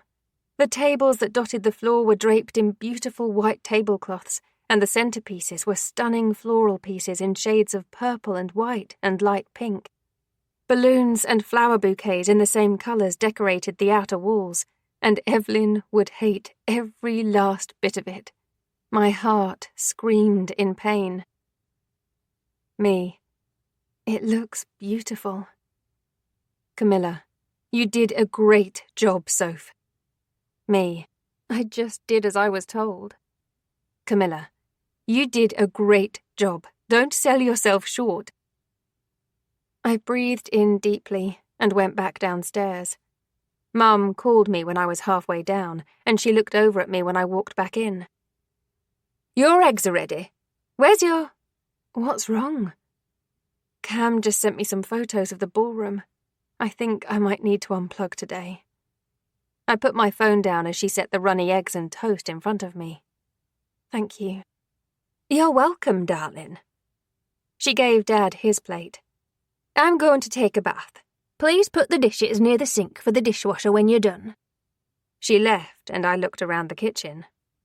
Where's the dishwasher? I asked Dad. He dipped one strip of toast into an egg. It's me. I'm the dishwasher.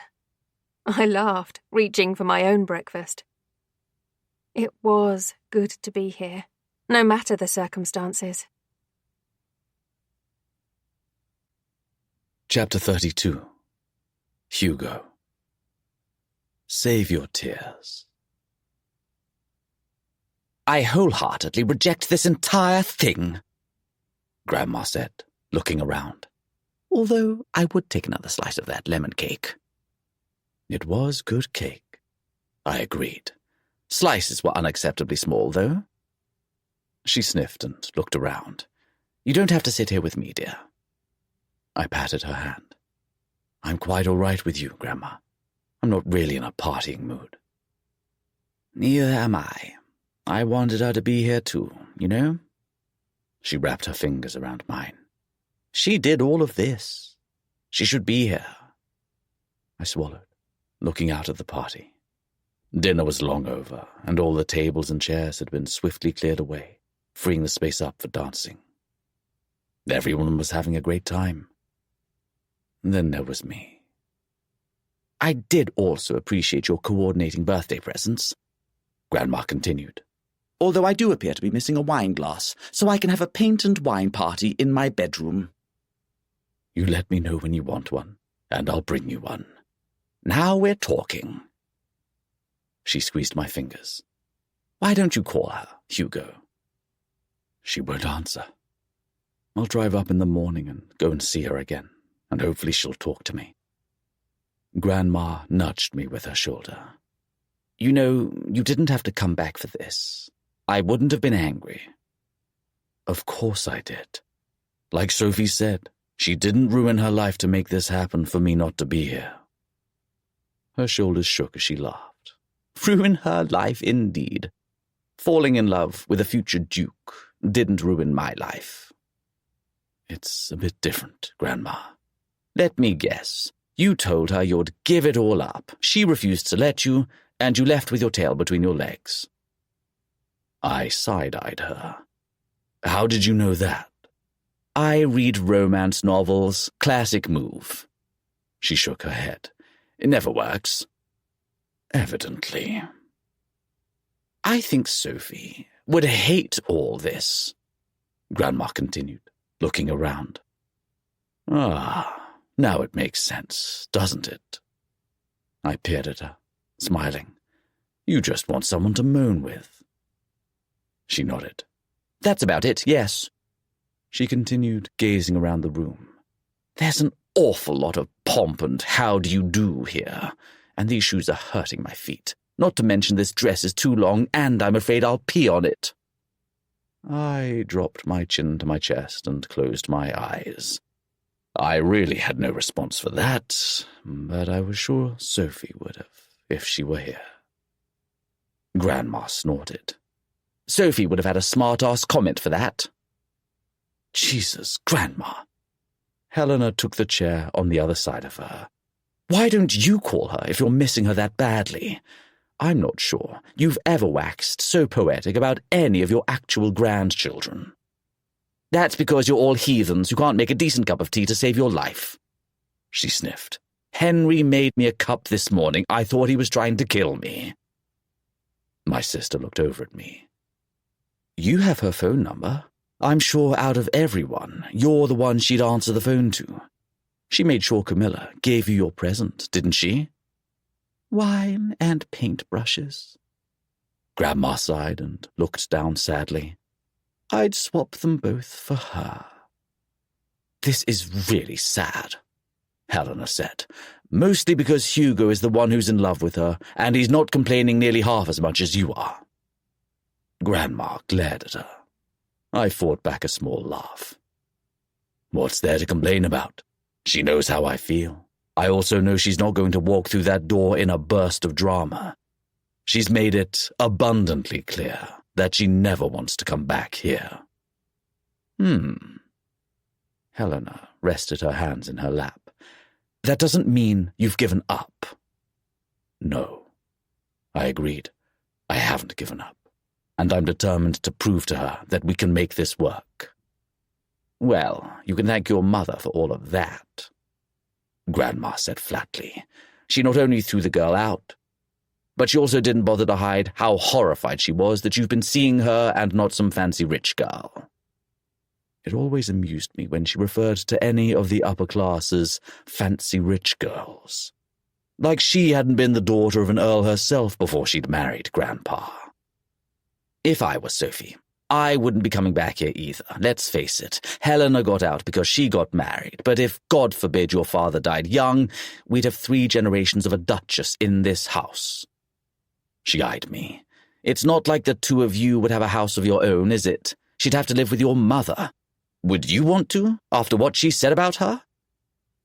So, what you're saying is you think I'm doomed?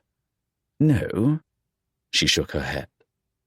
I think your mother has doomed you. Why don't you tell us how you really feel, Grandma? Helena muttered. Tell me I'm wrong, Helena. Go on, tell me. My sister said nothing. It was good to know Grandma believed in me. Go to London, she said, swatting my leg. Your miserable old face is making me moody. You don't need any help being moody, I replied. I don't, which is why this is a problem. Mum will skin me alive if I leave. No, she won't. Mum stepped up beside me and put her hand on my shoulder. You won't hear me say this again, but your grandmother is right. Grandma punched the air. Aha! Mum squeezed my shoulder. You're not enjoying yourself here, and the only reason you're here is for your grandmother. If she's telling you to go to London, go to London. I looked up at her. Are you sure? She nodded. You're just wasting your time here, she said. Best to go now, and you can catch her in the morning, hopefully. I looked at Grandma. Bloody go, before you make the rest of us completely miserable with you, she said. But she was smiling. Helena got up. Come on, I'll help you get sorted. It's fine, I replied, standing. I'll help you, she said, more firmly this time, then grabbed my arm and dragged me from the room before anyone could stop us. I need a breather. I should have known there was a reason you were so quick to help me. She swatted my arm with a laugh and lifted her dress so she could walk up the stairs. Why did we need a bloody ball? What's wrong with a nice family dinner? Ask Mum. It was her call. Helena sighed. I think I'm turning into Grandma. Yeah, well, Sophie is Grandma, just 50 years younger. I'm not sure what that says about me. She grinned, squeezing my arm. Grandma would say it means you've got good taste. I opened the door to my bedroom and sighed. Do you think I can do it, Helly? Convince her it's worth fighting for? My sister softened at her nickname. I rarely used it anymore, and even though I was the eldest child, she'd always been the fixer of the family. I know you can, she said quietly, touching my arm. Hugo, if you're supposed to be together, you will figure it out, one way or another. If, for whatever reason, you can't do that, then she was only ever supposed to be with you for a short time. Either way, lessons have been learnt by all of us. I swallowed, nodding. I know. But I think you're supposed to be together, she continued. There's something about you being together that just makes sense. Grandma always said to me, Helena, when you know, you know. It took me a while to know with Ed, but I think you knew with her right away, didn't you? Yeah, pretty much. I sighed. I'm not coming back without her. I'm not leaving London unless she's with me. That's a very bold statement to make, Hugo. I mean it. I stepped away from her and pulled my suitcase out from under my bed. I'm only coming home if she's coming with me. I made it to our London house at 2 a.m., crashed on the sofa, and after a shower, left for Sophie's flat as quickly as I could. She had to know that I wasn't lying. I was serious about everything I'd said. Literally nobody else in this world mattered to me as much as she did, and I still didn't understand how she'd crept under my skin and gotten such a hold on me as quickly as she had. I knocked on the door and waited. There was no noise from inside her flat, and I leant against the door. Knocked again. Still nothing. Maybe she just wasn't home right now. It was the middle of the morning after all. I waited another few minutes and knocked once more, but nothing. My stomach rumbled, and that was my sign to give up for now. I didn't want to run across London 7,000 times today, so I made my way back down and headed outside. I'd get breakfast and try again later. 3 p.m. I knocked. I waited. I knocked. I waited. I left. 6 p.m. I knocked. I waited. I knocked again. I waited some more. I left again.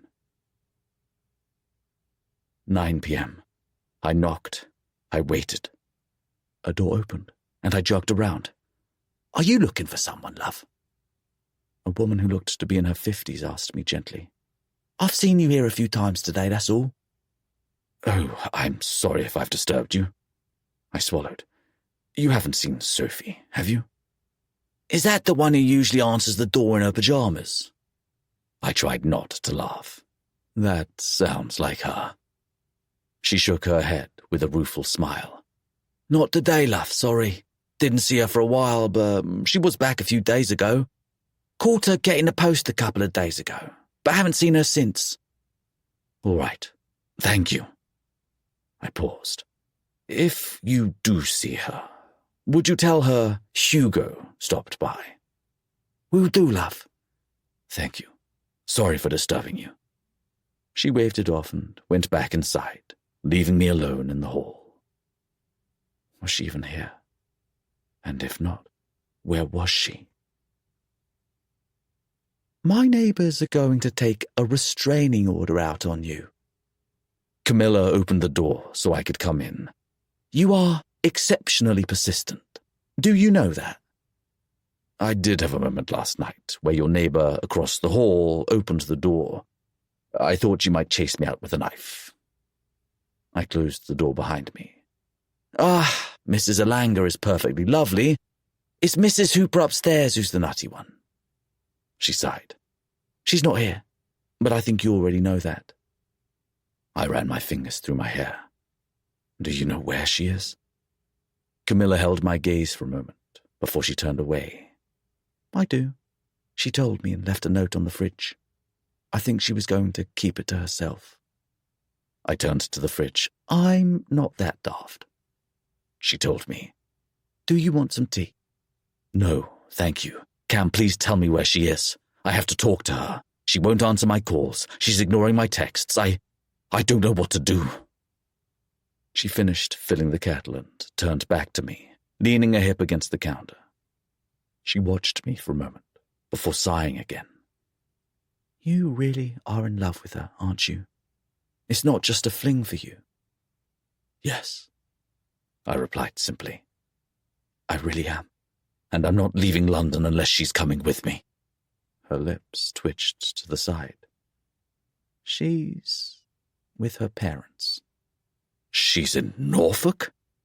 Yes, but that's all you're getting out of me, and I mean that. She put the kettle on the base and flicked the switch to turn it on. I'm not going to tell you where they live, so don't bother asking me. Camilla, no, she said firmly. If she's with her parents, it's because she needs to be left alone. She's there to take a break. Let her have that breathing space. I sat down at the island and rubbed my hands across my face. She was right. I knew that. Listen. She leant forward on the counter and looked at me. I get it. I do. But you have to understand how she's feeling right now. Your mum pretty much humiliated her, and she's the entire reason she's not speaking to you. I know that. She's got a lot of feelings she has to work through right now, and I think she's in the right place to do that. It's away from everyone who has a horse in the race, and her parents will be able to talk her through it, outside perspectives and all that. She toyed with the ring on her right hand. I think it's the best thing for her. What am I supposed to do? I can't keep calling her for her not to answer, but if I don't do anything, she knows how you feel about her. She smiled sadly. I think you have to accept that she needs to decide if the way she feels about you is worth it. I dropped my head to my hands, pressing the heels into my eyes. What if she doesn't? Then there's nothing you can do about it. We were both silent for a moment. Then she said, I'll tell her you were here and that you're in London for her. I peered up at her. You will? She nodded. Yes, I will. For what it's worth, Hugo, I think she should answer your calls too. Will you tell her that? Her grin was infectious. You bet I will. Now, since you're here, how about that tea? Chapter 33. Sophie. Moving on. Camilla. He's in London. Me. He's at perfect liberty to go where he likes. Camilla. He's here for you. Me. That backfired. Camilla. Soph, come on. At least pick up the phone and talk to him. Me. How do you know all this? Camilla. Because he came over. Me. He needs to find a hobby. Camilla. He has one. It's convincing you that what you have is worth fighting for. Me. 1, terrible choice for a hobby. And 2, it's not. Camilla. Yes, it is. Me. Whose side are you on here? Camilla. The side of common sense. Just talk to him. It's not going to kill you. Me. It might do. Camilla. You're being a child about this. I know you're hurting right now, but it's a hurt of your own creation. Me. Would you go back if you were me? ? Would you pursue a relationship with someone whose mother hated you? Would you put yourself in a situation that would make you uncomfortable? Camilla. I don't know. I'm not in it, but I do know one thing. Me. What? Camilla. You can't keep running away from the things that scare you, Sophie. There's another note. Dad put the envelope down in front of me. That's the 3rd one in 3 days. I stared at the little white rectangle. Throw it out. I'm not interested. Sophie. No, Dad. I snatched it up and held it up to him. This woman treated me horribly. I have no interest in anything she has to say to me. I can't imagine it's terribly important. She's come all the way from Devon. That's not a quick hour-long drive. That's a heck of a trip for nothing important. Why is everyone on their side? I slapped the envelope down. Camilla is? You are? Mum is? Why am I the one in the wrong here?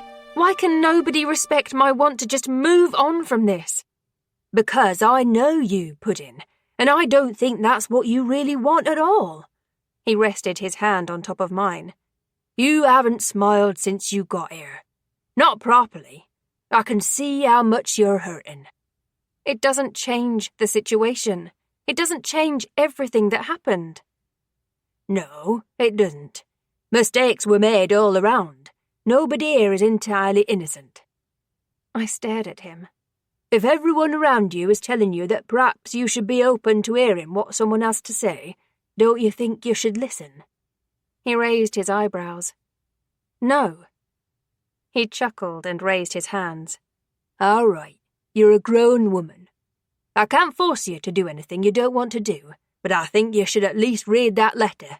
I know you're just going to fish it out of the bin to read it later anyway. It's not my fault I'm curious, I muttered, eyeing the envelope.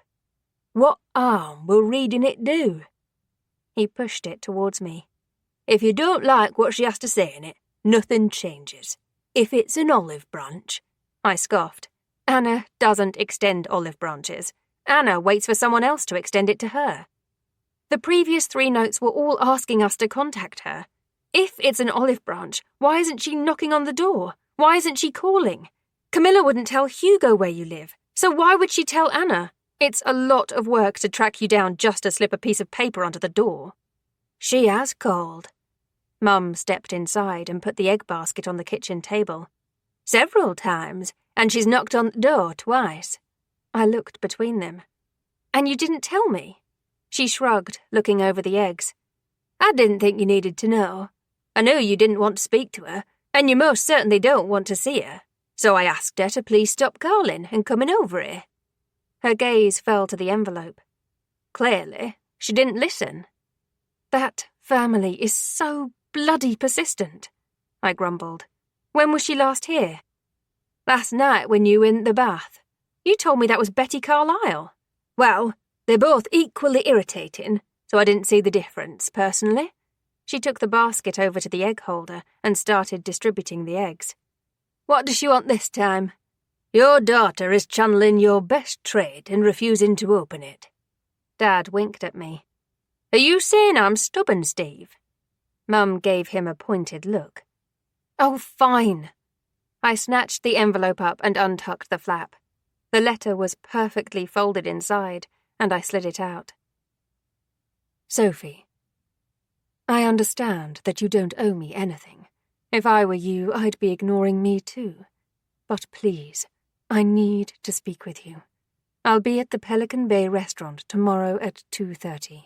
I'd like it if you'd join me. Yours, Anna. The audacity of that woman! How could she think I would accept that offer? Actually, I was going to.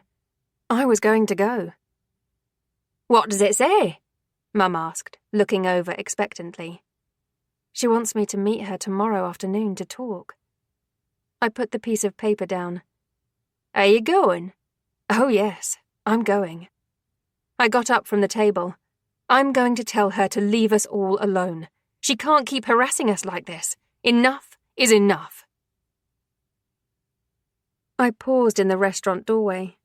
Anna was there on the terrace, peering down at her phone. Nobody else was out there, which meant we'd have complete privacy. But my stomach rolled all the same. Why was I here? I had nothing to say to her.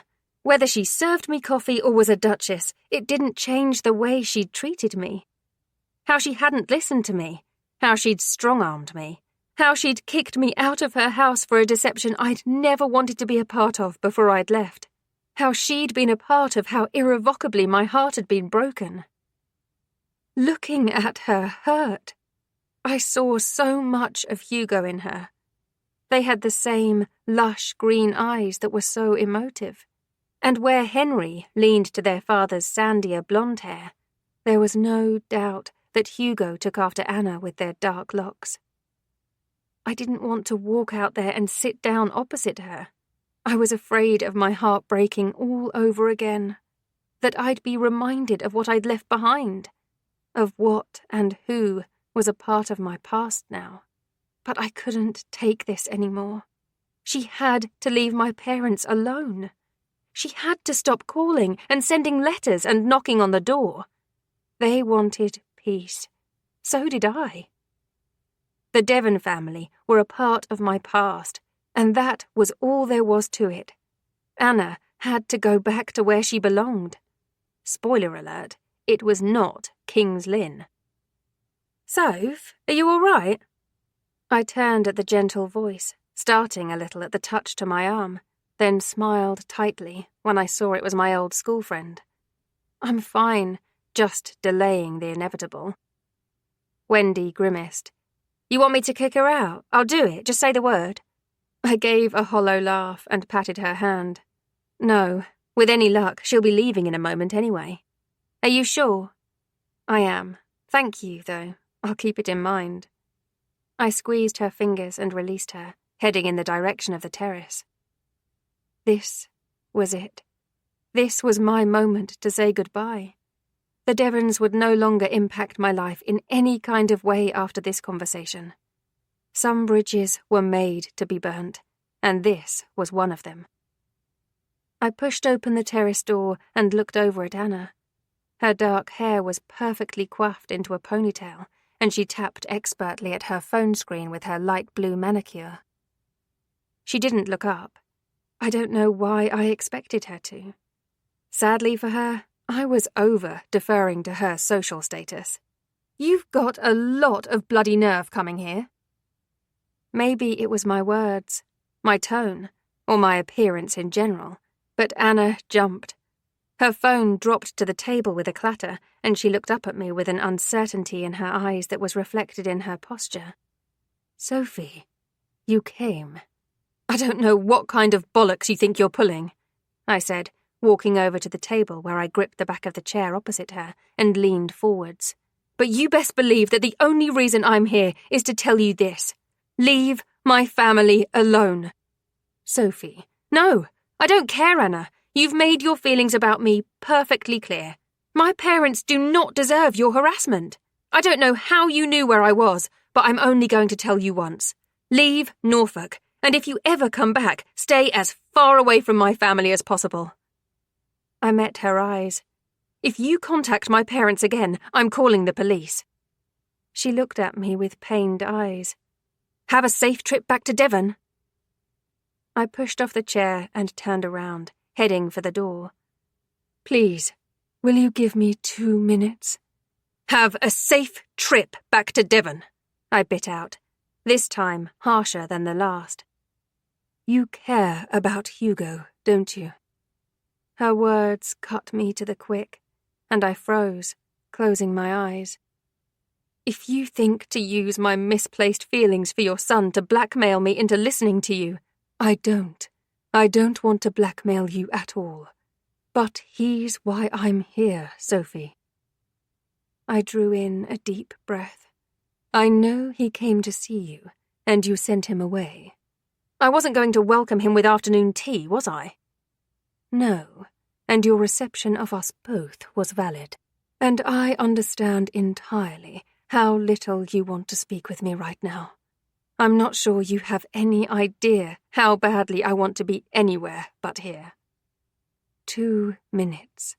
Please, allow me 2 minutes to say my bit, and then I will leave you and your parents in peace. I turned and looked at her. "One more word to them, ever again, and I will call the police." Anna inclined her head and motioned for me to sit. 2 minutes is all I ask for, and I know I am asking an incredible lot from you. I pulled out the chair and sat down, keeping a good few feet between me and the table. 2 minutes, then I'm leaving. If she noticed, she didn't mention it. "Would you like some wine?" "Tick-tock." She held up her hands. "I am so very sorry for the manner in which I've treated you. At no point did you do anything to warrant my behavior, and I am fully aware that mistaking you for Camilla is entirely my fault. And I am the reason you were unable to be truthful about who you were, who you are." I folded my arms across my chest and stared at her. "I should not have insulted you, belittled you, or treated you as anything less than the incredible young woman that you truly are. You were able to pull off an incredible party for Evelyn, despite your lack of experience, and that is to be commended. It's a credit to who you are as a person that you were able to achieve such a thing in the situation you found yourself in. I wasn't buying it. I should have listened when I was told that Nancy had kept information from you, or Camilla. I didn't want to believe that someone I had trusted so implicitly for so long had done anything that would ultimately hurt Evelyn for her own gain. My mother-in-law and I have a tempestuous relationship, and it might be difficult to believe, but I do love her greatly. Anna peered down at her hands on the table. None of this excuses my behavior towards you, Sophie. And please accept that I am wholly aware of how unnecessarily rude I have been towards you since you entered my home for the first time, and how much I have hurt you. I swallowed. Good. I hoped she really did know how badly she'd hurt me. I fired Nancy before I left to find you. I'd never been quite as ashamed as I was when Hugo told me the whole truth. Anna continued, raising her gaze to meet mine. He told me everything, Sophie. How Nancy manipulated the situation, how you did what you thought was best for your friend, how you thought you had no other choice. As misguided as your intention was, it was honourable all the same, and I want you to know that Camilla's business will receive nothing but glowing recommendations from me. Why? Because anyone who counts you as their best friend must be an exceptional judge of character. Anna pulled an envelope from her bag and slid it across the table to me, and she insisted that the check be made out to you because you'd done the work. You came all this way to give me a check? I shoved it back at her. I don't want your money. I know, but it's yours all the same. She nudged it back in my direction. I can arrange a bank transfer. I have your information for it. Either way, you'll get the money. What do you really want from me? I asked her. This is a long way to come for an apology you could have slapped a first-class stamp on. Hugo is in love with you. I looked away. Which you already know. Get on with it, I demanded, my voice thick. I didn't want to hear it. I didn't want to hear his name, or how he felt, or how she thought he felt. I was done. So done. I wasn't going to let my heart get broken by this family again. He'll never admit it to me, Anna said, softly this time. He's never shared anything like that with me. I might have pushed him too hard towards a certain kind of person because it worked for my parents. But Hugo isn't me, and he's not George either. George and I were lucky to fall in love. We were pushed together and happened to fall the way we did. My throat was so thick with emotion that I was almost nauseous. I was either going to cry or throw up. You've had a lot longer than 2 minutes, I told her scratchily. Hugo has spent the last decade telling me that he'll fall in love with the right person at the right time. Anna's gaze was focused entirely on me. And he was right. Are you done? I whispered. He's in London, she said softly. He hasn't left since the day after the party when he went to your flat the second time. He refuses to come home unless it's with you, and Camilla won't give him your parents' address. That must be devastating for you. He loves you. For the first time since I'd sat down, there was a fire to her voice. He bloody well loves you, Sophie. He's done nothing wrong in all of this. At least speak to him and hear him out. Let him tell you himself how he feels without anything other than the two of you. Slowly I turned to meet her gaze. I never meant to deceive you, I told her quietly. I wanted to do what was right by my best friend, and we were both betrayed by someone you should have been able to trust. I know. I never intended for any of this to happen. But you have to know that I am so in love with your son that it hurts. And it's so ridiculous. because I haven't known him long enough to love him the way I do. Yet here I am." Regret filled her eyes. "Rejecting him is the single most painful thing I have ever done in my life." I pressed my hands flat against my stomach and fought back the tears that threatened my eyes. "But I would do it again and again, because I want him to be happy." "You are that person. You are the one who makes him happy." Anna leaned forwards, and her eyes welled with tears. "Please do not punish Hugo or yourself because of my actions." I closed my eyes, even as they became thick and wet with emotion. "I don't. You and he are not the same person, but I have to move on from this." Anna pressed her hand to her face and nodded. "I understand. If that's your wish, I will respect it. Hugo will too. Just please think about what I've said today." I didn't know if I'd be able to stop thinking about it. "I'll think about it," I said after a moment, "but not because you asked me to. Take this." She reached into her bag and pulled out another small envelope. Slowly, she untucked the flap and pulled out a silver key. "This is a key to our London house." I stared at it. "The address is on a slip of paper in here." She returned the key to the envelope and secured it again, then set it on top of the envelope that included the check.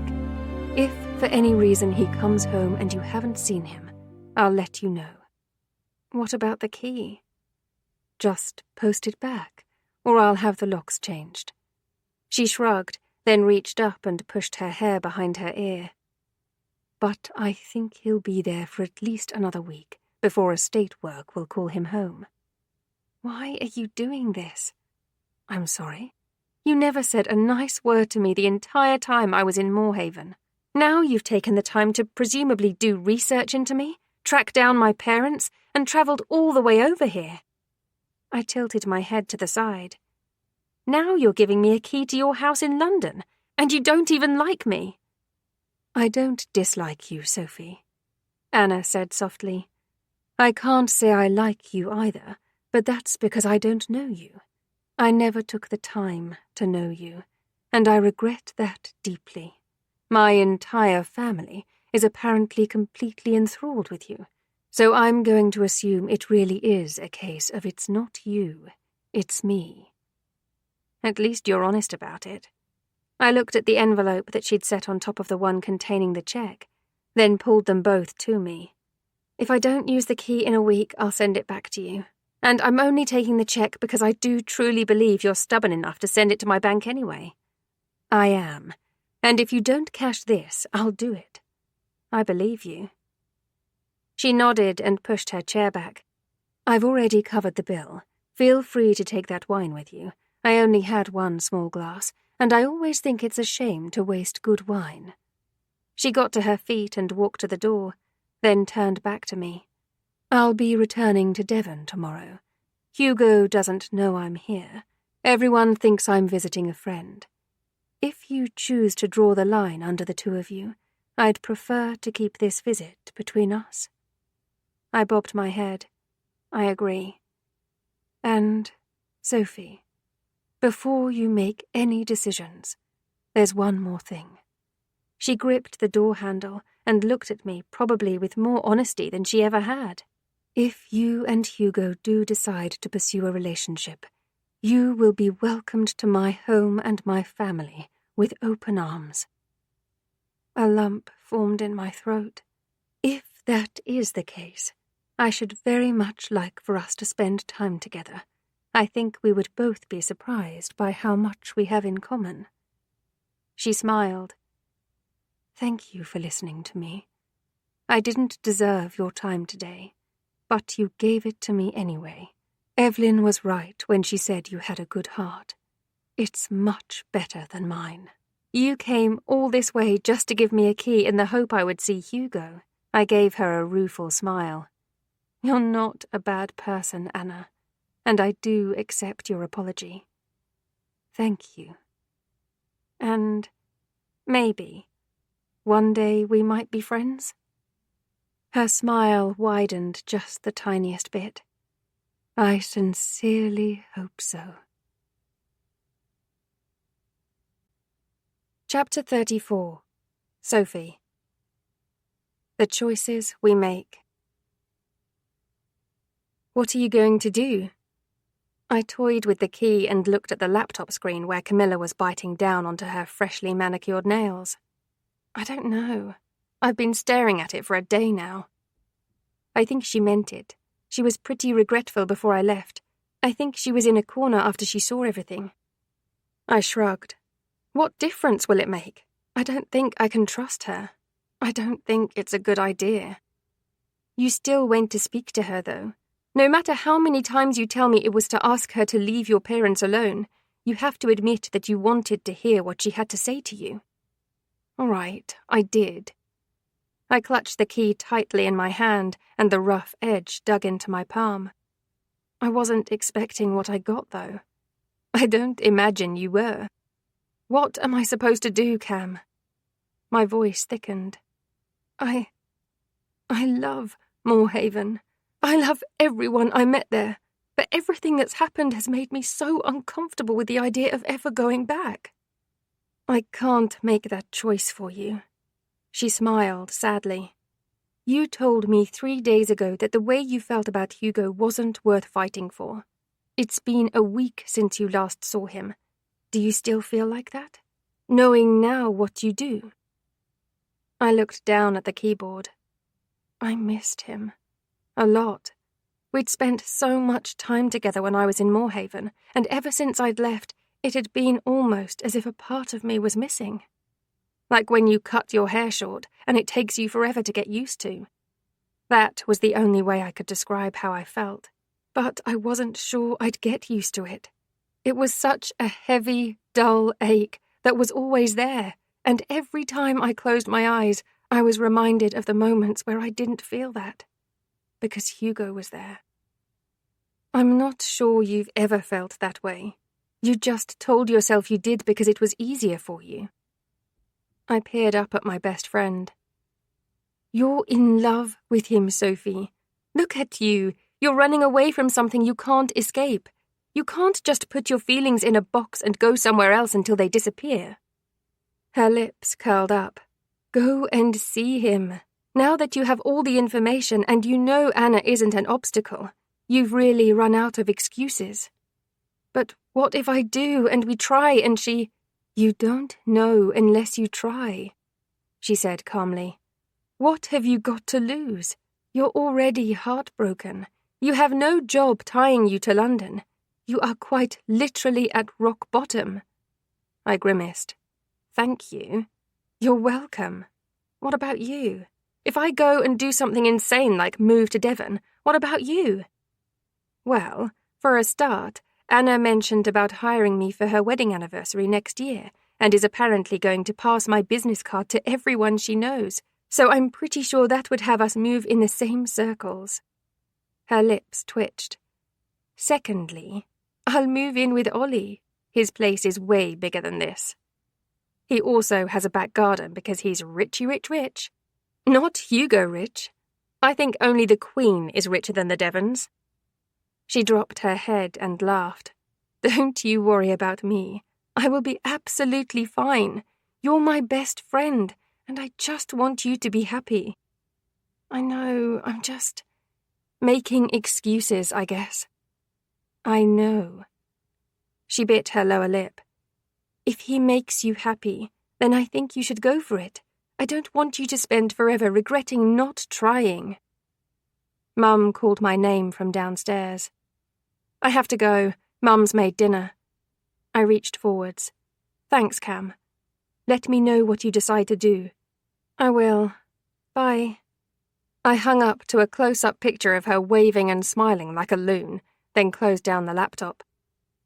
That key was burning a hole through my palm. I reached for my phone.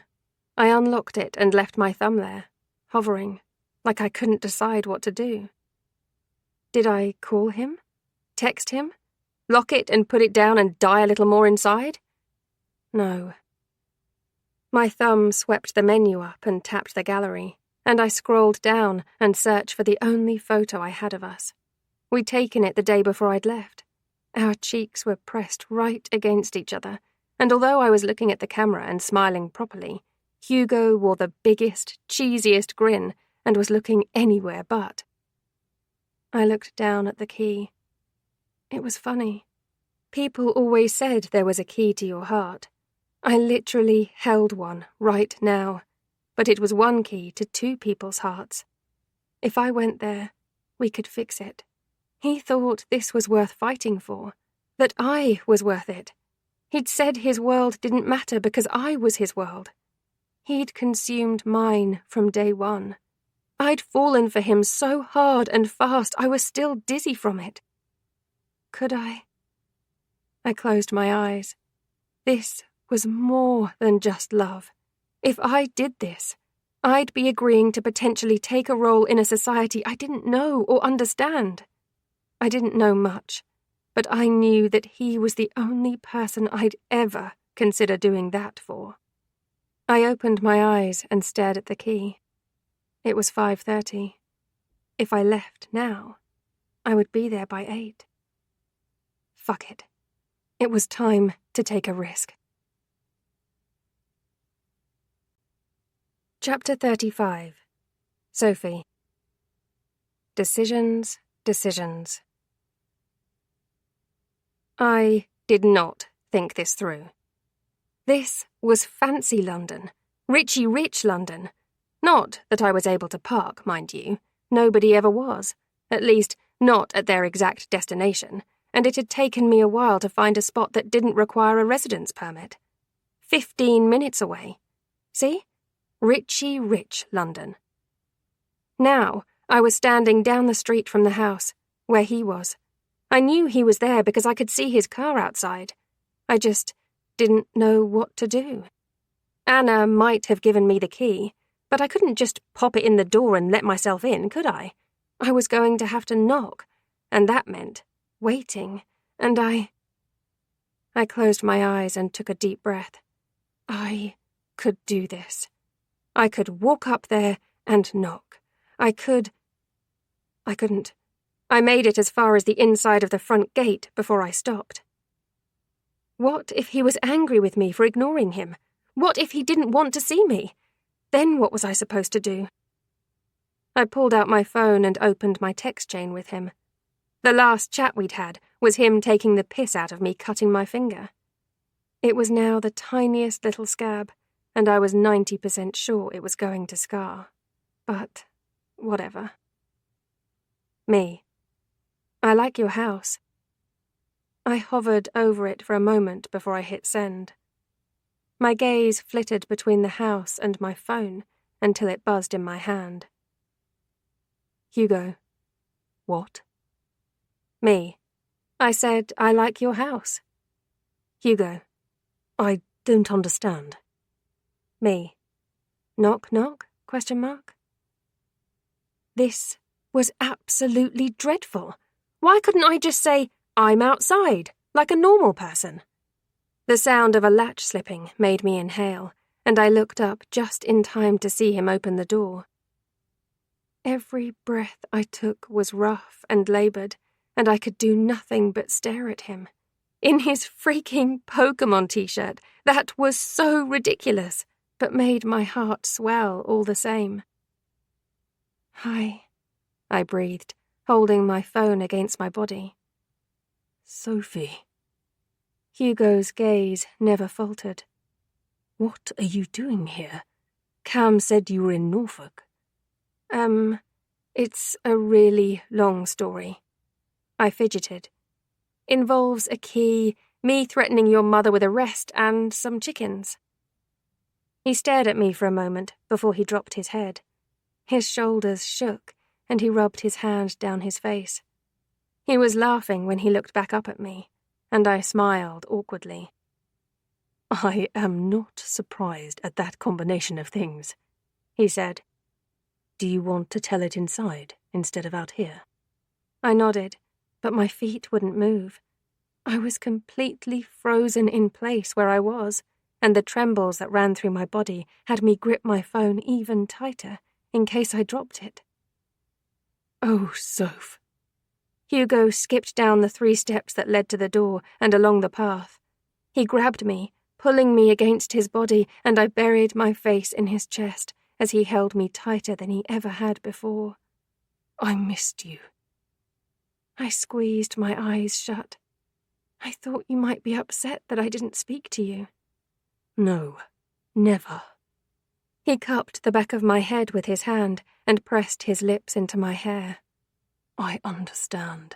It's been difficult. I nodded, squeezing him. I'm getting cold. Come inside.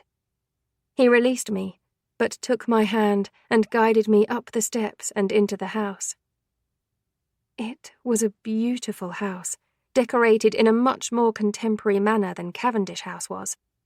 Hugo took me through to the kitchen, where he motioned for me to sit at the large island, and opened the fridge. He cracked open a bottle of wine and poured 2 glasses, pushing one my way.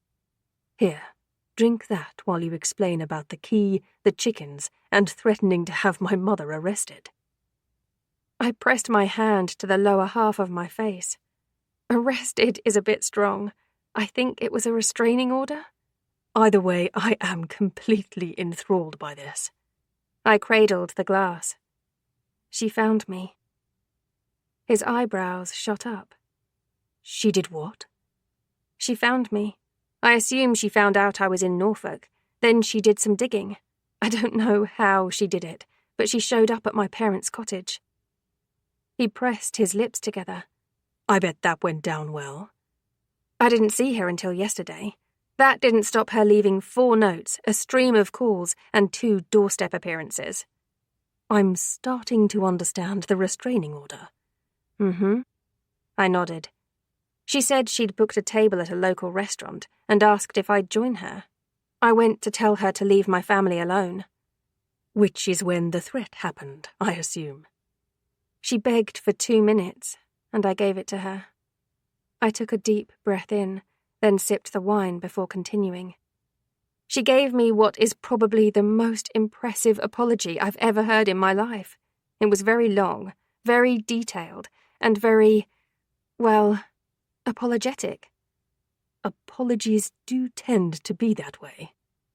I frowned at him, and his lips tugged up into the tiny smile I'd missed so much. Then she gave me a check. That's why I'm here. She paid me to come. He ran his tongue over his lips and looked into his wine. Was it a lot? A considerable amount, but with the price of petrol these days, she had to give me some cash too. He peered over at me, fighting a smile. Did it cover it? No. His laugh was soft. What happened? She gave me a check for the job. Cam apparently insisted it be made out to me, and I had to take it, because apparently she has my bank details and was going to pay me either way. Your mother is really very annoying. Yes, she is. It's where you get it from, I presume? Most likely. Bit of grandma sprinkled in there too. His eyes twinkled. I smiled. She also gave me a key to this house. She did what? I pulled it out of my jeans pocket and put it on the counter between us. She told me you were here, gave me this key and the address, and told me that if we decided to try to make it work between us, she would welcome me with open arms into the family. Hugo stared at the key. And I assume you're here to give it back.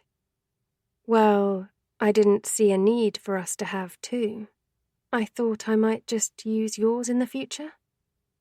He looked up at me. Sophie. You were right, I said, emotion flooding through me. When you said this was something worth fighting for. I know that running away was wrong, but I wasn't sure we could make this work until now.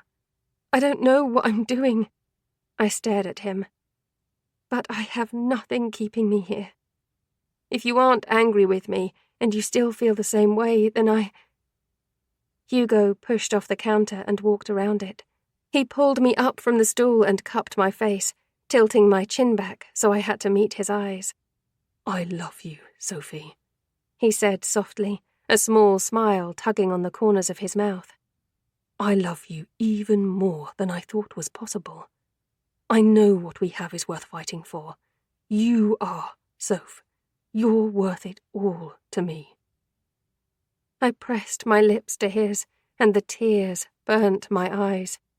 One crept out, and he brushed his thumb over my cheek, bringing me even closer to him.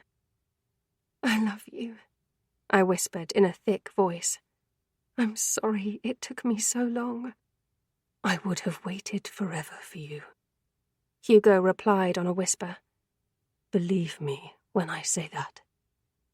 I nodded. I had to. How could I not? Can you explain the chickens part of the story now? I laughed and leant into him. My mum has 30 chickens. It just seemed like an equally random epilogue. He nodded, wrapping his arms around my shoulders. You got that right. Come on, let's sit down. I'll tell you everything that happened after you left. I picked up my glass and followed him into the living room. I sat on the sofa, and Hugo swung up my legs, pausing to tug off my shoes. He shuffled along the cushions so we were right next to each other, with my legs over his, and he rested one arm along the back of the couch. I leant my head on his shoulder. What happened? I tried to come after you, but Dad said I needed to sort everything out. I didn't agree at the time, but now it was probably the right decision, he said warily. We pretty much backed up everything you said. I suspended Nancy, and Camilla provided the initial proof that she'd sent the email to her that said you were going in her place. I swallowed. Mum woke up the next day in a better mood. I don't know what happened, but I think Dad flipped his shit a bit. I wasn't much nicer to her. Grandma pointed out all the good things you'd done, and I think it really hit home for Mum how badly she'd treated you. It did, if what she said to me was anything to go by. He trailed his finger up and down my arm. In the end, she fired Nancy. The party went off without a hitch, and Grandma has been whinging about not seeing you. Dad confirmed he did try to set us up. We knew it. And I think our family learned a great lesson, all things considered. He chuckled. And Henry hit it off with the woman Mum had intended to set me up with, so it really did end well. Good for Henry, I muttered. So, was Mum in Norfolk the whole time? We thought she was in Yorkshire visiting a friend. I nodded. She said nobody knew. I think we might even be able to salvage a friendship out of this mess. Wow, you really are a good person. I smiled, remembering what Dad had said to me. Well, we all made mistakes. None of us were innocent in the situation. Really, we were all being manipulated by one person. She won't do that anymore. Hugo kissed the top of my head. So, what do we do now? Are you staying here, or are you coming back to Moorhaven with me? I have nothing to stay for. Cam said she's happy to move in with Ollie, and it's not like I have a job or commitments. Going home made me realize how much I missed the countryside. So, I suppose I'll come home with you? I like hearing you call it home, he murmured. I need to find somewhere to live, though. It won't be with your mother. Hugo laughed, dropping his head back. I agree. Probably best to keep some degree of separation between the two of you. I tilted my head back. This could be tough. Well, you know that cottage we were talking about renovating? I nodded. Dad told me this morning that we received planning permission. Hugo paused. It'll take about 8 months to complete, all in all, and it's only 2 bedrooms, but what if we found you a short-term let? Maybe even talk to Nora. Then, when the cottage is ready, we could live there together. Not in the big house? Not in the big house. Eventually, of course, that would be home, but while it's just the 2 of us, I don't think Dad would have a problem with us living there for a couple of years. I smiled. Can I have chickens? You can have whatever you want as far as I'm concerned. I leant into him again. What about until there's somewhere for me to stay? Even a hotel until something more permanent comes up. We'll stay here, he said softly, leaning his cheek against the top of my head. I'll ask Helena to find a place for you to stay. I don't have a job. I paused. Although that was a pretty substantial check from your mum. There you are then. Not that I'd expect you to pay for anything. You are not paying my rent. We can agree to disagree. Hugo. Sophie. I sighed. I'm too tired to argue. I've done enough of that with myself. He chuckled. How about I order food and we just stay here, doing nothing?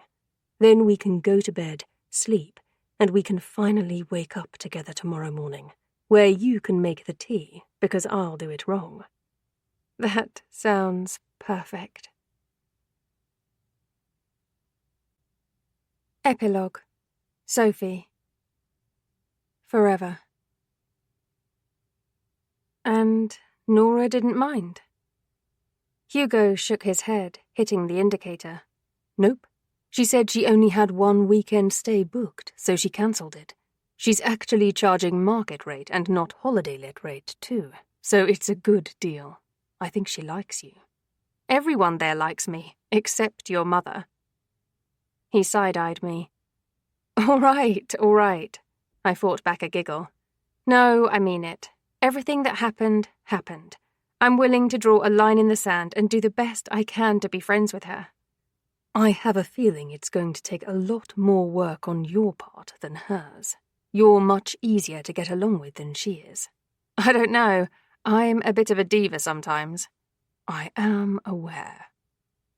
It had been 5 days since I'd shown up in London, and we were finally making our way south to Cavendish House.